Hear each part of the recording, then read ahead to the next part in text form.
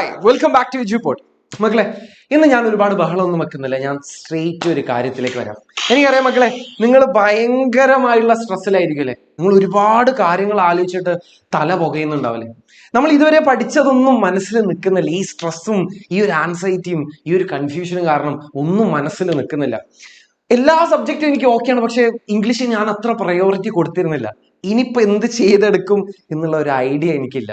ചിലർക്കാണെന്നുണ്ടെങ്കിൽ ഇതുവരെ ഒന്നും പഠിച്ചില്ല, ഇനിയിപ്പോ അങ്ങനെ പോട്ടെ, ഇംഗ്ലീഷ് പോട്ടെ, ഒരു all or nothing mind set ഉണ്ടാവും. ഇനിയിപ്പോ എനിക്കൊന്നും ആവില്ല എന്നുള്ള വിചാരിക്കുന്നവരുണ്ടാവും. മകളെ, നിങ്ങൾ ഈ ഡൗട്ടും ഈ ഒരു സെൽഫ് കോൺഫിഡൻസും കുറഞ്ഞ് ഇനിയിപ്പോ നിങ്ങൾ എന്ത് നോക്കിക്കഴിഞ്ഞാലും ഒന്നും മനസ്സിലാവാത്ത പോലെ ഉണ്ടാവും. ഈ 2 ദിവസം കൊണ്ട് എന്ത് മല മറിക്കാനാണ് എന്നൊരു കൺഫ്യൂഷൻ ഉണ്ടാവും, എന്നൊരു ഡൗട്ട് നിങ്ങളെ മനസ്സിലുണ്ടാവും. ഞാനൊരു കാര്യം പറയട്ടെ മക്കളെ, ഈ ഒരു ഇംഗ്ലീഷിന്റെ ലൈവ് മാത്രമല്ല, എജുപോർട്ട് നിങ്ങൾക്ക് പ്രൊവൈഡ് ചെയ്യുന്ന ഓരോ ലൈവിന്റെ പുറകിലുമില്ലേ ഒരുപാട് രാത്രികൾ ഉറക്കൊഴിച്ചിട്ടാണ് ഈ ടീച്ചേഴ്സ് നിങ്ങൾക്ക് ഭയങ്കര ഡെഡിക്കേറ്റഡ് ആയിട്ടാണ്. അതിന്റെ പുറകിൽ ഒരുപാട് കഷ്ടപ്പാടുണ്ട്, ഒരുപാട് ഡെഡിക്കേഷൻ ഉണ്ട്. നമ്മൾ ജസ്നാമിസിനെ പറയുകയാണെന്നുണ്ടെങ്കിൽ ജസ്നാമിസ് 8ാം ക്ലാസ് തൊട്ട് 12th സ്റ്റാൻഡേർഡ് വരെയുള്ള ക്ലാസ്സുകളിൽ മാറി ക്ലാസ് എടുത്തുകൊണ്ടിരിക്കുകയാണ്. അതിന് പുറകിൽ ഒരുപാട് കഷ്ടപ്പാട്, ഒരുപാട് ഡെഡിക്കേഷൻ ഉണ്ട്. ഞങ്ങൾക്ക് ഈ 2 ദിവസം കൊണ്ട് നിങ്ങളെ അപ്ലിഫ്റ്റ് ചെയ്യാൻ പറ്റൂല എന്നുണ്ടെങ്കിൽ എന്തിനാ പിന്നെ നമ്മൾ ഈ പണിക്ക് നിൽക്കുന്നത്? നമുക്ക് ആ വിശ്വാസം ഉണ്ട്. ഈ 2 ദിവസം കൊണ്ട് നമുക്ക് ഒരുപാട് കാര്യങ്ങൾ ചെയ്യാൻ വേണ്ടി പറ്റും. നിങ്ങളിപ്പോ എവിടെയാണെന്നുണ്ടെങ്കിലും, നിങ്ങൾക്ക് എത്രയാണ് ഇംഗ്ലീഷിനെ കുറിച്ച് നിങ്ങൾക്ക് അറിയാന്നുള്ളതെങ്കിലും, നിങ്ങൾ ഏതൊരു സ്റ്റേജിലാണെന്നുണ്ടെങ്കിലും ഈ 2 ദിവസം കൊണ്ട് നമുക്ക് ഒരുപാട് കാര്യങ്ങൾ ചെയ്യാൻ വേണ്ടി പറ്റും. അതുകൊണ്ടാണ് നമ്മൾ ഈ ഉറക്കൊഴിച്ച് നിങ്ങൾക്ക് ക്ലാസ് പ്രൊവൈഡ് ചെയ്യുന്നത്. ഇംഗ്ലീഷ് മാത്രമല്ല, നിങ്ങൾക്ക് തരുന്ന ഓരോ ക്ലാസ്സും ആ ഡെഡിക്കേഷന്റെ പുറകിൽ നമുക്ക് ആ വിശ്വാസം ഉണ്ട്. ഞങ്ങൾക്ക് നിങ്ങളെ വിശ്വാസമുണ്ട്. ഇനി നിങ്ങളെ വിശ്വസിക്കുക എന്നുള്ളതാണ് ഒന്നാമത്തെ പരിപാടി. അപ്പൊ ആ സ്ട്രെസ്സും സമാധാനക്കേടൊക്കെ അങ്ങോട്ട് മാറ്റി വെച്ചിട്ടില്ലേ ഞാൻ കാര്യത്തിലേ വരിക. നമ്മുടെ ഇംഗ്ലീഷ് എന്ന് പറയുന്നതല്ലേ, നമുക്ക് ഏകദേശം ഒരു 80 മാർക്കാണ് നമുക്ക് സ്കോർ ചെയ്യേണ്ടത്. അതിലൊരു ഏകദേശം ഒരു 8 to 10 മാർക്ക്, മാക്സിമം പോയാൽ ഒരു 12 മാർക്കിനൊക്കെ നമുക്ക് ഗ്രാമർ ചോദിക്കാനുള്ള ചാൻസ് ഉള്ളൂ. സോ നിങ്ങൾക്ക് ഗ്രാമർ ആണ് പേടി, ബാക്കി എല്ലാം ഓക്കെയാണ്, ബാക്കി എല്ലാം റെഡിയാണ്. എനിക്കിനി ഗ്രാമർ മാത്രം എന്നെ പേടിപ്പിക്കുന്നു എന്നുള്ളതുണ്ടെങ്കിൽ ഇല്ലേ, ഗ്രാമറിന് വേണ്ടിയിട്ട് ഡെഡിക്കേറ്റഡ് ആയിട്ട് ഞാനൊരു ലൈവ് ചെയ്തിട്ടുണ്ട്. ഗ്രാമറിന്റെ മുക്കും മൂലയും നിങ്ങൾക്ക് അതിൽ കാണാൻ വേണ്ടി പറ്റും. സോ ആ കാര്യത്തിൽ നിങ്ങൾ പേടിക്കണ്ട. ഓക്കെ മക്കളെ, പരമാവധി പേരിലേക്ക് ഇത് ഷെയർ ചെയ്യാം. നിങ്ങൾക്കറിയാം നിങ്ങളുടെ സ്ട്രെസ് എത്രത്തോളം ആണെന്നുള്ളത്. അപ്പൊ നിങ്ങൾക്കറിയാം ആരൊക്കെയാണ് ഈ സ്ട്രെസ്സിലൂടെ കടന്നു പോകുന്നത് എന്നുള്ളതും നിങ്ങൾക്കറിയാം. പരമാവധി പേരിലേക്ക് ഇത് ഷെയർ ചെയ്യുക. കാരണം ഇന്ന് നമ്മൾ നിങ്ങളെ വിശ്വസിച്ചുകൊണ്ടാണ് ഈ ഒരു ലൈവ് എടുത്തു തരുന്നത്. ഓക്കെ, സോ നമ്മുടെ ഇന്നത്തെ ഉദ്ദേശം എന്ന് പറയുന്നത് ഫുൾ ചാപ്റ്റേഴ്സ് കവർ ചെയ്യുക എന്നുള്ളതാണ്. ഒരു കാര്യം ഞാൻ പറഞ്ഞുതരാം. നമുക്ക് ഇംഗ്ലീഷ് ഇതുവരെ ചിലപ്പോൾ കോൺഫിഡൻസ് ഇല്ലാത്തതിന്റെയും നമ്മൾ പഠിച്ചു പോയിട്ടും എക്സാമിന് എഴുതാൻ വേണ്ടി പറ്റാത്തതിന്റെയും ഒരു കാരണം ഞാൻ പറഞ്ഞുതരാം. ഇംഗ്ലീഷ് എന്ന് പറയുന്നതില്ലേ ഇങ്ങനെ ലൈവ് കേട്ടിരുന്നിട്ട് പോയി നാളെ എക്സാം എഴുതാൻ പറ്റുന്ന ഒരു പരീക്ഷയല്ല. ഇത് എഴുതി തന്നെ നമ്മൾ പ്രാക്ടീസ് ചെയ്യണം. എന്നാലേ മാത്രം കാര്യമുള്ളൂ. എന്ത് ചെയ്യണം എന്നറിയോ? പോയിട്ട് ഒരു നോട്ട്ബുക്ക് എടുത്തിട്ട് വാ. ഒരു നോട്ട്ബുക്ക് എടുത്തിട്ട് ഞാനിവിടെ പറയുന്ന ഓരോ ചാപ്റ്ററിന്റെയും ടൈറ്റിൽ എഴുതി വെക്കുക, ഹെഡിങ് എഴുതി വെക്കുക. അതിൽ ഏറ്റവും ഇമ്പോർട്ടന്റ് ആയിട്ടുള്ള പോയിന്റ്സുകൾ കുഞ്ഞു പോയിന്റ്സുകളായിട്ട് എഴുതി പോവുക. ഇത് മാത്രമേ ഇനി പരിഹാരമുള്ളൂ. നമ്മൾ ഇനിയുള്ള 2 ദിവസങ്ങളും എഴുതുക മാത്രമേ ചെയ്യുള്ളൂ. എഴുതിയാണ് നമ്മൾ ഈ 2 ദിവസം കഴിഞ്ഞിട്ട് നമ്മൾ ഫുൾ കോൺഫിഡൻസോടുകൂടെ നമ്മൾ എക്സാം എഴുതാൻ വേണ്ടി പോകുന്നത്. മക്കളെ, ആ കാര്യത്തിൽ നിങ്ങൾ പേടിക്കണ്ട. ഓക്കെ, പഠിക്കാൻ തോന്നുന്നില്ല സാർ. ഈ പഠിക്കാൻ തോന്നാത്തതും നമുക്ക് ഭയങ്കര ടെൻഷൻ കൂടുന്നൊക്കെ അല്ലേ, നമുക്കിത് എന്തോ ഒരു മലയാണെന്ന് തോന്നുന്നുണ്ടാവും. നമ്മളിപ്പോ എവിടെയാണെന്നുണ്ടെങ്കിലല്ലേ മക്കളെ, ഈ 2 ദിവസം കൊണ്ട് നമുക്കത് കവർ ചെയ്തെടുക്കാൻ വേണ്ടി പറ്റും. ആ ഒരു വിശ്വാസം ഉള്ളത് കൊണ്ടാണ് ഇവിടുത്തെ ഓരോ ടീച്ചേഴ്സും നിങ്ങൾക്ക് പരമാവധി ആ റിസോഴ്സുകൾ പ്രൊവൈഡ് ചെയ്യുന്നത്. ഓക്കെ, അപ്പൊ ആ പേടി വേണ്ട. സാർ നാളെ ഗിറ്റാർ കൊണ്ടുവരണം. ഓക്കെ, ഗിറ്റാർ ഞാൻ കൊണ്ടുവരാടാ ബിലാലെ. ഓക്കെ ഓക്കെ, അപ്പോൾ ഒന്ന് തുടങ്ങ് സാറേ എന്ന് പറയുന്നുണ്ട്. ഡയലോഗിടി മതി. ഓക്കെ, ഇനി നമുക്ക് പുറകുന്ന് പോവാം. യൂണിറ്റ് 5 നിന്ന് സ്റ്റാർട്ട് ചെയ്യാം. മക്കളെ, ഞാൻ ഇന്നലെ ചാപ്റ്ററിന്റെ സമ്മറി മാത്രമേ പറയുന്നുള്ളൂ. കാരണം എന്താണെന്നറിയോ? ഈ 12 മാർക്ക് ഒഴിച്ചു വെച്ചാൽ ബാക്കി ഏകദേശം വരുന്ന ഒരു 70 മാർക്ക് കൂട്ടിക്കോ. 70 മാർക്ക് നമുക്ക് എവിടെ നിന്ന് കിട്ടും എന്നറിയോ? നമുക്ക് ഈ ഡിസ്കോഴ്സുകളും അതുപോലെ തന്നെ നമുക്ക് ചാപ്റ്ററുകളും അറിയണമെന്നുണ്ടെങ്കിൽ. അപ്പൊ എല്ലാവരും ചെയ്യേണ്ട കാര്യമില്ലേ, ഒരു നോട്ട്ബുക്ക് എടുത്തു വരിക. ഒരു നോട്ട്ബുക്ക് എടുത്തിട്ട് വന്നിട്ട് മാത്രം ഇവിടെ ഇരുന്നാൽ മതി. ഞാൻ പറയുന്ന ഓരോ ചാപ്റ്ററിന്റെയും കുഞ്ഞു പോയിന്റുകൾ എഴുതി വെക്കുക. ഈ പോയിന്റുകൾ വെച്ചിട്ടില്ലേ നിങ്ങൾ കാണുന്ന ക്വസ്റ്റ്യൻസ് എല്ലാം ആൻസർ ചെയ്ത് നോക്കുക. പറ്റും മക്കളെ. ഈ ഓരോ പോയിന്റുകളായിരിക്കും നിങ്ങൾക്ക് എക്സാമിന് ഓർമ്മ വരിക. നിങ്ങൾ വെറുതെ ഈ കമ്മ്യൂണിറ്റി പോയിട്ട് നിങ്ങൾ ഈ നോട്ട് എടുത്ത് പഠിച്ചിട്ട് ഒരു കാര്യമില്ല. പക്ഷെ നിങ്ങൾ എഴുതി വെക്കുന്നില്ലേ, അത് നിങ്ങളുടെ മനസ്സിൽ പതിയും. ഞാൻ പറഞ്ഞില്ലേ, ഇത് വായിച്ച് പഠിക്കേണ്ട സബ്ജക്റ്റ് അല്ല, എഴുതി പഠിക്കേണ്ട സബ്ജക്റ്റാണ്. ഞാൻ തുടങ്ങണം. ഹാർമണി ഓഫ് ലൈഫ്, നമ്മുടെ അഞ്ചാമത്തെ യൂണിറ്റ്. അഞ്ചാമത്തെ യൂണിറ്റിലെ ഹാർമണി ഓഫ് ലൈഫിലുള്ള ഒന്നാമത്തെ ചാപ്റ്റർ എന്ന് പറയുന്നത് ഗൂസ്ബെറീസ് ആണ്. എഴുതിയിരിക്കുന്നത് ആന്റൺ ചെക്കോവ്, റഷ്യൻ റൈറ്റർ ആണ്. ഓക്കെ, ഈ ചാപ്റ്ററിൽ നമുക്ക് എന്തൊക്കെ മനസ്സിലാക്കണം? ആദ്യം നമ്മൾ മനസ്സിലാക്കേണ്ടത് ഇതിലുള്ള ക്യാരക്ടേഴ്സിനെയാണ്. അറിയില്ലേ, ഇവാൻ ഇവാനിച്ച്, നിക്കോള ഇവാനിച്ച്, രണ്ട് മെയിൻ ക്യാരക്ടേഴ്സ് ആണ് ഇതുള്ളത്. ഇവരുടെ കഥയാണ് പറയുന്നത്. ഇവര് ബ്രദേഴ്സ് ആണ്. ഓക്കെ, രണ്ട് ബ്രദേഴ്സിന്റെ കഥയാണ്. ഇവാൻ ഇവാനിച്ച്, പേര് മാറിയത് ഇവാൻ ഇവാനിച്ച് ആൻഡ് നിക്കോള ഇവാനിച്ച്. പിന്നെ നമ്മൾ അറിയേണ്ട ആൾക്കാർ എന്ന് പറയുന്നത് ബോർക്കിൻ, അലിയോക്കിൻ എന്ന് പറയുന്ന ഈ ഇവാൻ ഇവാനിച്ചിന്റെ രണ്ട് ഫ്രണ്ട്സ് ആണ് ഈ പറഞ്ഞ രണ്ടാൾക്കാർ. പറഞ്ഞുതരാം, കഥ വ്യക്തമായിട്ട് ഞാൻ പറഞ്ഞുതരാം. ഈ കഥയ്ക്ക് ഒരു പ്രത്യേകത ഉണ്ട് കേട്ടോ. ഓക്കെ, ഗൂസ്ബെറീസ് എന്ന് പറയുന്നത് നമ്മുടെ ആന്റൺ ചെക്കോവിന്റെ ഒരു ഷോർട്ട് സ്റ്റോറിയാണ് നമ്മൾ മനസ്സിലാക്കുക. It revolves around to brothers, രണ്ട് ബ്രദേഴ്സിന്റെ കഥയാണ് ഇവിടെ പറയുന്നത്, ഇവാൻ ആൻഡ് നിക്കോളൈ ഇവാനിച്ച്. ഇത്രയും കാര്യങ്ങൾ ക്ലിയർ ആണോ? സാർ ഇതുവരെ ഒന്നും പഠിച്ചില്ല, ഇനി പഠിച്ച A+ കിട്ടും. എങ്ങനെയാണെന്നറിയോ, ഞാൻ പറഞ്ഞില്ലേ, നോട്ട്ബുക്ക് എടുത്തിട്ട് വാ. ഈ ഓറഞ്ച് കളറിലുള്ളതെല്ലാം നോട്ട് ചെയ്ത് വെച്ചോ. നിങ്ങളുടേതായ കുഞ്ഞു കുഞ്ഞു പോയിന്റുകൾ മതിയടാ. The story structured as a plot within a plot. ഈ കഥയുടെ ഒരു പ്രത്യേകത എന്താണെന്നറിയോ, ഇതിന്റെ സ്ട്രക്ചർ എന്താണെന്നറിയോ, ഇതൊരു ഫ്ലാഷ് ബാക്കിനകത്തൊരു ഫ്ലാഷ് ബാക്ക് പറയുന്നുണ്ട്. അതായത് നമ്മുടെ ഇവാൻ ഇവാനിച്ച് അയാളുടെ ഫ്രണ്ട്സിന്റെ കൂടെ ഇങ്ങനെ ടൈം സ്പെൻഡ് ചെയ്തുകൊണ്ടിരിക്കുകയാണ്, ചില്ല് ചെയ്തുകൊണ്ടിരിക്കുകയാണ്. ആ സമയത്തില്ലേ ഇവാൻ ഇവാനിച്ച് തന്റെ ബ്രദറായ നിക്കോള ഇവാനിച്ചിനെ കുറിച്ച് പറയുന്ന കഥയാണ്. പിന്നെ ഈ കഥക്കകത്തൊരു കഥ, അതാണ് പ്ലോട്ട് വിത്തിൻ എ പ്ലോട്ട്. അത് ഇതിന്റെ സ്ട്രക്ചറാണ്. ശ്രദ്ധിച്ചു.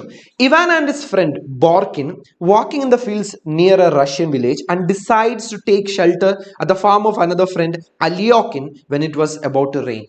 ഇവാൻ ഇവാനിച്ചിന്റെ ഫ്രണ്ട് ആയിട്ടുള്ള ബോർക്കിൻ ഒരു റഷ്യൻ വില്ലേജിലൂടെ അങ്ങനെ നടന്നു ഉലാത്തുകയായിരുന്നു. അപ്പൊ മഴ പെയ്തപ്പോൾ അവര് മറ്റൊരു ഫ്രണ്ട് ആയിട്ടുള്ള അലിയോക്കിന്റെ വീട്ടിലേക്ക് ഷെൽട്ടർ അവിടെ പോയിട്ട് നിൽക്കാൻ വേണ്ടി പോയി. Okay, when it was about to rain, Alyokin treats his guests generously. During this time, Ivan begins the story of his brother. അങ്ങനെ അവർ മൂന്നുപേരും കൂടെ ചില്ല് ചെയ്തുകൊണ്ടിരിക്കുന്ന സമയത്ത് നമ്മുടെ ഇവാൻ ഇവാനിച്ച് തന്റെ ബ്രദർ ആയിട്ടുള്ള നിക്കോള ഇവാനിച്ചിനെ കുറിച്ച് പറയുന്നതാണ് കഥക്കകത്തുള്ള കഥ. Plot within a plot. Ready അല്ലേ? Nikolai has always had a dream to buy a property and to become a landlord. Nikolai ഇവാനിച്ചില്ലേ ജീവിതത്തിൽ ഒരേ ഒരു സ്വപ്നമേ ഉണ്ടായിരുന്നുള്ളൂ. ആ സ്വപ്നം എന്ന് പറയുന്നത് ഒരു ഗൂസ്ബെറി തോട്ടത്തിന്റെ മുതലാളി ആവണം എന്നുള്ളതാണ്, ഒരു ലാൻഡ് ലോഡ് ആകണം എന്നുള്ളതായിരുന്നു. To save for his future dream, Nikolai lived meagrely and literally starved his poor wife to death. നിക്കോളയിൽ ജീവിതത്തിലുള്ള എല്ലാ സന്തോഷങ്ങളും സാക്രിഫൈസ് ചെയ്തിട്ടുണ്ട്. ജീവിതത്തിലുള്ള എല്ലാ ചെറുതും വലുതുമായിട്ടുള്ള എല്ലാ സുഖ സൗകര്യങ്ങളും എല്ലാം മാറ്റിവെച്ചുകൊണ്ട് ആ ഒരൊറ്റ സ്വപ്നത്തിന് വേണ്ടിയിട്ടല്ലേ ഇങ്ങനെ ഒരു ലാൻഡ് ലോഡ് ആകുക എന്നുള്ളത് മാത്രമായിരുന്നു പുള്ളിക്കാരന്റെ ഉദ്ദേശം എന്ന് പറയുന്നത്. ഇവിടെ ശ്രദ്ധിച്ചോ, നിക്കോള ലിവ്ഡ് മീഗർലി, അതായത് പിശുക്കിയും അങ്ങനെ ദരിദ്രനായിട്ടാണ് ജീവിച്ചത്. കല്യാണം കഴിച്ചത് പോലുമില്ലേ ഈ ഒരു ലക്ഷ്യത്തിലേക്ക് എത്താൻ വേണ്ടിയിട്ട്, കുറച്ച് പൈസ ഉണ്ടാക്കാൻ വേണ്ടിയിട്ടാണ്. Literally starved his poor wife to death, പട്ടിണി കെട്ട് കൊന്നു എന്ന് വേണമെങ്കിൽ നമുക്ക് പറയാൻ വേണ്ടി പറ്റും. അങ്ങനെ ഒരേ ഒരു സ്വപ്നത്തിന് വേണ്ടിയിട്ട് മാത്രം ജീവിച്ച ഒരാളാണ് നിക്കോള. ഈ ഓറഞ്ച് കളറിലുള്ളതെല്ലാം നോട്ട് ചെയ്ത് വെച്ചോ, വെറുതെ കണ്ട് സ്ക്രീൻഷോട്ട് എടുക്കാനല്ല, നോട്ട് ചെയ്ത് വെച്ചോ. Okay, at last Nikola achieved his dream. നിക്കോളെ ആ സ്വപ്നം നേടിയെടുത്തു. To becoming a land owner and Ivan went to pay him a visit. അങ്ങനെ നിക്കോള ഒരു മുതലാളിയായിട്ട് മാറി, ഈ ഗുസ്ബെറി തോട്ടങ്ങളുടെ ഒരു മുതലാളിയായിട്ട് മാറി. അങ്ങനെ നമ്മുടെ നിക്കോളയുടെ ബ്രദർ ആയിട്ടുള്ള ഇവാൻ ഇവാനിച്ച്, ഈ കഥ പറയുന്ന ആൾ ഇവാൻ ഇവാനിച്ച് അവിടെ ഒരു വിസിറ്റിന് പോയി. Nikola had drastically changed. Is over eating and lazing about very observable to Ivan. He tells to his two friends that how Nikolai behaved as a landowner and took advantage of the local peasantry, just as all landowners can be expected to do. Nikola ഒരുപാട് മാറി എന്നാ പറയുന്നത്. Nikola ഒരുപാട് തടിച്ചൊക്കെ ചെയ്തു. Over ഈറ്റിങ്ങിനെ കുറിച്ച് പറയുന്നുണ്ട്, ലേസിങ്ങിനെ കുറിച്ച്, over ഈറ്റിങ്ങിനെ കുറിച്ചൊക്കെ പറയുന്നുണ്ട്. ഭയങ്കര തടിയനായിട്ട് മാറി എന്ന് പറയുന്നുണ്ട്. നിക്കോളയിലെ ഒരു മുതലാളിയായിട്ട് മാറി. അന്ന് വെച്ചാൽ എന്താ, അവിടുത്തെ ലോക്കൽ പെസൻട്രികളെ, അതായത് അവിടുത്തെ ലോക്കൽ കർഷകരൊക്കെ ചൂഷണം ചെയ്തുകൊണ്ട്, എക്സ്പ്ലോയിറ്റ് ചെയ്തുകൊണ്ടാണ്. ഇത് നമുക്ക് പറഞ്ഞു തരുന്നത് എന്താണെന്നറിയോ, it is worth mentioning the state of affairs state of affairs in Russia at that time എന്ന് വെച്ചാലേ റഷ്യയിൽ അന്ധകാലത്ത് ഉണ്ടായിരുന്ന ഒരു സാമൂഹികമായിട്ടുള്ള പ്രശ്നങ്ങൾ ഇവിടെ കാണിക്കുന്നുണ്ട്. എന്താ അവിടെ പറയുന്നതെന്ന് അറിയോ? In terms of power and wealth there was A great deal of inequality among the population. അവിടെ മുതലാളിത്തം ഭയങ്കരമായിട്ട് നിന്നൊരു സമയമാണ്. അത് ഈ കഥയിലൂടെ പറയുന്നുണ്ട്. ആക്ച്വലി ആ മുതലാളിത്തത്തെ എങ്ങനെയാണ് ആളുകൾ ചൂഷണം ചെയ്തത്, അവിടുത്തെ ലോക്കൽ പെസൻട്രിയെ ചൂഷണം ചെയ്ത കാര്യം ഇവിടെ പറയുന്നുണ്ട്. നോട്ട് ചെയ്ത് വെച്ചോ, ഓറഞ്ച് കളറിലുള്ള എല്ലാം നോട്ട് ചെയ്ത് വെച്ചോ. Nikolai fulfils his dream becoming a landlord and enjoy eating gooseberries. Nikolai ആ സ്വപ്നത്തിന് വേണ്ടിയിട്ട് ജീവിതത്തിലുള്ള എല്ലാ കാര്യങ്ങളും ത്യജിച്ചു, സാക്രിഫൈസ് ചെയ്തു. നോട്ട് ചെയ്ത് വെച്ചോ, സാക്രിഫൈസ് ചെയ്തു. Ivan does not agree to his brother's way of life. പക്ഷെ ഇതിനോട് ആരും അംഗീകരിക്കുന്നില്ല. ഇതൊരു തരം ജീവിതമാണെന്നും ഇതൊരു തരം സന്തോഷമാണെന്നുള്ളതും ഇതായിരിക്കണം ജീവിതത്തിന്റെ ലക്ഷ്യം എന്നുള്ളതും ആരും അംഗീകരിക്കുന്നില്ല. Ivan is not agreeing with it. Okay, but for Ivan happiness means doing good things for others. ഇവാനെ സംബന്ധിച്ചിടത്തോളം എന്താ, അയാളെ സംബന്ധിച്ചിടത്തോളം ഹാപ്പിനെസ് എന്ന് പറയുന്നത് മറ്റുള്ളവർക്ക് നല്ല കാര്യങ്ങൾ ചെയ്യുന്നതാണ് ഇവാനെ സംബന്ധിച്ചിടത്തോളം. But Ivan realises he has not done anything good in his life. പക്ഷെ ആ ഒരു അവസാനത്തെ നിമിഷത്തിൽ ഇവാൻ തിരിച്ചറിയാണ്, അയ്യോ ഞാൻ ജീവിതത്തിൽ വേറെ നല്ല കാര്യങ്ങളൊന്നും ചെയ്തിട്ടില്ലല്ലോ എന്നുള്ളത് ഇവാൻ തിരിച്ചറിയണം. It is too late, he has become old, he prays to God to forgive him. So കഥയുടെ അവസാനത്തിലേക്ക് വരുമ്പോൾ നമ്മുടെ ഇവാനിച്ചിന് ഒരുപാട് തിരിച്ചറിവുകൾ വരുന്നുണ്ട്. എന്റെ സന്തോഷം എന്ന് പറയുന്നത് ബാക്കിയുള്ളവരെ ഹെൽപ്പ് ചെയ്യുക എന്നുള്ളതാണ്. My happiness is to help others എന്നുള്ളതാണ്. പക്ഷേ it is too late, I am becoming too old, I have become too old. ഇനിയിപ്പോൾ ഒന്നും എനിക്ക് ചെയ്യാനില്ല എന്നുള്ളൊരു തിരിച്ചറിവ് ആർക്ക് വരികയാണ്, നമ്മുടെ ഇവാന് വരികയാണ്. Rain stands for awareness of the realisation of spiritual awakening of life of Ivan. ഈ പേരുകളൊന്നും ഈ വാക്കുകളൊന്നും കേട്ട് നിങ്ങൾ പേടിക്കണ്ട. ഇവാനിച്ചിന് ഒരുപാട് തിരിച്ചറിവുകൾ കിട്ടി. റിയലൈസേഷൻ എന്നാണ് അതിന് പറയാ. സ്പിരിച്വൽ അവേക്കനിങ് എന്ന് വെച്ചാലല്ലേ ആത്മീയമായുള്ള ഒരു ഉണർവ് എന്നുള്ളതാണ്. അത് നിങ്ങൾ നോട്ട് ചെയ്ത് വെച്ചില്ലെങ്കിലല്ലേ റിയലൈസേഷൻ കിട്ടി. ആ റിയലൈസേഷന് സിംബോളിഫൈ ചെയ്യുന്നതാണ് ഈ റെയിൻ എന്ന് പറയുന്നത്. Gooseberry stands for the dreams of Nicolae. ഈ ചാപ്റ്ററിന്റെ പേരില്ലേ അത് എന്തുകൊണ്ട് ഗൂസ്ബെറീസ് എന്ന് കൊടുത്തത് നിങ്ങളോട് ചിലപ്പോൾ ക്വസ്റ്റ്യൻ വന്നേക്കാം. ഒരു 2 മാർക്കിനും 4 മാർക്കിനൊക്കെ കൊടുത്തേക്കണം. ഗൂസ്ബെറീസ് ഉദ്ദേശിക്കുന്നത് എന്താണെന്നറിയോ, നിക്കോളയുടെ സ്വപ്നമാണ്. ആ നിക്കോളെ ഗൂസ്ബെറീസിന് വേണ്ടി ചെയ്ത കാര്യങ്ങളാണ് അവിടെ കാണിക്കുന്നത്. The lesson explains the idea of happiness that differs from person to person. ഈ ചാപ്റ്ററിൽ നിന്ന് നമുക്ക് എടുക്കേണ്ട ടേക്ക് അവേ എന്താണെന്നറിയോ? ടേക്ക് അവേ എന്ന് വെച്ചാൽ ഈ ചാപ്റ്ററിന്റെ കോർ തീം എന്താണെന്നറിയോ? നമ്മുടെ ഹാപ്പിനെസ് എത്രത്തോളം ഡിഫറെന്റ് ആണെന്നുള്ളത്. എന്റെ സന്തോഷമല്ല നിങ്ങളുടെ സന്തോഷം എന്ന് പറയുന്നത്. നിക്കോള ഇവാനിച്ചിന്റെ സന്തോഷമല്ല നമ്മുടെ ഇവാനിച്ചിന്റെ സന്തോഷം എന്ന് പറയുന്നത്. നമ്മുടെ എല്ലാവരുടെയും ഹാപ്പിനെസ്സും നമ്മുടെ പെർസ്യൂട്ട് ഓഫ് ഹാപ്പിനെസ്സും എത്രത്തോളം ഡിഫറെന്റ് ആണെന്ന് അവിടെ പറയുന്നത്. അവർ likes and dislikes set the rhythm and harmony of life and the pursuit of happiness is different in every one's life. എല്ലാവരും ജീവിതത്തിൽ സന്തോഷം കണ്ടെത്തുന്നത് അവരുടേതായിട്ടുള്ള ഡിഫറെന്റ് ആയ രീതികളിലാണ്. മക്കളെ നോട്ട് ചെയ്ത് വെച്ചോ, എല്ലാം നോട്ട് ചെയ്ത് വെച്ചോ. ഈ ഓറഞ്ചിലുള്ളത് നോട്ട് ചെയ്യുമ്പോൾ ഞാൻ പറഞ്ഞല്ലോ, എഴുതി വേണം നോട്ട് ചെയ്യാൻ. എഴുതുന്ന സമയത്ത് അത് നിങ്ങളുടെ മനസ്സിൽ പതി. പ്രശ്നം മക്കളെ, ഇത് നിങ്ങൾക്ക് ഉപകാരപ്പെടും. ഓക്കെ, നിങ്ങൾ വെറുതെ മടി പിടിച്ചിട്ട് ഇതുവരെ ഒന്നും പഠിക്കാൻ പറ്റിയില്ലല്ലോ, ഇനി A+ കിട്ടുമെന്നുള്ള ചിന്തകളൊന്നും വേണ്ട. ഓക്കെ, ഈ പറഞ്ഞതിൽ ഈ ചാപ്റ്ററിൽ നിങ്ങൾക്ക് ഇനി എന്തെങ്കിലും സംശയം ഉണ്ടെങ്കിൽ അത് കവർ ചെയ്തിട്ടേ നമ്മൾ ഇനി അടുത്ത ചാപ്റ്ററിലേക്ക് പോകുന്നുള്ളൂ. എന്തെങ്കിലും സംശയം ഉണ്ടോ? ഓക്കെ, നമ്മൾ അത് കവർ ചെയ്തിട്ടേ നമ്മൾ ഇനി അടുത്ത ചാപ്റ്ററിലേക്ക് പോകുന്നുള്ളൂ. സെറ്റ് ഓക്കെ ആണെന്ന് പറയുന്നുണ്ട്. നിങ്ങൾ കംപ്ലീറ്റ് ആയിട്ട് പൂർണ്ണമായിട്ട് ഈ ക്ലാസ് കേട്ടുകൊണ്ടിരിക്കുന്ന എത്രയും പേരുണ്ടോ അത്രയും പേര് ഓക്കെ ആണെന്നുണ്ടെങ്കിൽ രണ്ടാമത്തെ ചാപ്റ്റർ ആയിട്ടുള്ള ടു സ്ലീപ്പ് എന്ന് പറയുന്ന വില്യം വേർഡ്സ്വർത്തിന്റെ കിടിലൻ ഒരു പോയം നമ്മൾ പഠിക്കുന്നുള്ളൂ. സെറ്റ് ആണോടാ? സർപ്ലസ് ഓക്കെ, സെറ്റ് ആണെന്ന് പറയുന്നുണ്ട്. സർപ്ലസ് ഓക്കെ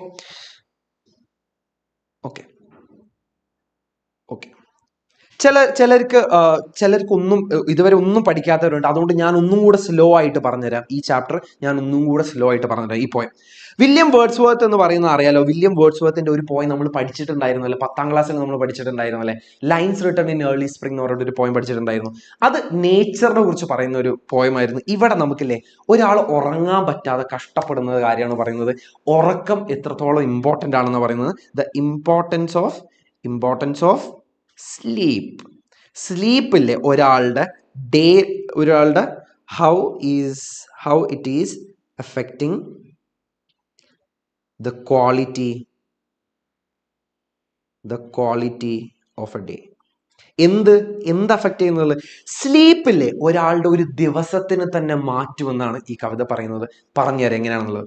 ശ്രദ്ധിച്ചിരുന്നു കേട്ടോ. ഇനി സംശയമുള്ളവരും കുറച്ച് സ്പീഡാണെന്ന് പറയുന്നവരൊക്കെ ഞാൻ വളരെ സ്ലോ ആയിട്ട് വ്യക്തമായിട്ട് ഞാൻ പറഞ്ഞുതരാം. A flock of sheep that leisurely pass by one after one, the sound of rain and bees murmuring, the fall of rivers, winds and seas, smooth fields, white sheets of water and pure sky. പേടിക്കണ്ട. A flock of sheep എന്ന് പറഞ്ഞാലില്ലേ, ഒരു flock എന്ന് പറഞ്ഞാൽ ഒരു ചെമ്മരിയാടിന്റെ കൂട്ടങ്ങൾ ലെഷർലി സന്തോഷത്തോടെ ഇങ്ങനെ pass ചെയ്യണം, നടന്ന് പോവാണ്. വൺ ആഫ്റ്റർ വൺ, ഒന്നിനു പുറകെ ഒന്നായിട്ട് ഇങ്ങനെ നടന്നു പോയിക്കൊണ്ടിരിക്കുകയാണ്. ദ സൗണ്ട് ഓഫ് റെയിൻ, മഴയുടെ ശബ്ദം, അത് നിങ്ങൾക്ക് കേൾക്കാൻ വേണ്ടി പറ്റുന്നുണ്ടോ? ഇതൊരു ഓഡിറ്ററി ഇമേജ് ആണ്. ഓഡിറ്ററി ഇമേജ് ആണ്. ഓക്കെ. ദ ബീസ് മെർമറിങ്, ഇതും എന്താണ്? ബീസ് മെർമറിങ്, അത് നിങ്ങൾക്ക് കേൾക്കാൻ വേണ്ടി പറ്റുന്നില്ലേ? അത് പറയുമ്പോൾ നിങ്ങൾക്ക് ഏകദേശം അത് മനസ്സിൽ വരുന്നില്ലേ? ഓഡിറ്ററി ഇമേജ് എന്നാണ് ഇതിന് പറയാം. ദ ഫോൾ ഓഫ് റിവേഴ്സ്, പുഴ ഒഴുകുന്നത്. വിൻസ് ആൻഡ് സീസ്, കാറ്റും കടലും. സ്മൂത്ത് ഫീൽഡ്സ്, നല്ല സ്മൂത്ത് ആയിട്ട് വിളനിലങ്ങൾ. The white sheet of water, പതഞ്ഞൊഴുകുന്ന വെള്ളം. ദ പ്യോർ സ്കൈ, തെളിഞ്ഞ ആകാശം. ഇത്രയും കാര്യങ്ങൾ എന്തിനാണ് എന്നോട് പറയുന്നത് നിങ്ങൾ എന്നോട് ചോദിക്കൂലേ? കവി അത് പറഞ്ഞു തരുന്നുണ്ട്, എന്തിനാ ഇത്രയും കാര്യങ്ങൾ പറഞ്ഞെന്നുള്ളത്. I have thought of all by turns and still I lie sleepless. എടാ, നമ്മൾ ഉറക്കം വരാത്ത സമയത്തില്ലേ, നിങ്ങളുടെ ഉറക്കത്തിന്റെ ഷെഡ്യൂൾ എനിക്ക് എന്താണെന്നറിയില്ല. ഞാൻ ഒരുപാട് ടൈറ്റ് ഷെഡ്യൂളിലൂടെ പോകുന്ന സമയത്ത് എനിക്ക് പലപ്പോഴും ഉറങ്ങാൻ പറ്റാറില്ല. പലപ്പോഴും നമുക്ക് അടുത്ത ദിവസം ചെയ്യേണ്ട കാര്യങ്ങളൊക്കെ ആലോചിച്ചിട്ട് ഉറങ്ങാൻ പറ്റാതിരിക്കും. ഭയങ്കര ടെൻഷനൊക്കെ ആയിട്ട് ചിലപ്പോൾ ഉറങ്ങാൻ വേണ്ടി ഇനി അങ്ങനെ ഒരുപാട് അനുഭവങ്ങൾ ഉണ്ടായിട്ടുണ്ട്. എൻ്റെ മാത്രമല്ല, നമ്മൾ കുറച്ച് കഴിഞ്ഞാൽ നമുക്ക് ഒരുപാട് ഉറക്കങ്ങൾ സാക്രിഫൈസ് ചെയ്യേണ്ട സിറ്റുവേഷൻസ് വരും. അപ്പൊ നമ്മൾ ചിലപ്പോൾ യൂട്യൂബിൽ എടുത്ത് നോക്കും, നല്ല മഴയുടെ ശബ്ദമായിരിക്കും നമ്മൾ ചിലപ്പോൾ കേൾക്കുന്നത്, പുഴ ഒഴുകുന്ന ശബ്ദമായിരിക്കും കേൾക്കുന്നത്. നമുക്ക് മനസ്സിന് സമാധാനം തരുന്ന ഇത്തരം ഇമേജുകളൊക്കെ നമ്മൾ നോക്കും. പക്ഷെ നമ്മുടെ കവി പറയുന്നില്ലേ, ഇത്രയും കാര്യങ്ങൾ പറഞ്ഞിട്ടും I have thought all by turns, ഞാൻ ഇത്രയും കാര്യങ്ങൾ ആലോചിച്ചു, and still I lie sleepless. He couldn't sleep. He couldn't sleep even though he imagined everything that he could. അതായത് ഈ പറഞ്ഞ കാര്യങ്ങളൊക്കെ മനസ്സിലിട്ട് ഓടിച്ചിട്ടും ഉറങ്ങാൻ പറ്റിയില്ല എന്ന് പറഞ്ഞു. And soon the small birds melodies must hear, first uttered from my orchard trees, and the first cuckoo's melancholy cry. അത് കഴിഞ്ഞതിന് ശേഷം അല്ലേ, അദ്ദേഹത്തിന്റെ തന്നെ ഓർച്ചിഡ് ട്രീസ്, അദ്ദേഹത്തിന്റെ തന്നെ തോട്ടത്തിലുള്ള കുഞ്ഞു കിളികളുടെ മെലഡികൾ അദ്ദേഹം കേൾക്കുന്നുണ്ട്. And the first cuckoo's melancholy cry, ഒരു കുയിലിന്റെ വളരെ വിഷാദഭരിതമായ, വളരെ സങ്കടമുള്ള ഒരു ക്രൈ. എന്തുകൊണ്ടാണ് ഇവിടെ മെലങ്കളി എന്ന് പറയുന്നത്? ആക്ച്വലി കുയിൽ ചിലപ്പോൾ സന്തോഷത്തോടെ ഇരിക്കും പറയുന്നത്. എന്തുകൊണ്ടാണ് നമ്മുടെ കവിക്ക് അങ്ങനെ തോന്നാനുള്ള കാരണം പുള്ളിക്കാരൻ ഹീ കുഡന്റ് സ്ലീപ്പ്, അതായത് ഉറങ്ങാൻ പറ്റുന്നില്ല. ഉറങ്ങാൻ പറ്റാത്തത് കൊണ്ട് തന്നെ ആ കുയിലിന്റെ ശബ്ദം എന്തായിട്ട് തോന്നി? ഭയങ്കര മെലങ്കളി ആയിട്ട് തോന്നി. മെലങ്കളി എന്ന് വെച്ചാൽ എന്താ? വിഷാദഭരിതം അല്ലെങ്കിൽ സങ്കടം എന്ന് മതി. വിഷാദം ഞാൻ എഴുതി കൊളാക്കുന്നില്ല. ഓക്കെ, സങ്കടഭരിതമായിട്ടുള്ള ഒരു കരച്ചിലായിട്ട് അദ്ദേഹത്തിന് തോന്നി എന്നുള്ള മനസ്സിലാക്കാം. Even this last night and 2 nights more I lay and could not win thee. 2 ദിവസമായിട്ട് ഞാൻ നോക്കുന്നുണ്ട്, 2 ദിവസമായി ഞാൻ കടന്നു നോക്കി, എനിക്ക് ഉറങ്ങാൻ പറ്റിയില്ല എന്ന്. ആൻഡ് കുഡ് നോട്ട് വിൻ തീ. തീ എന്ന് വെച്ചാലില്ലേ, തീ അല്ല, യു എന്നാണ്. ഓൾഡ് ഇംഗ്ലീഷിൽ യു എന്നാണ്. നിന്നെ എനിക്ക് നേടാൻ പറ്റിയില്ല എന്ന് പറഞ്ഞു. ആരോടാ പറയുന്നത്? Sleep. Even this last night, കഴിഞ്ഞ ദിവസം ഞാൻ ഉറങ്ങി. And 2 nights more I lay, 2 ദിവസം ഞാൻ ഉറങ്ങാൻ ശ്രമിച്ചു നോക്കി, ഞാൻ കിടന്നു നോക്കി, പക്ഷെ നിന്നെ എനിക്ക് നേടാൻ പറ്റിയില്ല എന്ന് പറയുന്നത്. ഇവിടെ ഉറക്കത്തിന് ഒരു പേഴ്സൺ ആയിട്ടല്ലേ കൺസിഡർ ചെയ്യുന്നത്? ഇതെന്താടാ? ഇത് പേഴ്സോണിഫിക്കേഷൻ ആണ്. Could not win thee sleep by any stealth. Stealth എന്ന് വെച്ചല്ലേ, ഒരു രഹസ്യം കൊണ്ടും ഒരു മായും മന്ത്രവും ശ്രമിച്ചിട്ടും എല്ലാ വിദ്യകളും പരീക്ഷിച്ചിട്ടില്ലേ, നിന്നെ എനിക്ക് നേടാൻ പറ്റിയില്ല എന്ന് പറയുന്നത് പേഴ്സോണിഫിക്കേഷൻ ആണ്. Okay, so do not let me wear tonight away. ഇന്നും നീ എന്നെ പുൽകാതെ പോകല്ലേ. ഉറക്കത്തിനോട് കെഞ്ചി പറയാണ്, ഇന്നും നീ എന്നെ പുൽകാതെ പോകല്ലേ. വിത്തൗട്ട് തീ, തീ എന്തായിരുന്നു? യു എന്നുള്ളതാണ് തീ. വിത്തൗട്ട് തീ what is all the mornings wealth. നീ ഇല്ലാതെ, ഞാൻ തുടക്കത്തിലേ പറഞ്ഞല്ലേ, ഒരു ദിവസത്തിനെ പ്രൊഡക്റ്റീവ് ആക്കുന്നത്, ഒരു ദിവസത്തിനെ മാക്സിമത്തിലാക്കുന്നത്, ഒരു ദിവസത്തിനെ റിഫ്രഷ് ചെയ്യുന്നത് തലേ ദിവസത്തെ ഉറക്കാണ്. നീ ഇല്ലാതെ രാവിലെ പകലിന്റെ സമ്പാദ്യം എന്താണ്? പകലിന്റെ സമ്പത്ത് എന്താണ്? പകലിന്റെ പവർ എന്താണെന്നാണ് പറയുന്നത്. ഇവിടെ എന്താണ് കാണിക്കുന്നത്? ആക്ച്വലി ഇതൊരു റെറ്ററിക്കൽ ക്വസ്റ്റ്യൻ ആണ്. ഇതിന് ഉത്തരം ഉണ്ടോ? റെറ്ററിക്കൽ ക്വസ്റ്റ്യൻ എന്ന് വെച്ചാൽ പ്രത്യേകിച്ച് എന്താ പറയാ, ഉത്തരമൊന്നും ഇല്ലാത്ത ക്വസ്റ്റ്യൻ ആണ്. 1947 എന്ത് സംഭവിച്ചു എന്നൊക്കെ നമ്മൾ പ്രസംഗത്തിലൊക്കെ തട്ടി വിടാറില്ലേ? അതിന് പ്രത്യേകിച്ച് ആരെങ്കിലും ഉത്തരം പറയും? റെറ്ററിക്കൽ ക്വസ്റ്റ്യൻസ് വെച്ചാൽ ഓപ്പൺ എൻഡഡ് ആയിട്ടുള്ള ക്വസ്റ്റ്യൻസ് ആണ്. Okay, come blessed barrier between day and day. Come blessed barrier, ഉറക്കത്തിന് വിളിച്ചത് എന്താണെന്ന് അറിയോ? Blessed barrier. ഇത് തമ്മിലൊരു പൊരുത്തക്കേടില്ലടാ. ബാരിയർ എന്ന് വെച്ചാൽ തടസ്സം എന്നാണ് അർത്ഥം. ബ്ലെസ്ഡ് എന്ന് വെച്ചാൽ എന്താ? പുണ്യമായത് അല്ലെങ്കിൽ അനുഗ്രഹീതമായ ഒരു കാര്യം. എങ്ങനെയാണ് ഈ ബാരിയർ ഒരു ബ്ലെസ്ഡ് ആവുന്നത്? എങ്ങനെയാ? 2 ദിവസങ്ങൾ നിങ്ങൾ എടുക്കുക. ഈ 2 ദിവസത്തിന്റെ ഇടയിൽ നമ്മൾ ഉറങ്ങിയില്ല എന്നുണ്ടെങ്കിൽ അവിടെ നമ്മൾ മര്യാദക്ക് ഫംഗ്ഷൻ ചെയ്യോ, അവിടെ നമുക്ക് നമ്മുടെ ദിവസം പ്രൊഡക്റ്റീവ് ആവോ? അപ്പൊ ഇതിനിടയിലുള്ള ഈ സാധനമാണ് എന്ത്? സ്ലീപ്പ് എന്ന് പറയുന്നത്. ഈ 2 ദിവസങ്ങളുടെ ഇടയിലുള്ള ഒരു ബാരിയർ ആണ് എന്ത്? സ്ലീപ്പ് എന്ന് പറയുന്നത്. ഇത് ഓക്സിമോറോൺ ആണ്. ഓക്കെ, ഓക്സിമോറോൺ ആണ് ഇത്. ഓക്കെ, ഇത് ഓക്സിമോറോൺ ആണ്. Between day and day. Dear mother of fresh thoughts and joyous health. പിന്നെയും ഉറക്കത്തിന് പേഴ്സോണിഫൈ ചെയ്തിട്ടുണ്ട്. Dear mother of fresh thoughts and joyous health. നമ്മുടെ ഫ്രഷായ ചിന്തകൾ, നമ്മുടെ ഫ്രഷായ ചിന്തകൾ, അതുപോലെ ജോയസ് ഹെൽത്ത്, നമ്മുടെ ടോട്ടൽ പ്രൊഡക്ടിവിറ്റിയും നമ്മുടെ ടോട്ടൽ ഹെൽത്തിനും എത്രത്തോളം സ്ലീപ്പ് ഇമ്പോർട്ടൻ്റ് ആണെന്നുള്ളതാണ് ഈ കവിത പറഞ്ഞു തരുന്നത്. വ്യക്തമായോ? എന്തെങ്കിലും ഡൗട്ട് ഉണ്ടെങ്കിൽ അത് ക്ലിയർ ചെയ്തിട്ടേ നമ്മൾ അടുത്ത ചാപ്റ്ററിലേക്ക് പോകുന്നുള്ളൂ. നിങ്ങൾക്ക് ക്ലിയർ ആണെന്നുണ്ടെങ്കിൽ മാത്രമേ നമ്മൾ മുന്നിലേക്ക് പോകുന്നുള്ളൂ. ഓക്കെ, ഞാൻ വെയിറ്റ് ചെയ്യാം. ഞാനൊരു 2 മിനിറ്റ് വെയിറ്റ് ചെയ്യാം. എന്താണ് നിങ്ങളുടെ ഡൗട്ട് എന്നുള്ളത്, ആർക്കാണ് ഏത് ഭാഗമാണ് സംശയം എന്നുള്ളതുണ്ടെങ്കിൽ നമ്മൾ ഒന്നും കൂടി റിവൈസ് ചെയ്ത് തരും. ഓക്കെ, സെറ്റാണെന്ന് പറയുന്നുണ്ട്, സെറ്റാണെന്ന് പറയുന്നുണ്ട്. ഓക്കെ, സെറ്റാണ്, ക്ലിയർ ആണ് സാർ എന്ന് പറയുന്നുണ്ട്. ഷിഫാന, ഫർസാന, ബിലാൽ ക്ലിയർ ആണെന്ന് പറയുന്നുണ്ട്. സിയ, ഫാത്തിമ, സെറ്റല്ലേ? സെറ്റല്ലേ? ഓക്കെ, നോ ഡൗട്ട് എന്ന് പറയുന്നുണ്ട്. ക്ലിയർ ആയി, സെറ്റാണെന്ന് പറയുന്നുണ്ട്. ഓക്കെ, ഒരു മാർക്കും ആരും കൊണ്ടുപോകാൻ വേണ്ടി പോകുന്നില്ല. കാരണം ഇന്ന് നമ്മൾ വളരെ ഷെഡ്യൂൾഡ് ആയിട്ടാണ് നമ്മൾ പ്ലാൻ ചെയ്തിരിക്കുന്നത്. നിങ്ങൾക്ക് ഗ്രാമർ ആണോ നിങ്ങൾ പേടി? ഗ്രാമറിന് ഡെഡിക്കേറ്റഡ് ആയിട്ട് ഞാനൊരു ലൈവ് ചെയ്തിട്ടുണ്ട്. നിങ്ങൾക്ക് ഇനി ചാപ്റ്റേഴ്സ് ആണ് വേണ്ടത്, കാരണം ഇതിലാണ് എല്ലാം ഉള്ളത്. നിങ്ങൾ നോട്ട് എഴുതുന്നില്ലേ? നോട്ട് എഴുതണ്ടേ, നിങ്ങൾ കൈ കൊണ്ട് അത് എഴുതണം.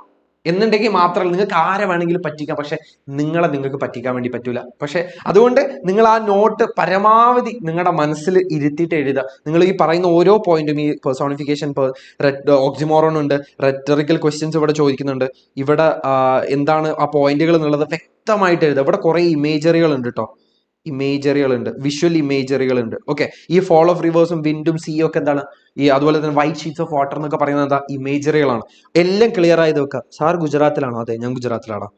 ഓക്കെ, അതാണ് ഞാൻ പറഞ്ഞത്. ഇതിന്റെ പുറകിൽ ഒരുപാട് കഷ്ടപ്പാടുണ്ട്. ആ കഷ്ടപ്പാട് എന്ന് പറയുന്നത് ഞങ്ങൾക്ക് നിങ്ങളെ വിശ്വാസം ഉള്ളതുകൊണ്ടാണ്. ഇനി നിങ്ങൾ നിങ്ങളെ വിശ്വസിക്കുക എന്നുള്ളതാണ് നമ്മുടെ പരിപാടി. ഓക്കെ, ഇനി നമുക്കില്ലേ 5ാമത്തെ യൂണിറ്റിലെ അവസാനത്തെ ചാപ്റ്ററിലേക്ക് പോകാം. Going out for a walk. Max Beerbohm എഴുതിയിട്ടുള്ള ഒരു ലേഖനമാണ്, ഒരു എസ്സേ ആണ് നമുക്ക് ഇവിടെ പഠിക്കാനുള്ളത്. ഓക്കെ, നമ്മൾ പറഞ്ഞല്ലോ നേരത്തെ ഹാർമണി ഓഫ് ലൈഫ്, നമ്മുടെ 1ാമത്തെ ചാപ്റ്ററിൽ പറഞ്ഞു എന്റെ സന്തോഷമല്ല നിങ്ങളുടെ സന്തോഷം എന്ന് പറയുന്നത്. അത് എല്ലാ കാര്യത്തിലും ഉണ്ട്. എനിക്ക് ശരിയെന്ന് തോന്നുന്ന കാര്യങ്ങളായിരിക്കില്ല നിങ്ങളെന്ന് പറയുന്നത്. അതായത് കോൺഫ്ലിക്റ്റ് ഓഫ് ഐഡിയാസ് എന്ന് പറയുന്ന ഒരു സംഭവമുണ്ട്. Conflict of ideas. ഞാൻ അംഗീകരിക്കുന്ന കാര്യങ്ങൾ ചിലപ്പോൾ നിങ്ങൾ അംഗീകരിക്കണം എന്നില്ല. നമുക്ക് എല്ലാവർക്കും ആശയങ്ങളിൽ വ്യത്യാസമുണ്ട്. അതാണ് കോൺഫ്ലിക്റ്റ് ഓഫ് ഐഡിയാസ് എന്ന് പറയുന്നത്. നമ്മുടെ മാക്സ് ബീർബോം ഇല്ലേ, നടക്കാൻ പോകുന്നതിനെ കുറിച്ച്, ദ പ്രാക്ടീസ് ഓഫ് വാക്കിംഗ്, അല്ലെങ്കിൽ വാക്കിങ്ങിന്റെ കുറെ നെഗറ്റീവ് സൈഡുകളും ഡൗൺ സൈഡുകളും അദ്ദേഹം he explain in the down sides and maybe some of the good things about walking. അത്രയും കാര്യങ്ങൾ അദ്ദേഹത്തിന്റെ അഭിപ്രായമാണ് അവിടെ പറയുന്നത്. അതിനോട് നമ്മൾ യോജിക്കണമെന്നില്ല, നമുക്ക് ശരിയാണെന്ന് തോന്നണമെന്നില്ല, പക്ഷെ അത് അദ്ദേഹത്തിന്റെ അഭിപ്രായമായിട്ടാണ് മാക്സ് ബീർബോം അവിടെ പറയുന്നത്. In this essay Max Beerbohm says that walking is a productive mental exercise. അദ്ദേഹം സമ്മതിക്കുന്നുണ്ട് അത് നല്ലൊരു മെന്റൽ എക്സസൈസ് ആണെന്ന് പറയുന്നുണ്ട്. പക്ഷേ he begins his essay with a statement that he has never gone out for a walk without any reason. പക്ഷേ വെറുതെ നടക്കാൻ പോകുന്നതിനെ കുറിച്ച് ആർക്ക് യോജിപ്പില്ല? നമ്മുടെ മാക്സ് ബീർബോമിന് യോജിപ്പില്ല. പക്ഷെ ഞാൻ പേഴ്സണലി അതിനോട് വിയോജിക്കുന്നുണ്ട്. എനിക്ക് നടക്കാൻ ഭയങ്കര ഇഷ്ടമാണ്. എനിക്ക് നടക്കുമ്പോഴാണ് ഒരുപാട് ഐഡിയാസ് കിട്ടുന്നത്, ഒരുപാട് പ്രൊഡക്റ്റീവ് ആയിട്ടുള്ള ചിന്തകൾ കിട്ടുന്നത് നടക്കാൻ പോകുന്നതാണ്. ഇതാണ് കോൺഫ്ലിക്റ്റ് ഓഫ് ഐഡിയാസ് എന്ന് പറയുന്നത്. He says that he is lucky enough to live in London as it is a busy place and no one would call him for a walk. ലണ്ടനിലാണ് പുള്ളിക്കാരൻ താമസിക്കുന്നത്, അതുകൊണ്ട് തന്നെ വളരെ ബിസിയാണ് ആൾക്കാർ. അവിടെ നീ നടക്കാൻ പോരുന്നോ എന്ന് ചോദിക്കാൻ ആരുമില്ല. അതുകൊണ്ട് മടിയനായ മാക്സ് ബീർബോം ഇല്ലേ, അതൊരു നല്ല കാര്യമായിട്ടാണ് പറയുന്നത്. But his friends compel him for a walk wherever he is out of London. പക്ഷേ ലണ്ടന്റെ പുറത്ത് പോയി കഴിഞ്ഞാൽ പുള്ളിക്കാരന്റെ ഫ്രണ്ട്സ് എന്ത് ചെയ്യും? പുള്ളിക്കാരനെ നടക്കാൻ വേണ്ടി പോകുന്നു പറയുന്നത്. If someone forces him to walk he says his brain would stop functioning. ആരെങ്കിലും ഇങ്ങനെ ഫോഴ്സ്ഫുള്ളി നടക്കാൻ കൊണ്ടുപോയി കഴിഞ്ഞാലല്ലേ പുള്ളിക്കാരനെ സംബന്ധിച്ചിടത്തോളം പുള്ളിക്കാരന്റെ ബ്രെയിന് ഷട്ട് ഡൗൺ ആവുന്ന പറയുന്നത്. He tells the story of a man who took him for a വാക്ക്. അങ്ങനെ ഒരു ദിവസം തന്റെ ഫ്രണ്ട് നടക്കാൻ കൊണ്ടുപോയ ഒരു കഥയാണ്. അല്ലെ, കഥയൊന്നുമില്ല, നടക്കാൻ ഇഷ്ടമല്ല, നടക്കുന്നത് അത്ര നല്ല, ചില വെറുതെ നടക്കുന്നതിനെ കുറിച്ച് യോജിപ്പില്ല എന്നുള്ളത് തന്നെയാണ് നമ്മുടെ മാക്സ് ബീർബോം പറയുന്നത്. While walking his experience that his friend was watching every signal board. ഭയങ്കര ഡിസ്ട്രാക്റ്റഡ് ആയിട്ട് പുള്ളിക്കാരൻ വെറുതെ ഇങ്ങനെ ഒരു എയിംലെസ്ലി നടക്കുകയാണ്. എയിംലെസ്ലി എന്ന് വെച്ചാൽ എന്താ? വെറുതെ ഒരു ലക്ഷ്യബോധമൊന്നും ഇല്ലാതെ വെറുതെ ഇങ്ങനെ നടന്നു പോകുന്നതിനാണ് എയിംലെസ്ലി വാക്കിംഗ് എന്ന് പറയുന്നത്. The writer says that one can think logically only when he reaches back to his house. അത് അത് പുള്ളിക്കാരൻ ജനറലൈസ് ചെയ്ത് പറയുകയാണെന്നുണ്ടെങ്കിൽ പുള്ളിക്കാരന്റെ അഭിപ്രായമാണ്. ഞാൻ ആദ്യം പറഞ്ഞല്ലോ, conflict of ideas. Okay, at the end of the essay he admits the fact that he got the idea for this essay while walking. പക്ഷേ ഈ ഒരു എസ്സേ എഴുതാനുള്ള ആശയം കിട്ടിയതും ആ ഒരു ഐഡിയ കിട്ടിയതും നടക്കുമ്പോഴാണ്. സോ ഇവിടെ ഒരു കോൺട്രഡിക്ഷൻ നിങ്ങൾ ശ്രദ്ധിച്ചോ? കോൺട്രഡിക്ഷൻ, അതായത് പുള്ളിക്കാരന് നടക്കാൻ ഇഷ്ടമില്ല എന്ന് പറയുന്നുണ്ട്, നടക്കുമ്പോൾ അദ്ദേഹത്തിന്റെ ബ്രെയിൻ വർക്ക് ചെയ്യുന്നില്ല എന്ന് പറയുന്നുണ്ട്. പക്ഷേ ഇവിടെ അദ്ദേഹത്തിന് ഒരു ഐഡിയ കിട്ടിയത് നടക്കുമ്പോഴാണ്. അതൊരു കോൺട്രഡിക്ഷൻ ആണ് അല്ലെ, ഒരു പൊരുത്തക്കേടാണത്. Okay, he says that he has never been walking as an exercise, but he keeps his dislikes for those who walk just to walk. വെറുതെ നടക്കുന്നവരോട് അദ്ദേഹത്തിന്റെ വിയോജിപ്പ്, അദ്ദേഹത്തിന്റെ ഒരു ഡിസ്ലൈക്ക് അവിടെ കാണിക്കുന്നുണ്ടെന്ന് പറഞ്ഞത്. He says he doesn't take a vehicle to every destination, he never takes a vehicle to avoid exercise. പൊതുവെ പറഞ്ഞു കഴിഞ്ഞാൽ, ഇൻ എ നട്ട്ഷെൽ പറഞ്ഞു കഴിഞ്ഞാൽ, പുള്ളിക്കാരന്റെ അഭിപ്രായമാണ് പറയുന്നത്. അതിൽ ഒരുപാട് കോൺഫ്ലിക്റ്റുകൾ, നമ്മളെ ചാപ്റ്ററിന്റെ യൂണിറ്റിന്റെ പേര് മറക്കരുത്, harmony of life. Harmony of life എന്ന് പറയുന്നത് നമ്മുടെ സന്തോഷങ്ങളും നമ്മുടെ ഹാർമണിയും നമ്മുടെ റിതവും നമ്മുടെ പെർസ്യൂട്ട് ഓഫ് ഹാപ്പിനെസ്സും എല്ലാം ഡിഫറെന്റ് ആണ്. നടക്കാൻ പോകുന്നതിൻ്റെ ഇഷ്ടക്കേടാണ് അദ്ദേഹം അവിടെ പറയുന്നത്. വെറുതെ ഒരു കാരണമില്ലാതെ നടക്കാൻ പോകുന്നതിന്റെ ഇഷ്ടക്കേടാണ് അവിടെ പറഞ്ഞത്. എല്ലാ പോയിന്റ്സും നോട്ട് ചെയ്തോ, ഈ ഓറഞ്ച് കളറുള്ള എല്ലാ പോയിന്റ്സും നോട്ട് ചെയ്തോ. എന്തെങ്കിലും സംശയം ഉണ്ടെങ്കിൽ, ഈ ചാപ്റ്ററിൽ എന്തെങ്കിലും സംശയമില്ല. മാക്സ് ബീർബോം എന്ന് പറയുന്നത് ഒരു ഇംഗ്ലീഷ് റൈറ്ററാണ്. ഒരുപാട് കാലം മുന്നേ എഴുതിയതാണ്. ഒരു 1872 to 1956 വരെ കാലഘട്ടത്തിൽ ജീവിച്ചിരുന്ന ഒരു റൈറ്ററാണ്. ഒരുപാട് മുന്നേ എഴുതിയ ഒരു ലേഖനമാണ്. സോ ഈ ഒരു ചാപ്റ്ററിൽ നിന്ന് നിങ്ങൾക്ക് എന്തെങ്കിലും സംശയം ഉണ്ടെങ്കിൽ ഇതെല്ലാം നോട്ട് ചെയ്ത് വെച്ചു. ഈ ഓറഞ്ച് കളറുള്ള എല്ലാം നോട്ട് ചെയ്ത് വെച്ചോ. സെറ്റ് ആണെങ്കിൽ മാത്രമേ ഞാൻ ഇനി അടുത്ത ചാപ്റ്ററിലേക്ക് പോകുന്നുള്ളൂ. ഓക്കെ, നിങ്ങൾ സെറ്റ് ആണെന്ന് പറയുന്നത് വരെ ഞാനിവിടെ വെയിറ്റ് ചെയ്യാം.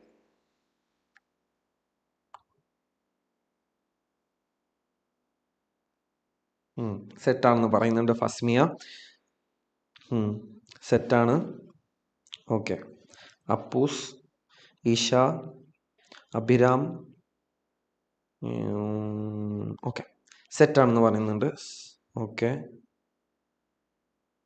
ഓക്കെ, സെറ്റാണെന്ന് പറയുന്നുണ്ട്. അങ്ങനെയാണെന്നുണ്ടെങ്കിൽ നമുക്ക് അടുത്ത ചാപ്റ്ററിലേക്ക് പോകാം. അടുത്ത ചാപ്റ്റർ അല്ല, നമ്മുടെ മെയിൻ ആയിട്ടുള്ള ഒരു യൂണിറ്റ് ആണ്, യൂണിറ്റ് 6, ലീപ്സ് ആൻഡ് ബൗണ്ട്സ്. ഇതിലല്ലേ ടെക്നോളജിയെ കുറിച്ചാണ് പറയുന്നത്. ടെക്നോളജിയുടെ അഡ്വാൻസ്മെന്റ്, ടെക്നോളജി നമ്മുടെ ഈ സൊസൈറ്റിയിൽ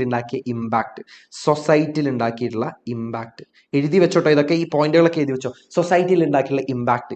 ഇനി ടെക്നോളജികൾ കൊണ്ട് ഉണ്ടാവുന്ന ചാലഞ്ചസുകൾ എന്തൊക്കെയാണ്, ത്രെറ്റ് എന്തൊക്കെയാണ്, അത് സൊസൈറ്റിയിൽ ഉണ്ടാക്കിയ മാറ്റങ്ങൾ എന്തൊക്കെയാണ്, ചേഞ്ചസ് എന്തൊക്കെയാണ്, അത് എല്ലാ തരം ആളുകളെയും എങ്ങനെയാണ് സെർവ് ചെയ്യുന്നത്, അതിൻ്റെ ഗുഡ് സൈഡ്സും അതിൻ്റെ ബാഡ് സൈഡ്സും ആണ് പറയുന്നത്. ഓക്കെ, ഗുഡ് സൈഡ്സും ഡൗൺ സൈഡ്സും ആണ് പറയുന്നത്. ഓക്കെ, ഇത്രയും കാര്യങ്ങളാണ് നമ്മുടെ യൂണിറ്റ് 6 പറയുന്നത്, leaps and bounds. Starting from cyber space എന്ന് പറയുന്ന ഒന്നാമത്തെ ചാപ്റ്റർ. സൈബർ സ്പേസ് എന്ന് പറയുന്നത് ആക്ച്വലി നമ്മുടെ ഇന്റർനെറ്റ് തന്നെയാണ്. ഒരുപാട് വർഷങ്ങൾക്ക് മുന്നേ എഴുതിയിട്ടുള്ള ഒരു ലേഖനമാണ്. പക്ഷെ ഇത് ആക്ച്വലി ഈ ഒരു കാലഘട്ടത്തിലും റെലവെന്റ് ആണ്. ഇതിൽ നമ്മൾ ത്രെറ്റുകളൊന്നുമല്ല പറയുന്നത്. പക്ഷെ സൈബർ സ്പേസ് നമ്മുടെ സമൂഹത്തിൽ ഉണ്ടാക്കിയ ചെറിയ ചെറിയ മാറ്റങ്ങളെ കുറിച്ചാണ്. ഇത് എഴുതിയിരിക്കുന്നത് എസ്തർ ഡൈസൺ ആണ്. പേര് മറന്നു പോരുത്. ഒരു അമേരിക്കൻ ടെക്നോളജിയെ അനലൈസ് ചെയ്യുന്ന ഒരു റൈറ്ററാണ് എസ്തർ ഡൈസൺ എന്ന് പറയുന്നത്. നമ്മുടെ ചാപ്റ്ററിന്റെ പേര് സൈബർ സ്പേസ്. ശ്രദ്ധിച്ചോ. This chapter discusses the appeal of cyberspace as a place where people can explore freely and make their own rules. ഇവിടെ സൈബർ സ്പേസ് എന്താണെന്ന് ഞാൻ പറഞ്ഞു. സൈബർ സ്പേസ് എന്ന് പറയുന്നത് ഇന്റർനെറ്റ് തന്നെയാണ്. നിങ്ങൾ വേറെ ഒരു വേർഡായിട്ട് കാണണ്ട. അതായത് ഇവിടെ നമുക്ക് ഒരു ഇൻഡിവിജ്വലിന് അവരുടേതായ രീതിയിൽ എന്ത് ചെയ്യാം, explore freely and make their own rules. നമുക്ക് ഇന്റർനെറ്റ് സർഫ് ചെയ്യുന്നതിന് നമുക്ക് ഒരുപാട് ഫ്രീഡം ഉണ്ട്, നമുക്ക് ഒരുപാട് ചോയ്സസുകൾ ഉണ്ട്. It suggest that cyber space is like a vast virtual real estate. നമ്മുടെ സൈബർ സ്പേസിന്, ഇത് വളരെ ഇമ്പോർട്ടൻ്റ് ആണ്, നമ്മുടെ സൈബർ സ്പേസിനെ കമ്പയർ ചെയ്തിരിക്കുന്നത്, ഒരു അനാലജി യൂസ് ചെയ്തിരിക്കുന്നതല്ലേ, ആക്ച്വൽ റിയൽ എസ്റ്റേറ്റുമായിട്ടാണ്. എന്ന് പറഞ്ഞാലല്ലേ, ഇപ്പൊ നമ്മുടെ റിയൽ എസ്റ്റേറ്റ് എന്ന് പറയുന്നത് ഉദ്ദേശിക്കുന്നത് റിയൽ ആയ സ്ഥലങ്ങളാണ്. റിയൽ ആയ സ്ഥലങ്ങളിൽ ചിലപ്പോൾ നമുക്ക് അഡൽട്സിന് മാത്രം പോകാൻ പറ്റുന്ന സ്ഥലങ്ങളുണ്ടാവും, കുട്ടികളെ മാത്രം ഉദ്ദേശിച്ചുള്ള സ്ഥലങ്ങളുണ്ടാവും, ചിലത് ഗവൺമെന്റ് അതോറിറ്റികൾക്ക് വേണ്ടി മാത്രമുള്ളതായിരിക്കും, അവിടെ ഗവൺമെന്റ് ഒഫീഷ്യൽസിന് മാത്രമേ പോകാൻ വേണ്ടി പറ്റുള്ളൂ, റെസ്ട്രിക്റ്റഡ് ആയിരിക്കും. എല്ലാവർക്കും പോകാൻ പറ്റുന്ന പാർക്കുകളുണ്ട്. അതുപോലെ തന്നെ നമുക്ക് എവിടെയും കാണാൻ പറ്റും, ഇന്റർനെറ്റിലും സൈബർ സ്പേസിലും കാണാൻ വേണ്ടി പറ്റും. അവിടെ നമുക്ക് പ്രൈവറ്റ് കോൺവെർസേഷൻസ് കാണാൻ പറ്റും. ഇപ്പോൾ വാട്സപ്പ് പോലെയുള്ള, ഫേസ്ബുക്ക് പോലെയുള്ള, നമ്മുടെ മെസ്സഞ്ചർ പോലെയുള്ള കാര്യങ്ങൾ അവിടെ കാണാൻ വേണ്ടി പറ്റും. ഇൻഫോർമേഷൻ സർവീസ്, നമ്മൾ ഗൂഗിൾ പോലെയുള്ള കാര്യങ്ങൾ യൂസ് ചെയ്യുന്നല്ലേ, ഇൻഫോർമേഷൻ സർവീസ് നടക്കുന്നുണ്ട്. അതുപോലെ തന്നെ ഓൺലൈൻ കമ്മ്യൂണിറ്റീസ് ഉണ്ട്. ഈ ഓൺലൈൻ കമ്മ്യൂണിറ്റിനെ കുറിച്ചാണ് ഇവിടെ പിന്നെ കൂടുതലായിട്ട് പറയുന്നത്. ശ്രദ്ധിച്ചോ, the author argues against the idea of using censorship to control cyberspace. ഈ സൈബർ സ്പേസിനെ മൊത്തമായിട്ട് കൺട്രോൾ ചെയ്യാൻ വേണ്ടി, അല്ലെങ്കിൽ ഇന്റർനെറ്റിനെ കൺട്രോൾ ചെയ്യുന്നതിനോട് ആർക്ക് യോജിപ്പില്ല? നമ്മുടെ എസ്റ്റർ ഡൈസൺ യോജിപ്പില്ല എന്ന് പറയുന്നത്. Emphasising that the users have the choice to visit specific online destination. എവിടെ പോകണം എന്നുള്ളതും എന്ത് കാണണം എന്നുള്ളതും ഇന്റർനെറ്റിൽ എന്ത് കാണണം എന്നുള്ളതും യൂസറാണ് തീരുമാനിക്കുന്നത്. അതുകൊണ്ട് തന്നെ ഒരു എക്സ്റ്റേണൽ ആയിട്ടുള്ള ഒരു കൺട്രോൾ അല്ലെങ്കിൽ എക്സ്റ്റേണൽ ആയിട്ടുള്ള ഒരു സെൻസർഷിപ്പിന്റെ ആവശ്യമില്ല എന്ന് പറയുന്നത്. It suggest that instead of external control, so external control എന്ന് വെച്ചാൽ പുറത്തുനിന്ന് ഒരു കൺട്രോളിന്റെ പകരം self rule by cyber space communities is more appropriate. So കമ്മ്യൂണിറ്റിക്ക് ഞാൻ ഒരു ഉദാഹരണം പറഞ്ഞുതരാം. നിങ്ങളുടെ വാട്സപ്പ് കമ്മ്യൂണിറ്റി, അല്ലെങ്കിൽ നമുക്ക് പറയാം ഇൻസ്റ്റാഗ്രാമിനെ തന്നെ ഒരു കമ്മ്യൂണിറ്റി ആക്കി എടുക്കാം. സൈബർ സ്പേസ് ഇന്റർനെറ്റ് മൊത്തമായിട്ട് ഒരു എക്സ്റ്റേണൽ കൺട്രോൾ കൊടുക്കുന്നതിന് പകരം ഇൻസ്റ്റാഗ്രാം തന്നെ അതിനകത്ത് കുറച്ച് കൺട്രോളുകൾ കൊടുക്കുന്നതല്ലേ കുറച്ചുകൂടെ പ്രാക്ടിക്കൽ എന്നുള്ളത് വർഷങ്ങൾക്ക് മുന്നേ നമ്മുടെ എസ്റ്റർ ഡേസൺ പറഞ്ഞിട്ടുണ്ട്. ഓക്കെ, സോ സെൽഫ് റൂൾ ആണ് ഇവിടെ വേണ്ടതെന്നാണ് പറയുന്നത്. It describes cyber space as different from physical spaces like shopping malls or highways, highlighting its appeal in allowing diverse communities to thrive without geographical constraints. വളരെ important ആയിട്ടുള്ള point ആണ്. അതായത് നമ്മൾ physical ആയിട്ടുള്ള നമ്മുടെ റിയൽ കമ്മ്യൂണിറ്റീസ് ഉണ്ടല്ലോ, നമ്മുടെ physical വേൾഡിലുള്ള communities ഉണ്ട്. അവിടെ നമുക്കിപ്പോൾ നമ്മൾ മലപ്പുറത്താണെന്നുണ്ടെങ്കിൽ ആ കമ്മ്യൂണിറ്റിയിൽ നമുക്ക് മലപ്പുറത്തുള്ള ഒരാൾക്ക് മാത്രമേ അവിടെ ജോയിൻ ചെയ്യാൻ വേണ്ടി പറ്റുള്ളൂ. പക്ഷേ ഓൺലൈൻ കമ്മ്യൂണിറ്റീസിന്റെ പ്രത്യേകത എന്താണെന്ന് അറിയാം? ഓൺലൈൻ കമ്മ്യൂണിറ്റീസിന്റെ പ്രത്യേകത എന്താണെന്ന് വെച്ചാൽ നമ്മൾ ഇവിടെ ആണെന്നുണ്ടെങ്കിൽ വാഷിംഗ്ടൺ DC-യിലുള്ള ഒരു കമ്മ്യൂണിറ്റിയിൽ നമുക്ക് ജോയിൻ ചെയ്യാൻ വേണ്ടി പറ്റും. ദുബായിലുള്ള ഒരാൾക്ക് വേണമെന്നുണ്ടെങ്കിൽ കോഴിക്കോടുള്ള ഒരു കമ്മ്യൂണിറ്റിയിൽ ജോയിൻ ചെയ്യാൻ വേണ്ടി പറ്റും. അതാണ് ഇവിടെ ജിയോഗ്രഫിക്കൽ കൺസ്ട്രെയിൻസ് ഇല്ല. ശ്രദ്ധിച്ചോ, ജിയോഗ്രഫിക്കൽ കൺസ്ട്രെയിൻസ് ഇല്ല. അതായത് ഓൺലൈൻ കമ്മ്യൂണിറ്റീസിന് എവിടെ വേണമെന്നുണ്ടെങ്കിലും അവർക്ക് ജോയിൻ ചെയ്യാൻ വേണ്ടി പറ്റും. അതുകൊണ്ട് തന്നെ diverse communities thrive without geographical constraints. ഒരേ ആശയമുള്ള ആൾക്കാർ, ഒരേ ഐഡിയാസ് ഉള്ള ആൾക്കാർക്ക് എവിടെയാണെന്നുണ്ടെങ്കിലും ജിയോഗ്രഫിക്കൽ കൺസ്ട്രെയിൻസ് ഇല്ലാതെ ആ ഗ്രൂപ്പിൽ ജോയിൻ ചെയ്യാൻ വേണ്ടി പറ്റും. The essay predicts the formation of new online communities that cater individual preferences and values. ഇതൊരു പ്രഡിക്ഷൻ നടത്തണം. അതായത് ഇനി വരാൻ പോകുന്ന കാലത്തിലെ ഒരേ ഐഡിയാസും ഒരേ വാല്യൂസും പ്രിഫറൻസും ഉള്ള ആളുകൾ ഒരുമിച്ച് ഒരുപാട് ഓൺലൈൻ കമ്മ്യൂണിറ്റീസ് വരുന്നതാണ് പറയുന്നത്. Free from the conflicts that arise in the physical world. Physical വേൾഡിൽ പലപ്പോഴും നമുക്ക് ആ ഒരു ലിമിറ്റേഷൻസ് ഉണ്ട്. നമ്മൾ വിചാരിച്ച പോലെ തന്നെ നമുക്ക് എല്ലാം ചെയ്യാൻ വേണ്ടി പറ്റില്ല. ചിലപ്പോൾ നമുക്ക് ആശയങ്ങളോട് പൊരുത്തക്കേട് ഉണ്ടെങ്കിൽ നമുക്ക് ചിലപ്പോൾ അവിടെ നിന്ന് ഇറങ്ങിപ്പോരാൻ പറ്റില്ല. പക്ഷേ ഓൺലൈൻ കമ്മ്യൂണിറ്റീസിൽ നമ്മുടെ പ്രിഫറൻസും നമ്മുടെ വാല്യൂസും ഉണ്ടെങ്കിൽ അവിടെ പോകാം, തിരിച്ചു വരാം, നമുക്ക് യോജിപ്പില്ലെങ്കിൽ തിരിച്ചു വരാം. ഇതിനുള്ള സ്വാതന്ത്ര്യം നമുക്ക് എവിടെ തരുന്നുണ്ട്? ഓൺലൈൻ കമ്മ്യൂണിറ്റീസുകൾ തരുന്നുണ്ട്. സോ ഇവിടെ ഒരു പ്രഡിക്ഷൻ നടത്തുന്നുണ്ട്, ഇനി ഒരുപാട് ഓൺലൈൻ കമ്മ്യൂണിറ്റീസ് വരും എന്നുള്ളൊരു പ്രഡിക്ഷൻ നടത്തുന്നുണ്ട്. It concludes by emphasizing the importance of individual choice and responsibility in cyber space and suggest that while it may not be perfect. ഇവിടെ പറയുന്നുണ്ട് അത് അത്ര പെർഫെക്റ്റ് അല്ല, ഈ പറഞ്ഞ കാര്യങ്ങളൊക്കെ ഉണ്ടെങ്കിലും അത്രയും പെർഫെക്റ്റ് ആയ സ്ഥലമൊന്നും അല്ല സൈബർ സ്പേസ് എന്ന് പറയും. പക്ഷേ it offers opportunities for personal growth and self determination. പക്ഷേ ഈ സൈബർ സ്പേസ് എന്ന് പറയുന്നത് ഒരാളുടെ വളർച്ചയ്ക്ക്, it helps for a growth of a person. ഒരാളുടെ വളർച്ചയ്ക്ക് ഒരുപാട് എന്താ പറയുക, it offers opportunity for personal growth. ഒരാളുടെ വ്യക്തിപരമായ വളർച്ചയ്ക്ക് അത് ഒരുപാട് സഹായിക്കുന്നുണ്ടെന്നാണ് പറയുന്നത്. സോ ഇതിലുള്ള പോയിന്റുകൾ ഞാനൊന്ന് സമ്മറൈസ് ചെയ്തുതരാം.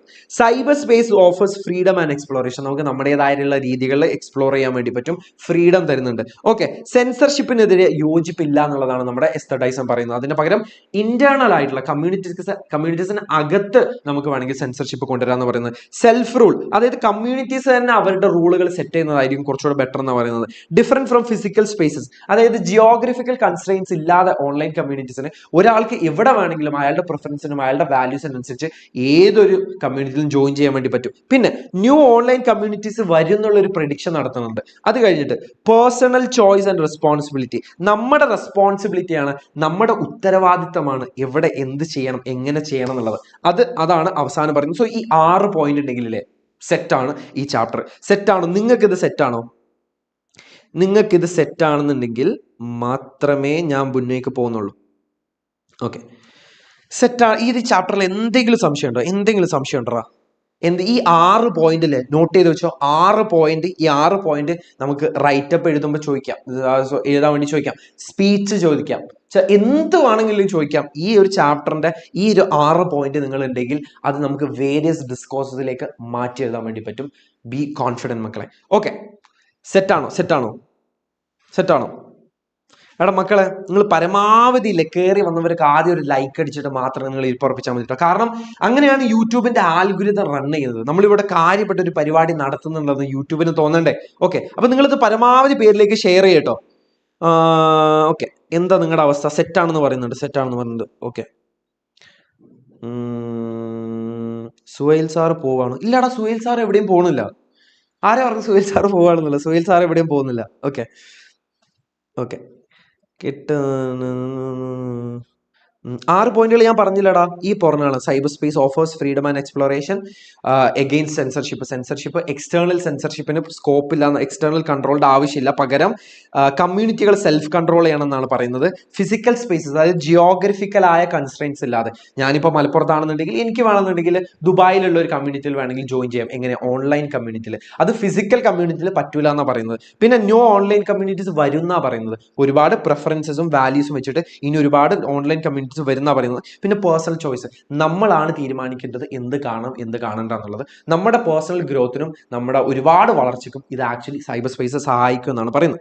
ഓക്കെ, സെറ്റാണെന്ന് പറയുന്നുണ്ട്. എല്ലാവരും സെറ്റാണെന്ന് നമ്മുടെ ഒരുപാട് പേരുണ്ടോ? എനിക്ക് ഭയങ്കര സന്തോഷമായി. ഓക്കെ, ഇത്രയും പേര് നിങ്ങൾ ആത്മാർത്ഥമായിട്ട് ശ്രമിച്ചല്ലോ. നിങ്ങൾ ഇനി ഏത് ലെവലിലുള്ള ഒരാളാണെന്നുണ്ടെങ്കിലും അല്ലേ മക്കളെ, എന്നെ ട്രസ്റ്റ് ചെയ്തു. നമുക്ക് ഒരുപാട് മുന്നിലേക്ക് പോകാൻ വേണ്ടി പറ്റും. ഈ 2 ദിവസം മതി. പക്ഷെ നിങ്ങളില്ലേ ഇതിന്റെ കാമ്പ് പഠിക്കണം. അതുകൊണ്ടാണ് ഞാൻ പറഞ്ഞത് ഈ പോയിന്റുകളൊക്കെ എഴുതി വെക്കടാ. പിന്നെ ഞാൻ സ്ട്രെസ് ചെയ്ത് പറയണം, ഇംഗ്ലീഷിന്റെ എക്സാം എന്ന് പറയുന്നത് എഴുതി വേണം നമ്മൾ പ്രാക്ടീസ് ചെയ്യാൻ വേണ്ടിയിട്ട്. പഠിക്കുക എന്ന് പറഞ്ഞാൽ ഈ ക്ലാസ് കേട്ടതുകൊണ്ടോ, നിങ്ങൾ ഇതിന്റെ ഓൺലൈൻ വാട്സപ്പ് കമ്മ്യൂണിറ്റി പോയിട്ട് ഇതിന്റെ നോട്ട് ഡൗൺലോഡ് ചെയ്തിട്ട് അത് വായിച്ച് നോക്കിയിട്ട് ഒരു കാര്യമില്ല. നമ്മുടെ കൈ കൊണ്ട് അത് എഴുതണം. നിങ്ങൾ ഓരോ വാക്ക് എഴുതുന്ന സമയത്തും അത് തലച്ചോറിൽ എൻക്രിപ്റ്റഡ് ആയിരിക്കും. ട്രസ്റ്റ് മീ, ഇതാണ് ഇതിന്റെ പ്രോസസ്സ് എന്ന് പറയുന്നത്. ഓക്കെ, സോ സൈബർ സ്പേസ് എന്താണെന്ന് ചോദിക്കേണ്ടത്, അതെങ്ങനെയാണ് ഇത്രയും വർഷത്തിൽ ഇവോൾവ് ചെയ്തെന്നുള്ളത്. സൈബർ സ്പേസ് എന്ന് പറയുന്നത് ഒരു കമ്മ്യൂണിറ്റിയാണ് of networked computers. So cyber space എന്ന് പറഞ്ഞാൽ ആക്ച്വലി ഇവിടെ ഉദ്ദേശിക്കുന്നത് എന്താണ്? ഇന്റർനെറ്റിനെയാണ് ഇവിടെ ഉദ്ദേശിക്കുന്നത് കേട്ടോ.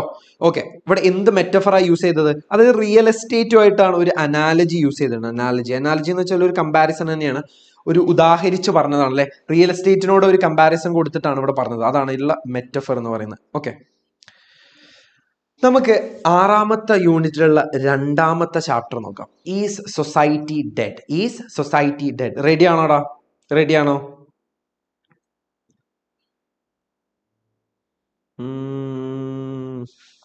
ഓക്കെ, ഈസ് സൊസൈറ്റി ഡെഡ് എന്ന് പറയുന്നത് ആൻഡ്രൂ സുല്ലിവന്റെ മറ്റൊരു എസ്സേ ആണ് നമുക്ക് ഇവിടെ പഠിക്കാനുള്ളത്.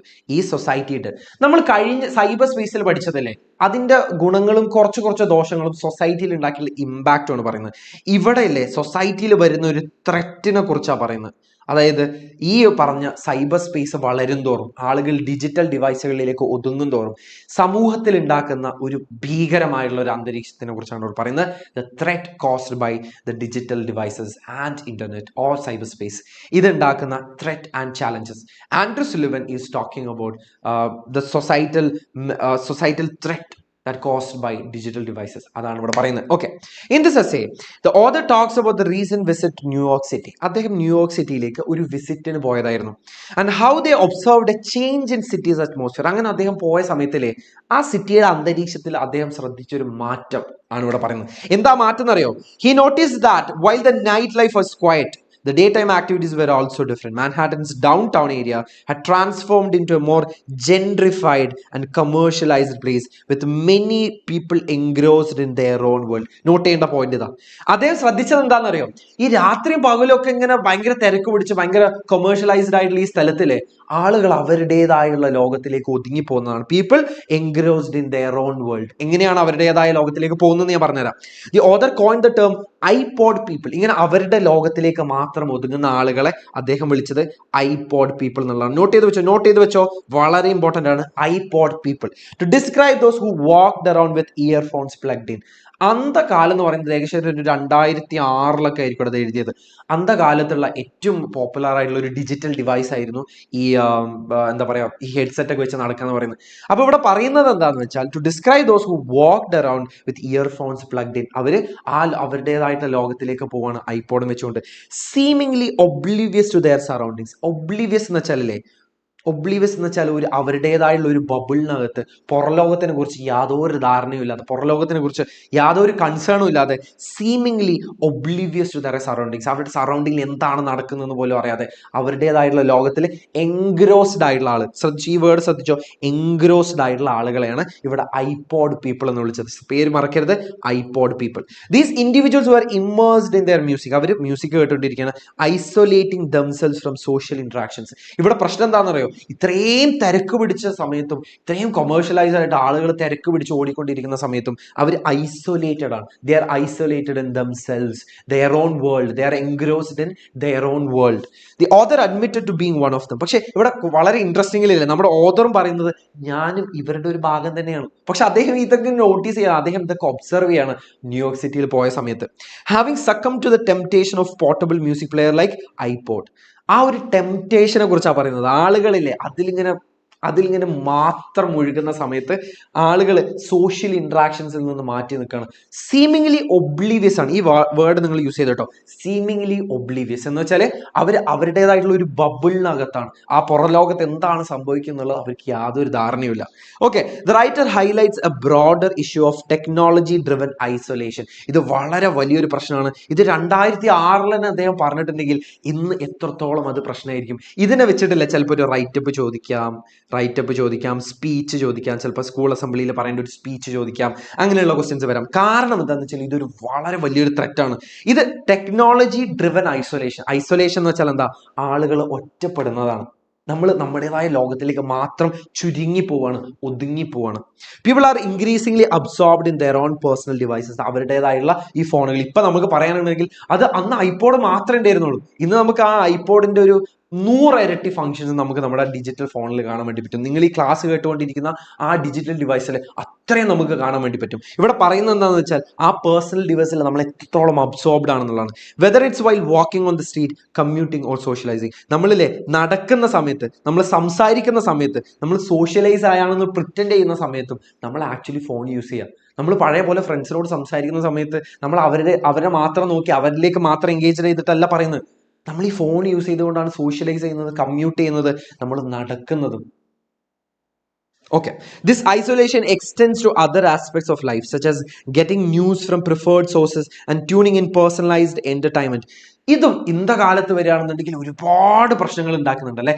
നമുക്ക് ആവശ്യമുള്ള മാത്രം കാര്യങ്ങൾ ഫിൽട്ടർ ഔട്ട് ചെയ്യുന്നുണ്ട്. നമുക്ക് ആവശ്യമായ ഇന്റർനെറ്റ്, നമ്മൾ പണ്ട് ടി വി കാണുമ്പോൾ ടി വിയിലുള്ള ചാനലുള്ളത് മാത്രമേ നമുക്ക് കാണാൻ വേണ്ടി പറ്റുള്ളൂ. പക്ഷേ ഈ സൈബർ സ്പേസ് കുറച്ചും കൂടി അഡ്വാൻസ്ഡ് ആയ സമയത്തല്ലേ നമുക്ക് തീരുമാനിക്കാം നമ്മൾ എന്ത് എന്റർടൈൻമെന്റ് കാണുന്നുള്ളത്, ടി വിയിൽ എന്ത് കാണിക്കും എന്നുള്ളത് നമുക്ക് തീരുമാനിക്കാം, നമുക്ക് എന്ത് കാണുന്നുള്ളത്. നമുക്ക് പ്രിഫേർഡ് സോഴ്സസ് നിന്ന് മാത്രം ന്യൂസ് കിട്ടുന്നതായിരിക്കും. സോ നമ്മൾ പലപ്പോഴും ട്രോളുകൾ കണ്ടിട്ടായിരിക്കും ചില ആൾക്കാരൊക്കെ, അല്ലെങ്കിൽ ഇന്റർനെറ്റിൽ വരുന്ന ഫീഡുകൾ കണ്ടിട്ടായിരിക്കും പലരും പലതും അറിയുന്നത്. അത് നമ്മുടെ സോഴ്സാണ്, നമ്മൾ തീരുമാനിച്ച ഒരു സോഴ്സാണ്. എൻ്റെ വാട്സപ്പ് യൂണിവേഴ്സിറ്റി എന്നൊക്കെ നമ്മൾ പറയില്ല, അതായത് വാട്സപ്പിൽ വരുന്ന ഇങ്ങനത്തെ 1, 2, 3 ഫാക്ട്സ് ഒക്കെ വിശ്വസിക്കുന്ന ആൾക്കാരുണ്ട്. അതാണ് ഇവിടെ പറയുന്നത്. അതായത് പ്രിഫേർഡ് സോഴ്സസിൽ നിന്ന് മാത്രം അവർ ഇൻഫർമേഷൻസ് കളക്ട് ചെയ്യുന്നു. അതുപോലെ തന്നെ എന്റർടൈൻമെന്റ് അവർ പേഴ്സണലൈസ്ഡ് ആണ്. Ultimately limiting exposure to diverse perspective and experience. അതിന്റെ പ്രശ്നം എന്താണെന്നറിയോ, ഈ പറഞ്ഞ കാര്യങ്ങളുടെ ഒക്കെ പ്രശ്നം എന്താണെന്നറിയോ, പ്രോബ്ലം എന്താണെന്നറിയോ, ആളുകളിലെ ഡൈവേഴ്സ് പെർസ്പെക്റ്റീവ് എന്ന് വെച്ചാൽ വളരെ വൈഡ് ആയിട്ടുള്ള കാഴ്ചപ്പാടുകളോടില്ലേ എക്സ്പോഷർ കുറഞ്ഞു. അതിനോട് ആളുകൾ പുതിയ ആളുകളോട് സംസാരിക്കുന്നത്, പുതിയ ഐഡിയാസിനോട് ആളുകൾ ഇടപഴകുന്നത്, ആളുകൾ എക്സ്പീരിയൻസുകളോട് ഇടപഴകുന്നതൊക്കെ ഭയങ്കര ലിമിറ്റഡ് ആയെന്ന് പറയുന്നത്. കാരണം ആളുകൾ അവരുടേതായ എന്റർടൈൻമെന്റിലേക്ക് മാത്രം ഒതുങ്ങാണ്, ആളുകൾ അവരുടേതായുള്ള സന്തോഷങ്ങളിലേക്ക് മാത്രം ഒതുങ്ങാണ്. അപ്പോൾ ഉള്ള പ്രശ്നമാണ് ഇവിടെ പറയുന്നത്. The author suggests that this trend comes at a cost, at it erodes opportunity opportunity for spontaneous human interaction, appreciation of the environment, and the serendipity of encountering new ideas or people. ഇതിന്റെ പ്രശ്നം എന്താണെന്ന് അറിയും, ഈ പറഞ്ഞ വാക്കുകളുടെ കനമൊന്നും നിങ്ങൾ പേടിക്കണ്ട. ഇവിടെ പറഞ്ഞത് എന്താ അറിയും, ഇതൊക്കെ നിങ്ങൾക്ക് യൂസ് ചെയ്യാൻ പറ്റി കഴിഞ്ഞാലോ കിഡിലൻ ആൻസറുകൾ നിങ്ങൾക്ക് എഴുതാൻ വേണ്ടി പറ്റും. സ്പോണ്ടേനിയസ് ഹ്യൂമൻ ഇന്ററാക്ഷൻസ്, അതായത് വളരെ സ്വാഭാവികമായിട്ട് നമുക്ക് ഒരാളോട് സരസമായിട്ട് സംസാരിക്കാൻ വേണ്ടി പറ്റുന്നില്ല. അപ്രീസിയേഷൻ ഓഫ് എൻവയൺമെന്റ്, നമ്മുടെ ചുറ്റിലുള്ള എൻവയൺമെന്റിനെ നമുക്ക് അപ്രീഷിയേറ്റ് ചെയ്യാൻ വേണ്ടി പറ്റുന്നില്ല, അതിനെ നമുക്ക് കാണാൻ വേണ്ടി പറ്റുന്നില്ല, അതിനെ നമുക്ക് ഫീൽ ചെയ്യാൻ പറ്റുന്നില്ല. Okay, and the serendipity of encountering new ideas and people, നമ്മൾ ആളുകളുമായിട്ട് ഇടപഴകുമ്പോഴാണ്, എക്സ്പോസ്ഡ് ആകുമ്പോഴാണ് നമുക്ക് പുതിയ ഐഡിയാസ് വരുന്നത്, നമുക്ക് പുതിയ ആളുകളെ നമ്മൾ കാണുന്നത്. അതെല്ലാം ലിമിറ്റഡ് ആകുന്നുണ്ടെന്നാണ് പറയുന്നത്. They encourage readers to occasionally disconnect from their devices to rediscover the world's natural soundtrack and regain a sense of connection and awareness. ഇതിന്റെ ഒരേ ഒരു പരിഹാരം എന്ന് പറയുന്നതില്ലേ, ഒരേ ഒരു പരിഹാരം എന്ന് പറയുന്നത് ഡിസ്കണക്ട് ചെയ്യുക എന്നുള്ളതാണ്. വൺസ് ഇൻ എ വൈൽ നമ്മൾ ഈ ഡിജിറ്റൽ ഡിവൈസിൽ നിന്ന് ഡിസ്കണക്ട് ചെയ്യുക എന്നുള്ളത് വളരെ ഇമ്പോർട്ടൻറ്റ് പോയിന്റ് ആണ്. എന്താണ് സ്പീച്ചിലൊക്കെ പറയുന്ന സമയത്ത് നമുക്ക് പറയാം ഡിസ്കണക്ട് ചെയ്യുക എന്നുള്ളതാണ്, ഇടയ്ക്ക് once in a while disconnect ചെയ്യുക എന്നുള്ളതാണ് ഇതിന്റെ ഒരേ ഒരു പരിഹാരം എന്ന് പറയുന്നത്. In conclusion, the essay laments the growing detachment caused by technology, emphasizing the importance of occasionally disconnecting to fully engage with the world and its richness. ഈ ഒരു ടെക്നോളജിക്കലി ഡ്രിവൻ ആയിട്ടുള്ള ഐസൊലേഷനെ കുറിച്ച് അദ്ദേഹം ഇവിടെ വിലപിക്കുന്നുണ്ട്, ലമെന്റ് ചെയ്യുന്നുണ്ട്. അറ്റ് ദ സെയിം ടൈം ഇതിന്റെ importance പറയുന്നുണ്ട്, ഇടയ്ക്ക് അതിൽ ഡിറ്റാച്ച് ചെയ്യേണ്ടതിന്റെ ഫോണും എന്തൊക്കെ ഡിജിറ്റൽ ഡിവൈസ് ആണെങ്കിലും അതിൽ നിന്നൊരു ബ്രേക്ക് എടുക്കേണ്ട ആവശ്യം ഇവിടെ പറയുന്നുണ്ട്. ഓക്കെ, ഇന്ന നട്ട്ഷെൽ ഞാൻ ഇവിടെ കൊടുത്തിട്ടുണ്ട്, എന്താ ഇത്രയും പറഞ്ഞിട്ടുള്ള കാര്യങ്ങൾ പറഞ്ഞിട്ടുണ്ട്. ഓക്കെ, ഇന്ന നട്ട്ഷെൽ നിങ്ങൾക്ക് വായിച്ചു നോക്കാവുന്നതാണ്. നമുക്ക് അവസാനത്തെ ചാപ്റ്ററിലേക്ക് പോകാം. നമ്മുടെ അവസാനത്തെ ചാപ്റ്റർ എന്ന് പറയുന്നത് കൺസെപ്ച്വൽ ഫ്രൂട്ട് ആണ്. ഇതൊരു ഷോർട്ട് സ്റ്റോറിയാണ് നമുക്ക് ഇവിടെ വെക്കാനുള്ളത്. വളരെ സിമ്പിൾ ആയ ഒരു ഷോർട്ട് സ്റ്റോറിയാണ്. ഇത്രയും പറഞ്ഞ കാര്യങ്ങൾ റെഡിയാണെന്ന് ഞാൻ വിശ്വസിക്കുകയാണ്. കൺസെപ്ച്വൽ ഫ്രൂട്ട് തൈസ ഫ്രാങ്ക് എഴുതിയിട്ടുള്ള ഒരു ഷോർട്ട് സ്റ്റോറിയാണ്. ഷോർട്ട് സ്റ്റോറിയിലേക്ക് നമ്മൾ പോകുന്നതിന് മുന്നേ ഞാൻ ഒരു ഇത്തിരി വെള്ളം കുടിക്കട്ടെ. ഓക്കെ,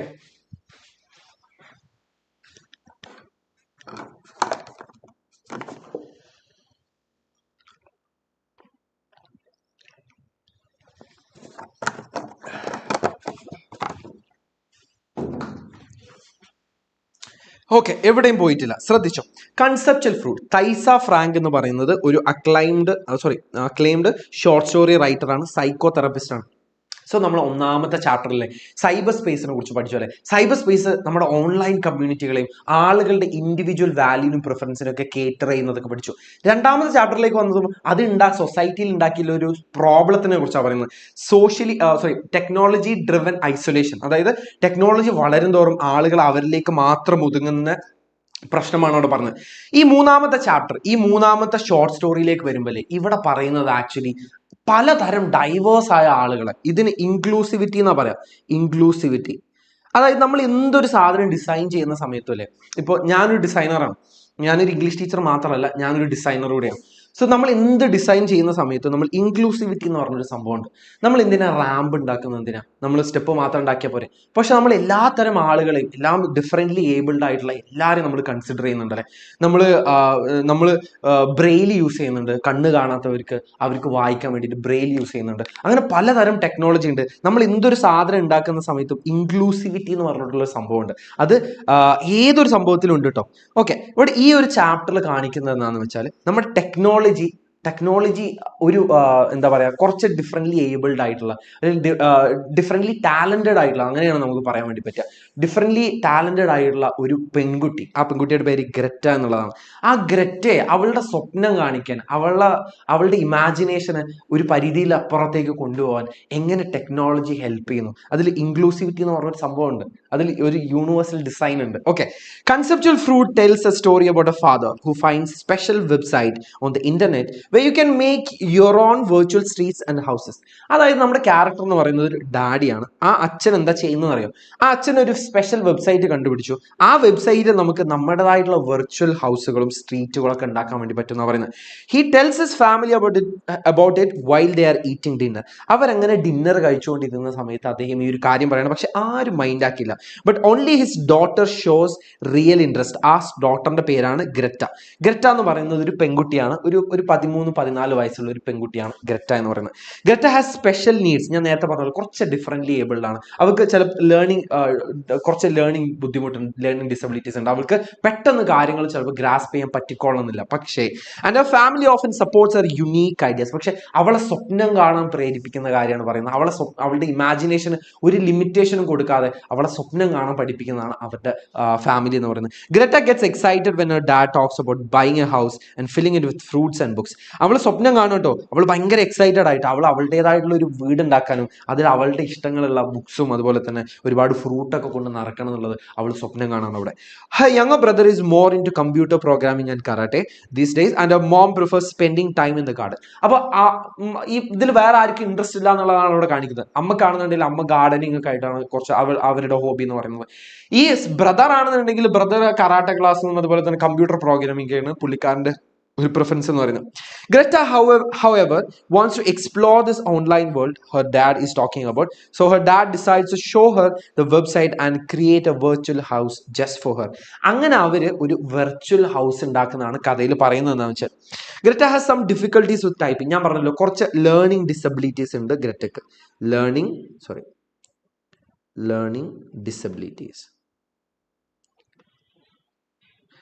disabilities ഉണ്ട്. Okay.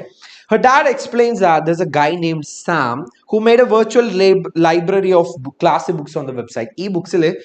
ഈ വെബ്സൈറ്റിൽ നമുക്ക് ഈ വീടുകളും അതുപോലെ തന്നെ കാര്യങ്ങളൊക്കെ ഡിസൈൻ ചെയ്യാൻ പറ്റുന്ന ഈ വെബ്സൈറ്റിൽ പറയുന്നത് എന്താണെന്ന് വെച്ചാൽ ഇവിടെ ഒരു സാം എന്ന് പറഞ്ഞിട്ടുള്ള ഒരാൾ ഒരു വെർച്വൽ ലൈബ്രറി തന്നെ ഉണ്ടാക്കി എന്നാണ് പറയുന്നത്. Greta seems interested in having her own place. അവളുടേതായിട്ടുള്ള ഒരു ലോകം, അവളുടേതായിട്ടുള്ള ഒരു വീട് അവളുടേതായ രീതിയിൽ അലങ്കരിക്കുക എന്നുള്ളതാണ് അവളുടെ സ്വപ്നം എന്ന് പറയുന്നത്. As they start building Greta's virtual house, she makes it clear that she wants peaches and blue bowls in every room. അവളുടെ ആഗ്രഹങ്ങൾ പറയണം, അവളുടെ പ്രിഫറൻസുകൾ പറയണം. Her dad happily complies with her wishes even though she forgets about her artichokes. ഭക്ഷണം കഴിക്കാൻ പോലും മറന്നുപോയെന്നാണ് പറയുന്നത്. Greta chooses curtains for her windows and envisions a beautiful space with fruits and books. അവളുടേതായ ആഗ്രഹത്തിൽ ആ വീട് അലങ്കരിക്കുകയാണ്. In the end, her dad realizes that Greta might not have a real house of her own one day. അവൾക്ക് അവളുടേതായിട്ടുള്ള ഒരു വീട് ചിലപ്പം real ആയിട്ട് കിട്ടിക്കൊള്ളണമെന്നില്ല. അത് ഭയങ്കര റിയലിസ്റ്റിക് ആയിട്ട് ഡാഡ് പറയാണ്. But he hopes she can live in a lovely group home with curtains, fruit and everything she loves. പക്ഷേ അവൾ എവിടെയാണെന്നുണ്ടെങ്കിലും അവിടെ ഏത് ഗ്രൂപ്പ് ഹോമിലാണെന്നുണ്ടെങ്കിലും അവൾക്ക് ഇഷ്ടപ്പെട്ട പോലെ അവളുടെ ആഗ്രഹങ്ങൾക്ക് പോലെ അവളുടെ റൂമും കാര്യങ്ങളൊക്കെ ഉണ്ടാവണം എന്നുള്ളത് അയാൾ ആഗ്രഹിക്കുകയാണ്. The story emphasizes the bond between a father and his daughter. ആ അച്ഛനും മകളും തമ്മിലുള്ള ഒരു ബോണ്ടിനെ കുറിച്ചാണ് ഇവിടെ പറയുന്നത്. And their shared dream of creating a special place for Greta, even if it's only in virtual world. അത് റിയൽ ആയിട്ട് പോസിബിൾ അല്ല എന്നുണ്ടെങ്കിലും അതൊരു വെർച്വൽ വേൾഡിൽ അവരുടെ സ്വപ്നങ്ങൾ എക്സ്പ്ലോർ ചെയ്യുന്നതാണ് ഇവിടെ കാണിക്കുന്നത്. ഓക്കെ, ഇതാണ് ഈ ചാപ്റ്ററിൽ പറയുന്നത്. ഓക്കെ, ഇത്രയും കാര്യങ്ങൾ റെഡിയാണോ? നമ്മൾ 2 യൂണിറ്റ് പഠിച്ചു, 2 യൂണിറ്റ് നമ്മൾ സെറ്റ് ആക്കിയിട്ടുണ്ട്. എൻ്റെ വിശ്വാസം നിങ്ങൾ അതെല്ലാം നോട്ട് ഡൗൺ ചെയ്തിട്ടുള്ളതാണ്. ഞാൻ പറഞ്ഞല്ലോ, ടൈപ്പ് ചെയ്യലല്ല, വേറെ എവിടെയെങ്കിലും സ്ക്രീൻഷോട്ട് എടുത്ത് വെക്കലല്ല, കൈ കൊണ്ട് എഴുതണം. ഈ പറഞ്ഞ ഈ ഓറഞ്ച് കളറിൽ നോട്ട് ചെയ്തതെല്ലാം, ഈ എക്സ്റ്റേണൽ ആയിട്ടുള്ള എല്ലാ പോയിന്റ്സും നിങ്ങൾ നോട്ട് ചെയ്ത് വെക്കണം, കൈ കൊണ്ട് എഴുതി വെക്കണം. നിങ്ങളത് ചാപ്റ്ററിന്റെ പേര് എഴുതുക, അതിന്റെ താഴെ നിങ്ങൾക്ക് മനസ്സിലാവുന്ന രീതിയിൽ കുഞ്ഞു കുഞ്ഞു പോയിന്റുകൾ മതി. പക്ഷെ ആ കുഞ്ഞു കുഞ്ഞു പോയിന്റുകൾ മക്കളെ നിങ്ങൾ മറ്റന്നാളത്തെ എക്സാമിന് നിങ്ങൾ സേവ് ചെയ്യും. ഓക്കെ എഴുതി എന്ന് പറയും. സാർ നാളെ ഞാൻ എങ്ങനെ പഠിക്കണം, സാർ ഞാൻ എങ്ങനെ പഠിക്കണം. ഓക്കെ, എങ്ങനെ പഠിക്കണം എന്നുള്ളതാണ് ഞാൻ പറഞ്ഞു തരുന്നത്. ഈ ചാപ്റ്ററിന്റെ പേര് എഴുതുക, നോട്ട് ചെയ്ത് വെക്കുക. ഗ്രാമറാണ് പ്രശ്നം എന്നുണ്ടെങ്കിൽ ഗ്രാമറിന് നമ്മൾ പ്രത്യേക ഒരു ലൈവ് കൊടുത്തിട്ടുണ്ട്, അത് പോയി ചെക്കൗട്ട് ചെയ്യുക. ഇന്ന് നമ്മൾ ചാപ്റ്റർ മൊത്തം കവർ ചെയ്യും. അടുത്ത ദിവസം നമ്മൾ ഡിസ്കോഴ്സുകളും ചാപ്റ്ററിൽ നിന്ന് വരുന്ന ഇമ്പോർട്ടൻ്റ് ആയിട്ടുള്ള ക്വസ്റ്റ്യൻസും പിന്നെ ഒന്ന് ഗ്രാമറും കൂടെ നമ്മളൊന്ന് പൊടി തട്ടിയെടുക്കും. നാളത്തെ പരിപാടി അതാണ്. മായ എവിടെ സാർ? മായ? ഏത് മായ? ഓക്കെ, സെറ്റായി. സാർ ഗ്രൂപ്പ് ജോയിൻ ചെയ്യാൻ പറ്റുന്നു സാർ? സയൻസ് ആയിരുന്നു, ഞാൻ സയൻസ് ആയിരുന്നടാ. ഞാനും നിങ്ങളെ അതേ സീറ്റിൽ ഇരുന്നതാണ്. അപ്പോൾ എനിക്കറിയാടാ നിങ്ങളുടെ കഷ്ടപ്പാടൊക്കെ. അതുകൊണ്ടാണ് ഞാൻ ഇങ്ങനെയും ഡിസൈൻ ചെയ്തത്. എനിക്ക് വിശ്വാസമുണ്ട്, ഞാൻ 2 ദിവസം കൊണ്ടൊക്കെ പഠിച്ചിട്ടുണ്ടാ. അതുകൊണ്ട് ഞാൻ അവസാന നിമിഷത്തില. കാരണം നമ്മൾ സയൻസിന് ഞാൻ അങ്ങനെ പ്രത്യേകം എടുത്ത് പറയുന്നതല്ല. സയൻസ് സ്റ്റുഡൻസിന്റെ ഒരു ഇതെന്താന്ന് വെച്ചാൽ നമ്മൾ പലപ്പോഴും ഇംഗ്ലീഷിലേക്ക് നോക്കാനുള്ള സമയം നമുക്ക് കിട്ടൂല. ആ സമയത്ത് അതുകൊണ്ടാണ് ഇംഗ്ലീഷ് ചിലപ്പോൾ കയ്യിൽ നിന്ന് പോകാറുള്ളത്. എനിക്ക് ഭയങ്കര ഇഷ്ടമുള്ള ഒരു സബ്ജക്റ്റ് ആയിരുന്നു ഇംഗ്ലീഷ്. എന്നെ സംബന്ധിച്ചിടത്തോളം ഞാൻ ഒരുപാട് സ്റ്റോറീസ് ഒക്കെ ഇഷ്ടപ്പെടുന്ന ഒരാളായിരുന്നു. ഞാൻ സ്റ്റോറീസ് എഴുതാറുണ്ടായിരുന്നു. അതുകൊണ്ട് എനിക്കൊരു സ്പെഷ്യൽ ഇൻട്രസ്റ്റ് ഉള്ളത് കൊണ്ടാണ് ഞാൻ ഇംഗ്ലീഷ് കുറച്ചും കൂടി എക്സ്പ്ലോർ ചെയ്യാനുള്ളത്. ചിലപ്പോൾ എനിക്കറിയാം സയൻസ് സ്റ്റുഡൻസ് ആണെന്നുണ്ടെങ്കിൽ കൊമേഴ്സ് സ്റ്റുഡൻസ് ആണെന്നുണ്ടെങ്കിലും എല്ലാവർക്കും ചിലപ്പോൾ നമുക്ക് ഇംഗ്ലീഷിലേക്ക് അത്ര ഫോക്കസ് കൊടുക്കാനുള്ള സമയം നമുക്ക് ചിലപ്പോൾ കിട്ടാറില്ല. സെറ്റാ എന്ന് പറയാറുണ്ട്. ഓക്കെ, സോറി, സെറ്റാണെന്ന് പറയുന്നുണ്ട്. ഓക്കെ,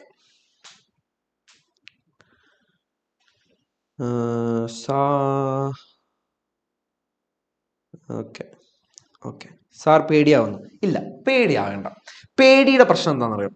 ഇപ്പോൾ നിങ്ങൾക്ക് ഒരു തോന്നലുണ്ടാവും, നമുക്ക് കുറേ കാര്യങ്ങളുണ്ട്, ഇതെല്ലാം കൂടെ എങ്ങനെയാണ് മറ്റന്നാളത്തെ എക്സാമിന് കൊണ്ടുപോയി ഛർദ്ദിക്കുക എന്നുള്ളത്.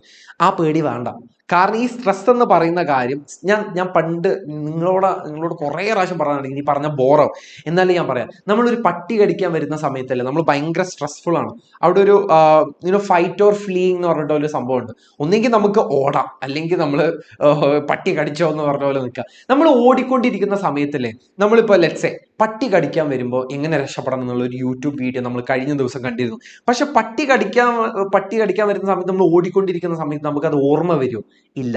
നമ്മൾ ഹൈലി സ്ട്രെസ്ഡ് ആവുന്ന സമയത്തല്ലേ നമ്മുടെ ഈ മെമ്മറി റിറ്റൻഷൻ എന്ന് പറയുന്നത് വളരെ കുറവായിരിക്കും.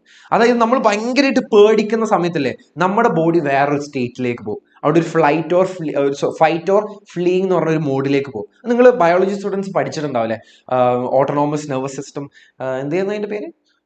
അതായത് നമ്മളൊരു ഫൈറ്റ് ഓർ ഫ്ലീയിങ് മോഡിലേക്ക് പോയി കഴിഞ്ഞാൽ അവിടെ നമ്മുടെ മെമ്മറി റിറ്റൻഷൻ വളരെ കുറവായിരിക്കും. അതുകൊണ്ടാണ് നമ്മൾ എക്സാമുകളിലേക്ക് പേടിച്ച് പോകുന്ന സമയത്ത് എല്ലാം ബ്ലാങ്ക് ആയിട്ട് എല്ലാം ഒരു ബ്ലാക്ക് ഔട്ട് ആയ പോലെ തോന്നുന്നത്. എല്ലാം നമുക്ക് പഠിച്ചു വെച്ചതെല്ലാം മറന്നു പോകാനുള്ള കാരണം അതാണ്. ഓക്കെ, ഹ്യൂമാനിറ്റീസുകാരാണെങ്കിലും കൊമേഴ്സുകാരാണെങ്കിലും സയൻസുകാരാണെങ്കിലും ഇംഗ്ലീഷ് എന്ന് പറയുന്നത് വളരെ ഇമ്പോർട്ടൻ്റ് ആണ്. ഇനി മുന്നിലേക്ക് പോകാനാണെന്നുണ്ടെങ്കിലും നമുക്ക് ഇംഗ്ലീഷ് വളരെ ഇമ്പോർട്ടൻ്റ് ആണ്. നാളെ മോർണിംഗ് എന്ത് ചെയ്യണം? നാളെ മോർണിംഗില്ലേ ഈ എഴുതി വെച്ച പോയിന്റുകൾ വെച്ചിട്ട് നിങ്ങൾക്ക് ഇന്റർനെറ്റിൽ ഇഷ്ടംപോലെ പ്രീവിയസ് ഇയർ ക്വസ്റ്റ്യൻസ് കിട്ടും. ആ പ്രീവിയസ് ഇയർ ക്വസ്റ്റ്യൻസിലെ ഉത്തരം നോക്കരുത്, ഈ പറഞ്ഞ പോയിന്റുകൾ വെച്ചിട്ട് എഴുതി നോക്കുക, എഴുതിക്കൊണ്ടേയിരിക്കുക. ഈ 2 ദിവസങ്ങൾ മാക്സിമം എഴുതിക്കൊണ്ടിരിക്കുക, സെറ്റ് ആവും മക്കളെ. നമുക്കിനി യൂണിറ്റ് 1 നോക്കാം. നമ്മൾ കുറേ പറഞ്ഞിട്ടുള്ള ചാപ്റ്ററാണ് ഗ്ലിംസസ് ഓഫ് ഗ്രേറ്റ്നസ്. മഹത്വത്തിനെ കുറിച്ച് സംസാരിക്കുന്ന 4 ചാപ്റ്ററുകളാണ് നമുക്ക് പഠിക്കാനുള്ളത്. ഇതോടുകൂടെ നമ്മൾ സെറ്റാണ്. ഓക്കെ, ചാപ്റ്റർ 1 എന്ന് പറയുന്നത് ഹിസ് ഫസ്റ്റ് ഫ്ലൈറ്റ് ആണ്. നമുക്കിവിടെ പഠിക്കാനുള്ളത് ലയം ഓഫ് ലഹർട്ടി എന്ന് പറഞ്ഞിട്ടുള്ള ഐറിഷ് നോവലിസ്റ്റിന്റെ ഒരു ഷോർട്ട് സ്റ്റോറിയാണ്. പേര് മറന്നുപോയത് കേട്ടോ. ഈ പുള്ളിക്കാരനൊക്കെ വളരെ ഇമ്പോർട്ടൻ്റ് ആണ്. ലയം ഓഫ് ലഹർട്ടി അദ്ദേഹത്തിന്റെ ഷോർട്ട് സ്റ്റോറിയാണ്. അദ്ദേഹം ഒരു ഐറിഷ് നോവലിസ്റ്റ് ആണ്. ഇപ്പൊ റൈറ്റപ്പ് എഴുതുന്ന സമയത്ത് ഐറിഷ് നോവലിസ്റ്റിനൊക്കെ കൊടുക്കുക. വെറുതെ ലയം ഓഫ് ലഹർട്ടി എന്ന് പറയുന്നതിന്റെ പകരം ഐറിഷ് നോവലിസ്റ്റ്, ലയം ഓഫ് ലഹർട്ടി. ഒരു വെയിറ്റ് ഇല്ലടാ, ഒരു ഇംപ്രഷൻ അവിടെ ക്രിയേറ്റ് ചെയ്യാൻ വേണ്ടി പറ്റും. ഓക്കെ, ഇനി ചാപ്റ്ററിലേക്ക് വരാം. നമ്മുടെ ചാപ്റ്റർ എന്ന് പറയുന്നതിൽ ഒരു ഇൻസ്പിറേഷണൽ ഷോർട്ട് സ്റ്റോറിയാണ്. നമുക്ക് ഒരുപാട് മോട്ടിവേറ്റ് ചെയ്യുന്ന ഒരു ഷോർട്ട് സ്റ്റോറിയാണ്. എവിടെയാണ് കഥ നടക്കുന്നതെന്ന് ചോദിച്ചാൽ ഒരു ഐറിഷ് സീ കോസ്റ്റിലാണ്. ഇതിന്റെ സെറ്റിംഗ് എന്ന് പറയുന്നത് ഒരു അയർലൻഡിലുള്ള ഒരു സീ കോസ്റ്റിലാണ്, കടൽ തീരത്താണ് ഈ കഥ നടക്കുന്നത്. ഇനി നമ്മുടെ സെൻട്രൽ ക്യാരക്ടർ ആണെന്നറിയോ? ഒരു യങ് സീകളാണ്, ഒരു കടൽ കാക്കയാണ് നമ്മുടെ സെൻട്രൽ ക്യാരക്ടർ എന്ന് പറയുന്നത്. കടൽ കാക്കയുടെ പ്രശ്നം എന്താണെന്നറിയോ? നമുക്കറിയാം ഒരു ബേർഡ് അതിന്റെ കംപ്ലീറ്റ് ഫ്രീഡം അറ്റൈൻ ചെയ്യുന്നത് എപ്പോഴാണ്? അത് പറക്കാൻ പഠിക്കുമ്പോഴല്ലേ, when it succeeds in fly. പറക്കാൻ പഠിക്കുന്ന സമയത്ത് മാത്രമേ അത് കംപ്ലീറ്റ് ആയത് സക്സസ് ചെയ്യുന്നുള്ളൂ. The story portrays a young seagull who is afraid for his first flight and how did he overcome that fear. ആ പേടി എങ്ങനെ തരണം ചെയ്തു? ഇങ്ങനെ പറക്കാൻ പേടിയുള്ള ഒരു യങ് സീകളുടെ കഥയാണ് നമ്മൾക്ക് പറയുന്നത്. എങ്ങനെ ആ പറക്കാനുള്ള പേടിയെ ഓവർകം ചെയ്തു എന്നുള്ളതാണ് കഥയുടെ അവസാനത്തിലേക്ക് വരുന്നത്. സോ കഥയിൽ നമുക്ക് നോക്കുമല്ലേ, പുള്ളിക്കാരന്റെ സിബ്ലിങ്സ് ഒക്കെ പറക്കാൻ പഠിച്ചിട്ടുണ്ട്, ബട്ട് ഹി ഹാസൻറ്റ്. പുള്ളിക്കാരന്റെ സിബ്ലിങ്സ് എന്ന് പറയുമ്പോൾ ചേട്ടനും അനിയനും എല്ലാവരും, അനിയത്തിയും എല്ലാവരും പറക്കാൻ പഠിച്ചിട്ടുണ്ട്. പക്ഷേ പുള്ളിക്കാരൻ മാത്രം പഠിച്ചിട്ടില്ല. എന്തുകൊണ്ടെന്ന് ചോദിച്ചാൽ lack of self confidence. Note ചെയ്ത് വെച്ചോട്ടോ, ഈ ഓറഞ്ച് കളറുള്ളതൊക്കെ നോട്ട് ചെയ്ത് വെച്ചോ. Lack of self confidence. പുള്ളിക്കാരൻ ഒരു ഡിസ്ട്രക്റ്റീവ് തോട്ട് ഉണ്ടായിരുന്നു. ആ ഡിസ്ട്രക്റ്റീവ് തോട്ട് എന്താണെന്നറിയോ? That his wings will not support him if he attempts for a flight. പറക്കാൻ നോക്കിക്കഴിഞ്ഞാൽ എൻ്റെ ചിറകുകൾ എന്നെ സപ്പോർട്ട് ചെയ്യുമോ എന്നുള്ളൊരു ഡിസ്ട്രക്റ്റീവ് തോട്ട് ഉണ്ടായിരുന്നു. നിങ്ങൾക്കൊരു ഡിസ്ട്രക്റ്റീവ് തോട്ട് ഉണ്ട്, അതായത് ഈ 2 ദിവസം കൊണ്ട് ഞാൻ പഠിച്ചാൽ എന്തെങ്കിലും എഴുതാൻ വേണ്ടി പറ്റുമോ? എക്സാം ഹാളിൽ ഇരുന്നിട്ട് ഇതെല്ലാം കൂടെ എഴുതാൻ വേണ്ടി പറ്റും, ഇതെല്ലാം കൂടെ ഓർമ്മ വരുമോ? ഇതൊക്കെ ഒരു ഡിസ്ട്രക്റ്റീവ് തോട്ടാണ്. നമ്മൾ ആ ഒരു സ്ട്രെസ് ലെവലിനെ സപ്രസ് ചെയ്ത് താഴേക്ക് കൊണ്ടുവന്ന് സമാധാനത്തിൽ വേണം ഈ 2 ദിവസങ്ങൾ മുന്നിലേക്ക് കൊണ്ടുവരേണ്ടത്. നമ്മുടെ യങ് സീകളിനെ പോലെ തന്നെ നമ്മളും ആ ഒരു പേടിയിൽ നിന്ന് പുറത്തേക്ക് വരണം. His parents try to convince. പുള്ളിക്കാരനെ കൺവിൻസ് ചെയ്യാൻ നോക്കി, നടന്നില്ല. സ്കോൾഡ് ചെയ്ത് നോക്കി, വഴക്ക് പറഞ്ഞു നോക്കി, ത്രെറ്റൻ ചെയ്ത് നോക്കി, ഭീഷണിപ്പെടുത്തി നോക്കി, ഒരു കാര്യമില്ല. 24 മണിക്കൂർ കഴിഞ്ഞിട്ട് നമ്മുടെ പുള്ളിക്കാരൻ പറക്കാൻ പഠിച്ചിട്ടില്ല. അപ്പൊ പറക്കാൻ പഠിച്ചില്ലെങ്കിൽ എന്ത് സംഭവിക്കും? ഭക്ഷണം കിട്ടൂല, അവിടെ ഇരുന്നിട്ട് ചത്തുപോകും അല്ലെ. അത് അതിന്റെ സർവൈവലിനെ കൂടെ ബാധിക്കുന്ന ഒരു പ്രശ്നമാണ്. സോ യങ് സീകളിലെ പുള്ളിക്കാരന്റെ സിബ്ലിങ്സ് ഒക്കെ പറക്കാൻ പഠിക്കുന്നുണ്ട്, ഭയങ്കര ജലസായി. നോട്ട് ചെയ്ത് വെച്ചോ, ഭയങ്കര ജലസായി.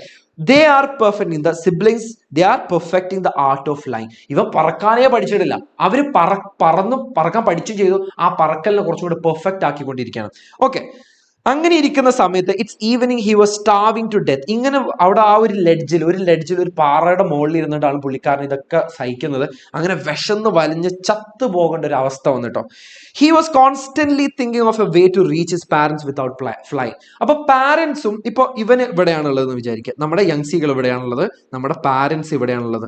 ഇത് തമ്മിലൊരു ഡീപ്പ് ക്രാക്ക് ഉണ്ട്. അതുകൊണ്ട് നമ്മുടെ യങ്സികളിലെ പറക്കാതെ എങ്ങനെയെങ്കിലും പാരന്റ്സിന്റെ അടുത്തേക്ക് എത്താൻ വേണ്ടി പറ്റുമോ എന്നുള്ളതാണ് ഈ മുഴുവൻ സമയത്തും ചിന്തിച്ചുകൊണ്ടിരുന്നത്. Okay, but unfortunately there was a deep crack. അവർ തമ്മിൽ ഒരു ഗ്യാപ്പ് ഉണ്ടായിരുന്നു. അപ്പൊ പറന്നേ പറ്റൂ. He tried to gain his parents' attention. അവൻ കൈയും കാലൊക്കെ ഇട്ടിട്ട് കോപ്രായങ്ങളൊക്കെ കാണിച്ച്, വിഷമം വലയുന്നുണ്ടെന്നുള്ളതൊക്കെ കാണിച്ച്, ദയനീയതൊക്കെ കാണിച്ചിട്ട് പാരന്റ്സിന്റെ അറ്റൻഷൻ ഗ്രാബ് ചെയ്യാൻ നോക്കി. ആരും മൈൻഡ് ആക്കിയില്ല. മൈൻഡ് ആക്കിയത് ഒരേ ഒരാളാണ്. His mother was the only one who was still worried. അതായത് ഒരേ ഒരാൾ, നമുക്കും അറിയാം, നമ്മൾ പലപ്പോഴും വീട്ടിലൊക്കെ സപ്പോർട്ട് ചെയ്യുന്നത് നമ്മുടെ അമ്മയാണ്, ഉമ്മയാണ് അല്ലെ. വേറെ ആരും നമ്മൾ ചിലപ്പോൾ സപ്പോർട്ട് ചെയ്യണമെന്നില്ല. അപ്പൊ അല്ലേ അമ്മ എന്തെന്നായിരുന്നു അറിയോ? So she try to tempt the young seagull, showing him food. അവന് ഭക്ഷണം കാണിച്ചുകൊണ്ട് അവനോട് ഭയങ്കരമായിട്ട് ടെംപ്റ്റ് ചെയ്തു. To surprise he saw his mother pick up a piece of fish and fly towards him. അങ്ങനെ വളരെ ട്വിസ്റ്റിംഗ് ആയിട്ടുള്ള ഒരു കഥ അവിടെ സംഭവിക്കുന്നുണ്ട്. വളരെ വളരെ ഇൻട്രസ്റ്റിംഗ് ആയിട്ടുള്ള ഒരു സംഭവം എന്താണെന്ന് വെച്ചാൽ, അമ്മ ഒരു മീന് കൊത്തി പിടിച്ചുകൊണ്ട് അവന്റെ അടുത്തേക്ക് നടന്നു വരികയാണ്. അപ്പൊ ആ അവന്റെ ഒരു എക്സൈറ്റ്മെന്റ് കാരണമല്ല, അവന്റെ ഹാർട്ട് പുറത്തേക്ക് വന്നു എന്നാ പറയുന്നത്. അതൊരു ഫിഗറേറ്റീവായിട്ട് പറഞ്ഞതാണ്, ആലങ്കാരികമായിട്ട് പറഞ്ഞതാണ്. അവൻ അത്രയും വിശന്ന് വലിഞ്ഞിരിക്കുകയാണ്, അമ്മ ഒരു മീൻ കൊത്തിക്കൊണ്ട് വരികയാണ്. But there comes a twist. As she come near to the rock, she halted. അതായത് ആ റോക്കിന്റെ ആ ലെഡ്ജിന്റെ അടുത്തേക്ക് അമ്മ ഇങ്ങനെ വന്നിട്ടില്ലേ, അമ്മ പെട്ടെന്ന് അങ്ങോട്ട് പുറകിലേക്ക് മാറി. ഈ സമയത്ത് വിശന്ന് വലഞ്ഞ നമ്മുടെ ആശാൻ എന്ത് ചെയ്തു?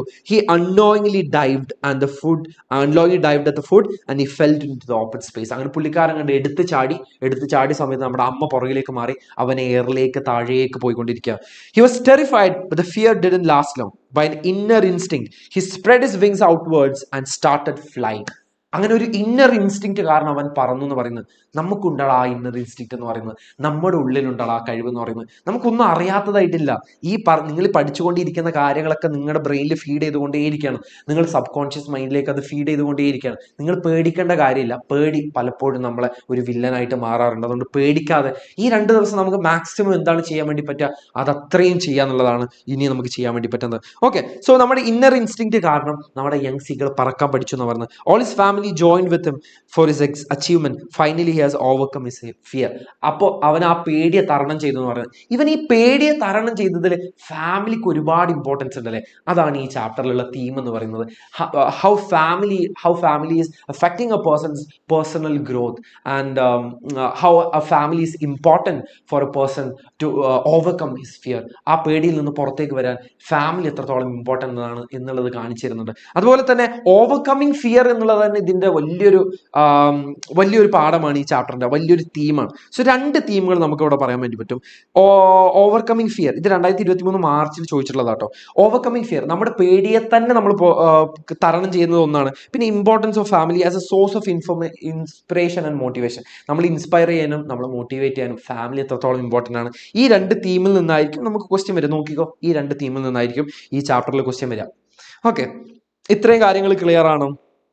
ഇത്രയും ക്ലിയർ ആണെങ്കിൽ നമുക്ക് 2ാമത്തെ ചാപ്റ്ററിലേക്ക് പോകാം.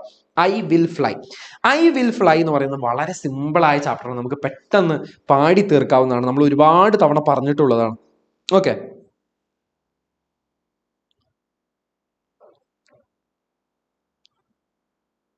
സെറ്റാണോടാ? ക്ലിയർ ആണെന്ന് പറയുന്നുണ്ട്. സെറ്റാണെന്ന് പറയുന്നുണ്ട്. ഓക്കെ, റെഡി അല്ലേ?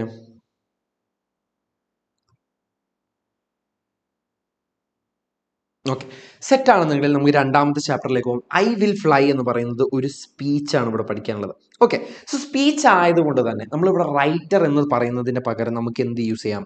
ഒറേറ്റർ എന്നുള്ളത് പറയാം. ഒറേറ്റർ എന്ന് വെച്ചാൽ പ്രാസംഗികൻ എന്നാണ് അർത്ഥം. നമ്മുടെ പ്രാസംഗികന്റെ പേര് ഡോക്ടർ APJ അബ്ദുൽ കലാം എന്നുള്ളതാണ്. പേര് നിങ്ങൾ കേട്ട് കാണുമല്ലേ. അദ്ദേഹം ഒരു റിനൗണ്ട് സയന്റിസ്റ്റ് ആണ്, റോക്കറ്റ് സയന്റിസ്റ്റ് ആണ്, ഇന്ത്യയുടെ അഭിമാനം എന്ന് നമുക്ക് പറയാൻ വേണ്ടി പറ്റും. അദ്ദേഹം ഒരുപാട് തരത്തിൽ റോക്കറ്റ് മാൻ ഓഫ് ഇന്ത്യയാണ് ആക്ച്വലി എന്ത് നമ്മുടെ ഡോക്ടർ APJ അബ്ദുൽ കലാം എന്ന് പറയുന്നത്. ഫോമർ പ്രസിഡന്റ് ഓഫ് ഇന്ത്യ, ഇന്ത്യയുടെ ഫോമർ പ്രസിഡന്റ്. അദ്ദേഹത്തിന്റെ ഒരു സ്പീച്ചാണ് നമുക്കിവിടെ പഠിക്കാനുള്ളത്. സ്പീച്ച് എന്തിനെ കുറിച്ചാണ് പറയുന്നത് അറിയോ?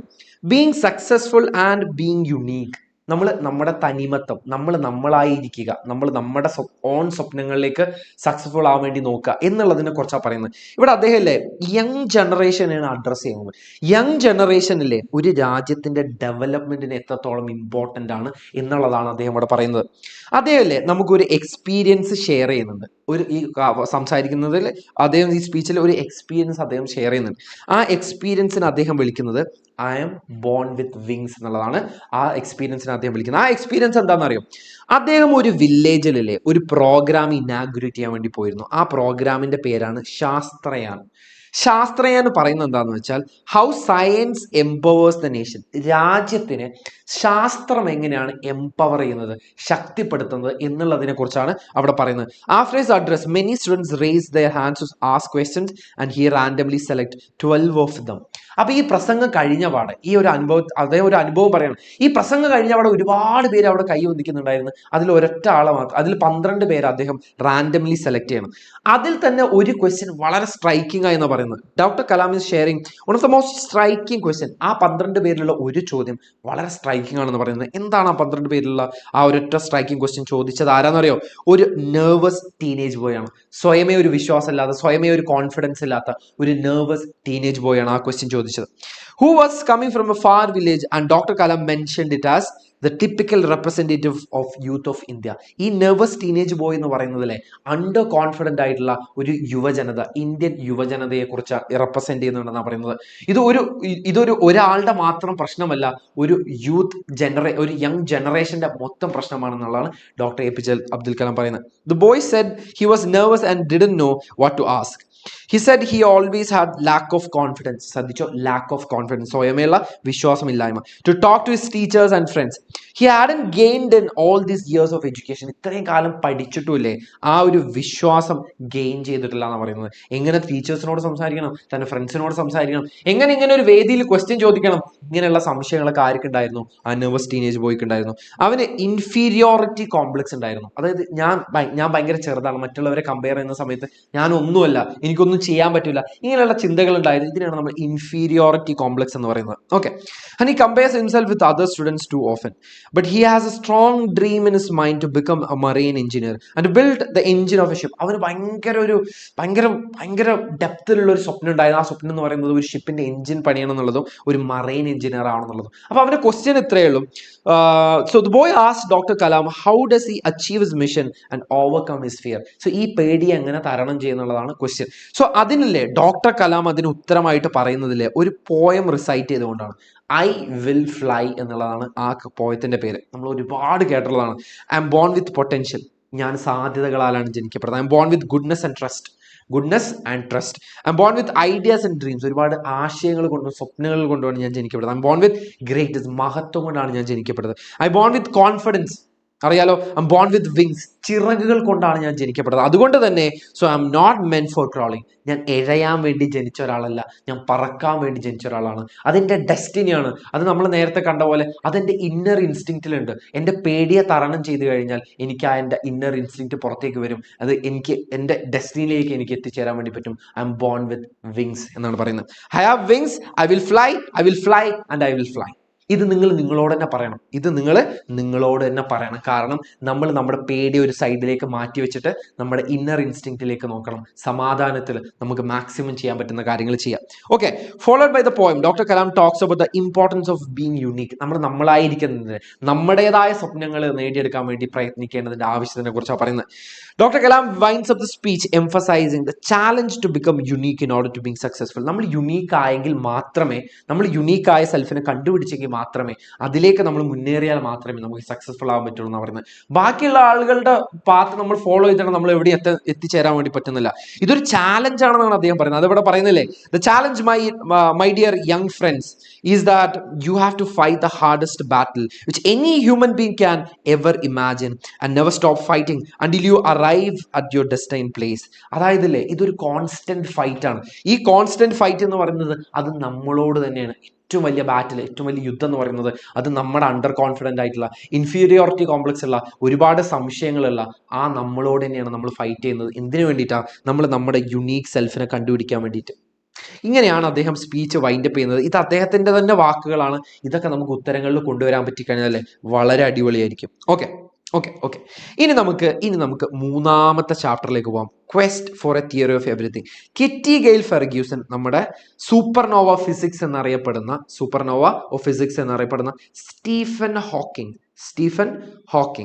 സ്റ്റീഫൻ ഹോക്കിങ്ങിനെ കുറിച്ച് എഴുതിയിട്ടുള്ള ഒരു പ്രൊഫൈലാണ് നമുക്കിവിടെ പഠിക്കാനുള്ളത്. പ്രൊഫൈൽ എന്ന് പറയാനുള്ള കാരണം എന്താ? ഇതൊരു ഓട്ടോബയോഗ്രഫി അല്ല, ഇതൊരു ആത്മകഥ എന്ന് പറയാൻ വേണ്ടി പറ്റില്ല, ഒരു ബയോഗ്രഫിയാണത്. അദ്ദേഹത്തിന്റെ ജീവിതത്തിനെ കുറിച്ച് എഴുതിയിട്ടുള്ള ഒരു ബയോഗ്രഫിയാണ്. അതിൻ്റെ ഒരു ചെറിയ ഭാഗമാണ് നമുക്ക് പഠിക്കാനുള്ളത്. പ്രൊഫൈൽ എന്ന് വേണമെങ്കിൽ നമുക്കതിനെ പറയാം. കിറ്റി ഗെയിൽ ഫെർഗ്യൂസൺ എന്ന് പറയുന്നത് എന്താണ്? ഒരു സയൻസ് റൈറ്ററും ലെക്ചറും ഒക്കെയാണ്. അതൊന്നും വേണ്ട, കിറ്റി ഗെയിൽ ഫെർഗ്യൂസൺ എന്നുള്ള പേരെങ്കിലും നിങ്ങൾ ഓർത്ത് വെക്കുക.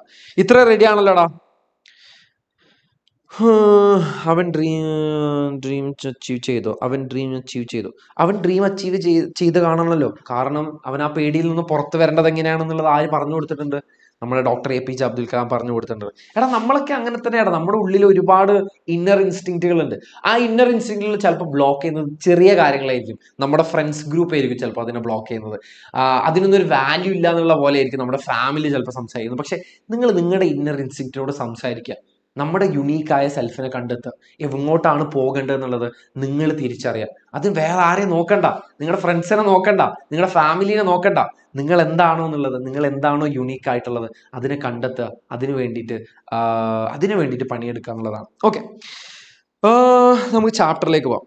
നമ്മുടെ പ്രൊഫൈലിലെ സ്റ്റീഫൻ ഹോക്കിങ്ങിനെ കുറിച്ചാണെന്നുള്ളത് ഞാൻ പറഞ്ഞല്ലോ.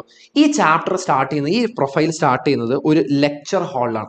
ആ ലെക്ചർ ഹാളിൽ ഒരുപാട് യൂണിവേഴ്സിറ്റി ഡിഗ്നിറ്ററീസും അതുപോലെ തന്നെ ഒരുപാട് ഫേമസ് ആയിട്ടുള്ള സയന്റിസ്റ്റുകളൊക്കെ കാത്തിരിക്കുന്നുണ്ട്. ആർക്ക് വേണ്ടിയിട്ട് അറിയോ?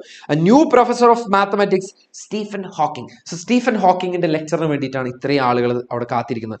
സ്റ്റീഫൻ ഹോക്കിംഗ് അവിടെ സംസാരിക്കുന്നില്ലേ, is the end in sight for theoretical physics എന്നുള്ള ഒരു ടോപ്പിക്കിനെ കുറിച്ചാണ്. And this topic talks about a theory that explains the universe and everything that happens in it. എന്ന് പറഞ്ഞാൽ ഈ യൂണിവേഴ്സിൽ നടക്കുന്ന എല്ലാ കാര്യങ്ങളും, എല്ലാ ചെറിയ കാര്യങ്ങളും എക്സ്പ്ലെയിൻ ചെയ്യാൻ പറ്റുന്ന ഒരു തിയറി, അതിന്റെ സാധ്യതകളെ കുറിച്ചാണ് അദ്ദേഹം അവിടെ എക്സ്പ്ലെയിൻ ചെയ്യാൻ വേണ്ടി പോകുന്നത്. Stephen Hawking appeared for the lecture in A wheel chair. അദ്ദേഹത്തിന് നമ്മൾ പലപ്പോഴും കണ്ടിട്ടുള്ളത് ഒരു വീൽ ചെയറിലാണ്. പക്ഷെ ഈ വീൽ ചെയറിൽ വെറും 2 വിരലുകൾ മാത്രം അനക്കാൻ പറ്റുന്ന ഈ സ്റ്റീഫൻ ഹോക്കിംഗ് എന്ന് പറയുന്ന ഈ ഒരു സൂപ്പർനോവ ഓഫ് ഫിസിക്സ്, അദ്ദേഹം എങ്ങനെയാണ് ഇത്രയും അച്ചീവ് ചെയ്തത്, എങ്ങനെയാണ് ജീവിതത്തിൽ ഇത്രയും എന്താ പറയുക സക്സസ്ഫുൾ ആയത് എന്നുള്ളത് നമുക്കൊരു സംശയമാണ്. അതറിയണമെന്നുണ്ടെങ്കിൽ അദ്ദേഹത്തിന്റെ തുടക്കം എവിടെയാണെന്ന് നമുക്ക് മനസ്സിലാക്കണം. He was born on 8 January 1942 എന്ന് പറഞ്ഞാൽ നമ്മുടെ ഗലീലിയോ അല്ലേ, ഫാദർ ഓഫ് മോഡേൺ സയൻസിന്റെ ഫാദർ എന്നറിയപ്പെടുന്ന ഗലീലിയോ മരിച്ചതിന് കൃത്യം 300 വർഷം കഴിഞ്ഞിട്ടാണ് സ്റ്റീഫൻ ഹോക്കിംഗ് ജനിക്കുന്നത്. വളരെ ഇൻട്രസ്റ്റിംഗ് ആയിട്ടുള്ള ഒരു കോയിൻസിഡൻസ് ആണ് ഇവിടെ പറയുന്നത്. ഓക്കെ, ഈ സ്റ്റീഫൻ ഹോക്കിങ്ങിന്റെ പാരന്റ്സ് ആണ് ഫ്രാങ്ക് ആൻഡ് ഇസബൽ ഹോക്കിംഗ്. അവർക്ക് എഡ്യൂക്കേഷന്റെ വാല്യൂ നല്ലോണം അറിയായിരുന്നു. അതുകൊണ്ട് തന്നെ സ്റ്റീഫൻ ഹോക്കിങ്ങിന് വേണ്ടിയിട്ട് അവർ എന്താ പറയാ, അവർ ചൂസ് ചെയ്തത് വെസ്റ്റ്മിനിസ്റ്റർ സ്കൂളായിരുന്നു. അവിടെ വളരെ ഫേമസ് ആയിട്ടുള്ള ഒരു വെസ്റ്റ്മിനിസ്റ്റർ സ്കൂളായിരുന്നു. പക്ഷേ unfortunately he couldn't attend the entrance examination or the scholarship examination for the school. So therefore he attend the local saint school. അവിടെയാണ് സ്റ്റീഫൻ ഹോക്കിംഗ് പഠിച്ചത്.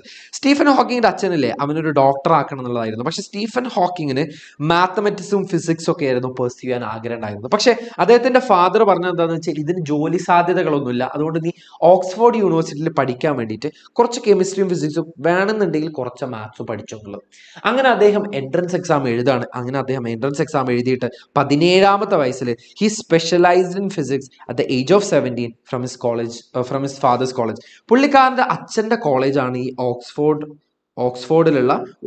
യൂണിവേഴ്സിറ്റിയിലുള്ള ഒരു കോളേജിലാണ് അദ്ദേഹവും ബാച്ചിലേഴ്സ് ഡിഗ്രി എടുക്കുന്നത് 17ാമത്തെ വയസ്സിൽ. Okay, in the beginning Hawking couldn't find it interesting and Excel in academics. തുടക്കത്തിൽ അത്ര interesting ആയിട്ടൊന്നും ആർക്ക് തോന്നിയില്ല, നമ്മുടെ സ്റ്റീഫൻ ഹോക്കിങ്ങിന് തോന്നിയില്ല. Only in the half way through his second year he started enjoying Oxford. രണ്ടാമത്തെ വർഷമൊക്കെ ആയപ്പോഴത്തേക്കാണ് നമ്മുടെ സ്റ്റീഫൻ ഹോക്കിങ് ഓക്സ്ഫോർഡ് യൂണിവേഴ്സിറ്റിക്ക് ഒന്ന് എൻജോയ് ചെയ്യുന്നത്. Stephen Hawking was famous among his peers because of humour sense. അദ്ദേഹത്തിന്റെ ഹ്യൂമർ സെൻസ്, ജോയസ് നേച്ചർ, ഉത്സാഹവാനായിട്ടുള്ള ഒരാളായിരുന്നു. ഈ സമയത്ത് അദ്ദേഹം വീൽ ചെയറിലൊന്നും അല്ല കേട്ടോ. ഈ സമയത്ത് അദ്ദേഹത്തിന് ഒരു പ്രശ്നവുമില്ല. അദ്ദേഹം നോർമൽ ആയിട്ടുള്ള ഒരു മനുഷ്യനായിരുന്നു. ആൻഡ് അതർ അക്കാഡമിക്കൽ ഇൻട്രസ്റ്റ്, അദ്ദേഹം വളരെ ഫേമസ് ആയിരുന്നു. അദ്ദേഹത്തിന്റെ ഈ വിറ്റ്ഫുൾ നേച്ചർ എന്ന് വെച്ചാൽ വളരെ തമാശക്കാരനായിട്ടുള്ള ഒരാളാണെന്നാണ് അതിന്റെ അർത്ഥം. Witful nature. During this third year Hawking's application for a PhD in Cambridge got a selection on a condition that he got a first from Oxford. Oxford യൂണിവേഴ്സിറ്റിയുടെ ഒരു എൻഡ് എത്താണ്ടോ. ഓക്സ്ഫോർഡ് യൂണിവേഴ്സിറ്റിയിൽ 3 വർഷം കഴിഞ്ഞു. ഇനി അദ്ദേഹം കാംബ്രിഡ്ജ് യൂണിവേഴ്സിറ്റിയിൽ PhD എടുക്കാൻ വേണ്ടി പോകണം. പക്ഷെ ഒരു കണ്ടീഷൻ ഉണ്ട്. ഓക്സ്ഫോർഡ് യൂണിവേഴ്സിറ്റിയിലെ എക്സാമിൽ അദ്ദേഹത്തിന് ഫസ്റ്റ് റാങ്ക് കിട്ടണം. പക്ഷെ അദ്ദേഹത്തിന്റെ ആ ഒരു കോൺഫിഡൻസ് വളരെ താഴേക്ക് പോകുന്നു. Drastically dropped and reach the border line between first and second. ഫസ്റ്റിന്റെയും സെക്കൻഡിന്റെയും നടുക്കായിരുന്നു അദ്ദേഹത്തിന്റെ റിസൾട്ട് വന്നത്. അങ്ങനെ അദ്ദേഹം വളരെ ഫേമസ്ലി ഒരു കാര്യം പറയുന്നുണ്ട് ഇതിന്റെ ഇന്റർവ്യൂവിൽ ഇരിക്കുന്ന സമയത്ത്. If I get first I shall go to Cambridge and if I receive a second I will remain at Oxford. So I expect that you will give me a first. അദ്ദേഹം വളരെ casual ആയിട്ട്, വളരെ silly ആയിട്ട്, അദ്ദേഹം എത്രത്തോളം Frank ആണെന്നുള്ളതാണ് കാണിക്കുന്നത്, എത്രത്തോളം Frank and honest ആണെന്നുള്ളതാണ് കാണിക്കുന്നത്. വളരെ സിമ്പിൾ ആയ ഒരു മനുഷ്യനാണ്. എനിക്ക് നിങ്ങൾ ഫസ്റ്റ് തന്നാൽ ഞാൻ കാംബ്രിഡ്ജിലേക്ക് പോകും, അല്ലെങ്കിൽ എനിക്ക് ഓക്സ്ഫോർഡിൽ തന്നെ നിൽക്കേണ്ടി വരും. നിങ്ങൾ എനിക്ക് ഫസ്റ്റ് തരും എന്നുള്ളൊരു പ്രതീക്ഷയിലാണ് ഞാൻ അവിടെ ഇരിക്കുന്നത്. വളരെ സിമ്പിൾ ആയിട്ടാണ് അദ്ദേഹം അവിടെ പറഞ്ഞത്. അങ്ങനെയല്ലേ അദ്ദേഹം കാംബ്രിഡ്ജ് യൂണിവേഴ്സിറ്റിയിലേക്ക് അദ്ദേഹത്തിന് സെലക്ഷൻ കിട്ടുകയാണ്. അദ്ദേഹം PhD ചെയ്യാണ് കാംബ്രിഡ്ജ് യൂണിവേഴ്സിറ്റിയിൽ. പക്ഷേ അവിടുത്തെ പ്രശ്നം എന്താണെന്ന് അറിയോ? ഈ ജനറൽ റിലേറ്റിവിറ്റി പോലെയുള്ള, ഐൻസ്റ്റൈൻസ് ജനറൽ റിലേറ്റിവിറ്റി പോലെയുള്ള കോംപ്ലക്സ് ആയ കാര്യങ്ങളിലെ ഈ മാത്തമെറ്റിക്കൽ ബാക്ക്ഗ്രൗണ്ട് അത്ര സ്ട്രോങ് അല്ലാത്തത് കൊണ്ട് നമ്മുടെ സ്റ്റീഫൻ ഹോക്കിങ്ങിന് ചെറിയ ചെറിയ ബുദ്ധിമുട്ടുകൾ ഉണ്ടായിരുന്നു. പക്ഷെ അതിനേക്കാളും എല്ലാം ബുദ്ധിമുട്ടായിട്ടുള്ളതല്ലേ, ഹി സ്റ്റാർട്ടഡ് ഗെറ്റിംഗ് ക്ലംസി എന്ന് വെച്ചാൽ ഇങ്ങനെ തട്ടി തടഞ്ഞ് വീഴുക, വഴുതി വീഴുക, എന്തെങ്കിലും തട്ടി തെറിപ്പിക്കുക, അറിയാതെ എവിടെയെങ്കിലും വഴുതി വീഴുക, ഇങ്ങനെയുള്ള കാര്യങ്ങളൊക്കെയാണ് നമ്മൾ ക്ലംസി എന്ന് പറയുന്നത്. സോ ഈ ഒരു സമയത്തല്ലേ, and after getting in to Cambridge it got worse. കാംബ്രിഡ്ജിലേക്ക് പോയ സമയത്ത് ഇതിങ്ങനെ പതുക്കെ വൃത്തികേടാവാൻ തുടങ്ങി. അങ്ങനെ he had problems to tie his shoe even with talking. അങ്ങനെ സംസാരത്തിൽ ചെറിയ ചെറിയ വിക്കുകൾ വരാൻ തുടങ്ങി, വഴുതലുകൾ വരാൻ തുടങ്ങി. അദ്ദേഹത്തിന് തന്റെ ഷൂയുടെ ലേസ് പോലും കെട്ടാൻ പറ്റാത്ത അത്രയും ക്ലംസി ആയി തുടങ്ങി. അതായത് അദ്ദേഹത്തിന്റെ 21ാമത്തെ വയസ്സിലല്ലേ അദ്ദേഹത്തിന് വളരെ റയർ ആയിട്ടുള്ള ഒരു അസുഖം വന്നു. ഈ അസുഖത്തിന്റെ പേര് വളരെ ഇമ്പോർട്ടന്റ് ആണ്. അമയോട്രോഫിക് ലാറ്ററൽ സ്ലിറോസിസ് എന്നുള്ള ഈ അസുഖത്തിന്റെ പേര് മറന്നു പോകരുത്. ഇതിന് പ്രത്യേകിച്ച് ഒരു ക്യൂറും ഇല്ല. ഇത് ഇൻക്യൂറബിൾ ആണ്. ഇതിന് പരിഹാരമില്ല എന്ന് നമുക്ക് പറയാം. സോ പരിഹാരമില്ലാത്ത ഒരു അസുഖമാണ് അമയോട്രോഫിക് ലാറ്ററൽ സ്ലിറോസിസ് എന്ന് പറയുന്നത്. Hawking become so hopeless about his future. അദ്ദേഹം ഫ്യൂച്ചറിനെ കുറിച്ച് ആലോചിച്ചപ്പോൾ ഫ്യൂച്ചർ ഭയങ്കര ഡള്ളായിട്ടൊക്കെയാണ് പുള്ളിക്കാരന് തോന്നുന്നത്. Hawking realise that there is so much worthwhile things to do for others. അദ്ദേഹം ഈ അസുഖം വന്ന സമയത്താണ് അദ്ദേഹത്തിന് വളരെ വലിയൊരു തിരിച്ചറിവ് ഉണ്ടാകുന്നത്. എനിക്ക് ബാക്കിയുള്ള ആളുകൾക്ക് വേണ്ടിയിട്ട് ഒരുപാട് കാര്യങ്ങൾ ചെയ്യാൻ വേണ്ടി പറ്റും. അങ്ങനെ അദ്ദേഹത്തിന് ഡോക്ടറൊക്കെ പറഞ്ഞാൽ എന്താ പറയുക, ഡോക്ടർക്ക് വിധി എഴുതിയാൽ എന്താ അറിയോ, ഇനി 2 വർഷമേ താങ്കൾ ജീവിച്ചിരിക്കുള്ളൂ എന്നാണ് പറഞ്ഞത്. പക്ഷേ surprisingly 2 years later Hawking's condition got better. അദ്ദേഹം പതുക്കെ ബെറ്റർ ആയിക്കൊണ്ടിരുന്നു. Instead of being resentful towards he was grateful for being alive. അങ്ങനെ അദ്ദേഹം അല്ലേ ആ ഡള്ളായിരുന്ന ആ ഒരു സമയത്തിനെ മറന്ന് അത് വിട്ടുകൊണ്ട് ഈ അസുഖം വന്നതിന് ശേഷം അദ്ദേഹം ജീവിച്ചിരിക്കുന്നതിൽ ഒരുപാട് ഗ്രേറ്റ്ഫുൾ ആണെന്നാണ് പറയുന്നത്. Just before he entered to the hospital Hawking met his future wife Jane Wilde. പുള്ളിക്കാരന്റെ ഫ്യൂച്ചർ വൈഫിനെ ഹോസ്പിറ്റലിൽ വെച്ചിട്ടാണ് കാണുന്നത്. പുള്ളിക്കാരൻ ഏറ്റവും അവളിൽ ഇഷ്ടപ്പെട്ട ഒരു കാര്യം എന്താണെന്ന് അറിയോ? ഒപ്റ്റിമിസമാണ്, ശുഭാപ്തി വിശ്വാസം. അതായത് even when you are in a very adverse situations you are feeling like there will be a good time will come, good times will come, it's coming എന്നുള്ളൊരു വിശ്വാസമല്ലേ, അതിനെയാണ് നമ്മൾ we call it optimism. Okay, optimism എന്ന് പറഞ്ഞാൽ ശുഭാപ്തി വിശ്വാസം. And they soon realize that they can do something worthwhile together. ഒരുമിച്ച് നിന്നാൽ we can do a lot of things എന്നുള്ളത് അവർ തിരിച്ചറിയണം.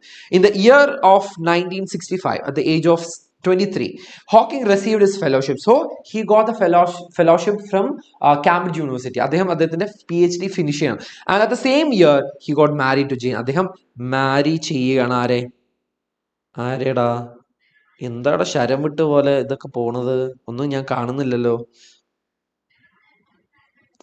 Okay, while Hawking was struggling, അദ്ദേഹത്തിന്റെ റെപ്യൂട്ടേഷൻ ഒക്കെ വളരെ വലുതാൻ തുടങ്ങി. അദ്ദേഹം ഒരു അനദർ ഐൻസ്റ്റൈൻ എന്നുള്ള രീതിയിലൊക്കെ പ്രസിദ്ധനാകാൻ തുടങ്ങി. 1980 ആയപ്പോഴേ അദ്ദേഹം ഒരു ബുക്ക് എഴുതാൻ തുടങ്ങി, റവല്യൂഷണറി ബുക്ക് എഴുതാൻ തുടങ്ങി. ആ ബുക്കിലല്ലേ ഒരുപാട് quizzical questions in the science world, ഒരുപാട് ആശയക്കുഴപ്പമുള്ള, ഒരുപാട് കുഴപ്പിക്കുന്ന ക്വസ്റ്റ്യൻസ് അദ്ദേഹം നേരിടാൻ തുടങ്ങി. ആർക്കും മനസ്സിലാവാത്ത, ആരും ഇതിന്റെ ഉത്തരം കണ്ടുപിടിക്കാത്ത ഒരുപാട് ക്വിസിക്കൽ ക്വസ്റ്റ്യൻസിന് അദ്ദേഹം അഡ്രസ് ചെയ്യാൻ തുടങ്ങി. The book begins with rewinding the popular theories of Einstein ന്യൂട്ടന്റെയും ഐൻസ്റ്റൈൻ്റെയൊക്കെ തിയറികൾ റിവൈസ് ചെയ്തുകൊണ്ടാണ് അത് തുടങ്ങുന്നത്. 1984 പക്ഷെ അൺഫോർച്ചുനേറ്റ്ലി അദ്ദേഹത്തിന് ന്യൂമോണിയ വരികയാണ്. ഈ ബുക്കിന്റെ ഫസ്റ്റ് ഡ്രാഫ്റ്റ് അദ്ദേഹം എഴുതി തീർത്തെങ്കിലും അദ്ദേഹത്തിന് ന്യൂമോണിയ വന്നിട്ട് അദ്ദേഹത്തിന്റെ വിൻഡ് പൈപ്പ് റിമൂവ് ചെയ്യേണ്ടി വന്നു. പിന്നീട് അദ്ദേഹം ഒരിക്കലും സംസാരിച്ചിട്ടില്ല.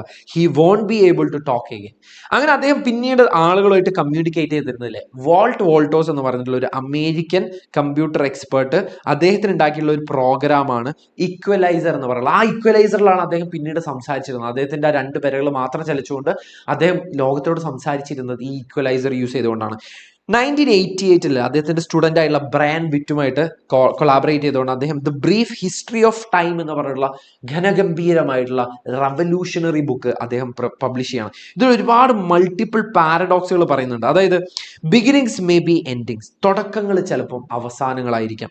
Cruel circumstances can lead to happiness, പലപ്പോഴും ഭയങ്കര ഭീകരമായ സിറ്റുവേഷൻസിലെ നല്ലൊരു സമയത്തിലേക്ക് കൊണ്ടെത്തിക്കാം. ഇങ്ങനെ ഒരുപാട് പാരഡോക്സുകൾ പറയുന്നുണ്ട്. രണ്ട് great theory, scientific great theory നമ്മൾ ഒരുമിച്ച് കൊണ്ടുവന്ന് വെച്ചാൽ അത് നോൺസെൻസ് ആയിട്ട് തോന്നാം. അങ്ങനെ ഒരുപാട് പാരഡോക്സുകളെയാണ് ഈ ഒരു ബുക്കിൽ അഡ്രസ് ചെയ്യുന്നത് എന്നുള്ളത് മനസ്സിലാക്കുക. അങ്ങനെയാണ് Stephen Hawking has overcome his crippling disease to become the supernova of world physics. World ഫിസിക്സിന്റെ സൂപ്പർ നോവ, അതിന്റെ ഒരു നെടുന്തൂണായിട്ട് അദ്ദേഹം മാറി. ഇതിൽ ഒരുപാട് ഡിറ്റർമിനേഷൻ ഉണ്ട്. അദ്ദേഹം ഒരുപാട് അദ്ദേഹത്തിന്റെ പരിധികളെ, അദ്ദേഹത്തിന്റെ ലിമിറ്റേഷനെ അദ്ദേഹം ഫൈറ്റ് ചെയ്തുകൊണ്ടാണ് ഈ ഒരു ലെവലിലേക്ക് എത്തിയത്.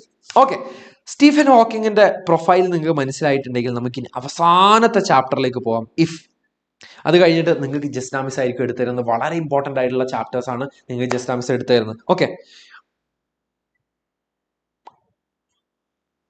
ഓക്കെ മുന്നിലേക്ക് പോകാലോ. ഡിസ്കോഴ്സുകളൊക്കെ ഞാൻ പറഞ്ഞുതരും. ഡിസ്കോഴ്സുകളൊക്കെ നമ്മൾക്ക് നിങ്ങളുടെ എക്സാമിന്റെ മുന്നായിട്ട് ഞാൻ എല്ലാം ക്ലിയർ ആക്കി തരും. അതിന്റെ കാര്യത്തിലൊന്നും നിങ്ങൾ പേടിക്കണ്ട. സെറ്റല്ലടാ. നമുക്ക് ഇഫ് എടുക്കാലോ. ജോബ് അപ്ലിക്കേഷൻ എല്ലാം ഞാൻ സെറ്റ് ചെയ്തുതരാം. ലെറ്റർ, CV എല്ലാം ഞാൻ സെറ്റ് ചെയ്തുതരാം. ഓക്കെ, സെറ്റല്ലടാ. സെറ്റാണെന്ന് പറയുന്നുണ്ട്.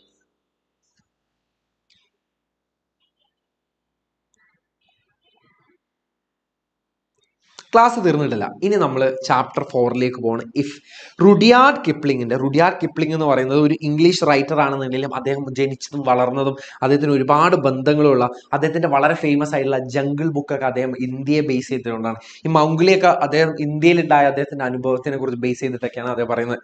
ഷേർഖാൻ ഒരു പാമ്പൊക്കെ ഉണ്ടായിരുന്നു, ഞാൻ കുറെ മുന്നേ വായിച്ചാൽ മറന്നുപോയി.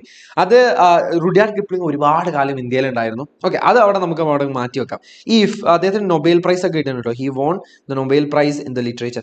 ഈ ഇഫ് എന്ന് പറയുന്നത് വളരെ ഫേമസ് ആയിട്ടുള്ള പോയാൽ നിങ്ങൾക്ക് ചിലപ്പോൾ അതിന്റെ ഇമ്പോർട്ടൻസ് മനസ്സിലാവില്ല. ഞാൻ കോളേജിലൊക്കെ ഈ പോയം പഠിച്ചിട്ടുണ്ട്. ഇഫ് ഞാൻ കോളേജിൽ വരെ പഠിച്ചിട്ടുണ്ട്. പക്ഷെ അതിൽ കുറച്ചും കൂടി ഇൻഡെപ്തിലായിരിക്കും നമ്മൾ അനലൈസ് ചെയ്യുന്നതും അതിന്റെ ഓരോ വരിയിലും അതിന്റെ ഓരോ ഗ്യാപ്പും നമ്മൾ നോക്കുന്നത് വളരെ വേറൊരു ലെൻസിലായിരിക്കും. സോ വളരെ ഇമ്പോർട്ടൻ്റ് ആയിട്ടുള്ള ഒരു പോയമാണ്. വേൾഡ് ലിറ്ററേച്ചറിൽ നോക്കിക്കഴിഞ്ഞാൽ വളരെ ഇമ്പോർട്ടൻ്റ് ആയിട്ടുള്ള ഒരു പോയമാണ് റുഡിയാർഡ് കിപ്ലിംഗിന്റെ ഇഫ് എന്ന് പറയുന്നത്. നോക്കാം. ഇഫ് വളരെ സിമ്പിൾ ആണ്. If you can keep your head when all about you are losing theirs and blaming it on you. നിങ്ങൾക്ക് നിങ്ങളുടെ തല ഉയർത്തി പിടിക്കാൻ പറ്റുമോ? എപ്പോഴും അറിയോ, ബാക്കി ആർക്കും അതിന് പറ്റുന്നില്ല. They are losing and they are blaming it on you. അവർ നിങ്ങളെ പഴി ചാർത്തുന്ന സമയത്ത്, അവർ നിങ്ങളെ ബ്ലെയിം ചെയ്യുന്ന സമയത്ത്, കുറ്റപ്പെടുന്ന സമയത്ത് നിങ്ങൾക്ക് നിങ്ങളുടെ തല ഉയർത്തി പിടിക്കാൻ പറ്റുമോ? ഒന്നാമത്തെ ചോദ്യമാണ് കേട്ടോ. ഒന്നാമത്തെ ഇഫ് ആണ് പറയുന്നത്. If you can trust your self when all men doubt you but make allowance for their doubting to.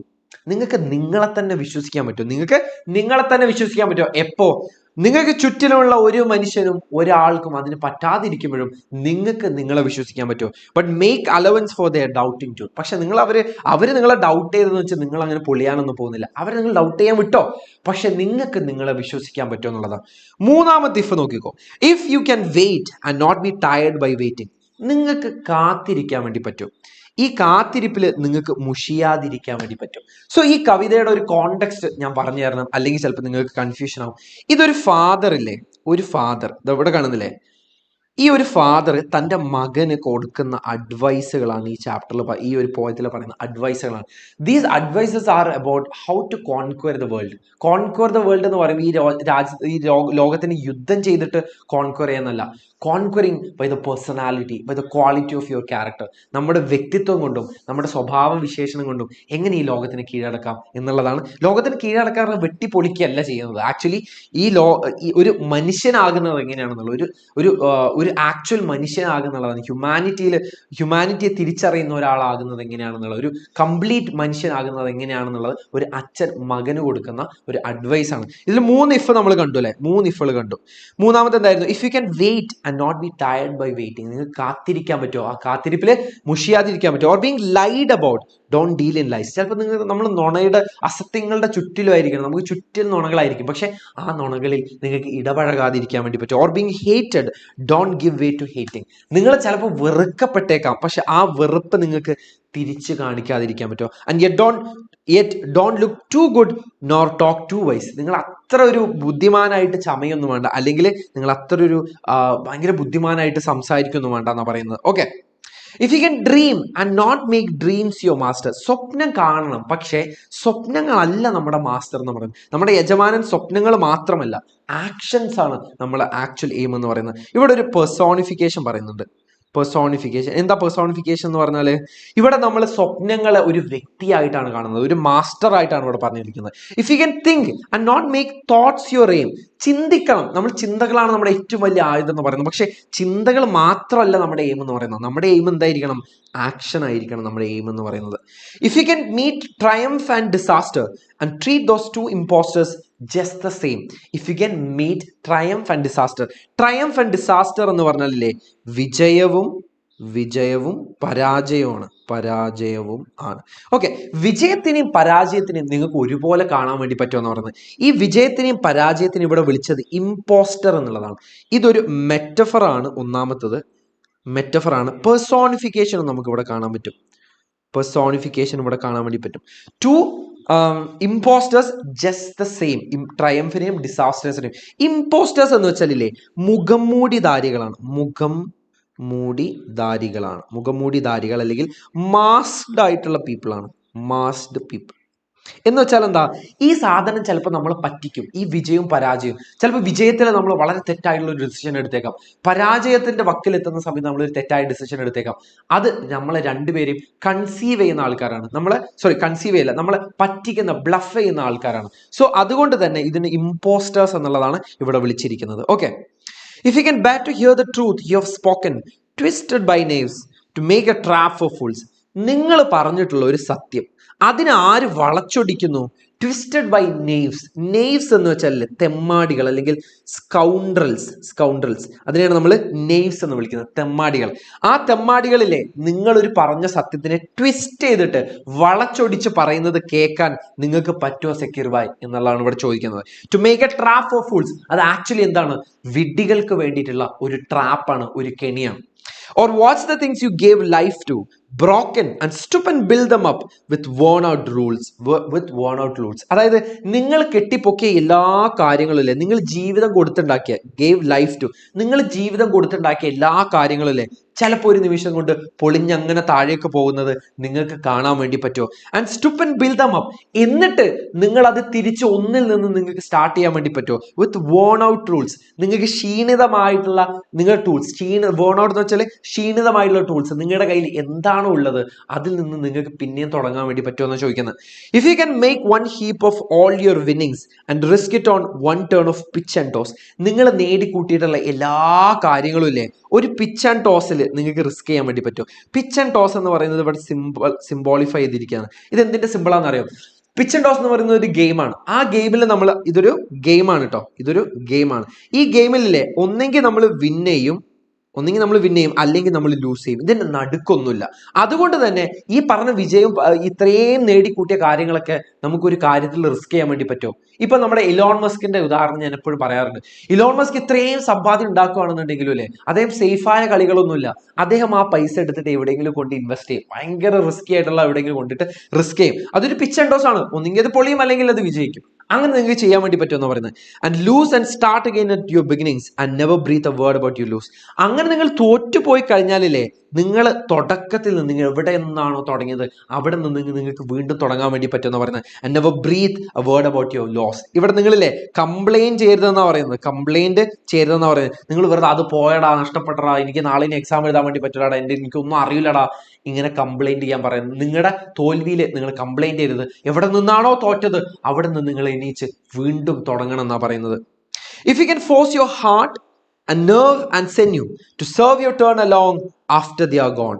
നിങ്ങൾക്ക് നിങ്ങളുടെ ഹാർട്ടിനോടും നെർവിനോടും സെന്യോടും പറയാൻ പറ്റുമോ നിങ്ങളുടെ ഊഴം വരുന്നത് വരെ, നിങ്ങളുടെ ടേൺ വരുന്നത് വരെ കാത്തിരിക്കാൻ പറയാൻ വേണ്ടി പറ്റുമോ? നിങ്ങളുടെ ഹാർട്ട് എന്ന് പറയുന്നതിലെ ഇവിടെ ഇമോഷനെയാണ് ഉദ്ദേശിക്കുന്നത്.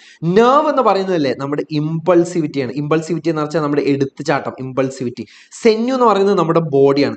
നിങ്ങൾക്ക് നിങ്ങളുടെ ഇമോഷനോടും നിങ്ങളുടെ ഇമ്പൾസിവിറ്റിനോടും നിങ്ങളുടെ ബോഡിയോടും പറയാൻ പറ്റുമോ നമ്മുടെ ഊഴം വരുന്നത് വരെ നിങ്ങൾ അതിനോട് കാത്തിരിക്കാൻ വേണ്ടി പറയാൻ പറ്റുമോ? So hold on when there is nothing in you except the will which says to them hold on. Hold on. അതായത് നിങ്ങൾ എത്രയാണോ കഷ്ടപ്പെടുന്നത് അതിനിങ്ങനെ കൈ പിടിച്ച് മുറുകെ പിടിച്ചുകൊണ്ട് നിങ്ങൾ മുന്നിലേക്ക് പോയിക്കോ. നിങ്ങളുടെ ചുറ്റിലുള്ള ഒന്നും ചിലപ്പോൾ നിങ്ങളോട് ഹോൾഡ് ഓൺ ചെയ്യാൻ പറയുമില്ല, പക്ഷേ നിങ്ങളുടെ വിൽ പവർ, നിങ്ങളുടെ ഉള്ളിലുള്ള വിൽ പവർ പറയും നിങ്ങളോട് എന്ത്, ഹോൾഡ് ഓൺ ചെയ്യാൻ. അപ്പോൾ ഇവിടെ ഒരു പേഴ്സൺ ആയിട്ടാണ് കൺസിഡർ ചെയ്തിരിക്കുന്ന വില്ലിനെ. ഇവിടെ നമുക്ക് എന്ത് കാണാൻ പറ്റും, പെർസോണിഫിക്കേഷൻ കാണാൻ വേണ്ടി പറ്റും. Which says to them hold on. നമ്മുടെ വിൽ പവർ അതിനോട് പറയുന്നത്. If you can talk with crowds and keep your virtue, നിങ്ങൾക്ക് സാധാരണക്കാരോട് സംസാരിക്കുന്ന സമയത്ത് നിങ്ങളുടെ നന്മ നിങ്ങൾക്ക് കീപ്പ് ചെയ്യാൻ വേണ്ടി പറ്റുമോ? നിങ്ങളുടെ നല്ല സൈഡുകൾ നിങ്ങൾക്ക് കീപ്പ് ചെയ്യാൻ വേണ്ടി പറ്റുമോ? ഓർ വാക്ക് വിത്ത് കിങ്സ് എന്ന് ഇവിടെ ഉദ്ദേശിക്കുന്നത് elite ക്ലാസ്സിനെയാണ്.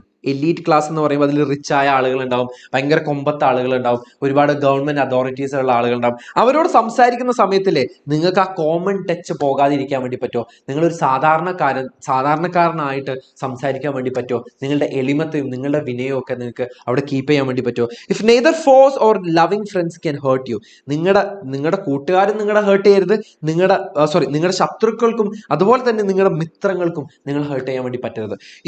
If all men count with you but none too much, നിങ്ങൾക്ക് മറ്റുള്ളവരെ നിങ്ങൾക്ക് ഡിപ്പെൻഡ് ചെയ്യാം, പക്ഷെ ഒരിക്കലും അത് അതിര് കടന്നു പോകരുതെന്നാണ് പറയുന്നത്.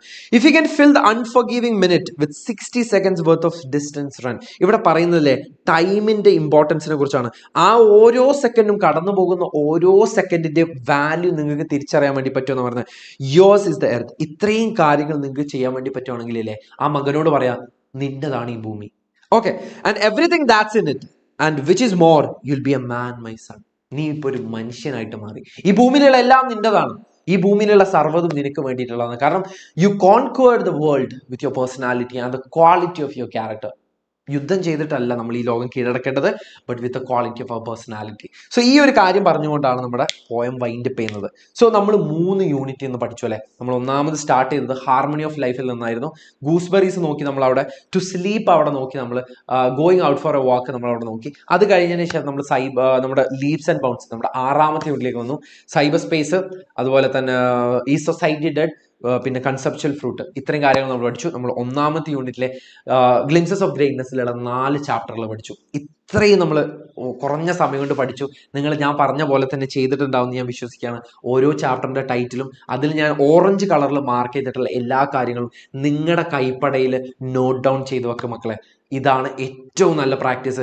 ഈ കമന്റ് ബോക്സിൽ കടന്ന് നിലവിളിക്കുന്ന എല്ലാവരോടും എനിക്ക് പറയാനുള്ളത്, സാറേ ഒന്നും എനിക്കറിയില്ല, നാളെ എന്ത് ചെയ്യണമെന്ന് അറിയില്ല, പേടിയാവുന്ന സാറേ, എല്ലാവരോടും എനിക്ക് പറയാനുള്ളത് ഇംഗ്ലീഷ് എക്സാം എന്ന് പറയുന്നത് എഴുതി പ്രാക്ടീസ് ചെയ്യേണ്ട എക്സാമാണ്, കേട്ട് പ്രാക്ടീസ് ചെയ്യേണ്ടതല്ല. ഈ ലൈവ് കേട്ടതുകൊണ്ട് മാത്രം നിങ്ങൾക്ക് ഒരു കാര്യം ഉണ്ടാവില്ല. ഞാൻ പിന്നെ പറയണം, ഇത് ചിലപ്പോൾ നിങ്ങൾ വേറെ ഒരു ലൈവിലും കേൾക്കില്ല. ഇംഗ്ലീഷ് എക്സാമിന്റെ സീക്രട്ട് എന്ന് പറയുന്നത് അത് നമ്മുടെ കൈപ്പടയിൽ എഴുതുമ്പോൾ നമ്മുടെ മനസ്സിലേക്ക് അത് എൻക്രിപ്റ്റഡ് ആവും. നിങ്ങൾ എന്നെ വിശ്വസിച്ചാലും ഇല്ലെങ്കിലും ഇതൊന്ന് ചെയ്തു നോക്കും മക്കളെ, നിങ്ങൾക്ക് മറ്റന്നാൾ അത് ഉപകാരപ്പെടും. സോ ഞാനിത് ജസ്ന മിസ്സിലേക്ക് സ്വിച്ച് ചെയ്യാൻ വേണ്ടി പോവാണ്. ജസ്ന മിസ് നിങ്ങൾക്ക് വളരെ ഇമ്പോർട്ടന്റ് ആയിട്ടുള്ള കുറച്ച് ചാപ്റ്റേഴ്സ് പറഞ്ഞു തരും, വളരെ യൂസ്ഫുൾ ആയിരിക്കും. സോ അത് കണ്ടിന്യൂ ചെയ്തിട്ട് ഞാൻ പറഞ്ഞ പോലെ ഈ മെയിൻ പോയിന്റ്സ് ജസ്ന മിസ്സിന്റെ അടുത്ത് ഒരുപാട് ഇമ്പോർട്ടന്റ് പോയിന്റ്സ് ഉണ്ട്, നോട്ട് ഡൗൺ ചെയ്ത് വെക്കുക. ഇന്നത്തെ ലൈവ് അങ്ങനെയാണ് നമ്മൾ പഠിക്കാൻ വേണ്ടി പോകുന്നത്. വെറുതെ ക്ലാസ് കേട്ടുകൊണ്ടിരിക്കുന്നു, ഈ ഫോൺ വെച്ചുകൊണ്ട് ഒരു കാര്യം നടക്കാൻ വേണ്ടി പോകുന്നില്ല. സോ 1.5 മണിക്കൂറായി നമ്മൾ സംസാരിച്ചു തുടങ്ങിയിട്ട് നമ്മൾ 3 യൂണിറ്റ് കവർ ചെയ്തു. So all the very best മക്കളെ, നിങ്ങൾ സമാധാനമായിട്ട് ഇരിക്കുക. ഇനി സ്ട്രെസ്ഫുൾ ആവണ്ട. ഞാൻ പറഞ്ഞല്ലോ, സ്ട്രെസ് എന്ന് പറയുന്നത് നമ്മളൊരു ഫൈറ്റ് ഓർ ഫ്ലീ മോഡിലേക്ക് മാറ്റും. നമ്മുടെ മെമ്മറി ടെൻഷൻ കുറയും. അതുകൊണ്ട് സ്ട്രെസ്സിനെ ഒഴിവാക്കുക എന്നുള്ളതാണ് ഫസ്റ്റ് സ്റ്റെപ്പ്. സമാധാനമായിട്ട് എത്രത്തോളം നമുക്ക് പഠിക്കാൻ വേണ്ടി പറ്റുമോ അത്രയും പഠിക്കാം. ഓൾ ദ വെരി ബെസ്റ്റ് മക്കളെ. Thank you.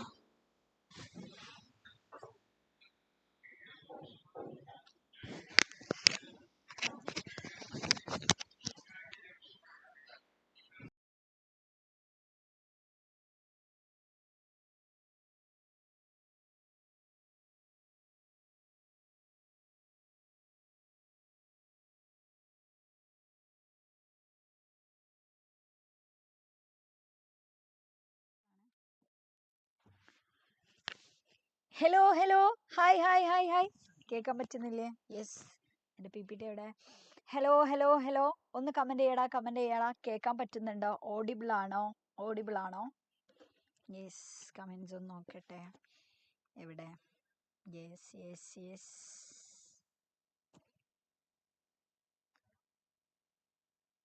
ഹായ്, ഒരു മിനിറ്റ് കേട്ടോ. ഓക്കെ, യെസ്, കേൾക്കാൻ പറ്റുന്നുണ്ടല്ലോ. യെസ്, ഓഡിബിൾ ആണ് എന്ന് പറയുന്നുണ്ട്. ഓഡിബിൾ അല്ലടാ. യെസ്. അപ്പോൾ ഇതുവരെ നെയിംസ് ആർ അല്ലേ, നമ്മുടെ യൂണിറ്റ് 5ഉം 6ഉം അതേപോലെ തന്നെ 1ഉം സെറ്റ് ആക്കി അല്ലേ. സൗണ്ട് കുറവാണ് എന്ന് പറയുന്നുണ്ട്. കുറവാണോ? ചില ആൾക്കാരൊക്കെ കുറവാണെന്ന് പറയുന്നുണ്ടല്ലോ. ഒന്ന് ജസ്റ്റ് ഓക്കെ. സോ ഇപ്പൊ ഡീലേ ചെയ്യട്ടടാ. ഓക്കെ, അപ്പൊ അത്രയും യൂണിറ്റ് യെസ് ശരിക്കും സെറ്റ് ആയിട്ടുണ്ടല്ലോ അല്ലെ. അത്രയും യൂണിറ്റ് സെറ്റ് ആയല്ലോ. 3 യൂണിറ്റ് നമ്മൾ സെറ്റ് ആക്കി എന്നുള്ളതാണ്. അപ്പൊ ഇനി നമുക്ക് എന്ത് ചെയ്യണം? 3 യൂണിറ്റും കൂടി സെറ്റ് ആക്കാനുണ്ട് എന്നുള്ളത് അല്ലെ. യൂണിറ്റ് 2ഉം യൂണിറ്റ് 3ഉം അതേപോലെ തന്നെ യൂണിറ്റ് 4ഉം നമുക്ക് എന്ത് ചെയ്യാനുണ്ട്? യെസ്, സെറ്റ് ആക്കാനുണ്ട് എന്നുള്ളതാണ്. ഓക്കെ, സോ സൗണ്ട് ലോ ആണ് എന്ന് പറയുന്നുണ്ട്. വീണ്ടും പറയുന്നുണ്ട്. ആണോ? കേൾക്കുന്നുണ്ടോ? യെസ്. ഓക്കെ, ഇപ്പൊ കേൾക്കാൻ പറ്റുന്നുണ്ടടാ. എടാ, മിസ് നല്ല സൗണ്ടിൽ തന്നെയാണ് സംസാരിക്കുന്നത്, പക്ഷെ വോയിസ് ലോ ആയിട്ടാണ് കേട്ടോ. ഇപ്പൊ ശരിയാക്കും. എടാ, നന്ദു എവിടെ? Okay, yes. ഇപ്പൊ കേൾക്കാൻ പറ്റുന്നുണ്ടോ? സൗണ്ട് കുറവാണ് എന്നാണല്ലോ പറയുന്നത്. നന്ദു സാർ എല്ലാം വിളിക്കുന്നുണ്ട്. എടാ, ഇപ്പൊ കേൾക്കാൻ പറ്റുന്നുണ്ടോ? ഇപ്പം സെറ്റ് ആണോ ഒന്ന് കമന്റ് ചെയ്തടാ. ഇതുവരെ ഇല്ല എന്നുള്ളത് കമന്റ്. ഓക്കെ, ഇപ്പം കേൾക്കാൻ പറ്റുന്നുണ്ടോ? ഓക്കെ ആണോ? പുതിയ കമന്റ് വരട്ടെ.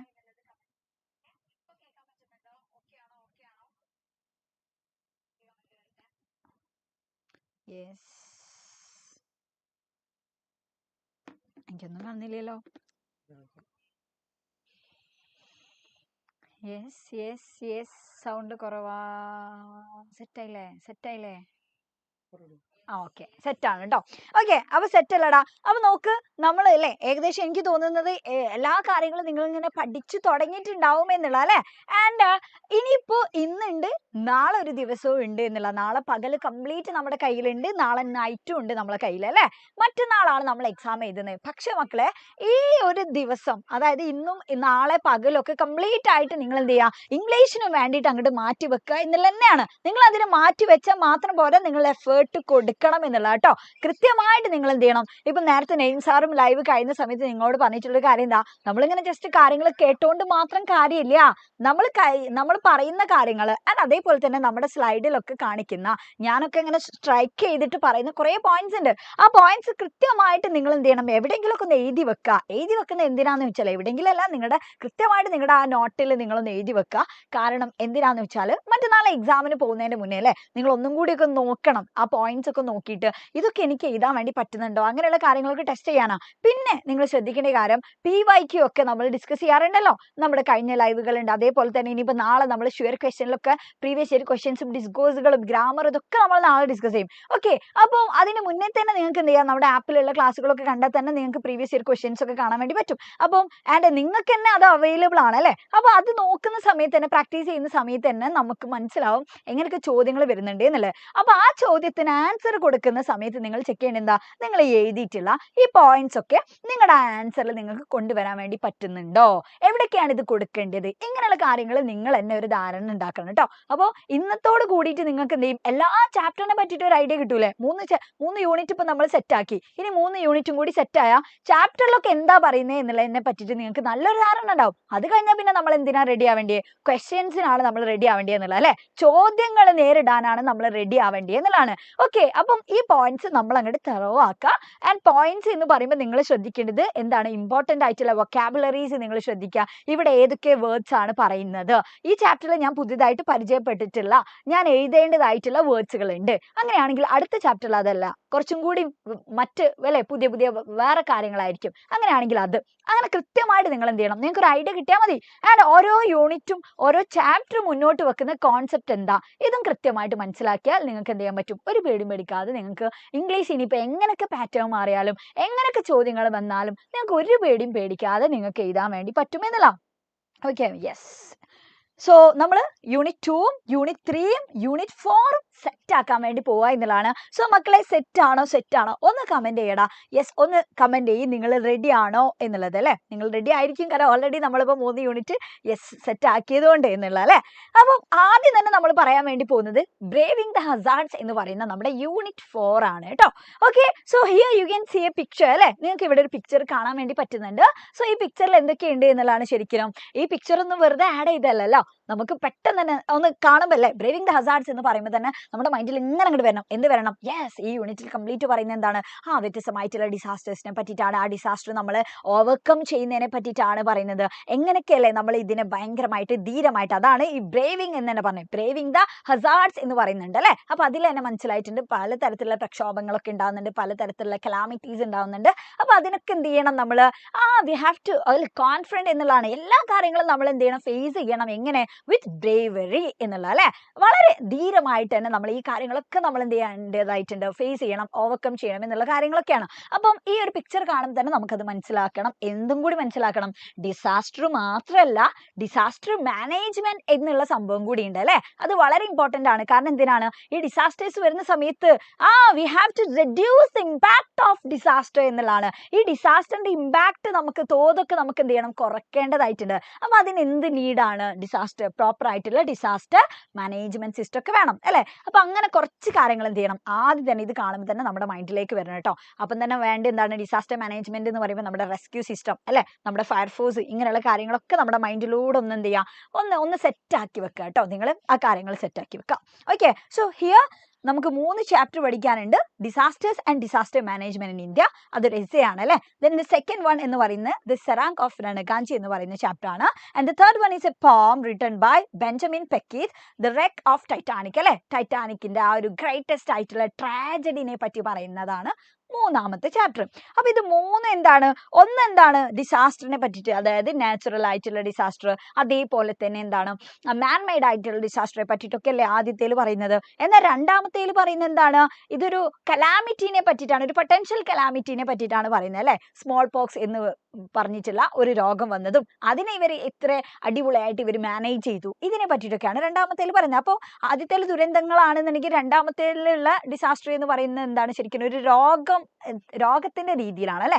ദെൻ അടുത്ത് നോക്കുക, അടുത്തത് എന്താണ്? അടുത്തത് കടലിൽ വെച്ച് നടന്നിട്ടുള്ള ഒരു ഗ്രേറ്റസ്റ്റ് ആയിട്ടുള്ള ഒരു ട്രാജഡിനെ പറ്റിയിട്ടുമാണ്. അപ്പൊ മൂന്നും ഒക്കെ എന്താണ്? ഹസാർഡ്സ് തന്നെയാണ്. അപ്പൊ അതൊക്കെ നമ്മൾ ഭയങ്കര ബ്രേവ് ആയിട്ട് ആളുകൾ എന്ത് ചെയ്യുന്നുണ്ട്? അതിനെ ഓവർകം ചെയ്യുന്നുണ്ട്. അതിനെ പറ്റിയിട്ടാണ് പറയുന്നത്. ഓക്കെ, സോ അത് ക്ലിയർ ആണല്ലോ. അപ്പൊ കറക്റ്റ് ഫസ്റ്റ് തന്നെ അതായിട്ട് അറിയേണ്ടത്. നാലാമത്തെ യൂണിറ്റിൽ നമ്മൾ എന്തിനെ പറ്റിയാ പഠിക്കുന്നത് എന്നുള്ളത് ഫസ്റ്റ് നമ്മൾ മനസ്സിലാക്കാം. ഓക്കെ, അപ്പൊ അത് മനസ്സിലായി. അപ്പൊ ഇനി എന്താ? ഫസ്റ്റ് ചാപ്റ്റർ ആണ് നമ്മൾ പഠിക്കാൻ വേണ്ടി പോകുന്നത്. സോ ഫസ്റ്റ് ചാപ്റ്റർ എന്താണ്? Disasters and disaster management in India. ഇന്ത്യയിലുള്ള ഡിസാസ്റ്റേഴ്സിനെ പറ്റിയിട്ടും ഇവിടെ എന്തൊക്കെ ഡിസാസ്റ്റർ മാനേജ്മെന്റ് സിസ്റ്റങ്ങൾ ഉണ്ട്, ഇങ്ങനെയുള്ള കാര്യങ്ങളൊക്കെയാണ് ഇതിൽ നമ്മൾ പറയാൻ വേണ്ടി പോകുന്നത് അല്ലെ. അഞ്ജനയുടെ ഒരു എസ്സേ ആണ്. സോ ആദ്യം തന്നെ നമ്മുടെ ഈ ഒരു ചാപ്റ്റർ പഠിക്കുമ്പോൾ തന്നെ നമ്മുടെ മൈൻഡിലേക്ക് വരേണ്ടത് ദുരന്തങ്ങളാണ്. അപ്പൊ അങ്ങനെയാണെങ്കിൽ ഇതിൽ നാച്ചുറൽ ആയിട്ടുള്ള ഡിസാസ്റ്റർ ഉണ്ട്, അതേപോലെ തന്നെ മാൻമെയ്ഡ് ആയിട്ടുള്ള ഡിസാസ്റ്ററുകൾ ഉണ്ട് അല്ലെ. അപ്പം പ്രകൃതി ദുരന്തങ്ങൾ എന്തൊക്കെയുണ്ട് എന്നുള്ള, പ്രകൃതി പ്രക്ഷോഭങ്ങളൊക്കെ എന്തൊക്കെയുണ്ട് എന്നുള്ളത് നമ്മുടെ ഫസ്റ്റ് നമ്മുടെ മൈൻഡിൽ വെക്കണം. ഓക്കെ, അപ്പൊ അതിൽ നമുക്ക് ഏതൊക്കെ പറയാം? ടൊർണാഡോ, അതേപോലെ തന്നെ ഫ്ലഡ്, വൈൽഡ് ഫയർ, ദെൻ അതേപോലെ earth, drought, tsunami, land slide, typhoon അല്ലെ. അപ്പൊ ഇത്രയും പേരുകൾ നമ്മുടെ മൈൻഡിൽ വേണം കേട്ടോ. അതായത് നമ്മൾ കാണുന്ന ഫ്ലഡ് അല്ലെ, വെള്ളപ്പൊക്കം, അതേപോലെ തന്നെ സുനാമി, വരൾച്ച, then landslide, earthquake, ഭൂമിക്കുലുക്കം, ഇതൊക്കെ എന്താണ്? ശരിക്കും ഇതൊക്കെ പ്രകൃതിപരമായിട്ടുള്ള അല്ലെ, പ്രകൃതിപരമായിട്ടുള്ള ഡിസാസ്റ്റേഴ്സ് ആണ് എന്നുള്ള. എന്നാൽ മനുഷ്യന്മാരുടെ കാരണങ്ങൾ മൂലം, മനുഷ്യന്മാരുടെ ഇടപെടലുകൾ മൂലം ഉണ്ടാവുന്ന ഡിസാസ്റ്റേഴ്സിനാണ് നമ്മൾ എന്ത് പറയാ? മാൻമെയ്ഡ് ആയിട്ടുള്ള ഡിസാസ്റ്റർ എന്ന് പറയാം. ഓക്കെ, സോ അതിന്റെ എക്സാമ്പിൾസും കുറച്ച് നമ്മുടെ മൈൻഡിൽ വെക്കണം. അത് ഏതൊക്കെയാണ്? കെമിക്കൽ സ്പിൽസ് ഉണ്ട്, biological attacks, then train accident, plane crashes, nuclear blast, explosions അല്ലെ. അപ്പൊ ഇതൊക്കെ ജസ്റ്റ് അതിന്റെ ഒരു എക്സാമ്പിൾ ആണ്. കാരണം ഇങ്ങനെയുള്ള ചോദ്യങ്ങൾ വരാറുണ്ട് കേട്ടോ. ജസ്റ്റ് കുറച്ച് നെയിം പറയാനൊക്കെ, അല്ലെങ്കിൽ എന്താ അതിന്റെ രണ്ടും തമ്മിലുള്ള ഡിഫറൻസ്, മാൻമെയ്ഡിന്റെയും അതേപോലെ തന്നെ നമ്മുടെ നാച്ചുറൽ ആയിട്ടുള്ള ഡിസാസ്റ്റേഴ്സും തമ്മിലുള്ള ഡിഫറൻസ് എന്താ എന്ന് ചോദിച്ചിട്ട് ക്വസ്റ്റ്യൻസ് വരാറുണ്ട്. ഓക്കെ, അപ്പൊ അതിന് വേണ്ടിയിട്ട് ആദ്യം തന്നെ ഇതിന്റെ ഒരു ധാരണ ഉണ്ടാക്കി വെക്കണം കേട്ടോ, നാച്ചുറൽ ഡിസാസ്റ്ററും മാൻമെയ്ഡ് ഡിസാസ്റ്ററും തമ്മിൽ. നെക്സ്റ്റ് പിന്നെ ഞാൻ പറയുന്നത് ഈ ജസ്റ്റ് ഞാനത് നമ്മൾ മോഡലിനൊക്കെ പറഞ്ഞിട്ടുള്ള കാര്യം, അതായത് 2018 എന്ന് പറയുന്നത് അല്ലെ. ഈ ഒരു ഫിലിം നിങ്ങളൊക്കെ കണ്ടിട്ടുള്ള ആൾക്കാരായിരിക്കും. കണ്ടിട്ടുള്ള ആൾക്കാരുണ്ടെങ്കിൽ, ഇനി കാണാത്ത ആൾക്കാരുണ്ടെങ്കിൽ ഒരു കുഴപ്പമില്ല. ഇതിൽ നിന്ന് നമ്മൾ കൃത്യമായിട്ട് നമ്മുടെ മൈൻഡിൽ വെക്കേണ്ടത് എന്താണെന്ന് അറിയോ? ഇതിൽ ആ ഒരു ക്യാരക്ടർ കളക്ടേഴ്സിന്റെ പിക്ചർ ഒക്കെ ഉണ്ടല്ലോ. അപ്പൊ അതിൽ ആ ഒരു ഫിലിം ഒക്കെ ജസ്റ്റ് നമ്മൾ കാണുന്ന സമയത്ത് തന്നെ നമുക്ക് മനസ്സിലാവും. അല്ലെങ്കിൽ നിങ്ങൾ എന്ത് ചെയ്യുക, ജസ്റ്റ് കേരളയിൽ ഉണ്ടായിട്ടുണ്ടായിരുന്ന ഫ്ലഡ് ഒന്ന് ആലോചിച്ചാൽ മതി അല്ലെ. 2018 കേരള അഭിമുഖീകരിച്ചിട്ടുള്ള ഫേസ് ചെയ്തിട്ടുള്ള വലിയൊരു ഫ്ലഡ് ഉണ്ട്, വെള്ളപ്പൊക്കം ഉണ്ടായിട്ടുണ്ടായിരുന്നു. അപ്പം അതിൽ എന്താണ്, ആർക്കാണ് റോൾ ഉണ്ടായിരുന്നത് എന്നുള്ള അല്ലെ. അപ്പൊ ആ കാര്യങ്ങൾ ജസ്റ്റ് നിങ്ങളൊന്ന് ആലോചിക്കുക. അതായത് അവിടുത്തെ കാര്യങ്ങളൊക്കെ സെറ്റ് ചെയ്തിട്ടുള്ളത് ആരാണ്, ശരിക്കും എല്ലാം ആരുടെ കൺട്രോളായിരുന്നു? ഫസ്റ്റ് വൺ എന്ന് പറയുന്നത് എന്താണ്, നമ്മുടെ കളക്ടർമാരുടെ കീഴിലാണ് അല്ലെ. നമ്മുടെ ഇപ്പോൾ കോഴിക്കോട് ജില്ലാ കളക്ടർ, അതേപോലെ തന്നെ മലപ്പുറം ജില്ലാ കളക്ടർ, അങ്ങനെ അങ്ങനെ ഓരോ ജില്ലാ കളക്ടേഴ്സിനും ഡിസ്ട്രിക്ട് കളക്ടേഴ്സിനും അതിൻ്റെതായിട്ടുള്ള റോൾ ഉണ്ടായിരുന്നു. അവരാണ് കൃത്യമായിട്ട് ജനങ്ങൾക്ക് ഇപ്പൊ റെഡ് അലേർട്ട്, അതേപോലെ തന്നെ ഓറഞ്ച് അലേർട്ട്, ഇങ്ങനെയുള്ള കാര്യങ്ങളൊക്കെ അല്ലേ അവർ അവരുടെ പേജിലൂടെ ഒക്കെ നമ്മൾ അറിയിച്ചിട്ടുണ്ട്. അപ്പൊ ജനങ്ങൾ ആ സമയത്ത് കൃത്യമായിട്ട് നോക്കിയിട്ടുണ്ടായിരുന്ന കളക്ടറിന്റെ നിർദ്ദേശങ്ങൾ എന്താ, ഇങ്ങനെയുള്ള കാര്യങ്ങളാണ് അല്ലെ. അപ്പൊ ഇതേപോലുള്ള ഒരു ഡിസാസ്റ്റർ വരുമ്പോൾ ഫസ്റ്റ് റെസ്പോൺസിബിൾ ആവുന്ന ഒരു ആള് എന്ന് പറയുന്നത് നമ്മുടെ ആരാണ്, കളക്ടറാണ്. then അതേപോലെ തന്നെ നമ്മുടെ സ്റ്റേറ്റ് ഗവൺമെന്റിനും അതിൽ എന്തുണ്ട്, വലിയ പങ്കുണ്ട് എന്നുള്ളതാണ്.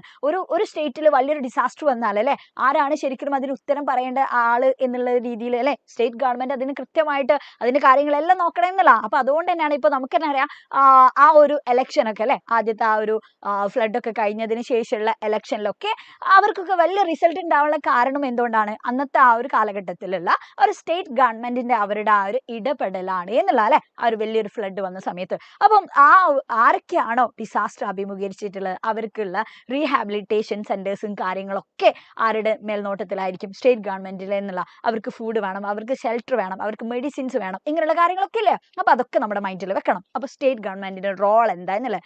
എന്നാൽ ഈ സ്റ്റേറ്റ് ഗവൺമെന്റിന് എല്ലാ കാര്യം കംപ്ലീറ്റ് ആയിട്ട് ചെയ്യാൻ വേണ്ടി പറ്റുമോ? ഇല്ല. അപ്പൊ അതിന് ഫണ്ടും കാര്യങ്ങളൊക്കെ അല്ലേ. അതേപോലെ തന്നെ റെസ്ക്യൂ ടീംസ് ഒക്കെ കൂടുതൽ അസിസ്റ്റ് ചെയ്യാൻ വേണ്ടിയിട്ട് ആര് സഹായിക്കണം, അവിടെ സെൻട്രൽ ഗവൺമെന്റിന് അവിടെ റോൾ ഉണ്ട് എന്നുള്ളതാണ്. ഇപ്പോൾ ഈ ഒരു ഫിലിമിൽ തന്നെ കാണുന്നുണ്ട് ഇന്ത്യൻ എയർഫോഴ്സ് ഒക്കെ വരുന്നത് രക്ഷിക്കാൻ വേണ്ടിയിട്ട് അല്ലെ. അപ്പം അതൊക്കെ ആരാ, അത് സ്റ്റേറ്റ് ഗവൺമെന്റിന്റെ കീഴിലാണോ? നോ. അപ്പൊ ആ അസിസ്റ്റൻസ് നമുക്ക് ആരാ തരുന്നത്, സെൻട്രൽ ഗവൺമെന്റ് ആണ്. അപ്പൊ നോക്ക്, സ്റ്റേറ്റ് ഗവൺമെന്റിന് റോൾ ഉണ്ട്, രണ്ടാമത് സെൻട്രൽ ഗവൺമെന്റിന് റോൾ ഉണ്ട്.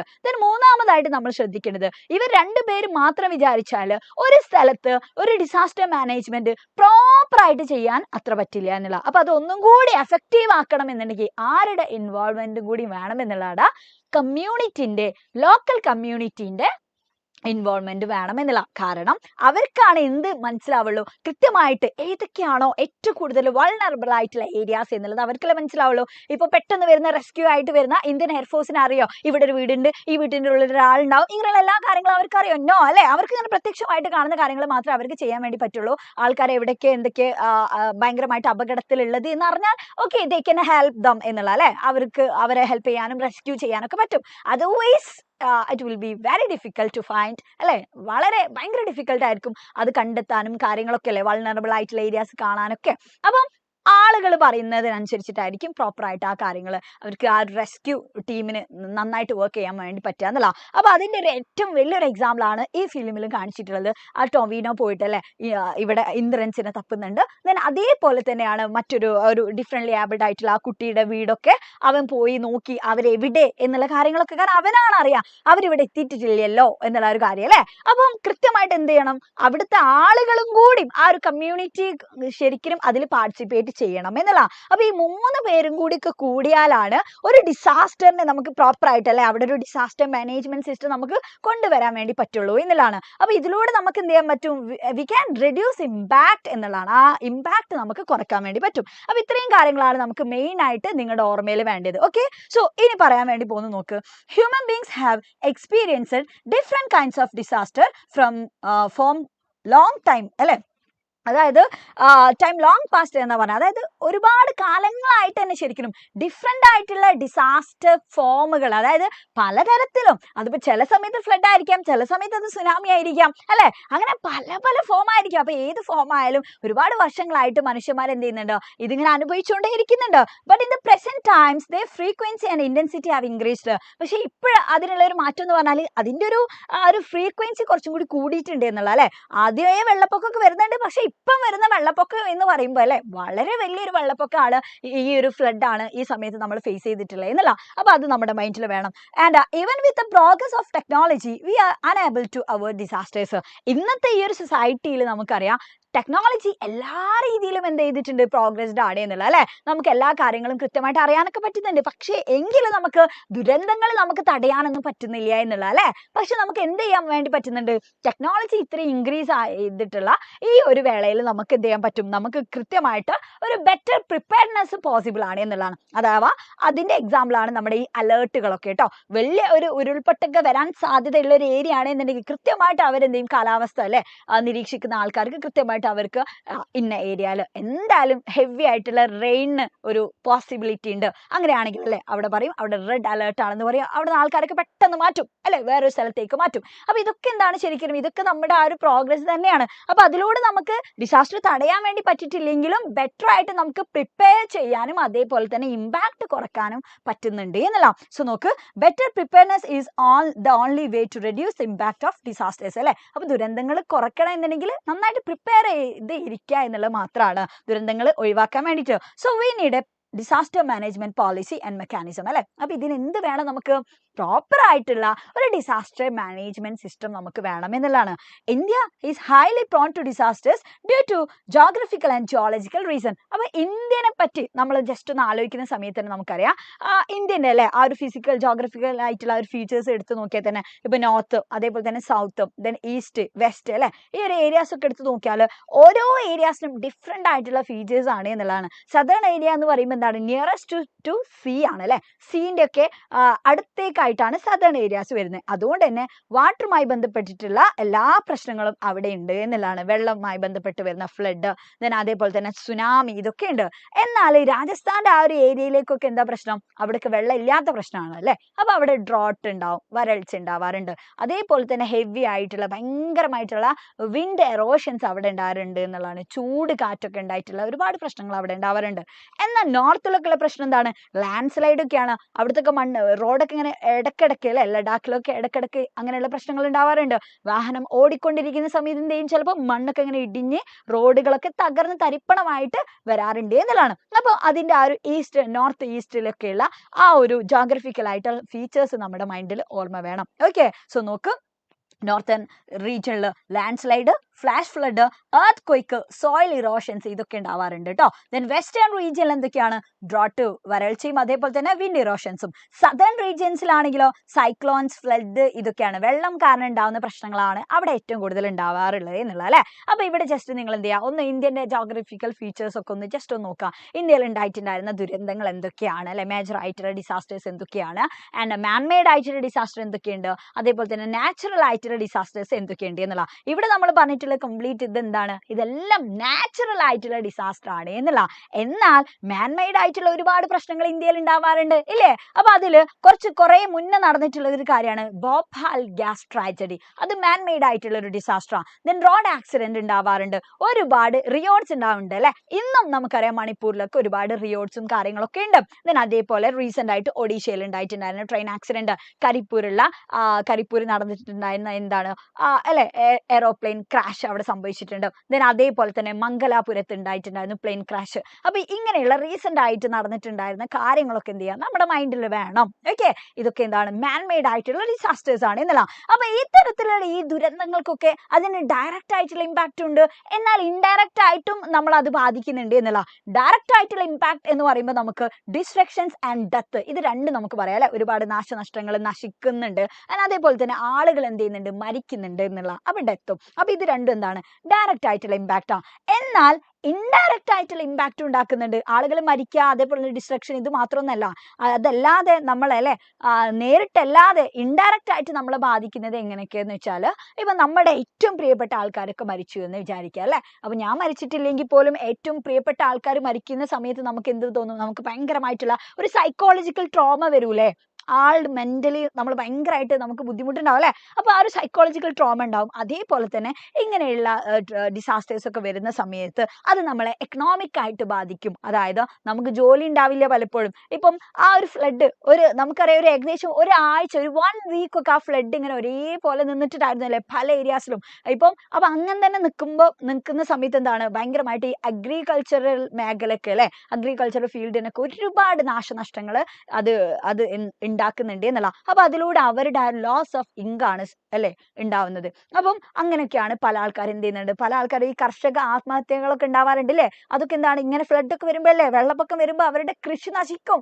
അപ്പൊ ഇതൊക്കെ എന്താണ്, ഇതൊക്കെ ഇപ്പോ ഇൻഡയറക്റ്റ് ആയിട്ടുള്ള ഇമ്പാക്ട് നമുക്ക് പറയാം, അത് ഡയറക്റ്റ് ആയിട്ടുള്ള ഇമ്പാക്ട് ആണെന്ന് പറയാം അല്ലെ. ആ മരിച്ച ആൾക്കാർക്ക് അതെന്താണ് ഡയറക്റ്റ് ആയിട്ടുള്ള ഇമ്പാക്ട് ആ, പക്ഷെ അല്ലാത്ത ആൾക്കാരൊക്കെ അത് എന്ത് ചെയ്യുന്നുണ്ട്, ഇൻഡയറക്റ്റ് ആയിട്ടൊക്കെ ബാധിക്കുന്നുണ്ട്. അപ്പൊ അതൊക്കെ നമ്മൾ എന്ത് ചെയ്യാം, ഒന്ന് കണക്ട് ചെയ്തിട്ട് എഴുതുക എന്നുള്ള കേട്ടോ. അപ്പൊ ലോസ് ഓഫ് ഇൻകം ഉണ്ടാവുന്നുണ്ട്, സൈക്കോളജിക്കൽ ട്രോമ ഉണ്ടാവുന്നുണ്ട്, നമ്മുടെ ലൈഫ് സ്റ്റൈലിന് തന്നെ കറക്റ്റ് അതിന്റെ ഒരു ക്വാളിറ്റി ഓഫ് ലൈഫ് സ്റ്റൈലും ശരിക്കും അത് മാറ്റിമറിക്കുന്നുണ്ട് എന്നുള്ളതാണ്. Okay, so in some disasters it is the building structure which becomes the cause of destruction and death. ചില ഒരു ഡിസാസ്റ്ററിന്റെ കേസ് എടുത്ത് നോക്കുകയാണെങ്കിൽ അവര് ഇപ്പൊ ഓൾറെഡി അത് ഡിസാസ്റ്റർ പ്രോൺ ഏരിയ ആണെന്ന് വിചാരിച്ചോ, ദുരന്തം വരാൻ സാധ്യതയുള്ള മേഖല ഉണ്ടാവുമല്ലോ. അങ്ങനെയുള്ള മേഖലയിൽ ശരിക്കും എന്ത് ചെയ്യണം, അതിനനുസരിച്ചിട്ടുള്ള ബിൽഡിംഗ് ഉണ്ടാക്കാൻ വേണ്ടി പറ്റുള്ളൂ. അപ്പൊ ആ സ്ഥലത്ത് പെട്ടെന്ന് ഒരു ചെറിയൊരു കുലുക്കം വന്നാല് ഇടിഞ്ഞു പൊളിഞ്ഞ് വീകാൻ പറ്റുന്ന രീതിയിൽ അവർ ആ ഒരു ബിൽഡിംഗ് ഉണ്ടാക്കിയാൽ എന്ത് ചെയ്യും, പെട്ടെന്ന് തന്നെ സഡൻ ഡെത്തും ഡിസ്ട്രക്ഷനും ഉണ്ടാവും എന്നുള്ളതാണ്. അപ്പം പ്രോപ്പർ ആയിട്ട് നമ്മൾ എന്ത് ചെയ്യണം, ഗുഡ് ക്വാളിറ്റി മെറ്റീരിയൽസ് യൂസ് ചെയ്തിട്ട് വേണം ബിൽഡിങ്ങും കാര്യങ്ങളും എന്ത് ചെയ്യാൻ, ഉണ്ടാക്കാൻ എന്നുള്ളതാണ് അല്ലെ, ഈ ഡിസാസ്റ്റർ പ്രോൺ ഏരിയാസ് ആണ് എന്നുണ്ടെങ്കിൽ.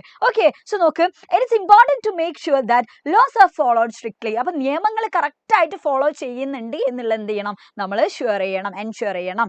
Good quality building material should be used. നല്ല ഗുഡ് ക്വാളിറ്റി മെറ്റീരിയൽ മാത്രം യൂസ് ചെയ്തിട്ട് വേണം അങ്ങനെയുള്ള സ്ഥലത്തൊക്കെ എന്ത് ചെയ്യാൻ, ബിൽഡിങ്ങുകൾ പണിയാൻ എന്നുള്ള.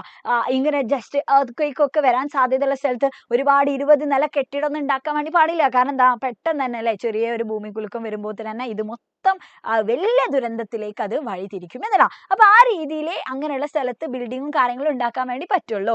ലിബിയയിലൊക്കെ നമ്മൾ കണ്ടിട്ടുണ്ടാവും അല്ലെ, ഇതിന്റെ മുന്നേ ലിബിയയിലൊക്കെ earthquake ഉണ്ടായിട്ടുണ്ടായിരുന്നു. അപ്പൊ ആ സമയത്ത് അവിടെയൊക്കെ എന്താണ്, ഒരുപാട് ഡിസ്ട്രക്ഷൻസ് ഉണ്ടായിട്ടുണ്ട് എന്നല്ല. അപ്പൊ കൃത്യമായിട്ട് എന്ത് ചെയ്യണം, ആ ഒരു മാസ്റ്റർ പ്ലാൻ അനുസരിച്ചിട്ട് വേണം നമ്മൾ അത് ഉണ്ടാക്കാൻ എന്നുള്ളതാണ് building. Okay, so construction should also adhere to a master plan അനുസരിച്ചിട്ട് വേണം അത് ഉണ്ടാക്കാൻ. A regular mechanism to access the stability of existing structures in disaster prone area is also necessary. ദുരന്തം അല്ലെ, ദുരന്തത്തിന്റെ അതിന്റെ ഒരു പ്രോൺ ഏരിയ ആണെന്ന് വിചാരിച്ചോ, ഡിസാസ്റ്റർ വരാൻ സാധ്യതയുള്ള മേഖലയാണെങ്കിൽ അവിടെ പ്രോപ്പർ ആയിട്ട് ചെക്ക് ചെയ്യണം എന്നുള്ളതാണ്. ഇതിന്റെ ഒക്കെ ക്വാളിറ്റി എത്രത്തോളം ഉണ്ട് എന്നുള്ളത് അല്ലെ, അത് നമ്മൾ എൻഷുർ ചെയ്യണം. ദെൻ അതേപോലെ തന്നെ during the time of disasters A coordinated action from different departments and authorities should be ensured.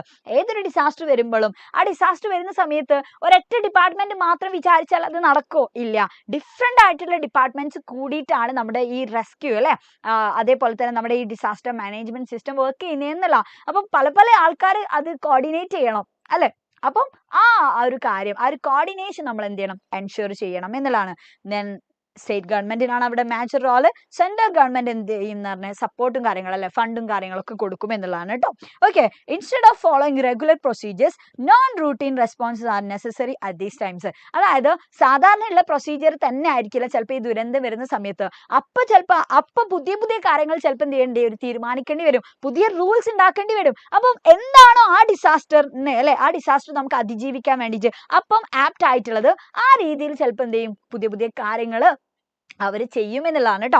അപ്പൊ അത് അവിടെ എന്താണ്, അതവിടെ വേണം, അതവിടെ നീഡാണ് എന്നുള്ളതാണ്. ഓക്കെ, സോ നോക്ക്, non routine response are necessary at these times. പതിവില്ലാത്ത രീതിയിലുള്ള പുതിയ കാര്യങ്ങളൊക്കെ ഉണ്ടാവും, പക്ഷെ അതൊക്കെ എന്തിനാണ്, ശരിക്കും ജനങ്ങളുടെ നല്ലതിന് വേണ്ടിയിട്ടാണ് എന്നുള്ളതാണ്. We cannot avoid disasters completely, but with proper disaster management measures we can mitigate their impact അല്ലെ. നമുക്ക് ഈ ഒരു ഡിസാസ്റ്റർ മാനേജ്മെന്റ് സിസ്റ്റം ഉള്ളതോടുകൂടി നമുക്ക് മുഴുവനായിട്ട് എന്ത് ചെയ്യാൻ പറ്റില്ല, ഇതിനെ ഇല്ലാതാക്കാൻ വേണ്ടി പറ്റൂല, ബട്ട് വി ക്യാൻ റിഡ്യൂസ് അല്ലെ, നമുക്ക് റിഡ്യൂസ് ചെയ്യാൻ വേണ്ടി പറ്റും ദി ഇമ്പാക്ട് ഓഫ് ഡിസാസ്റ്റേഴ്സ് എന്നുള്ളതാണ്. അതിന്റെ ഒരു തോത് നമുക്ക് കുറയ്ക്കാൻ വേണ്ടി പറ്റും ഇങ്ങനെ പ്രോപ്പർ ആയിട്ട് ഒരു ഡിസാസ്റ്റർ മാനേജ്മെന്റ് സിസ്റ്റം ഉണ്ടാകുമ്പോൾ. ഓക്കെ, സോ ഈ ഒരു ചാപ്റ്റർ മക്കളെ നിങ്ങൾ പഠിക്കുമ്പോൾ നിങ്ങൾക്ക് നിങ്ങളുടെ മൈൻഡിൽ വരേണ്ടത് എന്താണ് നാച്ചുറൽ ഡിസാസ്റ്റർ, അല്ലെങ്കിൽ അതിന്റെ ഒരു ലിസ്റ്റ് ഓഫ് നാച്ചുറൽ ഡിസാസ്റ്റർ നിങ്ങൾ എന്തായാലും പഠിക്കണം. Okay, you should learn that. And അതിന്റെ ഡിഫറെന്റ് നെയിംസ് പഠിക്കണം. ദെൻ മാൻ മെയ്ഡ് ഡിസാസ്റ്ററിനെ പറ്റി പഠിക്കുക. അതേപോലെ തന്നെ ഇന്ത്യന്റെ ഡിസാസ്റ്റർ മാനേജ്മെന്റ് സിസ്റ്റത്തെ പറ്റിയിട്ട് നിങ്ങൾക്ക് വ്യക്തമായിട്ടൊരു ധാരണ വേണം കേട്ടോ. സ്റ്റേറ്റ് ഗവൺമെന്റിന്റെയും അതേപോലെ തന്നെ സെൻട്രൽ ഗവൺമെന്റിന്റെയും ദെൻ നമ്മുടെ കളക്ടേഴ്സിന്റെയും നമ്മുടെ ഇന്ത്യൻ എയർഫോഴ്സിന്റെയും ഇങ്ങനെയുള്ള കാര്യങ്ങളൊക്കെ പറ്റിയിട്ടൊക്കെ നല്ലൊരു ധാരണ വേണം. ആൻഡ് ഇതിന്ന് റൈറ്റപ്പ് ഒക്കെ വരാനുണ്ട് കേട്ടോ. അത് നമ്മൾ നാളെ ക്വസ്റ്റ്യനിൽ നമ്മൾ ഡിസ്കസ് ചെയ്യും. എങ്ങനെയൊക്കെയാണ്, ഏതൊക്കെ ഒരു ഡിപ്പാർട്ട്മെന്റ്സ് കൂടിയിട്ടാണ് നമ്മൾ ഇന്ത്യയിൽ പ്രോപ്പറായിട്ട് ഈ ഡിസാസ്റ്റർ മാനേജ്മെന്റ് സിസ്റ്റം വർക്ക് ആവുന്നത് എന്നുള്ള കാര്യങ്ങൾ. ദെൻ അതേപോലെ തന്നെ ഡയറി ചോദിക്കാറുണ്ട്. അതായത് നമ്മളെല്ലാ ആൾക്കാരും ഏതെങ്കിലുമൊക്കെ ഒരു തരത്തിലുള്ള ഡിസാസ്റ്റർ മേ ബി ഫേസ് ചെയ്തിട്ടുള്ള ആൾക്കാരായിരിക്കും അല്ലെ. അപ്പൊ അങ്ങനെയാണെങ്കിൽ എന്തായിരിക്കും അങ്ങനെ ഒരു ദിവസം നിങ്ങൾ എഴുതുന്ന ഡയറി അല്ലെ, എന്തായിരിക്കും എന്തായിരിക്കും ആ ഒരു ദിവസം നിങ്ങളുടെ ഒരു ഫീലിങ്സ്, ആ ഫീലിങ്സിനൊക്കെ വെച്ചുകൊണ്ട് നിങ്ങളൊരു ഡയറി എഴുതുകയാണെങ്കിൽ എങ്ങനെയായിരിക്കും എഴുതാ? അങ്ങനെയുള്ള ചോദ്യങ്ങൾ വരാറുണ്ട്. ഓക്കെ, അപ്പൊ ഇത്രയും കാര്യങ്ങളൊക്കെ ഒന്ന് നിങ്ങളുടെ മൈൻഡിൽ സെറ്റ് ആണെങ്കിൽ നിങ്ങൾക്ക് വലിയ ഒരു പ്രശ്നമില്ലാതെ തന്നെ നിങ്ങൾക്ക് എന്ത് ചെയ്യാൻ പറ്റും, ഈ ഒരു ചാപ്റ്റർ നിങ്ങൾക്ക് ഫേസ് ചെയ്യാൻ വേണ്ടി പറ്റും. ഓക്കെ, ഇത് ക്ലിയർ ആണോ മക്കളെ? ഈ ഒരു ചാപ്റ്റർ ക്ലിയർ ആണോ? ഒന്ന് കമന്റ് ചെയ്യടാ.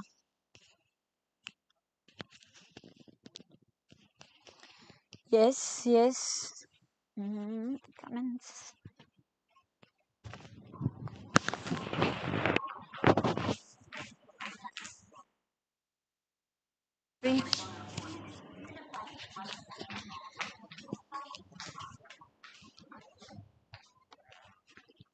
ഓക്കെ, സോ സെറ്റ് ആണോടാ? സെറ്റ് ആണോ? ഈ ചാപ്റ്റർ സെറ്റ് അല്ലേ? യെസ് സെറ്റ് ആണ് എന്ന് പറയുന്നുണ്ട്. ഓക്കെ, സോ നമ്മൾ ഇനി നേരെ അടുത്ത ചാപ്റ്ററിലേക്ക് പോവാണ് കേട്ടോ. ഇത് ക്ലിയർ ആണല്ലോ? ലക്ഷ്മിക്കൊക്കെ ക്ലിയർ ആണല്ലേ? Okay, set. ഇപ്പോഴാണ് എനിക്കൊരു സുഖമായ. ഇപ്പൊ എനിക്ക് നിങ്ങളുടെ കമന്റ്സ് കാര്യങ്ങൾ നന്നായിട്ട് കാണാൻ വേണ്ടി പറ്റുന്നുണ്ട്. നേരത്തെ എന്തോ ഒരു പ്രശ്നം ഉണ്ടായിരുന്നു. ഓക്കെ, സോ അടുത്ത ചാപ്റ്റർ കേട്ടോ, ദ സെറാങ് ഓഫ് രണഗാഞ്ചി എന്ന് പറയുന്നത്. അതെന്താണ്? ഒരു ഷോർട്ട് സ്റ്റോറി അല്ലെ. ആരാ എഴുതിയിട്ടുള്ളത്? ഡോക്ടർ AJ ക്രോണിൻ ആണ് എഴുതിയിട്ടുള്ളത് എന്നുള്ളതാണ്. ഓക്കെ, സോ ഡോക്ടർ AJ ക്രോണിന്റെ ഷോർട്ട് സ്റ്റോറി ആയിട്ടുള്ള ദ സെറാങ് ഓഫ് രണഗാഞ്ചി. അപ്പൊ ഈ ഒരു പിക്ചർ നിങ്ങൾ കാണുന്നുണ്ടല്ലോ മക്കളെ. ഈ പിക്ചർ കാണുന്ന സമയത്ത് തന്നെ യെസ് ഓക്കെ, സോ ഈ പിക്ചർ കാണുന്ന സമയത്ത് തന്നെ നിങ്ങൾക്ക് എന്ത് മനസ്സിലാകുന്നുണ്ടോ? ഇതൊരു വോയേജ് ആണ്. വോയേജ് എന്ന് പറയുമ്പോൾ എന്താണ്? കപ്പൽ അല്ലെ, കടലിലൂടെയുള്ള യാത്രയാണ് കപ്പൽ വഴി. ഓക്കെ, അപ്പൊ വോയേജ് ആ വാക്ക് നമ്മൾ മറക്കാൻ വേണ്ടി പാടില്ല കേട്ടോ. ഓക്കെ, കടലിലൂടെയുള്ള ആ ഒരു ജേർണിക്കാണ് നമ്മൾ എന്ത് പറയാ? വോയേജ് എന്ന് പറയാം. ഷിപ്പിൽ നമ്മൾ നടത്തുന്ന ജേർണിയാണ്. അപ്പൊ ഇതില് നമ്മുടെ ഡോക്ടർ AJ ക്രോണിനെയും അതേപോലെ തന്നെ നമുക്ക് ഹസനെയും ഒക്കെ നമുക്ക് ഇവിടെ കാണാൻ വേണ്ടി പറ്റും. അതേപോലെ തന്നെ ഇതില് സ്മോൾ പോക്സ് വന്നിട്ടുള്ള ആളുകളെയും ഇതില് കാണിക്കുന്നുണ്ട് എന്നുള്ളതാണ് കേട്ടോ. ഓക്കെ, യെസ് ഓക്കെ, സോ നോക്കൂ, ഇവിടെ പറയുന്ന കാര്യം എന്താണ്? Here is a story about a voyage from Liverpool to Calcutta. അപ്പൊ ഇവിടെ നടന്നിട്ടുള്ള അല്ലെ ഇവരുടെ വോയേജ് എന്ന് പറഞ്ഞാൽ എവിടുന്ന് എങ്ങോട്ടാണ്? ഫ്രം വേർ ടു വേർ എന്നാ പറഞ്ഞ ലിവർപൂളിൽ നിന്ന് അവർ കൽക്കട്ടയിലേക്കാണ് വരുന്നത് എന്നുള്ളതാണ് അല്ലെ. ആൻഡ് അത് എപ്പോഴാണ് അവർ അങ്ങനെ വരുന്നത്? During the British rule in India. British rule അല്ലെ, അതായത് ഇന്ത്യക്കാര് നമ്മുടെ ഇന്ത്യയിൽ ബ്രിട്ടീഷുകാര് റൂൾ ചെയ്യുന്ന ആ ഒരു സമയത്താണ് ഇവർ എന്ത് ചെയ്യുന്നത്? ലിവർപൂളിൽ നിന്ന് കൽക്കട്ടയിലേക്ക് വരാണ് കടൽ മാർഗം. And he tells how the author and the hero of the story manage a potential calamity silently and bravely. അപ്പൊ ഈ കഥയിൽ പറയുന്ന ഒരു കാര്യം എന്താ വെച്ചാൽ അതിലൊരു പൊട്ടൻഷ്യൽ കലാമിറ്റി ഉണ്ടായിട്ടുണ്ടായിരുന്നു അല്ലെ. ഒരു വലിയൊരു പകർച്ചവ്യാധി അവിടെ പിടിപെടുന്നുണ്ട് എന്നുള്ള അവരുടെ ആ ഒരു കപ്പല്. അപ്പം എങ്ങനെയാണ് how they managed എന്നുള്ളതാണ് അല്ലെ. എങ്ങനെയാണ് അവർ അത് മാനേജ് ചെയ്തിട്ടുള്ളത്? എങ്ങനെയൊക്കെ ബ്രേവ് ആയിട്ട് സൈലന്റ് ആയിട്ട് അവര് എങ്ങനെയാണ് അതിനെ മാനേജ് ചെയ്തു എന്നുള്ളതിനെ പറ്റിയിട്ടാണ് ഇതിൽ പറയുന്നത്. ഓക്കെ, അപ്പൊ ഇതിന്റെ സിമ്പിൾ ആയിട്ടുള്ള സമ്മറി എന്ന് പറഞ്ഞാൽ മക്കളെ നോക്ക്, the serang of Ranganchi is a story written by AJ Cronin. അതിൽ നമ്മുടെ മുഖ്യ കഥാപാത്രം ആരാണ്? സെൻട്രൽ ക്യാരക്ടർ എന്ന് പറയുന്നത് ആരാണ്? ഹസൻ ആണ്. ഓക്കെ, സോ ആരാണ് ഹസൻ എന്ന് പറഞ്ഞാൽ? Who is Hassan? The serang of the ship Ranganchi അല്ലെ. രണഗാഞ്ചിയിലെ നമ്മുടെ സെറാങ് ആണ് എന്നുള്ളതാണ്. രണഗാഞ്ചി നമ്മുടെ ഷിപ്പിന്റെ പേരല്ലേ. The ship started from Liverpool to Calcutta and AJ Cronin was the doctor in the ship. അപ്പൊ ആ ഷിപ്പിലെ ഡോക്ടർ എന്ന് പറയുന്ന ആരാണ്? ശരിക്കും നമ്മുടെ AJ ക്രോണിൻ ആണ്. AJ ക്രോണിൻ ആണ് അവിടെ ഉള്ള അല്ലെ ആ ഒരു ഷിപ്പിൽ നടക്കുന്ന സംഭവങ്ങളുടെ ഒക്കെ ഒരു ഡ്യൂട്ടി എന്ന് പറയുന്നത് അദ്ദേഹത്തിനാണ് എന്നുള്ളതാണ്. Hasan was different with short legs and a large disproportionate head അല്ലെ. അപ്പൊ നമ്മുടെ മുഖ്യ കഥാപാത്രമായിട്ടുള്ള സെൻട്രൽ ക്യാരക്ടർ ആയിട്ടുള്ള ഹസൻ എങ്ങനെ കാണാൻ എന്നുള്ളതാണ്? ഹസൻ കുറച്ച് ഷോർട്ട് ആണ് ആൻഡ് ഭയങ്കര ഡിസ്പ്രൊപ്പോർഷനേറ്റ് ആയിട്ടുള്ള ഒരു ഹെഡ് ആണ് അദ്ദേഹത്തിന് ഉള്ളത് എന്നുള്ളതാണ്. ആൻഡ് അപ്പൊ അദ്ദേഹത്തെ പറ്റി പറഞ്ഞു കേട്ടോ. AJ ക്രോണിനെ പറ്റി പറഞ്ഞു, ദെൻ ഹസനെ പറ്റി പറഞ്ഞു, ദെൻ ആരുണ്ട് ഇവിടെ? മിസ് ജോബ് സ്മിത്ത് എന്ന് പറയുന്ന ഒരു ക്യാരക്ടറും കൂടി അതിൽ വരുന്നുണ്ട്. സോ അവരുടെ പ്രത്യേകത എന്താണ്? She laughed at his ugly appearance. അതായത് നമ്മുടെ ഹസനെ കണ്ട സമയത്ത് ഇവക്ക് ഭയങ്കര ചിരി ആ രീതിയിൽ അല്ലെ, ഭയങ്കരമായിട്ട് ഒരുമാതിരി ഒരു ചിരിയൊക്കെ ചിരിച്ചിട്ട് ഇവനെങ്ങനെ കളിയാക്കുന്നുണ്ട്, റിഡിക്യൂൾ ചെയ്യുന്നുണ്ട്. ആര്? മിസ് ജോബ് സ്മിത്ത് എന്നാണ് പറഞ്ഞത് അല്ലെ. And by calling comic creature, ഭയങ്കര കോമിക് ക്രിയേച്ചർ എന്നുള്ള രീതിയിലൊക്കെയാണ് അവനെ വിളിക്കുന്നത്. ആര്? ഈ മിസ് ജോബ് സ്മിത്ത് എന്ന് പറഞ്ഞു കേട്ടോ. എന്നിട്ട് ആ കപ്പൽ എന്താ സംഭവിച്ചത്? Some of the crew got infected with small pox. കുറച്ച് ക്രൂ മെമ്പേഴ്സിന് സ്മോൾ പോക്സ് പിടിപെട്ടു. വസൂരി കേട്ടോ, വസൂരി പിടിപെട്ടു. എന്നിട്ടോ ആ സമയത്ത് it was the duty of AJ Cronin to control the spreading of the disease. അപ്പോൾ ആ സമയത്ത് ആ കപ്പലിലുള്ള ഡോക്ടറിനാണല്ലോ അതിന്റെ ഡ്യൂട്ടി ഉണ്ടാവുക അല്ലെ. കപ്പലിലുള്ള ക്രൂ മെമ്പേഴ്സിന് ഇങ്ങനെ ഒരു സ്മോൾ പോക്സ് വന്നു എന്ന് പറയുമ്പോൾ ആ സ്മോൾ പോക്സ് കൺട്രോൾ ചെയ്യണ്ടേ? അത് ബാക്കിയുള്ള ആൾക്കാർക്ക് സ്പ്രെഡ് ചെയ്യാൻ വേണ്ടി പറ്റില്ലല്ലോ. So at that time it was the duty of miss doctor AJ Cronin അല്ലെ, ഡോക്ടർ AJ ക്രോണിന്റെ ഡ്യൂട്ടി ആയിരുന്നു ആ ഒരു സംഭവം സ്പ്രെഡ് ചെയ്യുന്ന അല്ലെ, ആ ഒരു ഡിസീസ് സ്പ്രെഡ് ചെയ്യാതെ തടയുക എന്നുള്ളത്. He was weighed down by his responsibility, വലിയൊരു ഉത്തരവാദിത്താണ് ശരിക്കും അത് അല്ലെ, ആ ഒരു കൃത്യമായിട്ട് അത് സ്പ്രെഡ് ചെയ്യാതെ അത് മാനേജ് ചെയ്യണ്ടേ. Hassan supported the doctor in many ways. അപ്പൊ ആ സമയത്ത് അദ്ദേഹത്തെ പല രീതിയിലും ആര് സപ്പോർട്ട് ചെയ്തിട്ടുണ്ട്, നമ്മുടെ ഹസൻ സപ്പോർട്ട് ചെയ്തിട്ടുണ്ട് എന്നുള്ളതാണ്. He nursed the patients risking his own life. ഇത് വളരെ ഇമ്പോർട്ടന്റ് ആണ് കേട്ടോ. നമ്മുടെ ഹസൻ എന്താ ചെയ്തിട്ടുള്ളത് എന്നുള്ള, അവന്റെ തന്നെ ജീവന് ഭയങ്കര റിസ്കിലാക്കിയിട്ടാണ് അവൻ ഈ സ്മോൾ പോക്സ് വന്നിട്ടുള്ള ആളുകളെ അവൻ എന്ത് ചെയ്യുന്നത്, ലുക്ക് ആഫ്റ്റർ ചെയ്യുന്നേ എന്നുള്ളതാണ് കേട്ടോ. അവർക്ക് എല്ലാ കാര്യങ്ങളും അവൻ ചെയ്തു കൊടുക്കുന്നുണ്ട്. അതായത് സോഡിയം പെർമാംഗനേറ്റ് സൊല്യൂഷൻ യൂസ് ചെയ്തിട്ട് അവരുടെ സ്മോൾ പോക്സിന്റെ സ്ഥലത്തൊക്കെ എന്ത് ചെയ്യുന്നുണ്ട്, സ്പോൺ ചെയ്യുന്നുണ്ട് എന്നുള്ളതാണ് കേട്ടോ. ഓക്കെ, അപ്പം അത് ഭയങ്കര എന്താണ്, നമ്മുടെ ലൈഫിനെ റിസ്ക് ചെയ്തിട്ടാണ് ഈ കാര്യങ്ങൾ ചെയ്യുന്നത്. ആര്, നമ്മുടെ ഹസൻ എന്ന് പറഞ്ഞാല്. He never expected reward of money. പക്ഷെ ഈ ചെയ്യുന്ന കാര്യങ്ങൾക്ക് ഉണ്ടല്ലോ, അവൻ എന്ത് ചെയ്യുന്നില്ല, അവനൊരു ക്യാഷോ ഒരു റിവാർഡോ അല്ലെ ഒരു പ്രതിഫലോ കാര്യങ്ങളൊന്നും അവന് എക്സ്പെക്ട് ചെയ്യുന്ന പോലും ഇല്ല. His courage, self control and faith help to manage the disaster. അപ്പം അവന്റെ ആ ഒരു ധൈര്യം, കറേജും അതേപോലെ തന്നെ അവന്റെ സെൽഫ് കൺട്രോളും അവന്റെ ആ ഒരു വിശ്വാസമൊക്കെയാണ് എന്തിനെ ഹെൽപ്പ് ചെയ്തെന്നുള്ളതാണ്, ടു മാനേജ് ദ ഡിസാസ്റ്റർ. ഈ ഒരു ഡിസാസ്റ്റർ മാനേജ് ചെയ്യാൻ അല്ലെ. അങ്ങനെയുള്ള ഒരാൾ കൂടെ ഉള്ളത് കൊണ്ട് തന്നെയാണ് ഡോക്ടർ AJ ക്രോണിനും കുറച്ച് കൂടുതൽ അടിപൊളിയായിട്ട് ഇത് മാനേജ് ചെയ്യാൻ വേണ്ടി പറ്റിയെന്നുള്ള. കാരണം എല്ലാ കാര്യങ്ങൾക്കും ആ ഒരു പ്രോബ്ലംസിനൊക്കെ പെട്ടെന്ന് തന്നെ സൊല്യൂഷൻ ആര് ഫൈൻഡ് ചെയ്തിട്ടുണ്ട്, നമ്മുടെ ഹസൻ ഫൈൻഡ് ചെയ്തിട്ടുണ്ട്. കാരണം എന്താ, അവർക്ക് അതിനെ ഐസൊലേറ്റ് ചെയ്യേണ്ടതായിട്ടുണ്ടായിരുന്നു അല്ലെ. ഈ സ്മോൾ പോക്സ് വന്നിട്ടുള്ള ആൾക്കാർക്ക് ഐസൊലേറ്റ് ചെയ്യണ്ടേ, അല്ലെങ്കിൽ ബാക്കിയുള്ള ആൾക്കാർക്കൊക്കെ സ്മോൾ പോക്സ് വരില്ലേ. അപ്പൊ അറ്റ് ദാറ്റ് ടൈം നമ്മുടെ ഹസൻ ആണ് എന്ത് ചെയ്തിട്ടുള്ളത്, അവൻ സജസ്റ്റ് ചെയ്തു എന്നുള്ള. ഹി സജസ്റ്റഡ് ദ പ്ലേസ്, ഏത് പ്ലേസ്, ആഫ്റ്റർ ഡെക്കിന്റെ അതിന്റെ ആ ഒരു ഏരിയ അവനാണ് സജസ്റ്റ് ചെയ്തിട്ടുള്ളത്. അവിടെ കൊണ്ടുപോയിട്ട് എന്ത് ചെയ്യാം, വി ക്യാൻ ഐസൊലേറ്റ് ദം എന്ന് പറയുന്നുണ്ട്. ഓക്കെ, അപ്പൊ പെട്ടെന്ന് തന്നെ ആ ഒരു ടൈമില് പ്രോബ്ലം സോൾവിങ് എന്ന് പറയുന്നത് അല്ലെ, അത് വല്ലാത്തൊരു സ്കില്ലാ. അപ്പൊ ആ സ്കിൽ ആർക്കുണ്ട്, നമ്മുടെ ഹസൻ ഉണ്ട് എന്നുള്ളതാണ്.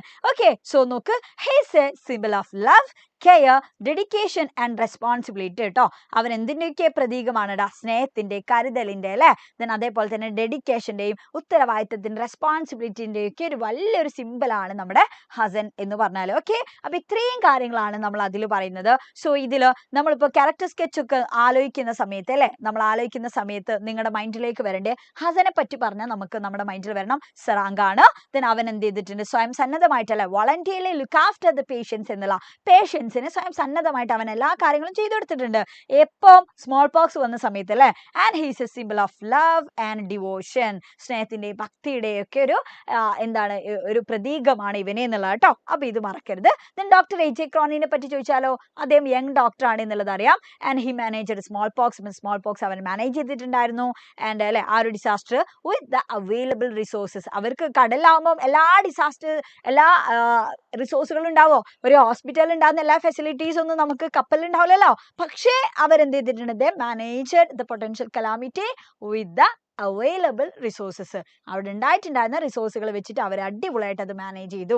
ഈ കാര്യങ്ങൾ നമ്മുടെ മൈൻഡിൽ വേണം. ഓക്കെ, അപ്പൊ ഇത്രയും കാര്യങ്ങളാണ് ഏത് ചാപ്റ്ററിൽ പറയുന്നത്, ദ സെറാങ് ഓഫ് രണഗാഞ്ചിയിൽ പറയുന്നത് എന്നുള്ളത് കേട്ടോ. അപ്പൊ നമ്മുടെ മൈൻഡിൽ വരേണ്ടത് എങ്ങനെയായിരുന്നു ഹസന്, എങ്ങനെയായിരുന്നു നമ്മുടെ ഡോക്ടർ AJ ക്രോണിന്, ഈ കാര്യങ്ങളൊക്കെ നമ്മുടെ മൈൻഡിൽ ഉണ്ടെങ്കിൽ ആൻഡ് ഈ സമറി നിങ്ങൾ പഠിച്ചാൽ തന്നെ നിങ്ങൾക്ക് എന്ത് ചെയ്യാൻ പറ്റും, ഇതിലെ നറേഷൻ, ഇതിലെ നമ്മുടെ ലെറ്റർ, ഇതിലെ സ്പീച്ച്, ഇവിടൊക്കെ ഇത് കണ്ടന്റ് ആയിട്ട് നമുക്ക് കൊടുക്കാൻ വേണ്ടി പറ്റുമെന്നുള്ളത് കേട്ടോ. ഓക്കെ, സോ അടുത്തത് നമ്മുടെ അടുത്ത chapter, the wreck of the Titanic. അതൊരു പോയമാണ് അല്ലെ, പോയമാണ്. ആരാ എഴുതിയിട്ടുള്ളത്, ബെഞ്ചമിൻ പെക്കീത്ത് എഴുതിയിട്ടുള്ള ഒരു ഗ്രേറ്റസ്റ്റ് ആയിട്ടുള്ള ഒരു സീൽ വെച്ച് നടന്നിട്ടുള്ള ഒരു ട്രാജഡിനെ പറ്റിയിട്ടാണ് പറയുന്നത് എന്നുള്ളതാണ്. ഓക്കെ, സോ കഴിഞ്ഞ ചാപ്റ്റർ ക്ലിയർ ആണോ ഒന്ന് പറയടാ. ഇന്ന് ടീച്ചറിന്റെ ബർത്ത്ഡേ ആണോ എന്നുള്ളോ? നോ എന്റെ ബർത്ത്ഡേ ഒക്കെ എന്നോ കഴിഞ്ഞ്. ഇത് ക്ലിയർ ആണോ പറയടാ. ജോബ് ആപ്ലിക്കേഷൻ റെസ്യൂമെ ചോദിക്കുമോ എന്നുള്ള അല്ലെ, ചോദിച്ചാൽ നമ്മൾ അത്ഭുതപ്പെടരുത്. കാരണം അതെന്താണ്, നമ്മൾ ഓൾറെഡി ടെക്സ്റ്റിൽ പഠിച്ചിട്ടുള്ളതാണ് എന്നുള്ളതാണ് കേട്ടോ. ഓക്കെ, ടെക്സ്റ്റിൽ നമുക്ക് എന്തൊക്കെ പഠിക്കാനുണ്ടോ ആ കാര്യങ്ങളൊക്കെ നമ്മൾ എന്ത് ചെയ്യണം, നമ്മൾ പഠിക്കണം. കാരണം ഇപ്പൊ പാറ്റേൺ മാറുന്നുണ്ട്, പല രീതിയിലുള്ള ക്വസ്റ്റ്യൻസും വരുന്നുണ്ട് എന്നുള്ളതാണ്. ഓക്കെ, നമുക്ക് 6ാമത്തെ യൂണിറ്റുമായി ബന്ധപ്പെട്ട് 6th യൂണിറ്റുമായി ബന്ധപ്പെട്ടിട്ടാണ് ജോബ് ആപ്ലിക്കേഷൻ ആൻഡ് റെസ്യൂമെ ചോദിക്കുന്നത്. ഓക്കെ, അപ്പൊ എന്തായാലും എന്ത് ചെയ്യണം, നമ്മൾ അത് പഠിക്കണം. നാളെ നമ്മൾ ഡിസ്കോഴ്സിൽ അത് ഡിസ്കസ് ചെയ്യും കേട്ടോ. ഓക്കെ, ക്ലിയർ ആണല്ലോ. ഓക്കെ, സോ ഈ ചാപ്റ്റർ നോക്ക്, the wreck of the Titanic എന്ന് പറഞ്ഞിട്ടുള്ള ചാപ്റ്റർ അല്ലേ. അമീന റഫീഖ് കുറെ നേരമായിട്ട് ചോദിക്കുന്നുണ്ട് ടീച്ചർക്ക് സുഖല്ലേ സുഖല്ലേ എന്ന് ചോദിക്കുന്നുണ്ടടാ. ടീച്ചർക്ക് സുഖാണ് കേട്ടോ, ടീച്ചർക്ക് സുഖാണ്. ഇനി നിങ്ങൾക്ക് എന്ത് ചെയ്താൽ മതി, എക്സാമും കൂടി സുഖായാൽ മാത്രം മതി. ഓക്കെ, സോ നോക്കാം ഈ പോയത്തിൽ എന്തിനെ പറ്റിയിട്ടാ പറയുന്നത് എന്നുള്ളത് നോക്കേ. ദിസ് ഈസ് എ പോം about one of the greatest tragedies at see. അതായത് കടലിൽ വെച്ച് നടന്നിട്ടുള്ള ഏറ്റവും വലിയൊരു ദുരന്തത്തെ പറ്റിയിട്ടാണല്ലോ ഇതിൽ പറയുന്നത്. ദെൻ നോക്ക് എന്താണ്, on 14th April 1912 the Titanic, which carried 2100 passengers and crew, collided with an iceberg and sank into depth of the Atlantic Oceans അല്ലേ. അപ്പൊ ഇതിൽ നിന്ന് തന്നെ ഇതൊക്കെ വളരെ ഇമ്പോർട്ടന്റ് ആയിട്ടുള്ള പോയിന്റ്സ് ആട്ടോ. ഇതിൽ നിന്ന് ന്യൂസ് പേപ്പർ റിപ്പോർട്ട് ഒക്കെ ചോദിക്കാറുണ്ട്. അപ്പൊ ആ സമയത്ത് നമുക്ക് എന്താ അറിയേണ്ടത്, എവിടെ വെച്ചിട്ടാണ് ടൈറ്റാനിക് ദുരന്തം നടന്നിട്ടുള്ളത്, എന്നാണ് ഇത് നടന്നിട്ടുള്ളത്, അതിൽ എത്ര ആൾക്കാരുണ്ടായിട്ടുണ്ടായിരുന്നു, എന്താ സംഭവിച്ചത് അല്ലെ. ഇതിനുള്ള ഉത്തരമൊക്കെ ഈ ഒരൊറ്റ പോയിന്റിൽ ഉണ്ട് എന്നുള്ളതാണ്. എന്നാണെന്ന് പറഞ്ഞിട്ടുണ്ട്, അതിൽ എത്ര ആൾക്കാരുണ്ട് എന്ന് പറഞ്ഞിട്ടുണ്ട്, എന്താ സംഭവിച്ചത്, collided with an iceberg, huge ഐസ്ബർഗുമായിട്ട് അത് ഇടിച്ചു എന്നുള്ള അല്ലെ. എന്നിട്ട് അത് എന്ത് ചെയ്തു, അറ്റ്ലാന്റിക് ഓഷ്യനിലേക്ക്, അതിന്റെ ആഴത്തിലേക്ക് അത് സാങ്ക് ചെയ്തു പോയി എന്നുള്ളതാണ്, മുങ്ങിപ്പോയി. And however this tragedy also exposes some of the greatest act of courage and heroism.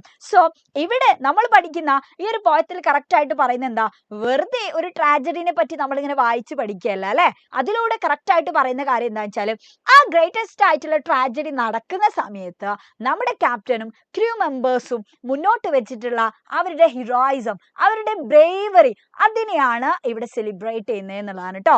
അപ്പം അത് നമ്മളോട് ഈ ലോകത്തോട് വിളിച്ചു പറയാണ് ശരിക്കും ഈ ഒരു പോയത്തിൽ കാണിക്കുന്നത് എന്നുള്ള. ഓക്കെ, അപ്പൊ അത് നമ്മുടെ മൈൻഡിൽ വേണം. സോ ഇതിൽ ഏറ്റവും കൂടുതൽ ക്വസ്റ്റ്യൻസ് വരിക, ഇതിന്റെ തീം ചോദിച്ചിട്ട് ക്വസ്റ്റ്യൻസ് വരാറുണ്ട്. ഓക്കെ, അപ്പൊ ടൈറ്റാനിക് എന്ന് പറയുന്ന ചാപ്റ്ററിൽ ഫസ്റ്റ് തന്നെ മനസ്സിലാക്കട്ടെ അതിൽ എന്താ സംഭവിച്ചതെന്ന്. അത് നമ്മൾ പറഞ്ഞു അല്ലെ. ഈ ടൈറ്റാനിക് എന്ന് പറയുന്ന ഈ ഗ്രേറ്റസ്റ്റ് ആയിട്ടുള്ള വലിയൊരു ഹ്യൂജ് ഷിപ്പാണ്. It collided with an iceberg എന്ന് നമ്മൾ പറഞ്ഞു. അത് ഐസ്ബർഗുമായിട്ടൊക്കെ കൊളൈഡ് ചെയ്തിട്ട് sank into the depth of Atlantic Ocean എന്നുള്ള അല്ലെ. അറ്റ്ലാന്റിക് ഓഷ്യന്റെ താഴേക്ക് അത് പോയി, മുങ്ങിപ്പോയി എന്നുള്ളതന്നെയാണ്.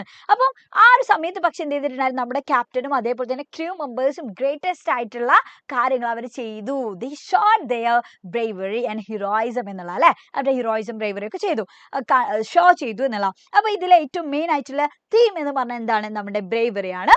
രണ്ടാമത് നോക്ക്, it talks about the acts of bravery that the captain and the crew of the Titanic performed when the ship was sinking. ആ ship മുങ്ങിക്കൊണ്ടിരിക്കുന്ന സമയത്ത് നമ്മുടെ ക്യാപ്റ്റനും അതേപോലെ തന്നെ ക്രൂ മെമ്പേഴ്സും എടുത്തിട്ടുണ്ടായിരുന്നു അല്ലെ. അവരുടെ ധീരമായിട്ടുള്ള പ്രവൃത്തിയെ പറ്റിയിട്ടാണ് ഈ ഒരു പോയത്തിൽ പറയുന്നത്. ഓക്കെ, അപ്പൊ ഇത് വളരെ ഇമ്പോർട്ടന്റ് ആണ്, ഇത് പഠിച്ചിരിക്കുക കേട്ടോ. ഓക്കെ, ആൻഡ് നെക്സ്റ്റ് ഇനി നമ്മൾ ഓർത്തിരിക്കേണ്ട കാര്യം എന്താന്ന് വെച്ചാൽ, ഇത് ആരാ എഴുതിയിട്ടുള്ളത് എന്നുള്ളത് നമുക്കറിയാലോ, ബൈ ബെഞ്ചമിൻ പെക്കീത്ത്. ആൻഡ് അത് ഗ്രേറ്റസ്റ്റ് ആയിട്ടുള്ള ട്രാജഡീനെ പറ്റിയിട്ടാണ് പറയുന്നത്. And it exposes some noble acts of courage and heroism അല്ലെ. അവരുടെ നോബിൾ ആയിട്ടുള്ള ആ ഒരു ആക്ട്, ഹീറോയിസത്തിന്റെയും അതേപോലെ തന്നെ കറേജ് ഒക്കെയാണ് അവിടെ കാണിക്കുന്നത്. And the Titanic was called as a poem of iron and steel. Iron and steel എന്ന് അല്ലെ ഇതിൽ ഇവിടെ ശരിക്കും കമ്പയർ ചെയ്യാൻ കാരണം എന്താണ്, അങ്ങനെ പറയാൻ കാരണം എന്താ വെച്ചാൽ അയേണും സ്റ്റീലും എന്ന് പറഞ്ഞാൽ എന്താണ്, അത്രയും പവർഫുൾ ആണ് അല്ലെ, അത്രയും പവർഫുൾ ആണ്, ഭയങ്കര സ്ട്രോങ് ആണ്. അതേപോലെയാണ് നമ്മുടെ ടൈറ്റാനിക് എന്നുള്ളതാണ് ഇവിടെ പറയുന്നത് കേട്ടോ. ഓക്കെ, സോ നോക്ക്, travellers felt proud and safe. അപ്പൊ വലിയൊരു ഷിപ്പ് അല്ലേ, വലിയൊരു ഷിപ്പ്, അതിന്റെ അല്ലേ ആദ്യത്തെ ഒരു ജേർണി ഇങ്ങനെ സ്റ്റാർട്ട് ചെയ്തിട്ടുണ്ട്, അതിന്റെ ഇനാഗ്രേഷനും കാര്യങ്ങളൊക്കെ ഇങ്ങനെ കഴിഞ്ഞിട്ട് അതിങ്ങനെ പോയിക്കൊണ്ടിരിക്കുക. അപ്പൊ ആ സമയത്ത് ട്രാവലേഴ്സിന്, യാത്രക്കാർക്കൊക്കെ ഭയങ്കര അഭിമാനം, കാരണം അത്രയും വലിയ അന്നത്തെ കാലത്തുള്ള ഏറ്റവും ഹ്യൂജ് ആയിട്ടുള്ള ഒരു ഷിപ്പാണത്, അതിന്റെ ഭയങ്കര അടിപൊളിയായിട്ടുള്ള ഒരു ഷിപ്പാണ്. അപ്പൊ ദേ ഫെൽറ്റ് പ്രൗഡ് ആൻഡ് സേഫ്, ഭയങ്കര സുരക്ഷിതത്വവും ഭയങ്കര അഭിമാനമൊക്കെ അവർക്ക് തോന്നിയിട്ടുണ്ടായിരുന്നു എന്നുള്ള അല്ലെ, ഫീൽ ചെയ്തിട്ടുണ്ടായിരുന്നു. But it was സ്ട്രക്ക് and destroyed. പക്ഷേ അതെന്ത് ചെയ്തു, ഈ ഒരു വലിയൊരു ഐസ്ബർഗുമായിട്ട് അത് സ്ട്രക്ക് ചെയ്തിട്ട് അത് നശിച്ചു പോയി എന്നുള്ള, ഡിസ്ട്രോയ് ചെയ്തു. There were many heroes in the sinking ship. പക്ഷേ ആ സമയത്ത് മുങ്ങിക്കൊണ്ടിരിക്കുന്ന കപ്പലില് ഒരുപാട് ഹീറോസ് ഉണ്ടായിട്ടുണ്ടായിരുന്നു എന്നുള്ളതാണ്. ആരൊക്കെയാണ് ആ ഹീറോസ് എന്നുള്ള, ഒന്ന് നമ്മുടെ ക്യാപ്റ്റൻ ആണ്, നമ്മുടെ ക്യാപ്റ്റൻ ആയിട്ടുള്ള ക്യാപ്റ്റൻ സ്മിത്ത് ആണ്. രണ്ടാമത് നമുക്ക് പറയാനുള്ളത് അതിലെ ക്രൂ മെമ്പേഴ്സ് ഉണ്ട്, പിന്നെ അതിലെ ബാൻഡ് മാൻ ആയിട്ടുള്ള കുറച്ച് ആൾക്കാരുണ്ട് എന്നുള്ള കേട്ടോ. അവര് 3 പേരാണ് ഇതിൽ എടുത്തിട്ട് പറയുന്നത്. സോ നോക്ക്, നമ്മുടെ ക്യാപ്റ്റൻ സ്മിത്ത് എന്താണ്, he was very Brave and determined അല്ലെ. വളരെ ബ്രേവ് ആയിട്ടുള്ള, വളരെ ഡിറ്റർമൈൻഡ് ആയിട്ടുള്ള ഒരു പേഴ്സൺ ആണ് നമ്മുടെ ക്യാപ്റ്റൻ സ്മിത്ത് എന്ന് പറഞ്ഞാല്. The crew also prove their courage. നമ്മുടെ അതിലുള്ള ക്രൂ മെമ്പേഴ്സും ഒട്ടും മോശമല്ല. അവരെന്ത് ചെയ്തിട്ടുണ്ട്, അവരുടെ ധൈര്യം അവിടെ കാണിച്ചിട്ടുണ്ട് എന്നുള്ളതാണ്. ബാൻഡ്സ്മാനും കാണിച്ചിട്ടുണ്ട്. എന്താ അവരെന്താ കാണിച്ചത്, they continue to play music till the end. അതായതെടാ ഈ ഒരു ദുരന്തം നടക്കുന്ന സമയത്ത് വേണമെന്നുണ്ടെങ്കിൽ എന്ത് ചെയ്യാം, അതിൽ കുറച്ച് ലൈഫ് ബോട്ട് ഉണ്ടാവും അല്ലെ, ആ ലൈഫ് ബോട്ടിൽ കയറിയിട്ട് ക്യാപ്റ്റനും ക്രൂ മെമ്പേഴ്സിനും ഒക്കെ അവരുടെ ജീവനം നോക്കിയിട്ട് അവർക്ക് പോവാം. പക്ഷേ അവരത് ചെയ്തിട്ടില്ല എന്നുള്ള അല്ലെ. അവർ കറക്റ്റ് ചെയ്തിട്ടുള്ള കാര്യം എന്താ വെച്ചാൽ they gave importance to the women and children എന്നുള്ള. അവർ ഇമ്പോർട്ടൻസ് കൊടുത്തിട്ടുള്ളത് ആർക്കാണ്, to rescue women and children. വിമനെയും ചിൽഡ്രനെയും പെട്ടെന്ന് തന്നെ റെസ്ക്യൂ ചെയ്തിട്ടില്ല, അവരെ രക്ഷപ്പെടുത്തി കൊണ്ടുപോകാൻ വേണ്ടിയിട്ടാണ്. എന്നിട്ട് അവരെ മാക്സിമം അതിൽ കയറ്റിയിട്ട് അവരെ വിട്ടു. ആൻഡ് പാസഞ്ചേഴ്സിനുമാണ് അവർ ഇമ്പോർട്ടൻസ് കൊടുത്തത്. യാത്രക്കാരെ അവരെന്ത് ചെയ്യണം, രക്ഷിക്കണ്ടേ, അവർ ആ വിശ്വസിച്ചിട്ട് കയറിയിട്ടുള്ള ആൾക്കാരല്ലേ, അപ്പൊ അവരെ പെട്ടെന്ന് രക്ഷപ്പെടുത്താനാണ് ഇമ്പോർട്ടൻസ് കൊടുത്തിട്ടുള്ളത് എന്നുള്ളതാണ് കേട്ടോ. ഓക്കെ, അപ്പൊ ആ കാര്യങ്ങൾ ഓർമ്മ വേണം. ആൻഡ് ഇവർ ഒരിക്കൽ പോലും ഒരു സെക്കൻഡ് പോലും അവരുടെ ജീവൻ രക്ഷിക്കാൻ വേണ്ടിയിട്ട് അവര് ചിന്തിച്ചിട്ടില്ല എന്നുള്ളതാണ്. അപ്പൊ അത്രയും അടിപൊളിയായിട്ട് വളരെ റെസ്പോൺസിബിൾ ആയിട്ട് അവർ ആ ഒരു കാര്യം മാനേജ് ചെയ്തു എന്നുള്ളതാണ്. അവര് കാരണം അവർക്കാണല്ലോ ആ റെസ്പോൺസിബിലിറ്റി, അവർ അതിന്റെ ക്യാപ്റ്റൻ ആണ്, ബാക്കിയുള്ള ആൾക്കാർ അതിലെ ക്രൂ മെമ്പേഴ്സ് ആണ്. അപ്പൊ ഫസ്റ്റ് പാസഞ്ചേഴ്സിനെ ആ ലൈഫ് അവിടെ സേവ് ചെയ്യുക എന്നുള്ള കാര്യത്തിനാണ് അവർ ഇമ്പോർട്ടൻസ് കൊടുത്തത് എന്നുള്ളതാണ്. അപ്പൊ അത് നമ്മുടെ മൈൻഡിൽ വേണം. ദെൻ അടുത്തത് ബാൻഡ്സ്മാനെ പറ്റി പറയുന്നുണ്ട്. ബാൻഡ്സ്മാനെ വേണമെന്നുണ്ടെങ്കിൽ പാനിക് ആയിട്ട് അങ്ങോട്ടും ഇങ്ങോട്ടും ഓടാ അല്ലെ, പക്ഷെ അവരത് ചെയ്തിട്ടില്ല. മരണത്തെ അവരിങ്ങനെ മുന്നിൽ കാണുന്നുണ്ടെങ്കിൽ പോലും they continued to play the bands എന്നുള്ള അല്ലെ, ആ ഒരു ടിൽ ദ എൻഡ്, ആ ഒരു അതിന്റെ എൻഡ് വരെ കപ്പൽ ഇങ്ങനെ മുങ്ങി മുങ്ങി മുങ്ങി ഇങ്ങനെ പോകുമ്പോൾ അതിന്റെ അവസാനം വരെ അവരെന്ത് ചെയ്യുന്നുണ്ട്, ബാൻഡ് ഇങ്ങനെ അടിച്ചുകൊണ്ടിരിക്കുക, എന്തായാലും മരിക്കല്ലേ.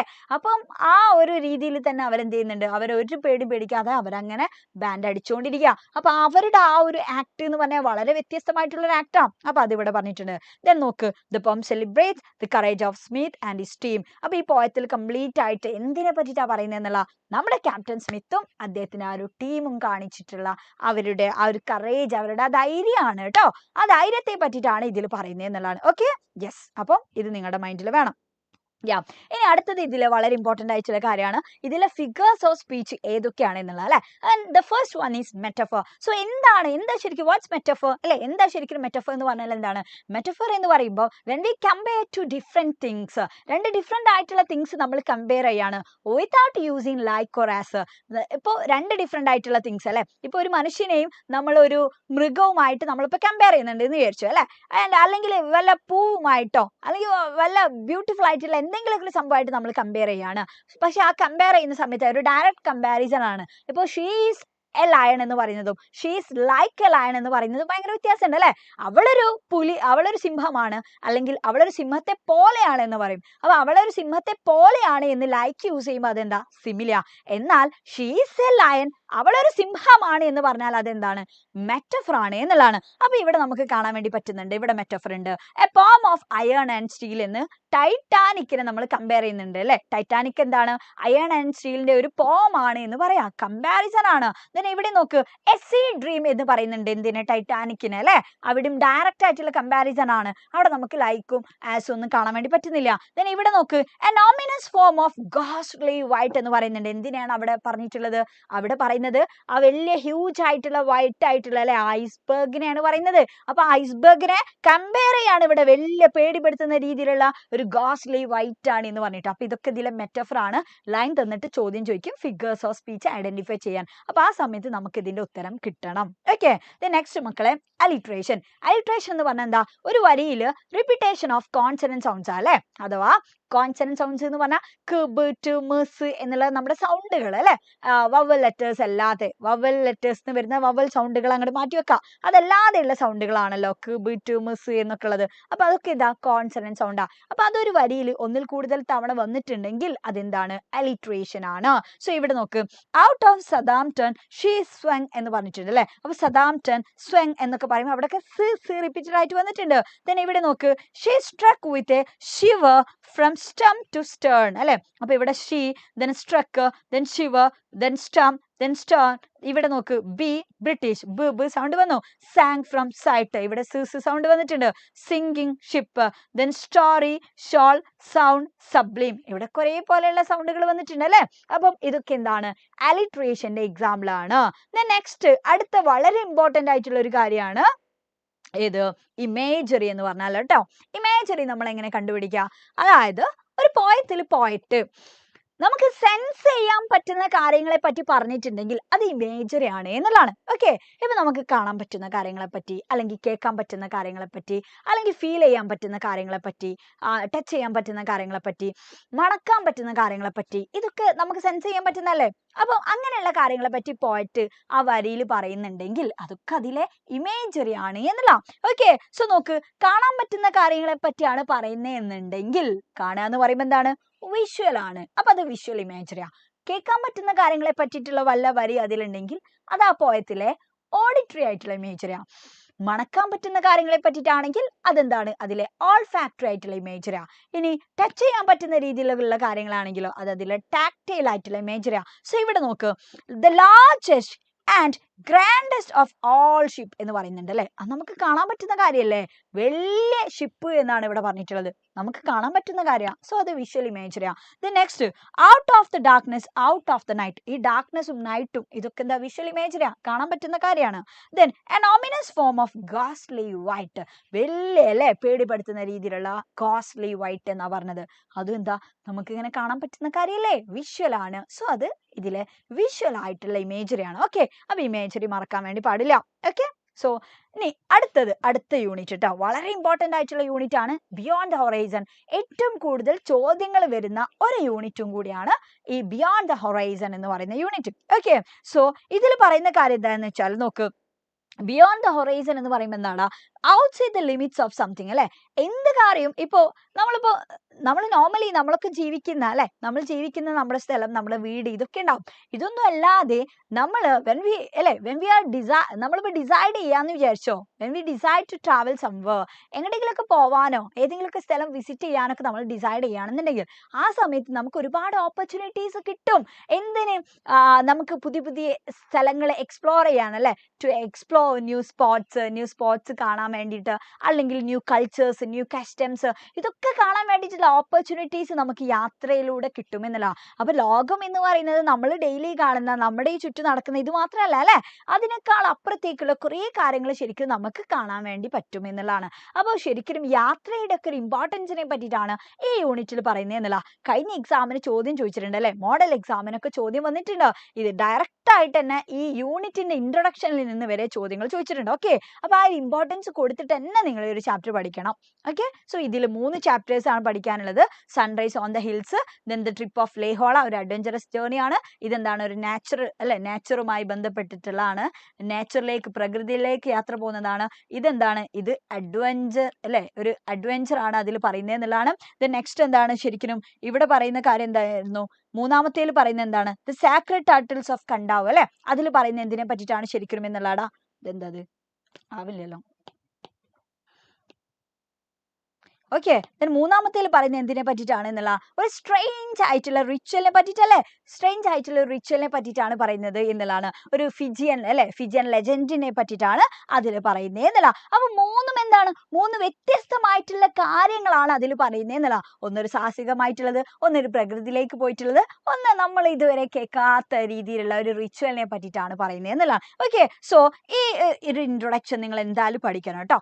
ഇതിന്ന് ട്രാവൽ എസ്സേ ചോദിക്കാറുണ്ട്, അതേപോലെ തന്നെ ഇൻട്രൊഡക്ടറി സ്പീച്ച് ചോദിക്കാറുണ്ട്, ട്രാവൽ ഇൻഫോ ചോദിക്കാറുണ്ട്, ലൈവ് TV റിപ്പോർട്ട് ചോദിക്കാറുണ്ട്. ഇതൊക്കെ ചോദിക്കുന്ന സമയത്ത് നമുക്ക് വ്യക്തമായിട്ട് ട്രാവലിനെ പറ്റി കുറച്ച് കാര്യങ്ങൾ നമ്മുടെ മൈൻഡിൽ വേണം, എസ്പെഷ്യലി ട്രാവൽ എസ്സേ ചോദിക്കുമ്പോൾ. ഓക്കെ, സോ നോക്ക്, ഇവിടെ പറയുന്നുണ്ട് അല്ലെ, ട്രാവൽ എന്തൊക്കെ സാറ്റിസ്ഫൈ ചെയ്യും, the unquenchable thirst for knowledge എന്നുള്ളതാണ്. ദെൻ അതേപോലെ തന്നെ to strive, to seek, to find and not to yield, അതായത് നമ്മൾ പുതിയ കാര്യങ്ങൾ അല്ലെ, നമ്മൾ എക്സ്പ്ലോർ ചെയ്യാൻ വേണ്ടിയിട്ട്, അതേപോലെ തന്നെ അന്വേഷിക്കാൻ വേണ്ടിയിട്ട്, ഫൈൻഡ് ചെയ്യാൻ വേണ്ടിയിട്ട്, കീഴടങ്ങാതിരിക്കാനോ, ഇതിനൊക്കെ നമ്മൾ എന്ത് ചെയ്യണം, യാത്ര നമുക്ക് അതിനൊക്കെ ഉള്ള ഒരു ഓപ്പർച്യൂണിറ്റി തരുന്നു എന്നുള്ളതാണ്. ആൻഡ് ഇവിടെ നോക്ക്, go beyond horizon of knowledge and experience എന്ന് പറയുന്നുണ്ട്. നമ്മുടെ in the modern world, the amenities of travel have improved and the opportunities of travel have increased tremendously. നമ്മുടെ ഇന്നത്തെ ഈ ഒരു പ്രസന്റ് സൊസൈറ്റിയിൽ യാത്ര പോകാനുള്ള അവസരങ്ങൾ നമുക്ക് നമ്മുടെ മുന്നിൽ ഒരുപാട് കൂടുതലാണ്. ഇത് അത്രയും നമുക്ക് ഫെസിലിറ്റീസ് ഉണ്ട് അല്ലെ, നമുക്ക് അത്രയും വെഹിക്കിൾസ് ഒക്കെ അവൈലബിൾ ആണ്, ഡിഫറെന്റ് ആയിട്ടുള്ള പാക്കേജസുകൾ ഉണ്ട്, ടൂർ പാക്കേജസും കാര്യങ്ങളുണ്ട്. ആൻഡ് അതേപോലെ തന്നെ പേജ് നമുക്ക് കാണാൻ വേണ്ടി പറ്റും. ആൻഡ് ബൈ ട്രെയിൻ ആയിക്കോട്ടെ, എങ്ങനെ ആയാലും നമുക്ക് യാത്ര പോകാൻ ഇന്നൊരാൾ ജസ്റ്റ് ആ ഒരു ആഗ്രഹം മാത്രം മനസ്സിലുണ്ടായാൽ മതി എന്നുള്ള അല്ലെ, യാത്ര പോകണം എന്ന് നമ്മൾ തീരുമാനിച്ചാൽ മാത്രം മതി. ബാക്കി എന്ത് ചെയ്യും? ബാക്കി നമ്മൾ അസിസ്റ്റ് ചെയ്യാനും നമുക്ക് ഉള്ള ആ ഒരു ഓപ്പർച്യൂണിറ്റീസ് ഭയങ്കര കൂടുതലാണ്. ഓക്കെ, സോ നോക്ക്, the unit focus on travel and diverse experience. Different ആയിട്ടുള്ള എക്സ്പീരിയൻസ് ആണ് ഈ യൂണിറ്റിൽ പറയുന്നത് എന്നുള്ള 3 വ്യത്യസ്തമായിട്ടുള്ളതാണ് അല്ലേ. അപ്പോൾ ഒന്ന് നാച്ചുറൽ ബ്യൂട്ടി ആണ്, ഒന്ന് ക്രേവിംഗ് ഫോർ അഡ്വഞ്ചർ ആണ്, ദെൻ അതേപോലെ തന്നെ ഇവിടെ പറയുന്നത് എന്താ, exploration of new cultures, custom and ട്രഡീഷനെ പറ്റിയിട്ടാണ്. ദെൻ ഇത് നോക്ക്, വളരെ ഇമ്പോർട്ടൻ്റ് ആണ്. ട്രാവൽ എന്താണ്? an eye opener എന്നാ പറഞ്ഞിട്ട് നമ്മുടെ കണ്ണ് തുറപ്പിക്കുന്ന കാര്യമാണ് എന്നുള്ള. നമ്മൾ വിചാരിക്കും നമുക്കാണ് ഏറ്റവും വലിയ കഷ്ടപ്പാട് എന്നുള്ളതൊക്കെ, പക്ഷേ നമ്മളൊന്ന് നോർത്ത് ഇന്ത്യയിലേക്കൊക്കെ പോയി നോക്കുകയാണെങ്കിൽ നമുക്ക് മനസ്സിലാവും അല്ലേ നമ്മളൊക്കെ എത്ര ബ്ലെസ്ഡ് ആണ്, അല്ലെങ്കിൽ നമ്മൾ കേരളത്തിൽ ജനിച്ചത് വരെ വലിയൊരു ബ്ലെസ്സിങ് ആണ് എന്ന് ചിലപ്പോൾ ആ സമയത്ത് നമുക്ക് തോന്നും എന്നുള്ളതാണ്. കാരണം അത്രയും നമ്മൾ പല കാര്യങ്ങളും നമ്മൾ അറിയുന്നില്ല. ഓക്കെ, അപ്പം നമ്മൾ കാണാത്ത കാര്യങ്ങൾ നമ്മളെ കാണിപ്പിക്കാനും നമ്മൾ കേൾക്കാത്തല്ലേ പല കാര്യങ്ങളും നമുക്ക് നേരിട്ട് അനുഭവിക്കാനും കൂടി ആ രീതിയിലുള്ള ഒരു ഓപ്പർച്യൂണിറ്റി, എക്സ്പോഷേഴ്സ് നിങ്ങൾക്ക് തരാൻ ഈ യാത്രക്ക് പറ്റുമെന്നുള്ളതാണ്. എപ്പോഴും പറയാറുണ്ട്, യാത്രകൾ എന്താണ്, ബുക്കിൽ നിന്ന് നിങ്ങൾ എന്താണോ പഠിക്കുന്നത് അതിനേക്കാളും കൂടുതൽ കാര്യങ്ങൾ നിങ്ങൾക്ക് തരും എന്നുള്ളത്. കാരണം എപ്പോഴും അങ്ങനെ തന്നെയാണ്, അനുഭവങ്ങളാണല്ലോ യാത്രകൾ എന്ന് പറയുമ്പോൾ അല്ലേ. ട്രാവൽ എന്ന് പറയുന്നത് നിങ്ങളുടെ ഗുഡ് എക്സ്പീരിയൻസ് ആണ്. സോ ആ എക്സ്പീരിയൻസ് എന്ന് പറയുന്നത് ഒന്നും കൂടി കൂടുതൽ അടിപൊളി ആയിരിക്കും എന്നുള്ളതാണ് കേട്ടോ. ഓക്കെ, അപ്പോൾ ആ കാര്യങ്ങൾ നമ്മുടെ മൈൻഡിൽ വേണം. It's open up new refreshing snapshot before us and often help us change our philosophy of life. ഉറപ്പാണ്. കാരണം എന്താണ്, യെസ്, എന്താ കമന്റ് ചെയ്ത്, ഓക്കെ. സോ നോക്കുക, ഇപ്പോൾ ഇവിടെ പറഞ്ഞിട്ടുള്ള കാര്യം എന്താണെന്ന് വെച്ചാൽ നമുക്കൊക്കെ നമ്മുടെ ലൈഫിൽ നമ്മൾ വിചാരിക്കുന്ന പല കാര്യം ഉണ്ടാവും അല്ലേ. ഇപ്പം ഇവിടെ നമുക്ക് പല പ്രശ്നങ്ങൾ തോന്നും, പല ആൾക്കാരോട് നമുക്ക് ദേഷ്യങ്ങൾ തോന്നും, ഇതൊക്കെ തോന്നും. അതൊക്കെ എന്താ, നമുക്ക് വേറൊന്നും ആലോചിക്കാനോ വേറൊന്നും നമ്മൾ കാണാതിരുന്നിട്ടാണ്. പക്ഷെ യാത്രകൾ നമ്മളിങ്ങനെ കൂടുതൽ ചെയ്യുമ്പോൾ it will help to change the philosophy of our life എന്നുള്ള നമ്മുടെ ജീവിതത്തിൻ്റെ ഫിലോസഫി തന്നെ മാറ്റിമറിക്കാൻ യാത്ര ഒരു പരിധി വരെ ശരിക്കും നമ്മളെ ഹെൽപ്പ് ചെയ്യും എന്നുള്ള. ഓക്കെ, അപ്പോൾ അതൊക്കെയാണ് നമുക്ക് ഇൻട്രൊഡക്ഷൻ ആയിട്ട് ഇവിടെ പറയുന്നത്. ഈ പോയിന്റ്സ് നമ്മുടെ കയ്യിൽ വേണം കേട്ടോ. ഈ പോയിന്റ്സ് നമ്മുടെ കയ്യിൽ എന്തായാലും വേണം. ഓക്കെ, സോ നെക്സ്റ്റ് ഇതിൽ ആദ്യം തന്നെ പറയുന്നത് ദ ട്രിപ്പ് ഓഫ് ലേഹോളയെ പറ്റിയിട്ടാണ്. അപ്പൊ അതിൽ ആ ഒരു ചാപ്റ്ററിനെ പറ്റി എടുത്ത് നോക്കുകയാണെങ്കിൽ നമുക്ക് ആദ്യം തന്നെ നമ്മുടെ മൈൻഡിലേക്ക് വരേണ്ടത് എന്താ, ലേഹോള എന്ന് പറയുമ്പോൾ എന്താ, നമ്മുടെ യെല്ലോ ആ ഹ്യൂജ് ആയിട്ടുള്ള ഹോട്ട് എയർ ബലൂൺ ആണ് നമ്മൾ എന്ത് പറയാ, യെസ്, ലേഹോള എന്ന് നമ്മൾ പറയുന്നത്. ഓക്കെ, അപ്പൊ അത് നമ്മുടെ മൈൻഡിൽ വേണം. ഓക്കെ, സോ നെക്സ്റ്റ് നോക്ക്, ആരൊക്കെയായിരുന്നു അപ്പൊ ഈ ലേഹോളയിൽ കയറി പോയിട്ടുള്ളത്, ആരൊക്കെയാണ് നമ്മുടെ മേജർ ആയിട്ടുള്ള ക്യാരക്ടേഴ്സ് എന്നുള്ളത് നമ്മൾ അറിയണം വേണ്ടേ. സോ ദ ഫസ്റ്റ് വൺ എന്ന് പറയുന്നത് നമ്മുടെ നറേറ്റർ ആണ് നമ്മുടെ ഈ ഒരു കാര്യങ്ങളൊക്കെ അല്ലെ, ഈ ഒരു ഈ ഒരു അഡ്വഞ്ചറസ് ആയിട്ടുള്ള ഒരു ജേർണി ആണെങ്കിൽ പോലും അതിലുള്ള കാര്യങ്ങൾ നമ്മളോട് നറേറ്റ് ചെയ്യുന്നത് ആരാണ്, നമ്മുടെ നറേറ്റർ ആണ്. ഓക്കെ, ദ നെക്സ്റ്റ് ഇമ്പോർട്ടൻ്റ് ആയിട്ടുള്ള ആളാണ് നമ്മുടെ ക്യാപ്റ്റന്മാരെ നമ്മൾ മറക്കരുത് കേട്ടോ. ഇതിലെ ക്യാപ്റ്റൻ ആരാണ്, ക്യാപ്റ്റൻ ജോവിസ് ആണ്. എന്നാൽ നമ്മുടെ ടൈറ്റാനിക്കിലെ ക്യാപ്റ്റൻ ആരാ, ക്യാപ്റ്റൻ സ്മിത്ത് ആണ് അല്ലെ. ഇനി അതിന്റെ മുന്നത്തെ ചാപ്റ്റർ ഉണ്ടായിരുന്നു സെറാങ്ക് ഓഫ് റെനഗാഞ്ചിൽ നമ്മുടെ ഒരു ക്യാപ്റ്റനെ പറഞ്ഞിട്ടുണ്ട്, അതാരാണ്, ക്യാപ്റ്റൻ ഹാമ്പിൾ ആണ്. അപ്പൊ എല്ലാ ക്യാപ്റ്റന്മാരെയും ഇങ്ങനെ പഠിച്ചിട്ട് നമ്മൾ എന്ത് ചെയ്യരുത്, നമ്മൾ ആകെ കൺഫ്യൂഷൻ ആവരുത് കേട്ടോ. ജസ്റ്റ് നിങ്ങളൊന്ന് ആലോചിച്ച് വെച്ചാൽ മതി. ക്യാപ്റ്റൻ ജോവിസ് എന്ന് പറയുമ്പോൾ ഈ ഒരു മഞ്ഞ ബലൂണൊക്കെ ഒന്ന് ആലോചിക്കാം. ഓക്കെ, സോ നോക്കാം, അതിൽ പിന്നെ ആരൊക്കെ ഉണ്ടായിരുന്നു, ലെഫ്റ്റനന്റ് മാലറ്റ് ഉണ്ട്, ദെൻ അതേപോലെ തന്നെ ബിയർ ഉണ്ട്, ദെൻ പോൾ ബെസന്തു ഉണ്ട്. അത് നമ്മുടെ മൈൻഡിൽ വേണം. ദെൻ ഇദ്ദേഹം അതാ പാട്രീസ് ഐറിസ് ആണ് എന്ത് ചെയ്യുന്നത്, ഇവർ ഈ ഒരു ജേർണി പോകുന്ന സമയത്ത് ഇത് ഓവർ വെയിറ്റ് ആയാൽ ഇത് പോവില്ല. അപ്പൊ അതിന് ഒരാൾ ഇറങ്ങണം. ആ സമയത്ത് ഇറങ്ങി വരുന്ന ഒരാൾ എന്ന് പറയുന്നത് നമ്മുടെ പാട്രീസ് ഐറിസ് ആണ്. അപ്പൊ live TV report, narration, news paper report, ഇതിലൊക്കെ എഴുതാൻ ഈ ആളെ പേര് വേണം നമുക്ക്. ഓക്കെ, അപ്പൊ ഈ പേര് മറക്കരുത്. Okay, Patrice Iris, the passenger who had to get out of the Le Horla's basket because it was getting too heavy. അത് ഭയങ്കരമായിട്ട് അല്ലെ ഹെവി ആയ സമയത്ത് ഇവനാണ് അതിൽ നിന്ന് ഇറങ്ങി പോയത്. ഓക്കെ, അപ്പൊ അങ്ങനെയാണെങ്കിൽ എന്തായിരുന്നു ഈ ജേർണി, എന്താ ശരിക്കും അതിൽ നടന്നിട്ടുള്ളത് അല്ലെ. അതിൽ ശരിക്കും നടന്നിട്ടുള്ള കാര്യം എന്താന്ന് വെച്ചാൽ ഇറ്റ് ഈസ് ശരിക്കും എന്താണ്, ഒരു ത്രില്ലിംഗ് ബലൂൺ എക്സ്പീരിയൻസ് ആയിരുന്നു അല്ലെ.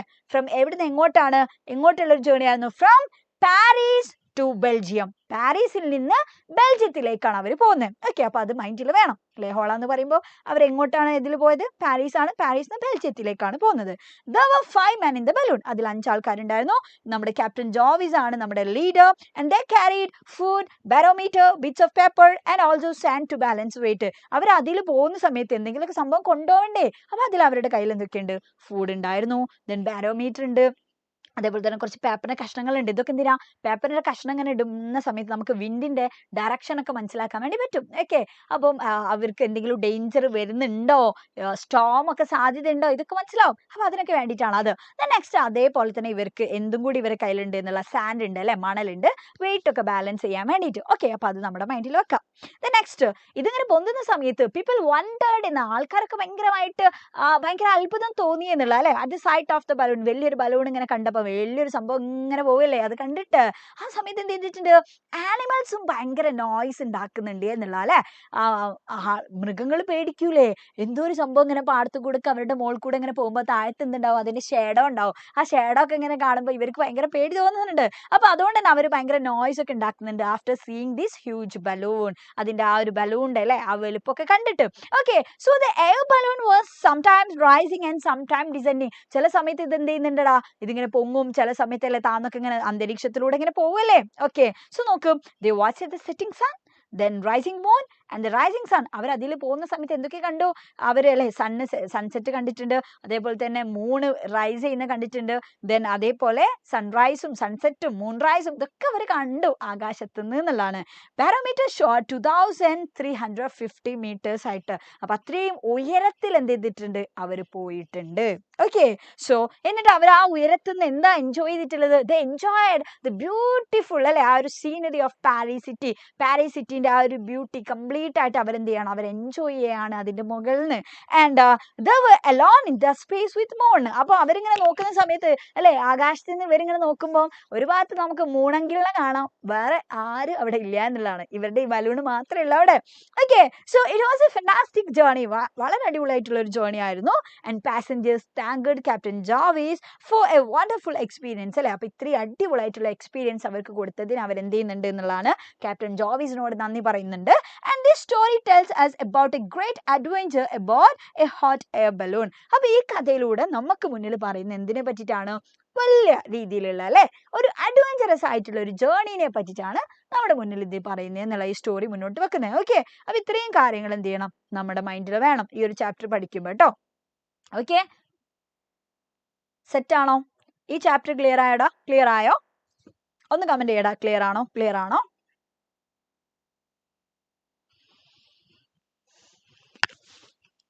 ക്ലിയർ ആണോ, ക്ലിയർ ആണോ? സെറ്റ് അല്ലേ? Set Appus? Okay, set. Yeah, so അടുത്ത ചാപ്റ്റർ നോക്കട്ടോ. The sacred turtles of Kadavu. അതെന്താണ്, ഒരു ഫിജിയൻ ലെജൻഡ് അല്ലെ.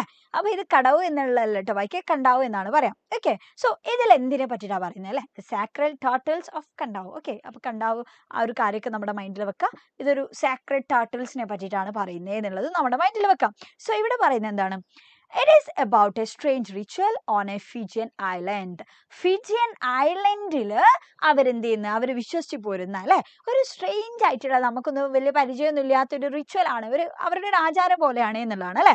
അതെന്താണ് അവരുടെ ആ ഒരു സ്ട്രേഞ്ച് ആയിട്ടുള്ള റിച്വൽ എന്ന് പറഞ്ഞാല് ഫിജിയൻ ഐലൻഡിലെ എന്താന്ന് വെച്ചാല്, long ago a beautiful princess Tinei Kobaga and her daughter Rodalis lived in a lovely village Navana. അതായത് നെമോന എന്ന് പറയുന്ന വില്ലേജില് ഒരുപാട് വർഷങ്ങൾക്ക് മുന്നേ തിനായ് കൊബാഗ എന്ന് പറയുന്ന ഒരാളും അവരുടെ മകളായിട്ടുള്ള അല്ലെ ഡോട്ടർ റൊഡാലിസും ജീവിച്ചിരുന്നു. One day they went for fishing. Fishermen of Nabucco seized the two women. അവർ ഒരു ദിവസം ഫിഷിങ്ങിന് വേണ്ടി പോയ സമയത്ത് നബുക്കുലെ വില്ലേജിലുള്ള ഫിഷർമാൻ എന്ത് ചെയ്തിട്ടുണ്ട്, they tried to seize the women എന്നുള്ള അല്ലെ ആ ടു വിമനെയും ഉപദ്രവിക്കാൻ വേണ്ടിയിട്ട് അവർ നോക്കി. The two women cried for help. അപ്പൊ ആ സമയത്ത് ഇവരെന്ത് ചെയ്യുക, രക്ഷിക്കാൻ വേണ്ടിയിട്ട് അല്ലെ രക്ഷയ്ക്കും വേണ്ടിയിട്ട് അവർ ഭയങ്കരമായിട്ട് കരഞ്ഞു. And suddenly there was a huge storm. അപ്പൊ ആ സമയത്ത് ഇവര് ഭയങ്കരമായിട്ടല്ലേ രക്ഷിക്കണേ എന്ന് പറഞ്ഞിട്ട് ഭയങ്കരമായിട്ട് കരയല്ലേ. അപ്പൊ ആ സമയത്ത് വലിയൊരു ഹ്യൂജ് ആയിട്ടുള്ള ഒരു കൊടുങ്കാറ്റല്ലേ, വലിയൊരു സ്റ്റോം ആ സമയത്ത് അവിടെ വന്നു. ആ സ്റ്റോം അങ്ങോട്ട് വന്നപ്പോ പിന്നെ ഇവർക്കൊന്നും കാണാൻ വേണ്ടി പറ്റുന്നില്ല. ആർക്ക്? ഈ നെബുക്കുലേവിലുള്ള ഈ ഫിഷർമാന്. കാരണം ഇവരെ ഉപദ്രവിക്കാൻ വേണ്ടി നോക്കല്ലേ. പെട്ടെന്ന് ഇങ്ങനെ വലിയ കൊടുങ്കാറ്റ് അങ്ങോട്ട് വന്നിങ്ങനെ കഴിഞ്ഞ് പിന്നെ അങ്ങോട്ട് നോക്കിയ സമയത്ത് എന്താ പിന്നെ കണ്ടിട്ടുള്ളത് എന്നുള്ളതാണ്. They saw that those two women were turned into giant turtles. അവർ പിന്നെ നോക്കിയ ഉണ്ടാക്കിയ സമയത്ത് അതിലുണ്ടായിട്ടുണ്ടായിരുന്ന 2 വിമൻ എന്ത് ചെയ്തു? ജാൻഡ് ആയിട്ടുള്ള ടർട്ടിൽസ് ആയി മാറി എന്നുള്ള കേട്ടോ. ഇതൊക്കെ വളരെ ഇമ്പോർട്ടന്റ് ആയിട്ടുള്ള പോയിന്റ്സ് ആണ് കേട്ടോ. ലൈവ് TV റിപ്പോർട്ട്, നറേഷൻ, അതേപോലെ തന്നെ ഇമെയിൽ വരെ ചോദിച്ചിട്ടുണ്ട്. ഇമെയിലൊക്കെ ചോദിച്ചിട്ടുണ്ട്. ഈ ലെജൻഡ് അങ്ങോട്ട് വിവരിക്കാൻ അങ്ങോട്ട് പറയും. ആ വിവരിക്കാൻ പറഞ്ഞ സമയത്ത് എന്താ അവിടെ നടന്നിട്ടുള്ളത് എന്നുള്ളത് നമ്മുടെ മൈൻഡിൽ വേണം. ഓക്കെ, അപ്പൊ കൃത്യമായിട്ട് സമ്മറിക്ക് അതിൻ്റെതായിട്ടുള്ള ഇമ്പോർട്ടൻസ് നിങ്ങൾ കൊടുക്കണം. ഓക്കെ, യാ. അപ്പൊ ഇത് എന്ത് ചെയ്തിട്ടുണ്ട്? ആ 2 വിമനെ പെട്ടെന്ന് ഒരു വലിയൊരു ടർട്ടിൽസ് ആയിട്ട് മാറിയതാണ് ഇവർ കണ്ടല്ലേ. കണ്ട സമയത്ത് ഇവർ പേടിക്കൂലേ? കാരണം പെട്ടെന്ന് ആ വിമനെ കാണാതായി. പകരം വലിയ 2 ജാൻഡ് ആയിട്ടുള്ള ടർട്ടിൽസിനെയാണ് കാണുന്നത്. The fisherman were afraid. അവർ ഭയങ്കര പേടിച്ചു. They threw the turtles into the sea and ran for their lives. അവർ വേഗം ഇതിനെടുത്തിട്ട് എന്ത് ചെയ്യാണ്? കടലിലേക്ക് അങ്ങോട്ട് ഇട്ടിട്ട് അവരുടെ ജീവന് വേണ്ടിയിട്ട് അവർ ഓടി എന്നുള്ള അല്ലെ. റാൻ ഫോർ ദെയർ ലൈഫ്സ്, ജീവൻ രക്ഷിക്കാൻ വേണ്ടിയിട്ട് അവർ ഓടി. Yeah, even today. പക്ഷെ ഇന്ന് എന്ത് ചെയ്തിട്ടുണ്ട്? The women from Namuana village dressed in mourning sing for their beloved ones. പക്ഷെ ഇന്ന് എന്ത് ചെയ്യുന്നുണ്ട്? നെമോനയിലുള്ള വിമൻ വിചാരിക്കുന്ന കാര്യം എന്താ വെച്ചാൽ അവർ പോയിട്ട് ഇങ്ങനെ വിളിക്കുന്ന സമയത്തല്ലേ പുറത്തേക്ക് വരുന്നത് ആരാന്നുള്ളതാണ്? നമ്മുടെ തിനേക്കോബോഗയും അതേപോലെ തന്നെ മകളായിട്ടുള്ള റൊഡാലിസും ആണ് എന്നുള്ളതാണ്. The turtles come up the surface when the Namona villagers sing the song. ഇവർ പോയിട്ട് ആ ഒരു പ്രത്യേകമായിട്ടുള്ള ആ പാട്ട് പാടുന്ന സമയത്ത്, ആ സ്പെഷ്യൽ ചാൻഡിങ് നടത്തുന്ന സമയത്ത് എന്ത് ചെയ്തിട്ടുണ്ടായിരുന്നു? ആ ടർട്ടിൽസ് ഇങ്ങനെ മുകളിലേക്ക് വരും. ഓക്കെ, സർഫേസിലേക്ക് വരും എന്നുള്ളതാണ്. If any member of the nearby village of Nabukelevu is present. തൊട്ടടുത്തുള്ള വില്ലേജിൽ നെബുക്കുലേവിലുള്ള ആരെങ്കിലും അവിടെ ഉണ്ട് എന്നുണ്ടെങ്കിൽ മക്കളെ, then the turtles will not rise to the surface of the bay. Turtles എന്ത് ചെയ്യില്ല? മുകളിലേക്ക് വരൂല എന്നുള്ള, സർഫേസിലേക്ക് വരൂല. and the turtle calling will have to be stopped. അപ്പൊ എന്ത് ചെയ്യുക? ടർട്ടിൽ കോളിംഗ് അവിടെ നിർത്തിവെക്കും. കാരണം എന്താ? ഈ നെബുക്കുലേവിലുള്ള ആൾക്കാരാണല്ലോ ഇവരെ ഉപദ്രവിച്ചിട്ടുള്ളത് അല്ലെ. അപ്പൊ ഉപദ്രവിച്ചിട്ടുള്ളത് കൊണ്ട് തന്നെ അവിടെ നിന്നുള്ള ആരെങ്കിലും ഒക്കെ ആ പ്രദേശത്ത് എവിടെയെങ്കിലും ഉണ്ട് എന്നുണ്ടെങ്കിൽ ഇവരാരും പിന്നെ മുകളിലേക്ക് വരൂല എന്നുള്ള കേട്ടോ. അപ്പൊ അതുകൊണ്ട് ഇവരെല്ലാരും ഇപ്പോൾ വിശ്വസിക്കുന്ന എന്താണ്? അത് യെസ് തിനോക്കോബോഗയും അതേപോലെ തന്നെ റോഡാലിസും ആണ് എന്നല്ല. Okay, yes. അപ്പം ആ ചാപ്റ്ററിലെ ലെജൻഡ് ക്ലിയർ ആണോ? ക്ലിയർ ആണോ? ഇതാണ് നമുക്ക് അതിൽ പറയാനുള്ളത് അല്ലെ. ഈ ഒരു ടർട്ടിൽ കോളിങ്ങിന്റെ പിന്നിലുള്ള അതിന്റെ ഒരു ലെജൻഡ് എന്ന് പറയുന്നത് ഇതാണ്. എന്താണ് ആ കാര്യം എന്നുള്ളത്. ഓക്കെ, സോ അത് മനസ്സിലായല്ലോ എന്താണ് അവിടെ സംഭവിച്ചെന്നുള്ള. 2 പേര് ഫിഷിങ്ങിന് പോയി. യെസ് യെസ് യെസ് എന്ന് പറയുന്നുണ്ട്. ക്ലിയർ ആണല്ലോ? ക്ലിയർ ആണല്ലോ? 2 പേരും ഗോസ്റ്റ് ആണ് എന്നൊക്കെ ചോദിക്കുന്നുണ്ട് അല്ലെ. ചിലപ്പം പ്രേതായിട്ടുണ്ടാവടാ. Okay, yes, set.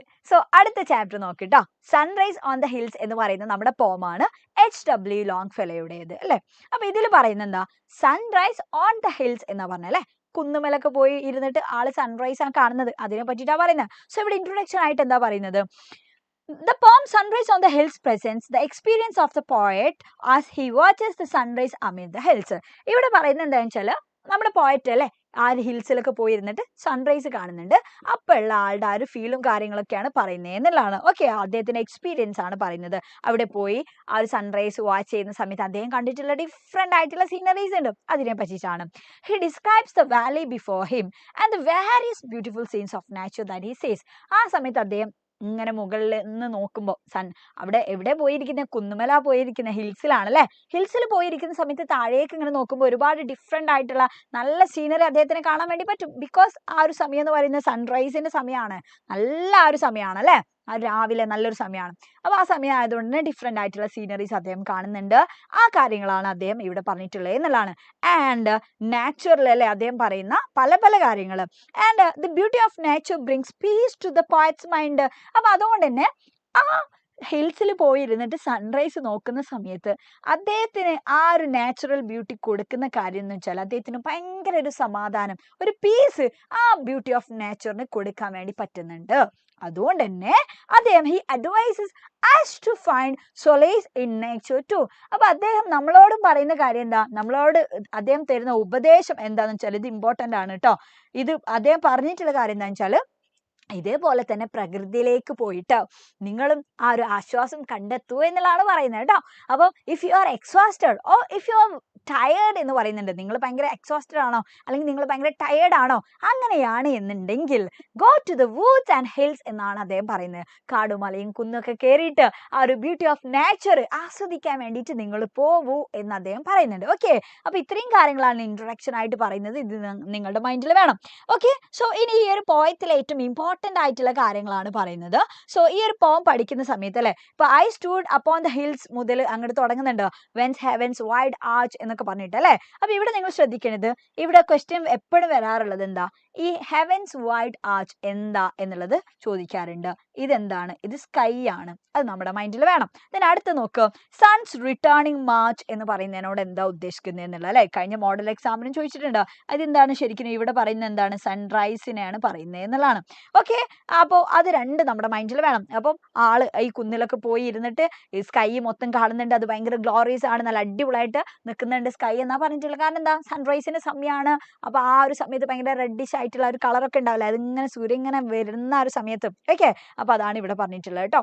ആൻഡ് ബാക്കിയുള്ള ഓരോ സീനറീസ് ഇവിടെ പറയുന്നുണ്ട്. പക്ഷെ ഇതിൽ ഏറ്റവും ഇമ്പോർട്ടന്റ് ആയിട്ടുള്ള ഒരു കാര്യം എന്ന് പറഞ്ഞാൽ ഇതാണ്, like host in battle over throne എന്ന് പറയുന്നുണ്ട്. അതിൽ സിമിലി ഉണ്ട്, കാരണം ഇവിടെ ലൈക്ക് ഉണ്ട്, അതുകൊണ്ടാ. കാരണം കമ്പാരിസൺ ആണ് നടക്കുന്നത്. പക്ഷെ ഇവിടെ എന്തായിട്ടാണ് കമ്പയർ ചെയ്യുന്നത്, ഇവിടെ ക്ലൗഡ് ഉണ്ട്, ക്ലൗഡ് അല്ലെ, മേഘങ്ങൾ. അതായത് ഈ സൺറൈസ് ഇങ്ങനെ വരുമ്പോൾ, സൂര്യപ്രകാശം ഇങ്ങനെ വരുമ്പോൾ പിന്നെ മേഘം ഉണ്ടാവോ, നോ, മേഘമൊക്കെ ഇങ്ങനെ മാറി മാറി പോവും. ആ പോക്കിനെയാണ് ഡിഫീറ്റഡ് ആയിട്ടുള്ള വാരിയേഴ്സ് പോകുന്നത് പോലെ ക്ലൗഡ് പോകുന്നു എന്നാണ് പറഞ്ഞത് കേട്ടോ. ഈ ലൈൻസ് നിന്ന് ക്വസ്റ്റ്യൻസ് വരാറുണ്ട് കേട്ടോ, ഇവിടെ എന്താ കാണിക്കുന്നത് എന്നുള്ളത്. അപ്പൊ അവിടെ കാണിക്കുന്നതെന്ന് വെച്ചാൽ ക്ലൗഡിനെയാണ് പറയുന്നത്. ഈ സൺറൈസ് വരുന്ന സമയത്ത് ക്ലൗഡ് മാറി പോകുന്നതിനാണ് it compared with the defeated വാരിയേഴ്സുമായിട്ട് അല്ലെ, ഡിഫീറ്റഡ് ആയിട്ടുള്ള വാരിയേഴ്സുമായിട്ട് കമ്പയർ ചെയ്യുന്നുണ്ട്. ഓക്കെ, അപ്പൊ അത് നമ്മുടെ മൈൻഡിൽ വേണം. സോ നെക്സ്റ്റ് അതിന്റെ എക്സ്പ്ലനേഷൻ ആയിട്ട് പറയുന്നത് എന്താ, the poet stood upon the hills, ഹിൽസിലൊക്കെ പോയിട്ടാണ് ആൾ ഇരുന്നത്. The sky which he calls heavens wide arch എന്ന് പറഞ്ഞിട്ട് ആള് അതിനെ പറയുന്നുണ്ട് അല്ലെ, സ്കൈനെ പറ്റി പറയുന്നുണ്ട്. അപ്പൊ അത് ഭയങ്കര അടിപൊളിയായിട്ട് ഗ്ലോറിയസ് ആയിട്ട് തോന്നുന്നുണ്ട്. കാരണം എന്താ, സൺറൈസിന്റെ സമയം ആയതുകൊണ്ട് തന്നെയാണ്. പിന്നെ സൺറൈസ് വരുന്ന സമയത്ത് എന്ത് ചെയ്യും, തൊട്ടപ്പുറത്തുള്ള അല്ലെ വൂഡ്സും കാര്യങ്ങളൊക്കെ ഭയങ്കര വെളിച്ചം വെക്കൂലേ, അതിന്മക്കൊക്കെ ഈ സൂര്യന്റെ വെളിച്ചം അടിക്കുന്നുണ്ട്. അതുകൊണ്ടാണ് the woods were brightened with the sun's return and soft gales of winds went forward to kiss the sunlight valley എന്ന് പറഞ്ഞു. അതായത് മരങ്ങളൊക്കെ ഭയങ്കരമായിട്ട് എന്ത് ചെയ്യുന്നുണ്ടെന്ന് അറിയോ, ഭയങ്കര ആ ഒരു കളർ ഉണ്ടാവും ഈ സൂര്യപ്രകാശം അടിച്ചിട്ട്. പിന്നെ ഇങ്ങനെ ഭയങ്കര ഒരു സോഫ്റ്റ് ആയിട്ടുള്ള ഒരു വിൻഡും അതിലൂടെ ഇങ്ങനെ പോകുന്നുണ്ട്. സോഫ്റ്റ് ആണ് എന്നാൽ ഭയങ്കര സ്ട്രോങ് ആണ്. അങ്ങനെ പോയിട്ട് താഴ്വാരൊക്കെ ഇങ്ങനെ ടച്ച് ചെയ്തിട്ട് ഇങ്ങനെ കിസ് ചെയ്തിട്ട് പോരുന്നുണ്ട് എന്നുള്ളതാണ് പറഞ്ഞത്. The clouds were far beneath where the poet stood. പോയിട്ട് ഇങ്ങനെ ഹിൽസിൽ ഇരുന്ന് താഴോട്ട് നോക്കുമ്പോൾ ഇങ്ങനെ താഴെ ആയിട്ടല്ലേ, ഇവിടെ ഇപ്പൊ ഇങ്ങനെ ഒരാൾ നിൽക്കുകയാണെന്നുണ്ടെങ്കിൽ ഇങ്ങനെ നോക്കുമ്പോൾ അല്ലെ, ഇവിടെ നോക്ക്, പോയിറ്റിന്റെ താഴെയാണ് ക്ലൗഡ്സ് എന്നല്ല തോന്നുക. പക്ഷേ ഈ സൺറൈസ് ഇങ്ങനെ കംപ്ലീറ്റ് വരുമ്പോ ഈ ക്ലൗഡ് ഇങ്ങനെ മാറി മാറി മാറി ഇങ്ങനെ അങ്ങോട്ട് പോകും അല്ലെ. അപ്പൊ അതാ പറഞ്ഞത് കേട്ടോ, പോയിറ്റ് നോക്കിയ സമയത്ത് അതൊക്കെ താഴെയാണെന്ന് തോന്നുന്നുണ്ട്. They were covered in light and gathered around the woods. അതായത് അതിലൊക്കെ ഫുള്ള് ഭയങ്കര വെളിച്ചത്തിൽ ഇങ്ങനെ മുങ്ങി കുളിച്ച് നിൽക്കുന്ന പോലെ തോന്നും. എന്തിനെ, ഈ ക്ലൗഡ്സിനെ നോക്കുന്ന സമയത്ത്. കാരണം എന്താ, സൺറൈസ് ആണ്, സൺ അവിടുന്ന് വരുന്നുണ്ട്, അപ്പൊ അതിന്റെ വെളിച്ചാണ് എന്നാ പറഞ്ഞത്. As the clouds faded, they looked like defeated soldiers in a battle. പക്ഷെ എന്ത് ചെയ്യുന്നുണ്ട്, സൺറൈസ് വരുന്ന സമയത്ത് ഈ ക്ലൗഡ് ഇങ്ങനെ പോകുന്നത് ഡിഫീറ്റഡ് ആയിട്ടുള്ള സോൾജേഴ്സിനെ പോലെയുണ്ട്. Who was slowly retreating from the battlefield അല്ലെ. The tops of pinnacle of many trees could be seen through the gray mist as the clouds disappeared. അത് പറഞ്ഞിട്ടുള്ള കാര്യം എന്താ അറിയോ, ഈ ക്ലൗഡ് അങ്ങോട്ട് മാറിയടിച്ചോ. ഇവിടെ ഈ ക്ലൗഡ്സ് അങ്ങോട്ട് മാറുമ്പോൾ താഴെ എന്തുണ്ടാവും ശരിക്കും, താഴെ കുറെ പാടങ്ങളൊക്കെ ഉണ്ടാവും. അതേപോലെ തന്നെ കുറെ കുന്ന്, മല അല്ലെ, ട്രീസ്, ഇതൊക്കെ ഉണ്ടാവൂടാ. ഇതൊക്കെ ഈ ക്ലൗഡ് അങ്ങോട്ട് മാറിയേ കാണും. അപ്പൊ അതാണ് ഇവിടെ ആർക്ക് കാണുന്നത് എന്നുള്ള. ഇവിടെ നോക്കിയേ, as many A pinnacle with shifting clans എന്ന് പറയുന്നുണ്ട് അല്ലെ. അതായത് ഉദ്ദേശം ഇങ്ങനെയുള്ള കുന്നും മലയൊക്കെ ഇങ്ങനെ കാണും ഈ ക്ലൗഡ് അങ്ങോട്ട് മാറുമ്പോൾ. അതാണ് ഇവിടെ പറഞ്ഞിട്ടുള്ളത് കേട്ടോ. Through the grey mist thrust up it's shattered lands എന്നൊക്കെ പറയുന്നതാ. അപ്പൊ ഇങ്ങനെ ഷാറ്റേർഡ് ആയിട്ടുള്ള അല്ലെ, ചിതറി നിൽക്കുന്ന പോലെയാണ് കാണുന്നത് എന്നുള്ളതാണ്. Okay, yes. അപ്പൊ അതാണ് ഇതിന്റെ എക്സ്പ്ലനേഷൻ. സ്റ്റാൻസ 1ന്റെ നിങ്ങളുടെ മൈൻഡിൽ വേണം. Next, and rocking on the cliff മുതൽ അല്ലെ, ഇവിടെ സ്പൈറൽ വേ വരെയുള്ളതിൽ ഇതിൽ ഏറ്റവും ഇമ്പോർട്ടന്റ് ആയിട്ടുള്ള ഭാഗം ഇതാണ്. ഓക്കെ, ഞാൻ മാർക്ക് ചെയ്ത് കൊടുത്തിട്ടുണ്ട്. ഇതിൽ വളരെ ഇമ്പോർട്ടന്റ് ആണ്. The dark pine blast bare and cleft എന്നൊക്കെ പറയുന്നുണ്ട്. ബ്ലാസ്റ്റ് ചെയ്ത് ബെയർ എന്നൊക്കെ, അതായത് ഇവിടെ ആൾ എന്ത് കാണുന്നുണ്ട് എന്നറിയോ, ആ മേഘമൊക്കെ കണ്ട് മാറി കഴിഞ്ഞാൽ പിന്നെ ഭയങ്കരമായിട്ടുള്ള പൈൻ മരങ്ങളൊക്കെ കാണും അല്ലെ. ഇവിടെയൊക്കെ നോക്ക്, പൈൻ ട്രീസ് കാണാൻ വേണ്ടി പറ്റും. അപ്പൊ ഇത് കാണുമ്പോൾ ഭയങ്കര ഡിഫീറ്റഡ് ആയിട്ടുള്ള പോലെ, കാരണം മേഘങ്ങൾ മാറിയാൽ ഇതിങ്ങനെ ആകെ ഉണങ്ങിയ പോലെയാണ് അല്ലേ, ഭയങ്കര ഡിഫീറ്റഡ് ആയിട്ടുള്ള പോലെയാണ് കാണുന്നത് എന്നുള്ളതാണ് കേട്ടോ. അപ്പൊ ഇവിടെ പൈൻ ബ്ലാസ്റ്റഡ് ബെയർ എന്നുള്ളതിനോട് ഉദ്ദേശിച്ചതാണ് ആ ഡിഫീറ്റഡ് ആയിട്ടുള്ള അതിന്റെ ഒരു പഴയ കോലത്തിനെയാണ് എന്നുള്ളതാണ്. ഓക്കെ, അപ്പൊ ഇവിടെ നമുക്ക് എന്ത് കാണാൻ വേണ്ടി പറ്റുന്നുണ്ട്, ബ്ലാസ്റ്റർ ബെയർ എന്നൊക്കെ പറയും. അപ്പൊ അതിൽ അലിട്രേഷൻ നിങ്ങൾക്ക് കാണാൻ വേണ്ടി പറ്റും. ഓക്കെ, അപ്പൊ അത് നിങ്ങളുടെ മൈൻഡിൽ വേണം. Okay, the veil of cloud was lifted and below glowed the rich valley and the river's flow was darkened by the forest shade. അപ്പോൾ ഇവിടെ പറഞ്ഞെന്താ, ആ ക്ലൗഡ് കംപ്ലീറ്റ് ആയിട്ട് ഇങ്ങോട്ട് മാറൂലേ, ആ കംപ്ലീറ്റ് ആയിട്ട് ഇങ്ങോട്ട് മാറിയാൽ താഴെയുള്ള ആ വാലി ഇങ്ങനെ അടിപൊളിയായിട്ട് ആർക്ക് കാണാൻ വേണ്ടി പറ്റും, നമ്മുടെ പോയറ്റിന് അവിടുന്ന് മുകളിൽ നിന്ന് കാണുന്നുണ്ട്. എന്നിട്ടോ താഴെ റിവറൊക്കെ ഇങ്ങനെ ഒഴുകി പോകുന്നുണ്ട്, അതിന്റെ ഫ്ലോനെയാണ് പറയുന്നത്. പക്ഷെ അതിന്റെ ഫ്ലോ ഭയങ്കര ഡാർക്കൻഡ് ആയിട്ട് തോന്നുന്നുണ്ട്, കാരണം രണ്ട് സൈഡിലും എന്തുണ്ട്, ഫോറസ്റ്റ് ഒക്കെ ഉണ്ട് അല്ലെ, ഒരുപാട് മരങ്ങളുണ്ട്, അപ്പൊ ഭയങ്കര ഡാർക്ക് ഷെയ്ഡ് ആയിട്ട് തോന്നുന്നുണ്ട് എന്നുള്ളതാണ്. ആൻഡ് നോക്ക്, or Glisson in the wide cascade, പക്ഷെ വാട്ടർഫാൾസിനെയാണ് അവിടെ പറയുന്നത് കേട്ടോ. വെള്ളമൊക്കെ ഇങ്ങനെ തുള്ളി തുള്ളി ഇങ്ങനെ പോകില്ലേ, അപ്പൊ അതിന്റെ ഒരു വെള്ള കളർ ഉണ്ടാവില്ലേ, ചാടി ചാടി പോകുമ്പോൾ വെള്ളത്തിന് ഭയങ്കരമായിട്ട് വൈറ്റ് ആയിട്ടുള്ള ഒരു കളർ ഉണ്ടാവും, അതിനാണ് ഇവിടെ പറഞ്ഞിട്ടുള്ളത്. And upward in the mellow blush of day the noisy bittern wheeled his spiral way. അപ്പൊ ഇവിടെ പറഞ്ഞിട്ടുള്ള കാര്യം എന്താണെന്ന് വെച്ചാൽ, പിന്നെ എന്ത് കാണുന്നുണ്ട് എന്നുള്ളതാണ്. അതില് ഈ ബിറ്റേണിന്റെ അല്ലെ, നോയ്സി ബിറ്റേൺ എന്നുള്ളതിനോട് ഉദ്ദേശം എന്താണ്, ഇവിടെ ഒരു ഒരു പക്ഷീന്റെ ഫോട്ടോ ഉണ്ടായിരുന്നല്ലോ. ഓക്കെ, ഒരു പക്ഷീന്റെ ഫോട്ടോ ആണ് ഇവിടെ പറഞ്ഞിട്ടുള്ളത്, ഐ മീൻ വോയിസ് ആണ് പറഞ്ഞിട്ടുള്ളത്. നോയ്സി ബിറ്റേൺ എന്ന് പറയുമ്പോൾ ഒരു പ്രത്യേക രീതിയിലുള്ള ഒരു സൗണ്ട് ആണ്. അപ്പൊ ആ സൗണ്ട് ഒക്കെ കേൾക്കാൻ വേണ്ടി തുടങ്ങി എന്നുള്ള, കാരണം എന്താ, ആ രാവിലെ ആയല്ലോ, രാവിലെ ആകുമ്പോൾ നമുക്ക് പക്ഷികളുടെയും അതേപോലെ തന്നെ ആളുകളുടെയും സൗണ്ട് കേൾക്കാൻ വേണ്ടി തുടങ്ങും. അപ്പൊ ഇവിടെ ഫസ്റ്റ് പറഞ്ഞിട്ടുള്ളത് ആ ഒരു കിളീന്റെ സൗണ്ട് ഒക്കെ അദ്ദേഹം കേൾക്കാൻ വേണ്ടി തുടങ്ങി എന്നുള്ള. ഓക്കെ, അപ്പൊ അത് നമ്മുടെ മൈൻഡിൽ വെക്കണം. നെക്സ്റ്റ് നോക്ക്, I heard the distant waters dash, I so the current വേൾ and flash. അതായത് ഒരുപാട് ദൂരത്ത് നിന്ന് വെള്ളം ഇങ്ങനെ വന്ന് അടിക്കുന്ന ഡാഷ് ചെയ്യുന്ന സൗണ്ട് ഞാൻ കേട്ടു. അതേപോലെ തന്നെ അല്ലെ, അതിന്റെ ആ ഒരു കറന്റ് വേൾ ആൻഡ് ഫ്ലാഷ് എന്നൊക്കെ പറയുമ്പോൾ ആ വെള്ളത്തിന്റെ ആ ഒരു ചുഴിയും അതിന്റെ ഒഴുക്കൊക്കെ അല്ലേ, അതിനെയാണ് ഇവിടെ പറഞ്ഞിട്ടുള്ളത്. And richly by the blue lake silver beach the woods were bending with a silent reach. പിന്നെ എന്തൊക്കെ അദ്ദേഹം കാണുന്നുണ്ടെന്ന് അറിയോ, ഈ അതായത് വെള്ളം ഇങ്ങനെ ഒഴുകി വരൂലേ, ആ ഒഴുകി വരുന്നതിന്റെ രണ്ട് സൈഡിലുള്ളതിനെയാണ് ബ്ലൂ ബീച്ച് എന്ന് പറയാൻ കാരണം എന്താണെന്ന് വെച്ചാൽ, കാടും മലയൊക്കെ ആകുമ്പോൾ പാറൊക്കെ ഇങ്ങനെ ഇങ്ങനെ എന്താ ചെയ്യും, പൊട്ടിട്ടൊക്കെ പാറപ്പൊടിയൊക്കെ ഉണ്ടാവില്ലേ രണ്ട് സൈഡിലും, അപ്പൊ അതിനെയാണ് ഇവിടെ സിൽവർ ബീച്ച് എന്ന് പറയാൻ കാരണം കേട്ടോ. അപ്പൊ ഈ വെള്ളത്തിന്റെ രണ്ട് സൈഡിലുള്ള ആ ഒരു ബീച്ച്, രണ്ട് ഷോറും ശരിക്കും തീരൊക്കെ ശരിക്കും അങ്ങനെയാണ്, ഒരു സിൽവർ കളറിലാണ് എന്നുള്ളതാണ്. ആൻഡ് അതേപോലെ തന്നെ അവിടെ എന്തുണ്ട്, ബെൻഡ് ചെയ്തിട്ടാണ് എന്ത് നിൽക്കുന്നത്, മരങ്ങൾ നിൽക്കുന്നത് എന്നുള്ളതാണ് ഇതിന്റെ രണ്ട് സൈഡിലും. Then over the valley with gentle swell the music of the village bell came sweetly to the echo giving hills. എന്നിട്ട് താഴെന്ന് ഇതേപോലെയുള്ള ഈ വില്ലേജ് ബെല്ല് ഇങ്ങനെ അടിക്കൂലേ, രാവിലെ വില്ലേജ് ബെല്ലൊക്കെ അടിക്കൂലേ, അപ്പൊ ആ അടിക്കുന്നതിന്റെ സൗണ്ട് പോയറ്റിന് എന്ത് കേൾക്കാൻ വേണ്ടി പറ്റുന്നുണ്ട്, ഈ കുന്നുമേലിരിക്കുന്ന പോയറ്റിന് അതിങ്ങനെ എക്കോ അടിച്ചിട്ട് അങ്ങോട്ട് കേൾക്കുന്നുണ്ട് എന്നുള്ളതാണ്. അപ്പൊ അത് ആ വാലി മൊത്തം കേൾക്കാൻ വേണ്ടി പറ്റുന്നുണ്ട്, തായ്വാരേക്ക് കേൾക്കാൻ വേണ്ടി പറ്റുന്നുണ്ട്. And the wild horn whose voice the woodland fields was ringing to the merry shot എന്ന് പറയുന്നുണ്ട് അല്ലെ. അപ്പൊ ഇവിടെ പറഞ്ഞിട്ടുള്ളത് എന്താ വെച്ചാൽ വൈൽഡ് ഹോൺ എന്നൊക്കെ പറയുന്നുണ്ട് അല്ലെ. അപ്പൊ ഇവിടെ പറഞ്ഞിട്ടുള്ളത് ആ കിളിണ്ട് അല്ലെ, ഇതാണ് എസ് ഇവിടെ ഉണ്ട്, ഇതാണ് നമ്മുടെ ഹോൺ ബിൽ കേട്ടോ. അപ്പൊ ഇതിന്റെ നോയ്സ് ആണ് ഇവിടെ പറഞ്ഞിട്ടുള്ളത് കേട്ടോ. അപ്പൊ ആ നോയ്സ് കേൾക്കാൻ വേണ്ടി പറ്റുന്നുണ്ട്. അപ്പൊ അതെന്ത് ചെയ്യും, അതൊക്കെ മുകളിലേക്ക് വരുന്നുണ്ട് എന്നുള്ള അദ്ദേഹം ആ ഹിൽസിൽ ഇരിക്കുന്ന സമയത്ത് കേൾക്കുന്നുണ്ട്. ഓക്കെ, സോ നോക്ക്, was ringing to the merry shout എന്ന് പറയുന്നുണ്ട്. അപ്പൊ അതായത് ഒരു മറുപടി പറയും പോലെയാണ് തോന്നുന്നത് എന്നുള്ള അല്ലെ. വില്ലേജ് ബെല്ലിന്റെ സൗണ്ട് ഒരു ഭാഗത്തുന്നുണ്ട്, അതേപോലെ തന്നെ ഇതിന്റെ സൗണ്ട് കേൾക്കുന്നുണ്ട്. അപ്പൊ അതൊക്കെ തമ്മിൽ ഇങ്ങനെ മറുപടി പറയും പോലെയാണ് ഈ പോയറ്റിന് ഫീൽ ചെയ്യുന്നത് എന്നുള്ളതാണ്.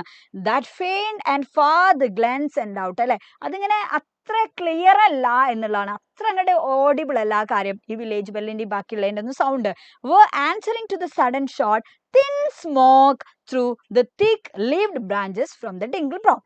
അവിടെ പറഞ്ഞിട്ടുള്ള കാര്യം എന്താ, ഇവിടെ തിൻ സ്മോക്ക് പറഞ്ഞിട്ടുണ്ട്. ഈ തിൻ സ്മോക്ക് എന്തിനെ കാണിക്കുന്നത് എന്നുള്ള ക്വസ്റ്റ്യൻ വരാറുണ്ട് കേട്ടോ, ഇത് ഇമ്പോർട്ടൻ്റ് ആ. അതായത് തിൻ സ്മോക്ക് കാണിക്കുന്ന എന്താ, ആ തിൻ സ്മോക്ക് മരത്തിന്റെ ഇടയിലൂടെ ഇങ്ങനെ പുക വരുന്ന പോലെ അദ്ദേഹത്തിന് ഈ കുന്നുമേൽ പോയി ഇരിക്കുന്ന സമയത്ത് തോന്നും, ഹിൽസിൽ പോയി ഇരിക്കുന്ന സമയത്ത് തോന്നും. അപ്പം ആ പുക വരുന്നുണ്ട്, പുക വരുന്നത് എന്താന്നുള്ളതാണ് അദ്ദേഹത്തിന് തോന്നുന്നത്, ഇതിനൊക്കെ ആൻസർ മറുപടി പറയും പോലെ ഈ പുക വരുന്ന പോലെയാണ്. പക്ഷേ ഈ പുക, ഈ തിൻ സ്മോക്ക് എന്ന് പറഞ്ഞാൽ അവിടേക്ക് ആളുകൾ താഴെ വാലിയിൽ ഒരുപാട് ആൾക്കാർ ജീവിച്ചിരിപ്പുണ്ട്. അപ്പൊ അവര് രാവിലെ എന്തായാലും ഫുഡും കാര്യങ്ങളും ഉണ്ടാക്കുമല്ലേ, ഫയർ, അവര് തീ കത്തിക്കും എന്തായാലും. അപ്പൊ അതിന്റെ ആ ഒരു അടയാളമായിട്ടാണ് ഈ തിൻ സ്മോക്ക് പുറത്തേക്ക് വരുന്നത്. സോ അതെന്തിനാ ഷോ ചെയ്യുന്നത്, ഹ്യൂമന്റെ പ്രസൻസിനെയാണ്, മനുഷ്യന്മാർ അവിടെ ജീവിച്ചിരിപ്പുണ്ട് എന്നുള്ളതാണ് കാണിക്കുന്നത്. ഓക്കെ, അപ്പൊ അത് നമ്മുടെ മൈൻഡിൽ വെക്കുക. The next അടുത്ത എന്താണ്, if you are worn and hard beset with sorrows that you would forget, if you would read a lesson that will keep their heart from finding and their soul from sleep, go to the woods and hills, not years, dim the sweet look that nature wears. അപ്പോൾ ഇവിടെ പറഞ്ഞിട്ടുള്ള കാര്യം എന്താ വെച്ചാൽ if you are worn and hard visit എന്ന് പറഞ്ഞിട്ടുണ്ടല്ലേ, നമ്മൾ ഭയങ്കര ടയേർഡാണ്, നമ്മൾ ഭയങ്കര എക്സോസ്റ്റഡ് ഒക്കെ ആണ് എന്നുണ്ടെങ്കിൽ നമ്മൾ എന്താ ചെയ്യേണ്ടതെന്നാണ് പറഞ്ഞിട്ടുള്ളത്. ഇവിടെ ഇങ്ങനെയും പറഞ്ഞിട്ടുണ്ട്, നിങ്ങൾക്ക് ഭയങ്കര സോറോസ് ഉണ്ടോ, ഭയങ്കര വിഷമങ്ങൾ ഉണ്ടോ നിങ്ങൾക്ക് മറക്കാൻ വേണ്ടിയിട്ടുള്ള അല്ലേ, അതേപോലെ നിങ്ങൾക്ക് ഭയങ്കര നല്ല ഒരു ലെസൺ ഒക്കെ വായിക്കണം, അങ്ങനെയുള്ള കാര്യങ്ങളൊക്കെ നിങ്ങൾക്ക് തോന്നുന്നുണ്ടോ, നല്ല കോൺസെൻട്രേഷൻ ഒക്കെ നിങ്ങൾക്ക് കിട്ടണോ, അങ്ങനെയൊക്കെയാണെന്നുണ്ടെങ്കിൽ മക്കളെ go to the woods and hills എന്നാ പറഞ്ഞാൽ നിങ്ങൾ കാടും മലയും കുന്നും ഒക്കെ കയറിയിട്ട് നിങ്ങൾ പോവണം. Not ears dim the sweet look that nature wears. പ്രകൃതിയുടെ ആ ഒരു നല്ല ഭംഗി അല്ലെ, അത് ഇല്ലാതാക്കാൻ ഒരു കണ്ണുനീരിനാവില്ല എന്നുള്ള. അപ്പൊ ഇതാണ് ഇതിൽ ഏറ്റവും ഇമ്പോർട്ടന്റ് ആയിട്ടുള്ള പോയിന്റ്. നമ്മൾ ടയർഡ് ആണെങ്കിലോ നമ്മൾ സാഡ് ആണെങ്കിലോ ഒക്കെ എന്ത് ചെയ്യുക, we should go to the woods and hills. നിങ്ങൾ നാച്ചുറലിലേക്ക് പോകണം. കാരണം പ്രകൃതിയുടെ ആ ഭംഗിക്ക് എന്ത് പവർ ഉണ്ടടാ, ഒരു ഹീലിംഗ് പവർ ഉണ്ട് എന്നുള്ളതാണ് കേട്ടോ. ഇത് വളരെ ഇമ്പോർട്ടന്റ് ആണ്. ഓക്കെ, സോ ഇവിടെ ഞാൻ ഇതിന്റെ ഇമ്പോർട്ടന്റ് ആയിട്ടുള്ള പോയിന്റ്സ് ഇവിടെ കൊടുത്തിട്ടുണ്ട് കേട്ടോ. പ്രകൃതിന്റെ എന്തൊക്കെയാണ് ഇതിന്റെ തീം എന്നുള്ളതൊക്കെ ഇത് വളരെ ഇമ്പോർട്ടന്റ് ആണ്. നിങ്ങൾ എന്ത് ചെയ്യുക, ഇത് ജസ്റ്റ് ഈ പോയിന്റ്സ് പഠിച്ചു വെക്കണം. ഇതിൽ പറയുന്ന എന്തൊക്കെയാണ്, ബ്യൂട്ടി ഓഫ് നേച്ചറിനെ പറ്റിയിട്ടാണ്. പോയിട്ട് എവിടെ പോയിരിക്കുന്നത്, ഹിൽസിൽ പോയിട്ടിരിക്കുന്നുണ്ട്. എന്നിട്ട് എന്താ കാണുന്നത് എന്നുള്ളതാണ്. Sees nature wake up with the sun അല്ലെ, നാച്ചർ വേക്കപ്പ് ചെയ്യുന്നതിനെ പറ്റിയിട്ട് അദ്ദേഹം പറയുന്നുണ്ട്. വിത്ത് ദ സൺ, സൺറൈസിന് കൂടെ എങ്ങനെയാണോ പ്രകൃതി ഉണരുന്നത് അതിനെ പറ്റിയിട്ടാണ് പോയിട്ട് പറയുന്നത്. And poet is delighted by the magnificent sight of nature.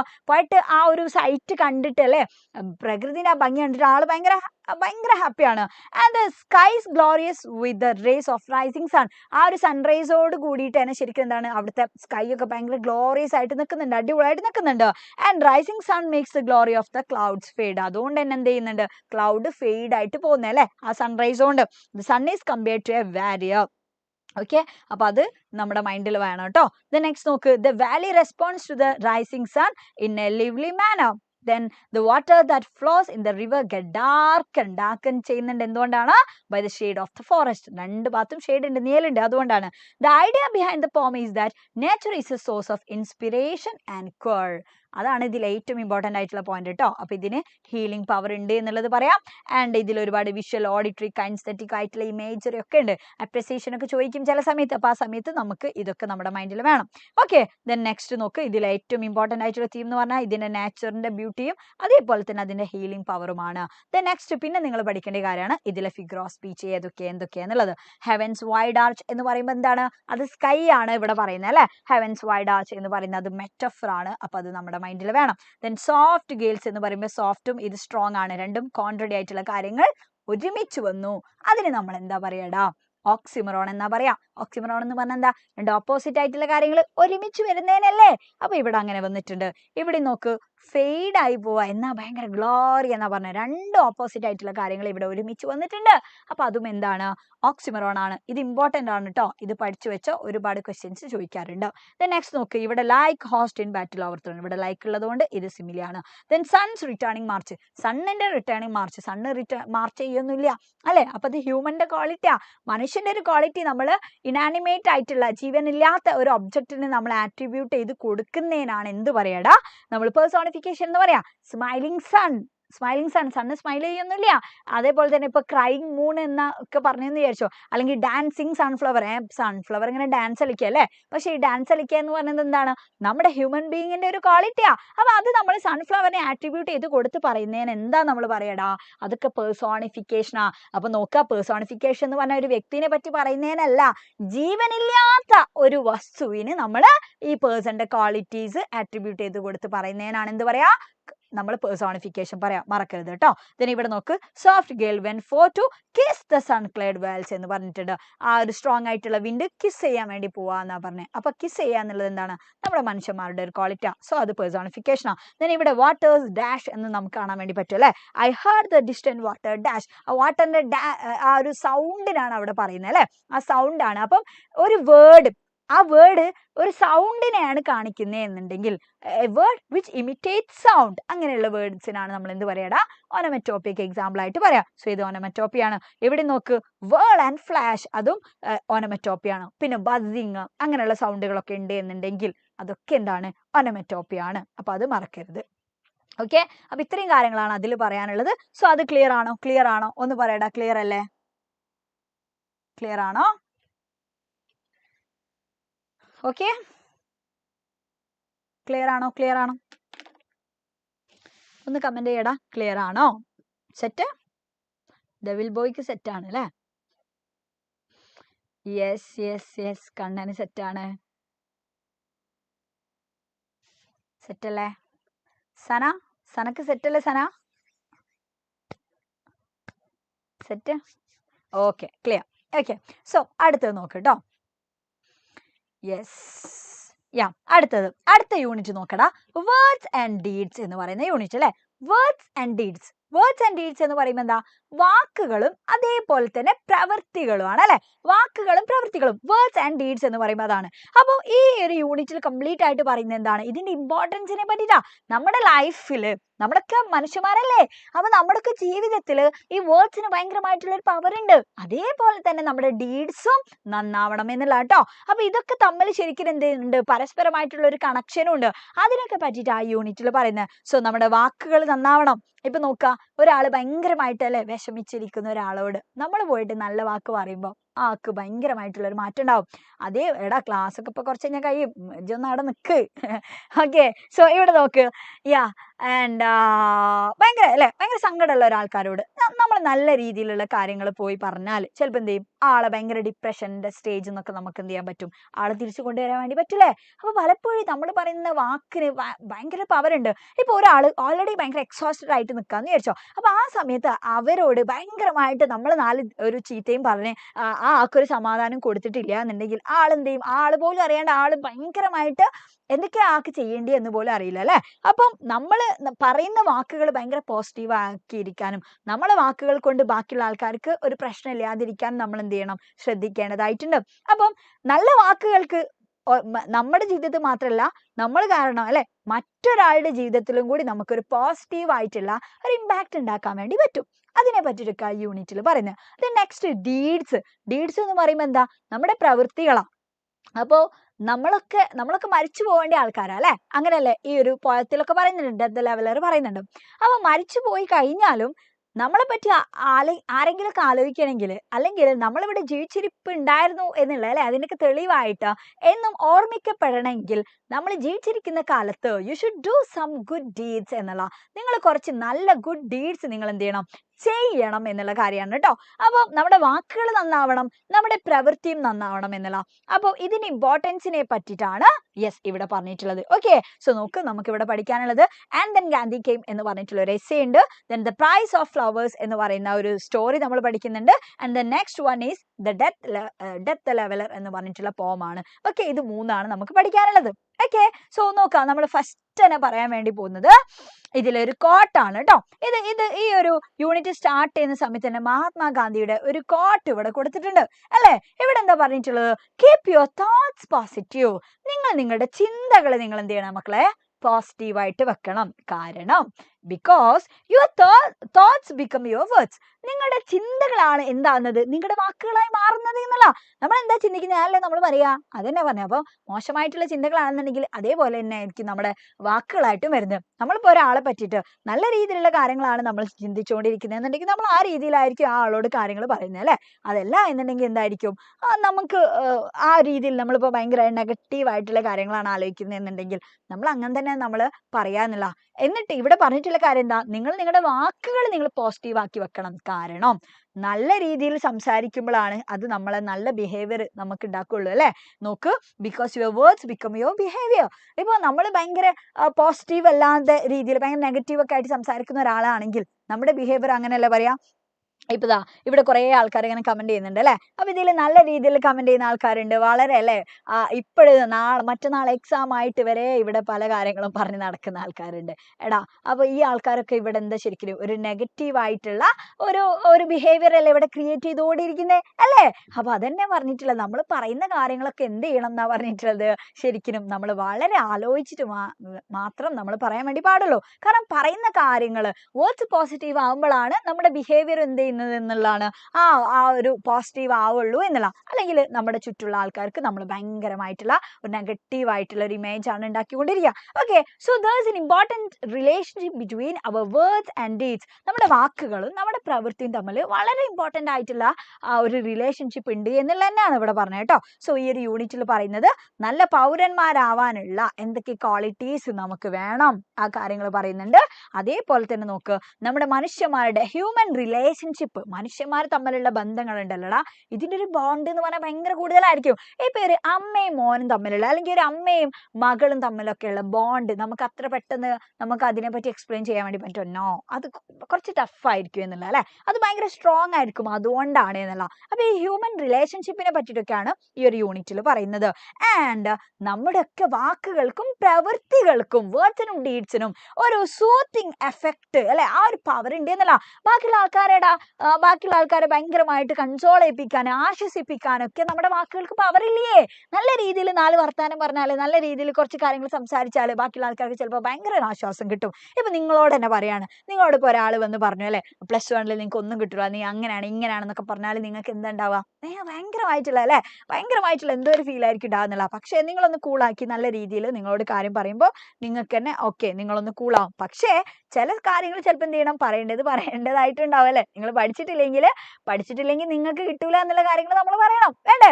അപ്പം എങ്ങനെ ആയാലും പക്ഷേ നമ്മളെ ഭയങ്കര എപ്പോഴും ഡിമോട്ടിവേറ്റ് ചെയ്യാന്ന് വിചാരിച്ചോ. ഒരു കുട്ടിയോട് ഇപ്പോൾ നിങ്ങൾക്ക് എന്തായാലും കിട്ടാൻ വേണ്ടി പോകുന്നില്ല എന്ന് പറയാം. അതായത് ഇപ്പോൾ ഒരു കുട്ടി എഫേർട്ട് ഇടുന്നുണ്ട്, ആ എഫേർട്ട് ഇടുന്ന കുട്ടീനെ നമ്മൾ എഫേർട്ട് മനസ്സിലാക്കാതെ നമ്മൾ ആ കുട്ടീനെ ഭയങ്കരമായിട്ട് ഡിമോട്ടിവേറ്റ് ചെയ്താലല്ലേ ആ കുട്ടിക്ക് എന്ത് ചെയ്യും, ഭയങ്കര പ്രശ്നമാവില്ലേ?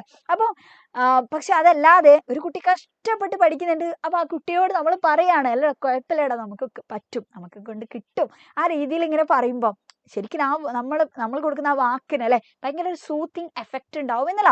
അപ്പൊ ആ കാര്യങ്ങൾ നമ്മളെ മൈൻഡിൽ വെക്കണം കേട്ടോ. വേർഡ്സിനും ഡീഡ്സിനും എന്ത് പവർ ഉണ്ട് എന്നാ പറഞ്ഞേ, സൂത്തിങ് എഫക്റ്റ് ഉണ്ട് എന്നുള്ളതാണ് ഇവിടെ പറഞ്ഞിട്ടുള്ളത്. ആൻഡ് നമ്മുടെ പ്രവൃത്തികളെ എന്ന് പറഞ്ഞാൽ വേർഡ്സിനേക്കാളും കുറച്ചും കൂടി പവർഫുള്ളാ. കാരണം എന്താ, പറയാൻ എളുപ്പമാണ് എപ്പോഴും അല്ലെ, പക്ഷെ ചെയ്ത് കാണിക്കുക എന്ന് പറഞ്ഞാൽ കുറച്ചും കൂടി ഒരു റിസ്കി ആയിട്ടുള്ള കാര്യമാണ്. ആൻഡ് നമ്മുടെ പ്രവൃത്തികൾ എന്ത് ചെയ്യും, സ്പീക്ക് ലൗഡർ ദാൻ വേർഡ്സ് എന്ന് പറഞ്ഞത് വാക്കുകളെക്കാളും പവർഫുൾ ആണ് എന്നുള്ളതാണ്. Good deeds will be remembered for ever. നമ്മൾ ജീവിച്ചിരിക്കുന്ന കാലത്ത് നമ്മൾ ചെയ്തിട്ടുള്ള നല്ല പ്രവൃത്തികൾ എന്ത് ചെയ്യും, എന്നേക്കുമായിട്ട് നിലനിൽക്കും എന്നുള്ള. ഓക്കെ, സോ ഈ ഒരു യൂണിറ്റിൽ ഫസ്റ്റ് ആയിട്ട് നമ്മൾ പറയുന്നത് ആൻഡ് ദെൻ ഗാന്ധി കെയിം ആണ്. സോ ഇപ്പോഴും പല ആൾക്കാർക്കും സംശയം ഉണ്ടാവും ഈ യൂണിറ്റിൽ എന്താ പഠിക്കേണ്ടത് എന്നുള്ളതൊക്കെ അല്ലേ. ഓക്കെ, സോ ഇവിടെ നിങ്ങൾ മനസ്സിലാക്കേണ്ട കാര്യം ആൻഡ് ദെൻ ഗാന്ധി കെയിമിൽ ആദ്യം മനസ്സിലാക്കേണ്ടത് ഇത് ജവഹർലാൽ നെഹ്റു എഴുതിയിട്ടുള്ള ഡിസ്കവറി ഓഫ് ഇന്ത്യയിലുള്ള ചെറിയൊരു ഭാഗമാണ് എന്നുള്ളത് കേട്ടോ, അത് മനസ്സിലാക്കുക. പിന്നെ ഇതിൽ പറയുന്നത് എന്താ, മഹാത്മാഗാന്ധിന്റെ കമ്മിങ്ങിനെ പറ്റിയിട്ടാണ് പറയുന്നത് ഇൻ ടു ഇന്ത്യൻ പൊളിറ്റിക്സിലേക്ക് വന്നിട്ടുള്ള മഹാത്മാഗാന്ധിയുടെ വരവിനെ പറ്റിയിട്ടും and how it shaped the course of the Indian freedom struggle. Indian സ്വാതന്ത്ര്യ സമരത്തെ എങ്ങനെയാണ് അദ്ദേഹത്തിന്റെ ആ ഒരു വരവ് ഷേപ്പ് ചെയ്തിട്ടുള്ളത് അല്ലെ, കുറെ കാര്യങ്ങൾ മാറ്റിമറിച്ചിട്ടുണ്ട്, അതിനെയും കൂടി പറ്റിയിട്ടാണ് ഇവിടെ പറയുന്നത് എന്നുള്ള. ഓക്കെ, അപ്പൊ ആ കാര്യങ്ങൾ നമ്മളുടെ മൈൻഡിൽ വേണം. അദ്ദേഹം എന്ത് ചെയ്തിട്ടുണ്ട്, നമ്മുടെ ഒരു നാഷൻ അല്ലെ, Gandhi arose at the masses and gave them hope and helped India and its people achieve their freedom from British rule. ഇത് വളരെ ഇമ്പോർട്ടൻ്റ് ആണ് കേട്ടോ. ഓക്കെ, ഇവിടെ മുതൽ ഒന്ന് ആലോചിച്ച് വെച്ചോ കേട്ടോ.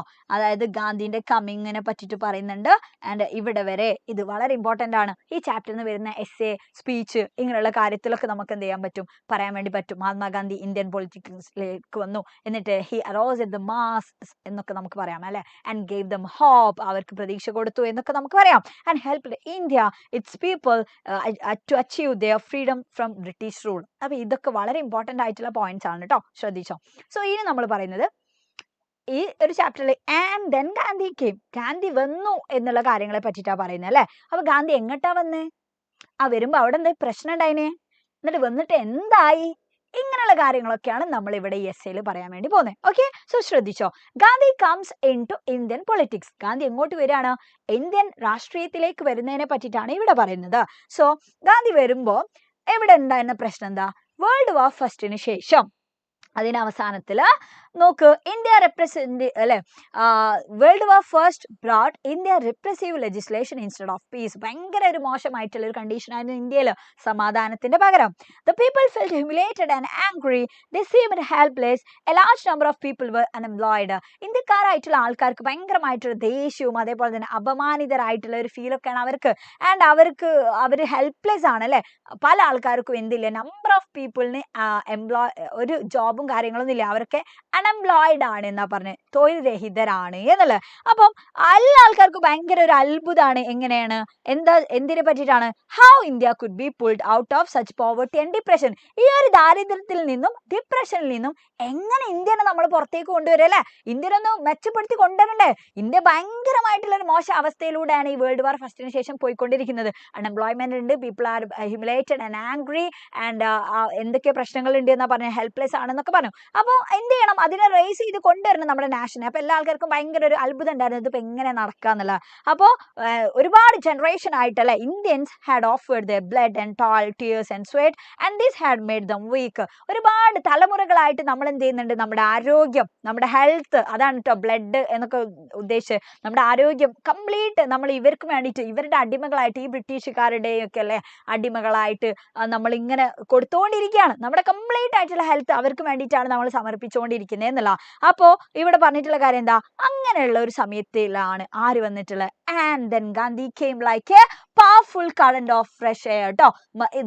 നേരത്തെ ഒരു ക്വസ്റ്റ്യൻ കണ്ടിട്ടുണ്ടായിരുന്നു, നെഹ്റു എങ്ങനെയാണ് ഗാന്ധിജിയുടെ വരവിനെ പറ്റി പറയുന്നത് എന്നുള്ളത്. അദ്ദേഹം പറയുന്നത് എന്താണ്, ഗാന്ധി വന്നിട്ടുള്ളത്, Gandhi came like a powerful current of fresh air. അതേപോലെ തന്നെ ഇങ്ങനെയും പറയുന്നുണ്ട്, beam of light through darkness like a strong wind that awaken people's mind. അതായത് ഇരുട്ടിനെ വകഞ്ഞു മാറ്റിക്കൊണ്ടല്ലേ പ്രകാശം വന്ന പോലെയാണ് മഹാത്മാഗാന്ധി വന്നിട്ടുള്ളത്. അതേപോലെ തന്നെ നോക്ക്, ആളുകളുടെയൊക്കെ മൈൻഡിനൊക്കെ അല്ലെ ഉണർത്തിയിട്ടുള്ള, അവേക്കൻ ചെയ്തിട്ടുള്ള ഒരു കൊടുങ്കാറ്റ് പോലെയാണ് ഇന്ത്യൻ രാഷ്ട്രീയത്തിലേക്ക് ഗാന്ധിജി വന്നിട്ടുള്ളത് എന്നുള്ള. ഇത് വളരെ ഇമ്പോർട്ടന്റ് ആണ്, ശ്രദ്ധിച്ചോ. Okay, yes. So next നോക്കൂ, he didn't descend from heaven but emerged from among the common people speaking their language. അദ്ദേഹം സ്വർഗത്തിൽ നിന്നും എന്ത് ചെയ്യുന്നിട്ടില്ല, വന്ന ഒരാളെന്നല്ല, ഇറക്കപ്പെട്ടിട്ടുള്ള ആളല്ല എന്നല്ല, കോമൺ പീപ്പിളിന്റെ ഇടയിൽ നിന്ന് അവരുടെ ലാംഗ്വേജ് സംസാരിക്കുന്ന, മീൻസ് അവരെ റെപ്രസെന്റ് ചെയ്യുന്ന, അവരുടെ പ്രശ്നങ്ങൾ മനസ്സിലാക്കുന്ന ഒരു വ്യക്തിയാണ് നമ്മുടെ ഈ മഹാത്മാഗാന്ധി എന്നാണ് പറഞ്ഞത്. ഓക്കെ, എന്നിട്ട് അദ്ദേഹം വന്നിട്ട് എന്താ അവിടെ പഠിപ്പിച്ചത്, എന്താ ഇന്ത്യക്കാരയിൽ ചെയ്തിട്ടുള്ളത്, എന്താണ് നോക്കുക. The essence of his teaching was fearlessness and truth. അദ്ദേഹം നമ്മളെ പഠിപ്പിച്ചിട്ടുള്ള കാര്യം എന്ന് വെച്ചാൽ പേടി ഉണ്ടാവരുത്. ഓക്കെ, ഫിയർലെസ്നെസ്, ദെൻ സത്യം മുറുകെ പിടിക്കുക, ട്രൂത്ത്, ഇത് രണ്ടും കേട്ടോ.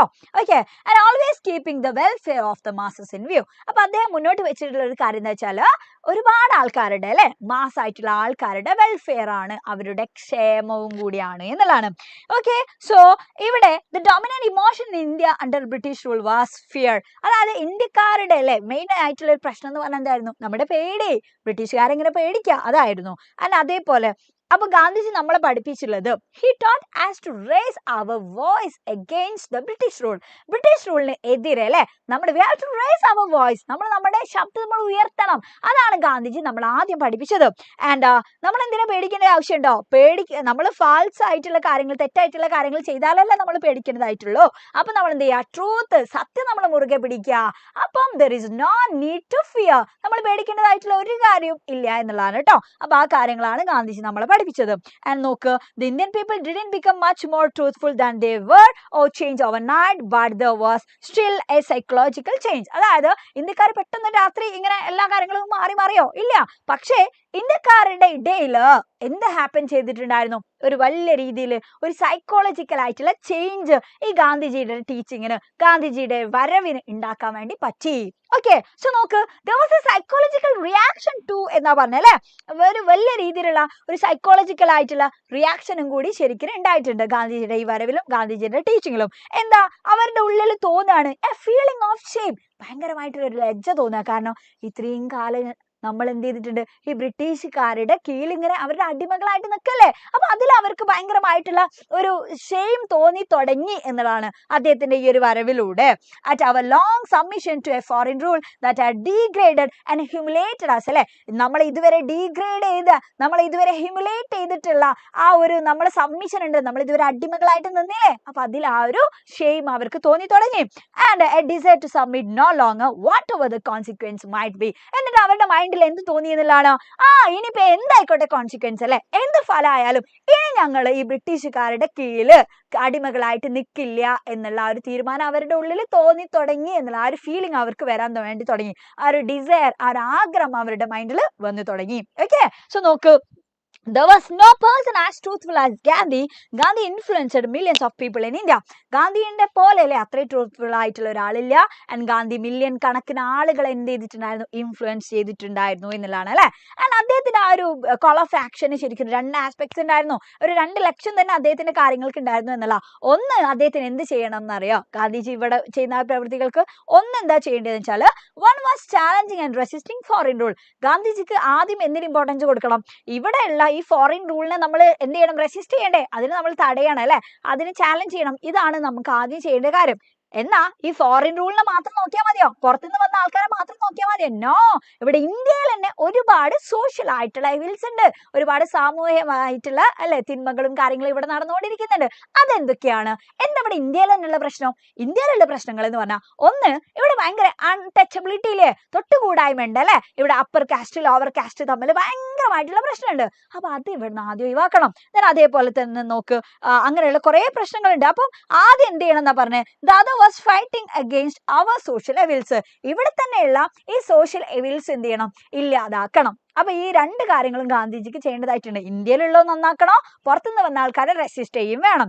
ആൻഡ് ഇവിടെ കോൺഗ്രസിന് എന്ത് ചെയ്തിട്ടുണ്ടായിരുന്നു, ജസ്റ്റ് ഇന്ത്യൻ ഫ്രീഡം മാത്രമല്ലാതെ അവരും കുറച്ച് കാര്യങ്ങൾക്ക് ഇമ്പോർട്ടൻസ് കൊടുത്തിട്ടുണ്ട്. ഇന്ത്യന്റെ സ്വാതന്ത്ര്യം മാത്രമല്ല, അതിന് മാത്രമല്ല ഇമ്പോർട്ടൻസ് കൊടുത്ത് അവരെന്തൊക്കെ കാര്യങ്ങൾ ചെയ്തു എന്നുള്ളതാണ് കോൺഗ്രസിന്റെ ലീഡേഴ്സ്. അവരെന്തിനൊക്കെ ഇമ്പോർട്ടൻസ് കൊടുത്തടാ നോക്ക്, Congress goal of national unity also involve the solution of the minority problems. അങ്ങനെ പറഞ്ഞാ ന്യൂനപക്ഷ വിഭാഗങ്ങളുടെ മൈനോറിറ്റി ല്ലേ അവരുടെ പ്രോബ്ലംസ് അത് സോൾവ് ചെയ്യണം. അതേപോലെ തന്നെ the rising of the depressed classes, അടിച്ചമർത്തപ്പെട്ടിട്ടുള്ള അല്ലെ ഒരുപാട് ഡിപ്രസ്ഡ് ആയിട്ടുള്ള ക്ലാസ്സുകൾ ഉണ്ട്, അവരെന്ത് ചെയ്യണം, നമ്മള് റൈസ് ചെയ്ത് കൊണ്ടുവരണം, അതുണ്ട്. പിന്നെ നോക്കുക, and the ending of the curse of untouchability, തൊട്ടുകൂടായ്മ ഇല്ലാതാക്കണം. അപ്പൊ ഈ കാര്യങ്ങളൊക്കെ ഇവിടെ ചെയ്യണ്ടേ, അപ്പൊ അതിനും അവർ ഇമ്പോർട്ടൻസ് കൊടുത്തിട്ടുണ്ടായിരുന്നു. ഇന്ത്യയിലുള്ള ഇതേപോലെയുള്ള പ്രശ്നങ്ങൾ, മൈനോറിറ്റി പ്രോബ്ലംസ്, ഡിപ്രസ്ഡ് ക്ലാസ്സിനെ നമ്മൾ റൈസ് ചെയ്ത് കൊണ്ടുവരിക, അൺടച്ചബിലിറ്റി ഇല്ലാതാക്കുക, ഈ കാര്യങ്ങളൊക്കെ. ഓക്കെ, സോ എന്നിട്ട് എന്താണ് ഗാന്ധിജി നമ്മളോട് പറഞ്ഞിട്ടുള്ള ഒരു മെത്തേഡ് ഉണ്ടാവില്ലേ, ബ്രിട്ടീഷുകാർക്കെതിരെ നമുക്ക് ഫൈറ്റ് ചെയ്യണമല്ലോ, ആ ഫൈറ്റ് ചെയ്യണമെങ്കിൽ നമുക്കൊരു മെത്തേഡ് ഉണ്ടാവും. അതാണ് ഇവിടെ പറഞ്ഞിട്ടുള്ളത് കേട്ടോ. നോക്കുക, എന്ത് മനസ്സിലാക്കി ഗാന്ധിജി, ബ്രിട്ടീഷുകാർ ഇന്ത്യയിൽ റൂൾ ചെയ്യാനുള്ള മെയിൻ ആയിട്ടുള്ള കാരണം എന്താ, നമ്മുടെ ഫിയർ ആണ്, നമ്മുടെ പേടിയാണ്. അത് മനസ്സിലാക്കിയിട്ട് അതിനെതിരെയുള്ള കാര്യങ്ങൾ ചെയ്യണം. അതാണ് ഇവിടെ ഗാന്ധി ചെയ്തത് കേട്ടോ. നമ്മുടെ ഫിയറും കാര്യങ്ങളൊക്കെ മനസ്സിലാക്കിയിട്ട് അതിനെതിരെയുള്ള കാര്യങ്ങൾ നമ്മളോട് പറഞ്ഞ് നമ്മൾ എന്ത് ചെയ്യരുത്, നമ്മൾ പേടിക്കരുത്. And അതേപോലെ തന്നെ നോക്ക്, new standard and values were set up, rich men anxious to flaunt their riches adopted similar ways അല്ലെ, റിച്ച് ആയിട്ടുള്ള മാനുകളൊക്കെ എന്ത് ചെയ്തിട്ട് ഭയങ്കര സിമിലർ ആയിട്ടുള്ള വേസ് ഒക്കെ അവർ അഡോപ്റ്റ് ചെയ്തു എന്ന് പറയുന്നുണ്ട്. ആൻഡ് എന്നിട്ട് എന്ത് ചെയ്തടാ, കോൺഗ്രസ് ലീഡേഴ്സിനൊക്കെ അല്ലേ അദ്ദേഹം എന്ത് ചെയ്യാണ്, വില്ലേജിലേക്ക് സെൻഡ് ചെയ്യാണ് കേട്ടോ, അയക്കാണ്. എന്തിനാണ് അങ്ങനെ അയക്കുന്നത് എന്ന് വെച്ചാൽ, എന്നിട്ട് അതിന്റെ ഫലമായിട്ട് എന്ത് ചെയ്തു, peasants began to take active part in the freedom struggle. അതായത് ഇവിടെ നമ്മളിപ്പോ സ്കൂളിലൊക്കെ പഠിക്കുകയാണെങ്കിൽ, ഇപ്പൊ കോളേജിലൊക്കെ പഠിക്കുന്ന സമയത്ത് നമുക്കറിയാം, ഇപ്പൊ കോളേജിലൊക്കെ പല ഇഷ്യൂസ് ഉണ്ടാവും. ആ പല ഇഷ്യൂസ് ഉണ്ടാകുമ്പോൾ ഈ പൊളിറ്റിക്സിലുള്ള ആൾക്കാർ ഇങ്ങനെ ആ ഇഷ്യൂസിന് വേണ്ടി ഇങ്ങനെ ഭയങ്കരമായിട്ട് പ്രൊട്ടസ്റ്റും കാര്യങ്ങളൊക്കെ നടത്തും. അപ്പൊ ഈ നോക്കി നിന്ന കുട്ടികളുടെ വിചാരം എന്താ, ഇതിപ്പോ അവർക്ക് മാത്രമുള്ള ഒരു കാര്യമാണ്, ആ രീതിയിൽ അല്ലെ. അപ്പൊ അതേപോലെ തന്നെ ഇവിടെ ഇന്ത്യയിലും ഈ ഫ്രീഡത്തിന് വേണ്ടിയിട്ട് പോരാടുന്ന സമയത്ത് എല്ലാ ആൾക്കാർക്കും ഇതിന്റെ ഒരു നീഡിനെ പറ്റിയിട്ട് അത്ര വലിയ ബോധം ഉണ്ടാവില്ല. അപ്പൊ ഇവിടെ പറഞ്ഞിട്ടുള്ള കാര്യം, ഗാന്ധിജിന്റെ ഈ ഒരു മെത്തേഡിലൂടെ പെസൻസ് വരെ പക്ഷെ എന്ത് ചെയ്തു, ഇതിൽ പങ്കെടുക്കാൻ വേണ്ടി തുടങ്ങി. അവർക്ക് മനസ്സിലായി ഇത് എന്ത് ചെയ്യണം, അവർ ഇതിൽ ടേക്ക് പാർട്ട് ചെയ്യണം, ഇത് എല്ലാവരുടെയും ആവശ്യമാണ് ഇന്ത്യക്ക് ഫ്രീഡം കിട്ടുക എന്നുള്ളത് അവർക്ക് തോന്നി തുടങ്ങി എന്നുള്ള. ഓക്കെ, സോ അവർ ഇതിൽ ടേക്ക് പാർട്ട് ചെയ്യാൻ വേണ്ടി തുടങ്ങി. The Congress leaders saw the villagers in his mud hut, always hungry, and learned more about Indian economics than they did from books. അപ്പോൾ അവര് നേരിട്ട് കോൺഗ്രസ് നേതാക്കന്മാർ നേരിട്ട് എന്ത് ചെയ്യും, വില്ലേജിലുള്ള ഈ കൂരകളിലൊക്കെ അല്ലെ ഹട്ടിലൊക്കെ പോയിട്ട് അവരൊക്കെ കാണാൻ വേണ്ടി തുടങ്ങി. അപ്പൊ അതിലുള്ള ഒരുപാട് ആൾക്കാർ ഭയങ്കര അല്ലെ പട്ടിണി പാവങ്ങളാണ് എന്നല്ല, ഭയങ്കര ഹംഗ്രി കാര്യങ്ങളൊക്കെ ഉണ്ട്. അപ്പൊ അതിൽ നിന്ന് അവർ കറക്റ്റ് എന്ത് മനസ്സിലാക്കി, they learn Indian economics more than from the books. ബുക്സിൽ നിന്ന് അവർ ഇന്ത്യൻ എക്കണോമിയെ പറ്റിയിട്ട് എത്രത്തോളം പഠിക്കുന്നുണ്ടോ അതിനേക്കാൾ കൂടുതൽ അവര് ഇങ്ങനെ പോയിട്ട് അവര് പഠിച്ചു. കാരണം അനുഭവങ്ങളാണ്. ഞാൻ നേരത്തെ പറഞ്ഞിട്ടുണ്ടായിരുന്നല്ലേ, എക്സ്പീരിയൻസ് നമുക്ക് കൂടുതലായിട്ടുള്ള ഇൻസൈറ്റുകൾ തരുമെന്നുള്ളതാണ് കേട്ടോ. അപ്പൊ ആ ഒരു സംഭവം അവർ പഠിക്കാൻ വേണ്ടി തുടങ്ങി. സോ എന്നിട്ട് ഈ ഗാന്ധിജി ആവശ്യപ്പെടുന്ന ഇന്ത്യ എന്ന് പറഞ്ഞാൽ എന്താ, ഗാന്ധിജിന്റെ ആവശ്യം എന്തായിരുന്നു, എങ്ങനെയുള്ള ഒരു ഇന്ത്യയാണ്? Gandhi wanted to build an India in which the poorest would feel that it was their country. പാവപ്പെട്ട ആൾക്കാർക്ക് എന്ത് ഫീൽ ചെയ്യണം, ഇത് അവരുടെയും കൂടി രാജ്യമാണ് എന്നുള്ളത് അവർക്ക് ഫീൽ ചെയ്യണം അല്ലെ. കുറച്ച് ആൾക്കാർക്ക് മാത്രമാണോ? നോ, ഇതെല്ലാ ആൾക്കാർക്കും ഇത് ഇന്ത്യ, ഇത് നമ്മുടെ രാജ്യമാണ്, ആ ഒരു ഫീല് തോന്നണം എന്നുള്ളതാണ് ഗാന്ധിജി ആവശ്യപ്പെട്ടിട്ടുണ്ടായിരുന്നത്. ആൻഡ് നെക്സ്റ്റ് പിന്നെ എന്താണ്, no high class and low class of people. ഇവിടെ ക്ലാസ് അങ്ങനെ ഡിസ്ക്രിമിനേഷൻ ഒന്നും ഉണ്ടാവരുത് അല്ലെ. ഞാൻ ഹൈ ക്ലാസ്, നീ ലോ ക്ലാസ്, ഇങ്ങനെയുള്ള ഡിസ്ക്രിമിനേഷൻ ഒന്നും ഉണ്ടാവാൻ വേണ്ടി പാടില്ല. നെക്സ്റ്റ് എന്താ, there would be no untouchability. ഇതിൽ തൊട്ടുകൂടായ്മ കാര്യങ്ങളൊന്നും ഉണ്ടാവാൻ വേണ്ടി പാടില്ല. ആൻഡ് നെക്സ്റ്റോ, ഇവിടെ ഡ്രിങ്ക്സും ഡ്രഗ്സും ഒന്നും ഇല്ലാത്തൊരു ഇന്ത്യ, ലഹരി ഒന്നും ഇല്ലാത്തൊരു India. then women would enjoy the same right as men. എന്ത് ചെയ്യണം, പുരുഷന്മാരെ പോലെ തന്നെ സ്ത്രീകൾക്കും അതേപോലെയുള്ള ആ ഒരു റൈറ്റ്സ് അവർക്കും എൻജോയ് ചെയ്യാൻ വേണ്ടി പറ്റണം. അതാണ് ഇവിടെ പറഞ്ഞിട്ടുള്ളത്. ഓക്കെ, സോ നോക്ക്, this was the India of Gandhi's dreams. Gandhi സ്വപ്നം കണ്ടിട്ടുള്ള ഇന്ത്യ ഇതൊക്കെ ആയിരുന്നു എന്നുള്ളതാണ് കേട്ടോ. ഓക്കെ, ഇതിൽ നിന്ന് ക്വസ്റ്റ്യൻസ് വരാറുണ്ട്. അതായത് ഗാന്ധി സ്വപ്നം കണ്ടിട്ടുള്ള ഇന്ത്യ ഇങ്ങനെയൊക്കെയാണ്. എന്നാൽ ഇന്നത്തെ ഈ ഒരു ഇന്ത്യയുമായിട്ട് നമ്മൾ റിലേറ്റ് ചെയ്യുകയാണെങ്കിൽ ഇത് എത്രത്തോളം അല്ലെ, ഇന്ന് ഇതിന് റെലവൻസ് ഉണ്ടോ, അങ്ങനെയുള്ള ക്വസ്റ്റ്യൻസ് ഒക്കെ വരാറുണ്ട് കേട്ടോ. അപ്പൊ അതുകൊണ്ട് എന്ത് ചെയ്യണം, നിങ്ങൾ ഇതൊന്ന് ശ്രദ്ധിക്കണം, ഗാന്ധി സ്വപ്നം കണ്ടിട്ടുള്ള ഇന്ത്യ എന്തായിരുന്നു എന്നുള്ളത്. ഓക്കെ, ഇന്നും അതെന്തല്ല, ഫുൾഫിൽ അല്ല. ഇന്നും ഇവിടെ ഡ്രഗ്സ് ഉണ്ട്, ഇന്നും വിമൻ എന്തില്ല, ഇതേപോലെയുള്ള ഫ്രീഡം കാര്യങ്ങളൊക്കെ കിട്ടുന്നുണ്ടോ, സെയിം റൈറ്റ് കിട്ടുന്നുണ്ടോ, ഇപ്പോഴും അൺടച്ചബിലിറ്റിയും കാര്യങ്ങളൊക്കെ ഉണ്ട് അല്ലേ. അതൊക്കെ നമുക്ക് കാണാൻ വേണ്ടി പറ്റും. ഇവിടെ അങ്ങനെ ഇല്ലെങ്കിലും കുറച്ചങ്ങോട്ട് കയറിയാൽ ഈ കാര്യങ്ങളൊക്കെ ഇപ്പോഴും ഉണ്ട് എന്നല്ല. അപ്പം ഈ കാര്യങ്ങളൊക്കെ നമുക്കൊരു ധാരണ വേണം. ഓക്കെ, സോ നോക്ക്, ഗാന്ധിജി അല്ലെ, ഗാന്ധിജിന്റെ ആവശ്യം എന്ന് പറഞ്ഞാൽ എന്തായിരുന്നു, he wanted all religion to coexist peacefully in India. അദ്ദേഹത്തിന്റെ ഒരു ആവശ്യം എന്ന് പറഞ്ഞാല് ഇവിടെ പല റിലീജിയനിലുള്ള ആൾക്കാരുണ്ടാവും. ഇവിടെ ഹിന്ദു ഉണ്ടാവും, മുസ്ലിം ഉണ്ടാവും അല്ലെ, ജൈന, ക്രിസ്ത്യൻ, അങ്ങനെയുള്ള എല്ലാ ആൾക്കാരും ഉണ്ടാവും, ബുദ്ധിസ്റ്റ് ഒക്കെ ഉണ്ടാവും. അപ്പൊ എല്ലാ ആൾക്കാരും എന്ത് ചെയ്യണം, ഇവിടെ കോ എക്സിസ്റ്റ് ആയിട്ട് ഇവിടെ പെർഫെക്റ്റ് ഹാർമണിയിൽ പൂർണ്ണമായിട്ടുള്ള ഒരു ഐക്യത്തോട് കൂടിയിട്ട് ജീവിക്കുന്ന ഒരു ഇന്ത്യയാണ് അദ്ദേഹത്തിന് ആവശ്യം. ആൻഡ് അദ്ദേഹം അല്ലേ ഭയങ്കരമായിട്ടുള്ള ഒരു കോൺഫിഡന്റ് മാൻ ആയിരുന്നു. And standing four equality and freedom. Okay, നോക്ക്, സമത്വത്തിനും അതേപോലെ തന്നെ അല്ലെ ഫ്രീഡത്തിനൊക്കെ വേണ്ടി അദ്ദേഹം സ്റ്റാൻഡ് ചെയ്തിട്ടുണ്ടായിരുന്നു. ആൻഡ് അദ്ദേഹം അതുകൊണ്ട് തന്നെയാണ് എന്ത് ചെയ്തിട്ടുണ്ട്, അദ്ദേഹം ഭയങ്കരമായിട്ട് അട്രാക്റ്റഡ് ആയിട്ടുണ്ടായിരുന്നു എന്നുള്ളതാണ്. Them like A magnet. Indian ആൾക്കാർ കംപ്ലീറ്റ് ആയിട്ട് ഈ ഗാന്ധിയിലേക്ക് ആകർഷിക്കാൻ വേണ്ടി കാരണം അത് തന്നെയാണ് എന്നുള്ളതാണ്. അദ്ദേഹം he standed for equality and freedom. ആ പോയിന്റ്സ് ഒക്കെ നമ്മുടെ മൈൻഡിൽ വെക്കണം. Okay, yes. നെക്സ്റ്റ്, അപ്പം ഗാന്ധിജിന്റെ ഈ വരവ് ശരിക്കും എന്തുണ്ടാക്കി, വലിയ ഒരു സൈക്കോളജിക്കൽ ആയിട്ടുള്ള റെവല്യൂഷൻ, വിപ്ലവം ശരിക്കും ഇത് ക്രിയേറ്റ് ചെയ്തു എന്നുള്ളതാണ്. അതുകൊണ്ട് തന്നെ അദ്ദേഹത്തിന്റെ ഓപ്പണൻസ് വരെ, അദ്ദേഹത്തിന്റെ ന്യൂട്രൽ ആയിട്ടുള്ള ആൾക്കാർ അല്ലെ, അദ്ദേഹത്തിന് അംഗീകരിക്കുന്ന ആൾക്കാർ മാത്രമല്ല, അദ്ദേഹത്തിന്റെ എതിരാളികൾ, അതേപോലെ തന്നെ ന്യൂട്രൽ ആയിട്ട് നിൽക്കുന്ന ആൾക്കാരൊക്കെ ഈ ഗാന്ധിജിനെ പല കാര്യത്തിലും ഫോളോ ചെയ്യാൻ വേണ്ടി തുടങ്ങി. അദ്ദേഹം ചെയ്യുന്ന കാര്യങ്ങൾ, അദ്ദേഹം പറയുന്ന കാര്യങ്ങൾ, ഇതൊക്കെ അവരും ശ്രദ്ധിക്കാൻ വേണ്ടി തുടങ്ങിയെന്നില്ല. സോ കൺക്ലൂഷൻ ആയിട്ട് നമുക്ക് പറയാനുള്ള കാര്യം എന്ന് വെച്ചാൽ, നമ്മുടെ ഫാദർ ഓഫ് നേഷൻ എന്ന് അറിയപ്പെടുന്ന അല്ലെ നമ്മുടെ മഹാത്മാഗാന്ധി, അദ്ദേഹം എന്താണ്, വാസ് അല്ലെ ഇൻഡീഡ് എ ഗ്രേറ്റ് മാൻ എന്നുള്ളതാണ്. ആൻഡ് അദ്ദേഹം എന്താ മനസ്സിലാക്കിയത്, he understood the ways in which the British were weakening India and its people. അദ്ദേഹം കറക്റ്റ് മനസ്സിലാക്കി ഇന്ത്യക്കാരെ ഇന്ത്യയിൽ ഭരിക്കാൻ വേണ്ടിയുള്ള കാരണം എന്താ എന്നുള്ളത് അദ്ദേഹം ആദ്യം മനസ്സിലാക്കി. And used his intelligence and values to fight them. അപ്പൊ അതിനെതിരെ നമുക്ക് ഫൈറ്റ് ചെയ്യണം. അപ്പൊ അതിനു വേണ്ടിയിട്ട് അദ്ദേഹത്തിന്റെ ബുദ്ധിയും അദ്ദേഹത്തിന്റെ വാല്യൂസ് ഒക്കെ അദ്ദേഹം യൂസ് ചെയ്തു. He gave hope to a despairing nation and led it towards its freedom. പ്രതീക്ഷയില്ലാതെ അല്ലെ അടിമകളായിട്ട് ഫോറിൻ റൂളേഴ്സിന്റെ മുന്നിൽ ഇങ്ങനെ ഹ്യൂമിലേറ്റഡ് ആയിട്ട് നടന്നിട്ടുണ്ടായിരുന്നു നമ്മുടെ ഇന്ത്യക്കാർക്ക്. അങ്ങനെയുള്ള ഒരു ഡെസ്പയറിംഗ് ആയിട്ടുള്ള ഒരു നാഷന് അദ്ദേഹം ഫ്രീഡം കൊടുത്തു എന്നുള്ളത് മാത്രമല്ല, അദ്ദേഹം എന്ത് ചെയ്തു, led it towards its freedom. അതിന്റെ സ്വാതന്ത്ര്യത്തിലേക്ക് ആ രാജ്യത്തെ നയിച്ച ഒരു മഹാനും കൂടിയാണ് നമ്മുടെ മഹാത്മാഗാന്ധി. ഓക്കെ, അപ്പൊ ഇത്രയും പോയിന്റ്സ് ഒക്കെ നിങ്ങൾ ഒരു ഭയങ്കരമായിട്ടുള്ള അല്ലെ ഒരു A+ ലെവൽ അല്ലെങ്കിൽ ഒരു ഫുൾ മാർക്ക് ലെവൽ, നിങ്ങളുടെ essay ഇങ്ങനെയുള്ള കാര്യങ്ങളൊക്കെ നിങ്ങൾ എഴുതാൻ ആഗ്രഹിക്കും ആഗ്രഹിക്കുന്ന ആൾക്കാരല്ല എന്തായാലും. അപ്പോൾ നിങ്ങൾ എന്ത് ചെയ്യുക, ഈ പോയിന്റ്സ് ഒക്കെ നന്നായിട്ട് പഠിക്കുക.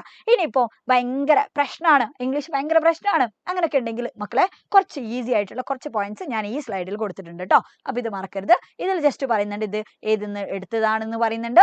ഞാൻ അതേപോലെ തന്നെ വേൾഡ് വാർ ഫസ്റ്റിന് ശേഷം എന്താണ് അല്ലെ ഇന്ത്യയിൽ എന്തായിരുന്നു പ്രശ്നം, ആൻഡ് ഭയങ്കരമായിട്ടുള്ള ടെറിബിൾ ആയിട്ടുള്ള ഇമ്പാക്ട് ഉണ്ടായിരുന്നു. ആൻഡ് ആരും ഗൈഡ് ചെയ്യാനില്ല, നോ വൺ ടു ഗൈഡ്. ആ സമയത്താണ് ഗാന്ധി കേം, എന്നിട്ട് എന്ത് ചെയ്തു, ഒരു പുതിയ അല്ലെ ആ ഫ്രീഡം സ്ട്രഗിളിന് ഒരു പുതിയൊരു ഷേപ്പിനെ കൊടുത്തു എന്ന് പറയുന്നുണ്ട്. അദ്ദേഹത്തിന്റെ ടീച്ചിങ് എന്ന് പറഞ്ഞാൽ എന്തായിരുന്നടാ, ഫിയർലെസ്നെസ് ആൻഡ് ട്രൂത്ത് കേട്ടോ. എല്ലാ ആൾക്കാരും ഇത് പഠിച്ചോ കേട്ടോ, ഇത് ഇമ്പോർട്ടന്റ് ആയിട്ടുള്ള പോയിന്റ്സ് തന്നെയാണ്. ഓക്കെ, സോ നോക്കാം, ഫിയർലെസ്സും ട്രൂത്ത് ഒക്കെയാണ് അദ്ദേഹം പഠിപ്പിച്ചത്. And Gandhi uprooted fear from the minds of people അല്ലെ. അദ്ദേഹം ശരിക്കും എന്ത് ചെയ്തിട്ട് ആ ഒരു ഫിയർ എന്നെ ശരിക്കും അദ്ദേഹം എടുത്തു മാറ്റിയെന്നുള്ളതാണ്. He guided the people on the way of truth, സത്യത്തിന്റെ അല്ലെ ആ ഒരു ആ ഒരു പാത്തിലൂടെ അദ്ദേഹം ആളുകളെ അദ്ദേഹം നയിച്ചു. ആൻഡ് അദ്ദേഹത്തിന് ആ ഒരു ടു ഫോൾഡ് ആക്ഷൻ എന്തൊക്കെയായിരുന്നു, ഒന്ന് ഫോറിൻ റൂളിനെ റെസിസ്റ്റ് ചെയ്യണം, രണ്ട് ഇവിടെയുള്ള സോഷ്യൽ എവിൽസിനെതിരെ പ്രതികരിക്കണം എന്നുള്ള കാര്യം. അദ്ദേഹം ഡ്രീം ചെയ്തിട്ടുള്ള എന്താണ്, ഇവിടെ സോഷ്യൽ ആൻഡ് റിലീജിയസ് ഹാർമണി, സാമൂഹികപരമായി മതപരമായിട്ടുള്ള ഒരു ഹാർമണി ഇവിടെ അല്ലെ, ഒരു ഐക്യം ഇവിടെ ക്രിയേറ്റ് ചെയ്യണം എന്നുള്ളതാണ്. ആൻഡ് അദ്ദേഹം ഈക്വൽ റൈറ്റ്സ് അല്ലെ, വിമൻ ഈക്വൽ റൈറ്റ്സ് വേണമെന്ന് അദ്ദേഹം ഡ്രീം ചെയ്യുന്നുണ്ട്. അതേപോലെ തന്നെ ഡ്രിങ്ക്സും ഡ്രഗ്സും ഒന്നും ഇല്ലാത്തൊരു ഇന്ത്യയാണ് അദ്ദേഹം ആഗ്രഹിക്കുന്നത്. And under Gandhiji's leadership India attained freedom അല്ലെ, ഇന്ത്യക്ക് ഫ്രീഡം കിട്ടി അദ്ദേഹത്തിന്റെ നേതൃത്വത്തിലൂടെ. Okay, and Gandhi was a man of strong will power and self confidence. Okay, അപ്പൊ ഇതൊക്കെ വളരെ ഇമ്പോർട്ടന്റ് ആണ് കേട്ടോ, നിങ്ങളൊന്ന് പഠിച്ചു വെക്കാം. ഓക്കെ, സോ നെക്സ്റ്റ് നമ്മുടെ അടുത്ത chapter the price of flowers. The price of ഫ്ലവേഴ്സിൽ നമുക്കറിയാം മാഗി ഉണ്ട് അല്ലെ, മാഗി ഉണ്ട്, മാഗിയുടെ അമ്മയുണ്ട്, മിസ്സിസ് ക്ലിഫോർഡ് ഉണ്ട്, അതേപോലെ തന്നെ നമ്മുടെ ഗുപ്ത ഉണ്ട്. അപ്പൊ ഇതിൽ എന്തിനെ പറ്റിയിട്ടാണ് പറയുന്നുണ്ടായിരുന്നത്, വേർഡ്സിന്റെ ഇമ്പോർട്ടൻസിനെ പറ്റിയിട്ടാണ് കേട്ടോ. ഇതിൽ നോക്ക്, here is a story about the impact of words. ഇതിൽ ഗുപ്ത പറയുന്ന കള്ളത്തരൊക്കെ ഉണ്ട് അല്ലെ, ഒരു കളവൊക്കെ പറയുന്നുണ്ട്. പക്ഷേ ആ കളവിന് ഇതിൽ വലിയൊരു പവർ ഉണ്ട്. എന്താണ് അത്, ശരിക്കും അവരുടെ അമ്മയുടെ അസുഖം തന്നെ മാറ്റിമറിച്ചിട്ടുണ്ട്. അവർക്ക് പ്രതീക്ഷ കൊടുത്തു, അവർക്ക് ഹോപ്പ് കൊടുത്തു, അവരുടെ ജീവിതത്തിലേക്ക് തിരിച്ചു കൊണ്ടുവന്നു. ഇങ്ങനെയുള്ള കാര്യങ്ങളൊക്കെയാണ് നമ്മൾ അതിൽ പറയുന്നത്. ഓക്കെ, അപ്പൊ ഇതിൽ കറക്റ്റ് ഫ്രാങ്കിനെ പറ്റി പറയുന്നുണ്ടല്ലോ, ബ്രദർ ആയിട്ടുള്ള ഫ്രാങ്ക്.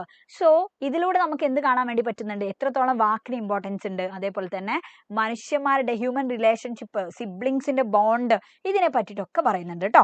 ഓക്കെ, സോ ഇവിടെ നോക്ക്, മാഗി ആൻഡ് മിസ്സിസ് ക്ലിഫോർഡ് അല്ലെ, ഇവർ രണ്ടുപേരും നമ്മൾ മറക്കാൻ വേണ്ടി പാടില്ല. ഫ്രാങ്കിനെ മറക്കരുത്, മിസ്റ്റർ ഗുപ്തനെ മറക്കരുത്. സോ ഇതിൽ നോക്ക്, ഇത് കഴിഞ്ഞ എക്സാമിന് ക്വസ്റ്റ്യൻ വന്നിട്ടുണ്ട് അല്ലെ. ഈ ചാപ്റ്റർ ഒരു ഹോപ്പിന്റെ ഫെയ്ത്തും ഒക്കെ കാണിക്കുന്ന, പ്രതീക്ഷയും വിശ്വാസവും ഒക്കെ കാണിക്കുന്ന ഒരു ചാപ്റ്റർ ആണ്. എന്തുകൊണ്ടാണ് എന്നൊക്കെ ചോദിക്കുന്നുണ്ട് അല്ലെ. അപ്പോൾ ഇതിൽ കറക്റ്റ് നോക്കുക, ഇതിന്റെ സമ്മറി ആയിട്ട് നമുക്ക് പറയാനുള്ള, Maggie and her mother Mrs Clifford അവർ ജീവിച്ചിരുന്നത് എവിടെയാണടാ, who had a poor family background in ലണ്ടനിലാണ് അല്ലെ. ഭയങ്കര പാവപ്പെട്ട ഒരു ഫാമിലി ബാക്ക്ഗ്രൗണ്ട് ആണ് അവർക്ക്. നമ്മുടെ മെയിൻ ക്യാരക്ടർ ആരാ, മാഗിയാണ്. ദെൻ നമ്മുടെ മിസ്റ്റർ ഗുപ്ത ഉണ്ട്. മിസ്റ്റർ ഗുപ്ത എവിടെയാണ്, ഇന്ത്യൻ വർക്കിംഗ് ആണ് അല്ലെ, ഒരു ലണ്ടനിൽ വർക്ക് ചെയ്യുന്ന ഒരു ഇന്ത്യൻ ആണ് ആള് എന്നുള്ളതാണ്. എന്നിട്ടോ one day Mister Gupta met Maggie at a restaurant വെച്ചിട്ട് മാഗി അദ്ദേഹത്തെ കാണുകയാണ്.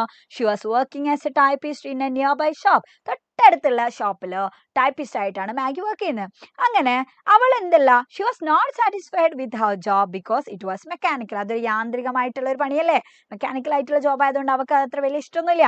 ആൻഡ് മാഗിനെ സംബന്ധിച്ചിടത്തോളം she believed that India was a country full of tigers, snakes and fevers. അവൾ വിചാരിച്ചെന്താ, ഇന്ത്യ എന്ന രാജ്യത്ത് ഫുള്ള് പനിയും കുറേ സ്നേക്കും കുറേ ടൈഗേഴ്സ് ഇതൊക്കെയാണ് എന്നുള്ളതാണ്. And her brother Frank was A soldier in India and there was no news for him. അവളുടെ ബ്രദർ എവിടെയാണ്, ഇന്ത്യയിലാണ്. ഇന്ത്യയിൽ സോൾജർ അല്ലെ, ഒരുപാട് കാലങ്ങളായിട്ട്. പക്ഷെ ഈ ബ്രദറിനെ പറ്റിയിട്ട് ഒരു വിവരവുമില്ല. She wanted to know about her brother. അവൾക്ക് എന്തിനെ പറ്റി അറിയണം, ബ്രദറിനെ പറ്റിയിട്ട് അവൾക്ക് അറിയേണ്ടതായിട്ടുണ്ട്.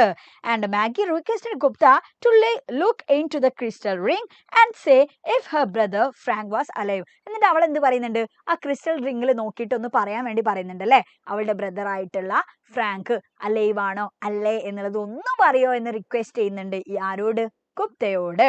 ഓക്കെ, അപ്പൊ നോക്കുക, ഗുപ്ത ആദ്യം നോക്കിയ സമയത്ത് ഗുപ്ത എന്ത് ചെയ്തിട്ടുണ്ടായിരുന്നു, റിജക്ട് ചെയ്തിട്ടുണ്ടായിരുന്നു അല്ലെ. കാരണം ഗുപ്തക്ക് ഇങ്ങനത്തെ സൂപ്പർസ്റ്റിഷൻ, അന്ധവിശ്വാസം ഒന്നും ഇല്ലായിരുന്നു. ആൻഡ് പക്ഷെ ഇവള് വീണ്ടും റിക്വസ്റ്റ് ചെയ്ത സമയത്ത് എന്ത് ചെയ്തിട്ടുണ്ടായിരുന്നു, Mister Gupta looked into the ring and told a lie that Frank was alive. The lie helped to save the life of Mrs Clifford. അങ്ങനെ പിന്നെ അവൻ എന്ത് ചെയ്യും, ആ ക്രിസ്റ്റൽ റിംഗിൽ ഇങ്ങനെ നോക്കും, നോക്കിയിട്ട് പറയും, ഫ്രാങ്കിനെ കാണുന്നുണ്ട്, ഫ്രാങ്ക് അലൈവാണ്, ഫ്രാങ്കിന് കുഴപ്പമൊന്നുമില്ല എന്ന് പറയും അല്ലെ. അവൻ എന്ത് ചെയ്യും, ഹി ടോൾഡ് എ ലൈ. അവനൊരു കള്ളത്തരാ പറയുന്നത്. എന്തിനാണ് അങ്ങനെ പറഞ്ഞിട്ടുള്ളത്, ശരിക്കും അമ്മയ്ക്കൊരു ആശ്വാസം കിട്ടാനാ. മകൻ ജീവിച്ചിരിപ്പുണ്ട് എന്ന് പറഞ്ഞാൽ അമ്മക്കൊരു സമാധാനമാവല്ലോ, അതിന് വേണ്ടിയിട്ട്. ഓക്കെ, സോ കുറച്ച് കഴിഞ്ഞപ്പോൾ അവൻ എന്ത് അറിഞ്ഞു? മിസ്റ്റർ ഗുപ്ത എന്തറിഞ്ഞു? He heard about the death of ആരുടെ? ഫ്രാങ്കിന്റെ ഡെത്തിനെ പറ്റിയിട്ട് അവൻ അറിഞ്ഞു. Okay, Mr Gupta was shocked to learn that Frank had died in the war. ഒരു യുദ്ധത്തിൽ ഫ്രാങ്ക് മരിച്ചു എന്ന് അറിഞ്ഞപ്പോൾ ഇവന് ഭയങ്കര ഷോക്കായി. കാരണം ഭയങ്കര ഒരു ലജ്ജ തോന്നൂലേ, മരിച്ച ഒരാളെ പറ്റിയിട്ടല്ലേ ജീവിച്ചിരിപ്പുണ്ട് എന്ന് പറഞ്ഞത്. Okay, and Maggi visited mister Gupta before he left for India. അങ്ങനെ ഈ ഗുപ്ത എന്ത് ചെയ്യുക? അപ്പൊ തിരിച്ച് ഇന്ത്യയിലേക്ക് തന്നെ പോവാ. ആ സമയത്ത് മാഗി എന്ത് ചെയ്യാണ്? ഇദ്ദേഹത്തെ വന്ന് വിസിറ്റ് ചെയ്യുന്നുണ്ട് അവിടെ. എന്നിട്ടോ മരിച്ചിട്ടുണ്ട് എന്നുള്ള മാഗി അറിയല്ലോ. അപ്പൊ അതുകൊണ്ട് തന്നെ മാഗി കുറച്ച് ഷില്ലിങ്സ് കൊടുക്കുക. കാരണം മാഗിക്ക് എന്തായാലും ബ്രദറിനെ കാണാനൊന്നും പറ്റിയില്ല അല്ലെ. അപ്പൊ പാവാണ് മാഗി. അപ്പൊ അതുകൊണ്ട് തന്നെ നോക്ക്, she gave a shilling to buy flowers and to place it on the grave of her brother. കുറച്ച് അത്രയും കാലം താൻ കഷ്ടപ്പെട്ട് ഉണ്ടാക്കിയ ഷില്ലിങ്സ് കംപ്ലീറ്റ് ആയിട്ട് എടുത്തു കൊടുത്തിട്ട് പറഞ്ഞു, ഇതിന് കുറച്ച് ഫ്ലവേഴ്സ് വാങ്ങിയിട്ട് എൻ്റെ ബ്രദറിന്റെ ഗ്രേവിൽ കൊണ്ടുപോയി വെക്കൂ എന്ന് പറയും. ഓക്കെ, അപ്പൊ വേണമെന്നുണ്ടെങ്കിൽ മിസ്റ്റർ ഗുപ്തക്ക് ഇതെന്ത് ചെയ്യാം? ആക്സെപ്റ്റ് ചെയ്യാതിരിക്കാം. പക്ഷേ ഹി ആക്സെപ്റ്റഡ് ദാറ്റ് ഷില്ലിംഗ്. കാരണം എന്താ? അതെന്തായാലും അവർക്ക് ഭയങ്കര സന്തോഷം കൊടുക്കൂലേ. കാരണം തൻ്റെ ബ്രദറിന് വേണ്ടിയിട്ട് ആ ഒരു ഷില്ലിംഗ് എങ്കിലും കൊടുക്കാനായല്ലോ, ഫ്ലവർ എങ്കിലും വാങ്ങി വെക്കാനായല്ലോ എന്നുള്ള ആ ഒരു ഹാപ്പിനെസ് അവർക്ക് കിട്ടും. അതിനു വേണ്ടിയിട്ട് Mister Gupta received the shilling. It gave her joy beyond all the prizes അല്ലെ. അവൾ എത്ര കൊടുത്തു, എന്താ കൊടുത്ത് ഒന്നല്ല, അതിനേക്കാളും അപ്പുറത്തേക്ക് അത് അവർക്ക് ഭയങ്കരമായിട്ടുള്ളൊരു സന്തോഷം കൊടുക്കും എന്നുള്ളതാണ്. The price of flowers is a story of miraculous bond of human relationship cemented in hope and faith.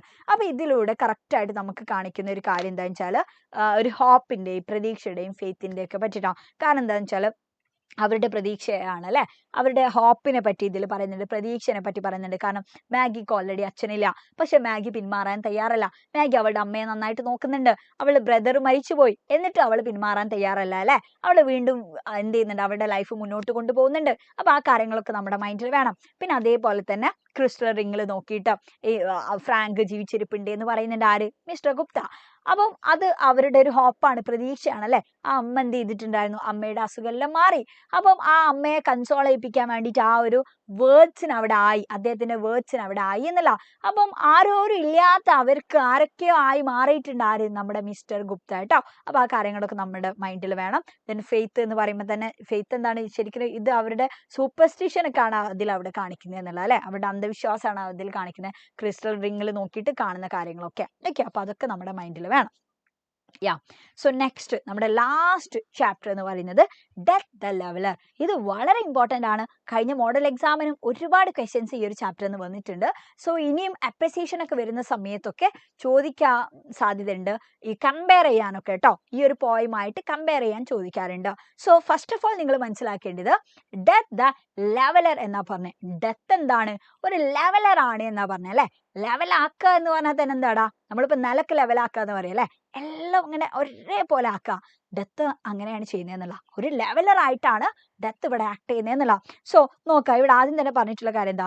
Deed speak louder than words. നമ്മുടെ പ്രവൃത്തികൾ വാക്കുകളെക്കാളും അല്ലെ മോർ പവർഫുൾ ആണ്. Good deeds will be remembered for ever. നമ്മൾ ചെയ്യുന്ന പ്രവൃത്തികൾ എന്ത് ചെയ്യും? എന്നേക്കുമായിട്ട് അത് ഓർമ്മിക്കപ്പെടും. And here is a poem which tell us about the glory of deeds. അപ്പൊ നമ്മുടെ പ്രവൃത്തികളുടെ മഹത്വത്തെ പറ്റി പറയുന്ന ഒരു പോമാണ് അല്ലെ നമ്മൾ ഇവിടെ പറയുന്നത് എന്നുള്ളതാണ്. ഓക്കെ, സോ നോക്കാം, ഡെത്ത് ലെവലർ എന്ന് പറഞ്ഞ പോം എന്താണ്? ഇറ്റ്സ് എ ഫ്യൂണറൽ സോങ്, ഒരു ചരമഗീതമാണ്. Because it says about death അല്ലെ, മരണത്തെ പറ്റിയിട്ടാണ് അതിൽ പറയുന്നത്. അതുകൊണ്ടാണ്. പിന്നെ ഇതിലെ സെൻട്രൽ ഐഡിയ എന്താ? ഈ ഒരു പോയത്തിലെ സെൻട്രൽ ഐഡിയ എന്ന് പറഞ്ഞാൽ the vanity and impermanence of earthly glory and power. ഈ ഭൂമിയിൽ നമുക്ക് ഒരുപാട് അധികാരം ഉണ്ടാവും, ഒരുപാട് പവർ ഉണ്ടാവും, ഒരുപാട് മഹത്വങ്ങൾ ഉണ്ടാവും. പക്ഷെ ഇതൊക്കെ എന്തല്ല?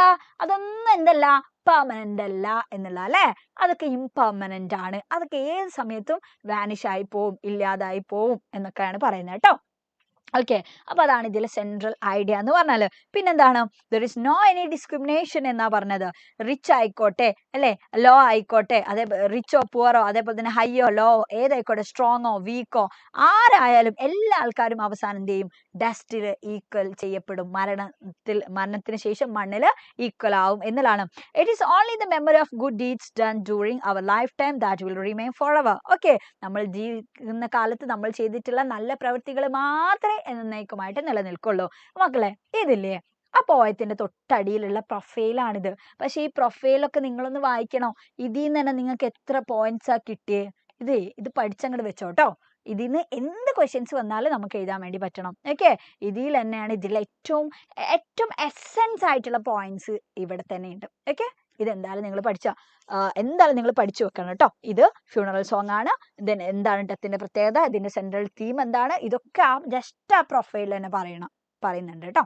ഓക്കെ, നെക്സ്റ്റ് ഇതിലെ സ്റ്റാൻസ 1 പറയുന്ന കാര്യം എന്താ? The glories of our blood and state are shadows not substantial things. അല്ലെ, നമ്മുടെ ബ്ലഡിന്റെയും അതേപോലെ തന്നെ ബ്ലഡ് എന്ന് പറഞ്ഞാൽ നമ്മുടെ പാരമ്പര്യത്തിന്റെയും നമ്മുടെ സ്റ്റാറ്റസ് ഒക്കെ എന്താണ്? നിഴൽ പോലെയാണ്, ഇതൊന്നും പെർമനന്റ് അല്ല. Then there is no armor against fate. Fate എന്നുള്ളതിനോട് ഉദ്ദേശിച്ച ഇവിടെ എന്താ? ഡെത്ത് ആണ് അല്ലെ, ഡെത്ത് ആണ്. അപ്പം ഈ മരണത്തിന് എതിരെ ഒരു ആമറും ഇല്ല, അതായത് ഒരു പടച്ചട്ടയും ഇല്ല എന്നുള്ളതാണ്. എല്ലാ ആൾക്കാരും മരിക്കേണ്ടി വരും. And death lays its icy hand on kings. Death എന്ത് ചെയ്യും? അതിന്റെ തണുത്ത കൈകൾ കൊണ്ട് രാജാവിനെ വരെ മുറുക്കി പിടിക്കുക എന്നുള്ള, അല്ലെ, പിടിക്കപ്പെടും എന്നുള്ളതാണ്. രാജാവ് മരിക്കേണ്ടി വരും. രാജാവ് വിചാരിച്ച് ഞാൻ മരിക്കില്ല എന്ന് പറയാൻ പറ്റുമോ? നോ, എല്ലാവരും മരിക്കേണ്ടി വരും അല്ലെ. മുഖ്യമന്ത്രിമാരൊക്കെ മരിക്കുന്നില്ലേ? ഇന്ത്യൻ പ്രസിഡന്റ് മരിക്കുന്നില്ലേടാ? എല്ലാ ആൾക്കാരും മരിക്കും. ഓക്കെ, സോ നോക്ക്, സ്കാപ്ചർ ആൻഡ് ക്രൗൺ എന്ന് പറയുമ്പോൾ എന്താണ് ഇവിടെ ഉദ്ദേശിക്കുന്നത്? എന്താ? കിങ്ങിനൊക്കെയാണ് കേട്ടോ. ഓക്കെ, കിങ്, അതോറിറ്റി അല്ലെ, ഹൈ ആയിട്ടുള്ള ആൾക്കാരൊക്കെയാ. അപ്പൊ അവരൊക്കെ എന്ത് ചെയ്യും? Must stumble down. അവർക്ക് ഒരു സമയമാകുമ്പോൾ കൂപ്പ് കുത്തടാ. ദെൻ നെക്സ്റ്റ് നോക്ക്, and in the dust be equal made with the poor crooked Scythe and spade. Scythe and spade എന്ന് പറഞ്ഞാൽ എന്താ? ഇവിടെ സ്കെപ്ചർ ആൻഡ് ക്രൗൺ എന്ന് പറയുമ്പോൾ ഇതാണ് കിരീടവും ചെങ്കോലാണ്, അതിനോട് ഉദ്ദേശിച്ചത് കിങ്ങിനൊക്കെയാണ്. എന്നാൽ ഇവിടെ Scythe and spade എന്ന് പറയുമ്പോൾ ഇതൊക്കെയാണ് അല്ലെ, നമ്മുടെ അഗ്രികൾച്ചറൽ ടൂൾസ് ആണ് Scythe and spade എന്ന് പറഞ്ഞാല്. അപ്പൊ പൂർ ക്രൂക്കഡ് എന്ന് പറയുമ്പോൾ ഭയങ്കര തുരുമ്പ് പിടിച്ചിട്ടുള്ള അല്ലെ, ഈ കിരീടവും ചെങ്കോലും മണ്ണിലേക്കാ പോകുന്നത്. ഈ തുരുമ്പ് പിടിച്ചിട്ടുള്ള സെയ്ത്തും സ്പേഡും ഇതൊക്കെ മണ്ണിലേക്കാ പോകുന്നത്. മീൻസ് കിങ് ആയാലും പെസൻസ് ആയാലും എല്ലാ ആൾക്കാരും എങ്ങോട്ടാ പോകുന്നത്? മണ്ണിലേക്കാണ് എന്നുള്ളതാണ് ഉദ്ദേശിച്ചത്. ഓക്കെ, സോ ഇതിലെ ഇമ്പോർട്ടന്റ് ആയിട്ടുള്ള ഫിഗർ ഓഫ് സ്പീച്ച് പഠിക്കുക. ഇവിടെ death lays its icy hand on kings എന്ന് പറയുന്നുണ്ട്. അതെന്താണ്? മരണം അതിന്റെ തണുത്ത കൈകൾ, മരണത്തിന് തണുത്ത കൈകളോ? അപ്പൊ അതെന്താ? പേഴ്സോണിഫിക്കേഷനാ. ദെൻ ഇവിടെ പോർ ക്രൂക്കഡ് എന്ന് പറഞ്ഞിട്ടുണ്ട്, ഇതും പേഴ്സോണിഫിക്കേഷനാ.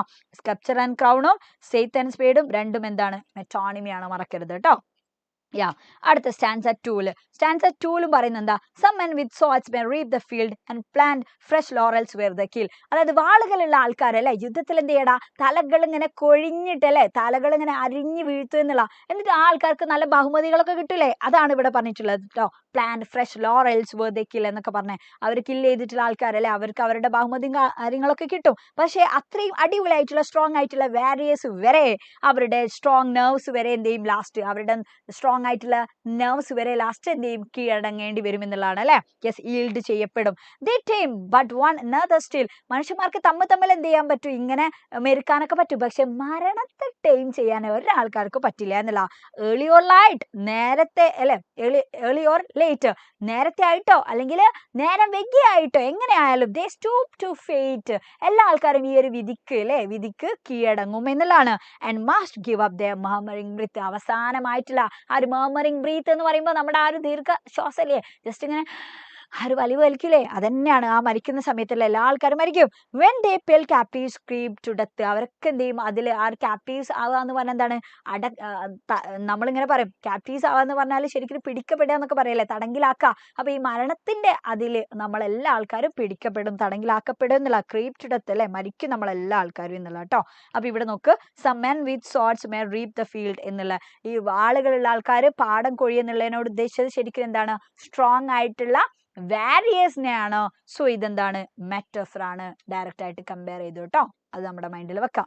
നെക്സ്റ്റ് നോക്ക്, ദ ലാസ്റ്റ് അല്ലേ, the garlands wither on your brow then boast no more your mighty deeds. നിങ്ങൾ ഇവിടെ വെക്കുന്ന ഗാർലൻഡ്സ് എന്ന് പറഞ്ഞാൽ ഇതാണ് അല്ലെ, ഈ ഒരു പൂവിനോടൊക്കെ ഉണ്ടാക്കുന്ന ഈ ഒരു സംഭവം. അപ്പൊ ഇതൊക്കെ എന്ത് ചെയ്യും? ഒരു സമയം കഴിഞ്ഞാൽ അതൊക്കെ കൊഴിഞ്ഞു വെക്കൂലേ, ഉണങ്ങിയാൽ ഇതെല്ലാം കൊഴിഞ്ഞു വെക്കും. അതേപോലെ തന്നെ എന്താണ് നമ്മുടെയൊക്കെ കാര്യങ്ങൾ, നമ്മൾ ചെയ്യുന്ന കാര്യങ്ങളൊക്കെ അതോടുകൂടി ഇല്ലാതാവുന്നല്ല.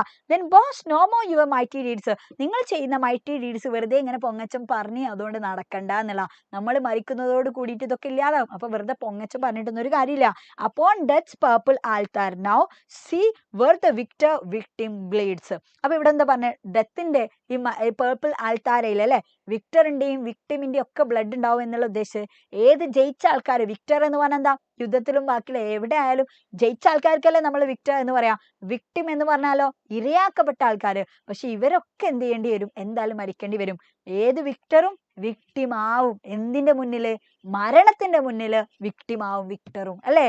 വിക്ടറായിട്ട് ജയിച്ചിട്ടുള്ള ആൾക്കാരും മരിക്കപ്പെടും, ഇരയാക്കപ്പെടും. Your heads must come to the cold tomb. നിങ്ങളുടെ ഒക്കെ തലകള് ഈ ഒരു മരണത്തിന്റെ തണുത്ത് അല്ലെ ആ ഒരു കല്ലറയിലേക്ക് കൂപ്പുകുത്തപ്പെടും. Only the actions of just smell sweet and blossom in their dust. നമ്മൾ ചെയ്തിട്ടുള്ള നല്ല പ്രവൃത്തികൾ മാത്രം എന്ത് ചെയ്യുള്ളൂ, സ്മെൽ സ്വീറ്റ് ചെയ്യുള്ളൂ. മീൻസ് അത് മാത്രമേ ഇവിടെ എക്സിസ്റ്റ് ചെയ്യപ്പെടുള്ളൂ. And blossom in their dust അല്ലെ, അത് മാത്രമേ എന്നേക്കുമായിട്ട് നിലനിൽക്കുള്ളൂ നമ്മൾ മരിച്ചു കഴിഞ്ഞാലും എന്നുള്ളതാണ് ഇവിടെ പറഞ്ഞത് കേട്ടോ. അപ്പൊ ഇതിൽ നോക്ക്, ഡെത്ത് പേർപ്പിൾ ആൾത്താര എന്ന് പറഞ്ഞാൽ അതെന്താണ്, ഡെത്തിന്റെ പേർപ്പിൾ ആൾത്താര അല്ലെ, അത് പേഴ്സോണിഫിക്കേഷൻ ആണ്. വിക്ടർ വിക്ടിം രണ്ടും ഓപ്പോസിറ്റ് ആയിട്ടുള്ള കാര്യങ്ങൾ ഒരുമിച്ച് വന്നു, സോ അത് ഓക്സിമറോൺ ആണ്. എന്നാൽ വിക്ടർ വിക്ടിം സൗണ്ട് റിപ്പീറ്റഡ് ആയിട്ട് വന്നു, സോ അത് അലിട്രേഷൻ ആണ്. then ഇവിടെ നോക്ക്, സ്മെൽ സ്വീറ്റ് എന്നാ പറഞ്ഞ അല്ലെ, സ്മെൽ സ്വീറ്റ് എന്നാ പറഞ്ഞത്. അപ്പൊ സ്മെൽ സ്വീറ്റ് സൗണ്ട് റിപ്പീറ്റഡ് ആയിട്ട് വന്നിട്ടുണ്ട്, സോ ഇതെന്താണ്, അലിട്രേഷൻ ആണ്. അപ്പൊ അത് മറക്കരുത് കേട്ടോ. ഓക്കെ, അപ്പൊ അത്രയും കാര്യങ്ങളാണ് അതിൽ പറയുന്നത്. സോ നോക്ക്, ഡെത്ത് ലെവലറിന്റെ ഏറ്റവും ചുരുങ്ങിയ രീതിയിലുള്ള പോയിന്റ്സ് ഞാൻ ഇവിടെ കൊടുത്തിട്ടുണ്ട്. അതൊരു ഫ്യൂണറൽ സോങ് ആണ്. അതിന്റെ സെൻട്രൽ ഐഡിയ എന്ന് പറഞ്ഞാൽ ഡെത്ത് എന്താണ്, ഗ്രേറ്റ് ലെവലർ ആണ് അല്ലെങ്കിൽ ഇക്വലൈസർ ആണ് എന്ന് പറയാം. Okay, then wealth, power, social status ഇതൊക്കെ എന്താ, ഇതൊക്കെ ടെമ്പററി ആണ്. ഇതൊന്നും സ്ഥിരമായിട്ടുള്ള കാര്യമല്ല അല്ലെ, നമ്മുടെ സമ്പത്ത്, നമ്മുടെ അധികാരം, സോഷ്യൽ സ്റ്റാറ്റസ് ഒന്നും. And we cannot escape from the called grasp of death. നമുക്ക് ആർക്കെങ്കിലും മരണത്തിൽ നിന്ന് ഒളിച്ചോടാൻ പറ്റുമോ? നമ്മൾ ഇവിടുന്ന് ഇപ്പോൾ മരിക്കുന്ന വിചാരിച്ച് വേറെ സ്ഥലത്തേക്ക് ഓടിപ്പോയാലും എങ്ങനെ ആയാലും അല്ലെ, മരിക്കുന്ന ആദ്യം നമുക്ക് ആർക്കും എസ്കേപ്പ് ഇല്ല എന്നുള്ളതാണ്. Nothing can protect us from the final destiny. അവസാനത്തെ ആ ഒരു തീരുമാനത്തിൽ നിന്ന് നമുക്ക് ആർക്കും ഒരു രക്ഷയില്ല. ആരും നമ്മളെ സംരക്ഷിക്കൂല, നമ്മൾ മരിക്കേണ്ടി വരും. The king, the farmer become equal in death. എല്ലാ ആൾക്കാരും മരണത്തിന്റെ മുന്നിൽ ഈക്വലാ. Victories that we achieve in war are short lived അല്ലെ. നമ്മൾ വാറിലൊക്കെ നമുക്ക് വിജയങ്ങൾ ഉണ്ടാവും, അതൊക്കെ എന്താ ഷോർട്ട് ആയിട്ടുള്ള കാര്യമല്ലേ. ആ വിജയത്തിനൊക്കെ ശേഷം നമ്മളൊക്കെ മരിക്കും എന്തായാലും. എന്താണ്, ഏത് വിക്ടറും എന്താവടാ, വിക്ടിംസ് ഓഫ് ഫെയ്റ്റ്. ഈ ഒരു ഫെയ്റ്റ്, ഈ ഒരു ഡെത്ത് എന്ന് പറയുന്ന ഈ ഒരു വിധിന്റെ മുന്നിൽ നമ്മളൊക്കെ എന്ത് ചെയ്യും, യെസ്, വിക്ടിം ആവും. It is useless to boast of our mighty deeds. നമ്മൾ ചെയ്തിട്ടുള്ള മൈറ്റി ഡീഡ്സിലൊന്നും വെറുതെ നമ്മൾ എന്ത് ചെയ്യണ്ട, പൊങ്ങച്ചം പറയണ്ട, അതൊക്കെ യൂസ്ലെസ് ആവും. Every head must come to the cold tomb. എല്ലാ ആൾക്കാരുടെയും തല അല്ലെ ഈ ഒരു തണുത്ത ഈ ഒരു കല്ലറയിലേക്ക് വരുമെന്നുള്ളതാണ്. Life is like a bubble. നമ്മുടെ ജീവിതത്തിൽ പറഞ്ഞ ബബിൾ പോലെയാണ്. We don't know when it will explore. എപ്പോഴാണ് അതൊക്കെ പൊട്ടുക എന്നുള്ളത് നമുക്കറിയില്ല എന്നുള്ളതാണ്. And only our good deeds will remain after death. നമ്മൾ ചെയ്തിട്ടുള്ള നല്ല പ്രവൃത്തി മാത്രമേ നമ്മളെ മരണത്തിന് ശേഷം ഓർമ്മിക്കപ്പെടുള്ളൂ. Let us stop violence and blood shed on this earth. അതുകൊണ്ട് തന്നെ ഈ ഭൂമിയിൽ നമ്മൾ ചെയ്യുന്ന ഒരുപാട് പ്രവൃത്തികൾ ഉണ്ടാവില്ലേ, നമ്മൾ പരസ്പരം ചോര അല്ലെ, ചോര ചിന്ത എന്ന് പറഞ്ഞാൽ എന്താണ്, ഭയങ്കര വാറും എനിമി അങ്ങനെയുള്ള കാര്യങ്ങളൊക്കെ അല്ലേ. അപ്പൊ അതൊക്കെ നമ്മൾ എന്ത് ചെയ്യുക, സ്റ്റോപ്പ് ചെയ്യുക. സ്റ്റോപ്പ് വയലൻസ്, ഇങ്ങനെയുള്ള വയലൻസ് ഒക്കെ നമ്മൾ നിർത്താം. Let people remember us for our good action. ആളുകള് നമ്മൾ ചെയ്തിട്ടുള്ള നല്ല പ്രവൃത്തികൾ ആലോചിച്ചിട്ട് അല്ലെ അതിൽ നമ്മൾ ഓർമ്മിക്കപ്പെടട്ടെ എന്നാണ് പറഞ്ഞത്. ഓക്കെ, അപ്പൊ ഇത്രയും കാര്യങ്ങൾ ഇതിൽ സിമ്പിൾ ആയിട്ടുള്ള പോയിന്റ്സ് ആണ് കേട്ടോ. ഈ ചാപ്റ്ററുമായി ബന്ധപ്പെട്ട് 4 മാർക്കിന് 6 മാർക്കിനൊക്കെ ക്വസ്റ്റ്യൻസ് വരാറുണ്ട്. സോ അങ്ങനെയുള്ള ക്വസ്റ്റ്യൻസ് വന്നാൽ നിങ്ങൾ എന്ത് ചെയ്യുക, ഈ പോയിന്റ്സ് ഒക്കെ നിങ്ങൾ എഴുതുക. ഓക്കെ, സോ ഡോണ്ട് ഫോർഗെറ്റ്, മറക്കരുത് കേട്ടോ. ഓക്കെ, ദെൻ അതിൽ ഏറ്റവും ഇമ്പോർട്ടൻ്റ് ആയിട്ടുള്ള മറ്റൊരു കാര്യമാണ് ഇതിൽ figure of speech. So death lies ഈസൈഡ്സ് ആൻഡ് ഓൺ പേഴ്സോണിഫിക്കേഷൻ ആണ്. അതായത് നേരത്തെ നമ്മൾ ഇവിടെ പറഞ്ഞിട്ടുള്ള കാര്യങ്ങളൊക്കെ അല്ലേ ഞാൻ ബോക്സിലാക്കി കൊടുത്തിട്ടുണ്ടായിരുന്നു, അത് എല്ലാം കൂടി ഒരു ബോക്സിലാക്കി ഇവിടെ തന്നിട്ടുള്ള കേട്ടോ. ഇവിടെ പറഞ്ഞ പേഴ്സോണിഫിക്കേഷൻ, ഇത് മെറ്റോണമി, ഇത് മെറ്റഫർ ഉണ്ട് ഇവിടെ, റീപ് ദ ഫീൽഡ് എന്നൊക്കെ പറയുമ്പോൾ ഡെത്തിന്റെ പേർപ്പിൾ ആരാ, പേഴ്സോണിഫിക്കേഷൻ ആണ്. വിക്ടർ വിക്ടിം എന്താ, ഓക്സിമറോൺ ആണ്. സ്മെൽ സ്വീറ്റിൽ എന്തുണ്ട്, അലിട്രേഷൻ ഉണ്ട്. ഇത്രയും കാര്യങ്ങൾ എന്ത് ചെയ്യുക, നിങ്ങൾ ഓർമ്മിക്കുക. സോ മക്കളെ, ഇത്രയും കാര്യങ്ങളെ ഇന്നത്തെ ലൈവിൽ നമ്മൾ ഡിസ്കസ് ചെയ്യാനുള്ളൂ. എല്ലാ ചാപ്റ്ററിന്റെയും സമറീസ് നമ്മളിപ്പോൾ ഇവിടെ ഡിസ്കസ് ചെയ്ത് കഴിഞ്ഞു. സോ ഇന്നത്തെ ഈ ലൈവോട് കൂടിയിട്ട് നമുക്ക് പഠിക്കാനുള്ള അല്ലെ കംപ്ലീറ്റ് ആയിട്ടുള്ള ചാപ്റ്റേഴ്സിനെ പറ്റിയിട്ട് നിങ്ങൾക്ക് ഒരു ധാരണ കിട്ടിയിട്ടുണ്ടാവുമെന്നാണ് വിചാരിക്കുന്നത്. സോ ഈ നോട്ട്സ് ഒക്കെ എവിടെ ഉണ്ടാവും, നമ്മുടെ കമ്മ്യൂണിറ്റി ഗ്രൂപ്പിൽ അവൈലബിൾ ആണ് കേട്ടോ. Okay, yes. അപ്പോൾ യെസ്. അപ്പൊ നാളെ എന്തുണ്ട് മക്കളെ? നമ്മുടെ വെടിക്കെട്ട് റിവിഷൻ ഉണ്ട് കേട്ടോ. നാളെ നമ്മുടെ കംപ്ലീറ്റ് ആയിട്ടുള്ള ചാപ്റ്റേഴ്സ്, അതിന്റെ ക്വസ്റ്റ്യൻസ്, കുറെ ആൾക്കാർ ഇവിടെ ഡിസ്കോഴ്സുകൾ ചോദിക്കുന്നുണ്ട്, അതേപോലെ തന്നെ ഗ്രാമർ ഒക്കെ ചോദിക്കുന്നുണ്ട് അല്ലെ. അപ്പൊ ഇതൊക്കെ എന്ത് ചെയ്യും? നാളെ നമ്മൾ ഡിസ്കസ് ചെയ്യുന്നുണ്ട് കേട്ടോ മക്കളെ. അപ്പൊ കൃത്യം 7 മണിക്ക് നിങ്ങൾ എന്ത് ചെയ്യണം? നിങ്ങൾ എല്ലാ ആൾക്കാരും ഉണ്ടാവണം. അപ്പൊ ഇനി ചെയ്യാനുള്ള കാര്യം, നാളത്തെ ലൈവ് വരെ ഇങ്ങനെ അന്തം വിട്ട് നിൽക്കണ്ട. പകലൊക്കെ എന്ത് ചെയ്യണം മക്കളെ? നിങ്ങൾ എന്തായാലും പഠിക്കണം കേട്ടോ. ഇന്നത്തെ ഈ നോട്ട്സും കാര്യങ്ങളൊക്കെ വെച്ചിട്ട് നിങ്ങൾ എന്ത് ചെയ്യുക? നാളെ ഒന്നുകൂടി കൂടുതൽ കാര്യങ്ങളൊക്കെ ഒന്ന് നോക്കി സെറ്റ് ആക്കുക എന്നുള്ളതാണ്. ഓക്കെ, സോ സെറ്റ് ആണോ? സെറ്റ് ആണോ? ഓക്കെ, സോ എന്തായാലും ഐ ഹോപ്പ് എന്തായാലും നിങ്ങൾക്ക് എല്ലാ ആൾക്കാർക്കും ഈ കാര്യങ്ങളെല്ലാം മനസ്സിലായിട്ടുണ്ടാവും എന്നാണ് വിചാരിക്കുന്നത്. ഓക്കെ, സോ എന്തായാലും മക്കളെ, എന്തായാലും കമന്റ് ബോക്സിൽ കമന്റ് ചെയ്യാൻ വേണ്ടി മറക്കരുത് കേട്ടോ. നിങ്ങളുടെ കൺസേൺ എന്താണ്, ആൻഡ് അതേപോലെ തന്നെ നിങ്ങൾക്ക് ഈ ലൈവ് ഹെൽപ്പായോ, അങ്ങനെയുള്ള കാര്യങ്ങൾ, എല്ലാ കാര്യങ്ങളും നിങ്ങൾ എന്ത് ചെയ്യുക? എന്തായാലും കമന്റ് ബോക്സിൽ കമന്റ് ചെയ്യാൻ വേണ്ടി മറക്കരുത്. ഓക്കെ, സോ നല്ല കൂളായിട്ട് തന്നെ എന്ത് ചെയ്യണം മക്കളെ? നിങ്ങൾ ഇരിക്കണം കേട്ടോ. നിങ്ങൾ വെറുതെ ടെൻഷൻ അടിക്കരുത്. ടെൻഷൻ അടിച്ചാൽ നമുക്ക് ഒരു കാര്യം നടക്കൂല. ടെൻഷൻ അടിച്ചിട്ട് എന്താ? ടെൻഷൻ അടിച്ചിട്ട് നമുക്ക് പഠിക്കാനുള്ള വേറെ ആരും ഒന്ന് പഠിക്കുക, ആരും പഠിക്കൂല. അപ്പൊ ഉള്ള കാര്യത്തിന് ഉള്ള ടൈമിൽ നമ്മൾ എന്ത് ചെയ്യരുത്? ടെൻഷനൊന്നും സമയം കൊടുക്കണ്ട. ടെൻഷൻ അങ്ങോട്ട് മാറി പോയിക്കോട്ടെ, അത് നമ്മൾ മൈൻഡേ ചെയ്യണ്ട. ഉള്ള സമയം കൊണ്ട് നമ്മൾ പഠിക്കാം. നമ്മൾ പഠിച്ചാൽ നമുക്ക് അടിപൊളിയായിട്ട് എഴുതാൻ വേണ്ടി പറ്റും അല്ലേ. ടെൻഷൻ അടിച്ചാൽ നമുക്ക് ആ സമയം കൂടി നമുക്ക് യൂട്ടിലൈസ് ചെയ്യാൻ വേണ്ടി പറ്റില്ല. ഓക്കെ, അപ്പൊ അതുകൊണ്ട് തന്നെ നല്ല അടിപൊളിയായിട്ട് ഷോർട്ട് വീഡിയോസ് ഒക്കെ വരും. ആൻഡ് ക്യാരക്ടർ സ്കെച്ച് ഒക്കെ അതിൽ കൊടുത്തിട്ടുണ്ട് കേട്ടോ. ഇന്ന് ഷോർട്ട് വീഡിയോസ് അതെല്ലാം വന്നിട്ടുണ്ട്, റൈറ്റപ്പ് ഒക്കെ വന്നിട്ടുണ്ട്. ഇനി നാളെ ബാക്കിയുള്ളതെല്ലാം വരും. അപ്പൊ അതൊക്കെ വെച്ചിട്ട് എന്ത് ചെയ്യുക? അടിപൊളിയായിട്ട് പഠിക്കുക. So wish you all the best. നന്നായി വർക്ക് ചെയ്യുക എന്നുള്ളത് മാത്രമാണ് നിങ്ങൾക്ക് ഇപ്പോൾ ചെയ്യാനുള്ള കാര്യം കേട്ടോ. ഈ പോയിന്റ്സ് ഒക്കെ വെച്ചിട്ട് ഷോർട്ട് നോട്ട് ഒക്കെ ഉണ്ടാക്കിയിട്ട് അടിപൊളിയായിട്ട് പഠിച്ചോ. So wish you all the best. Thank you for watching മക്കളെ. Bye bye, good night.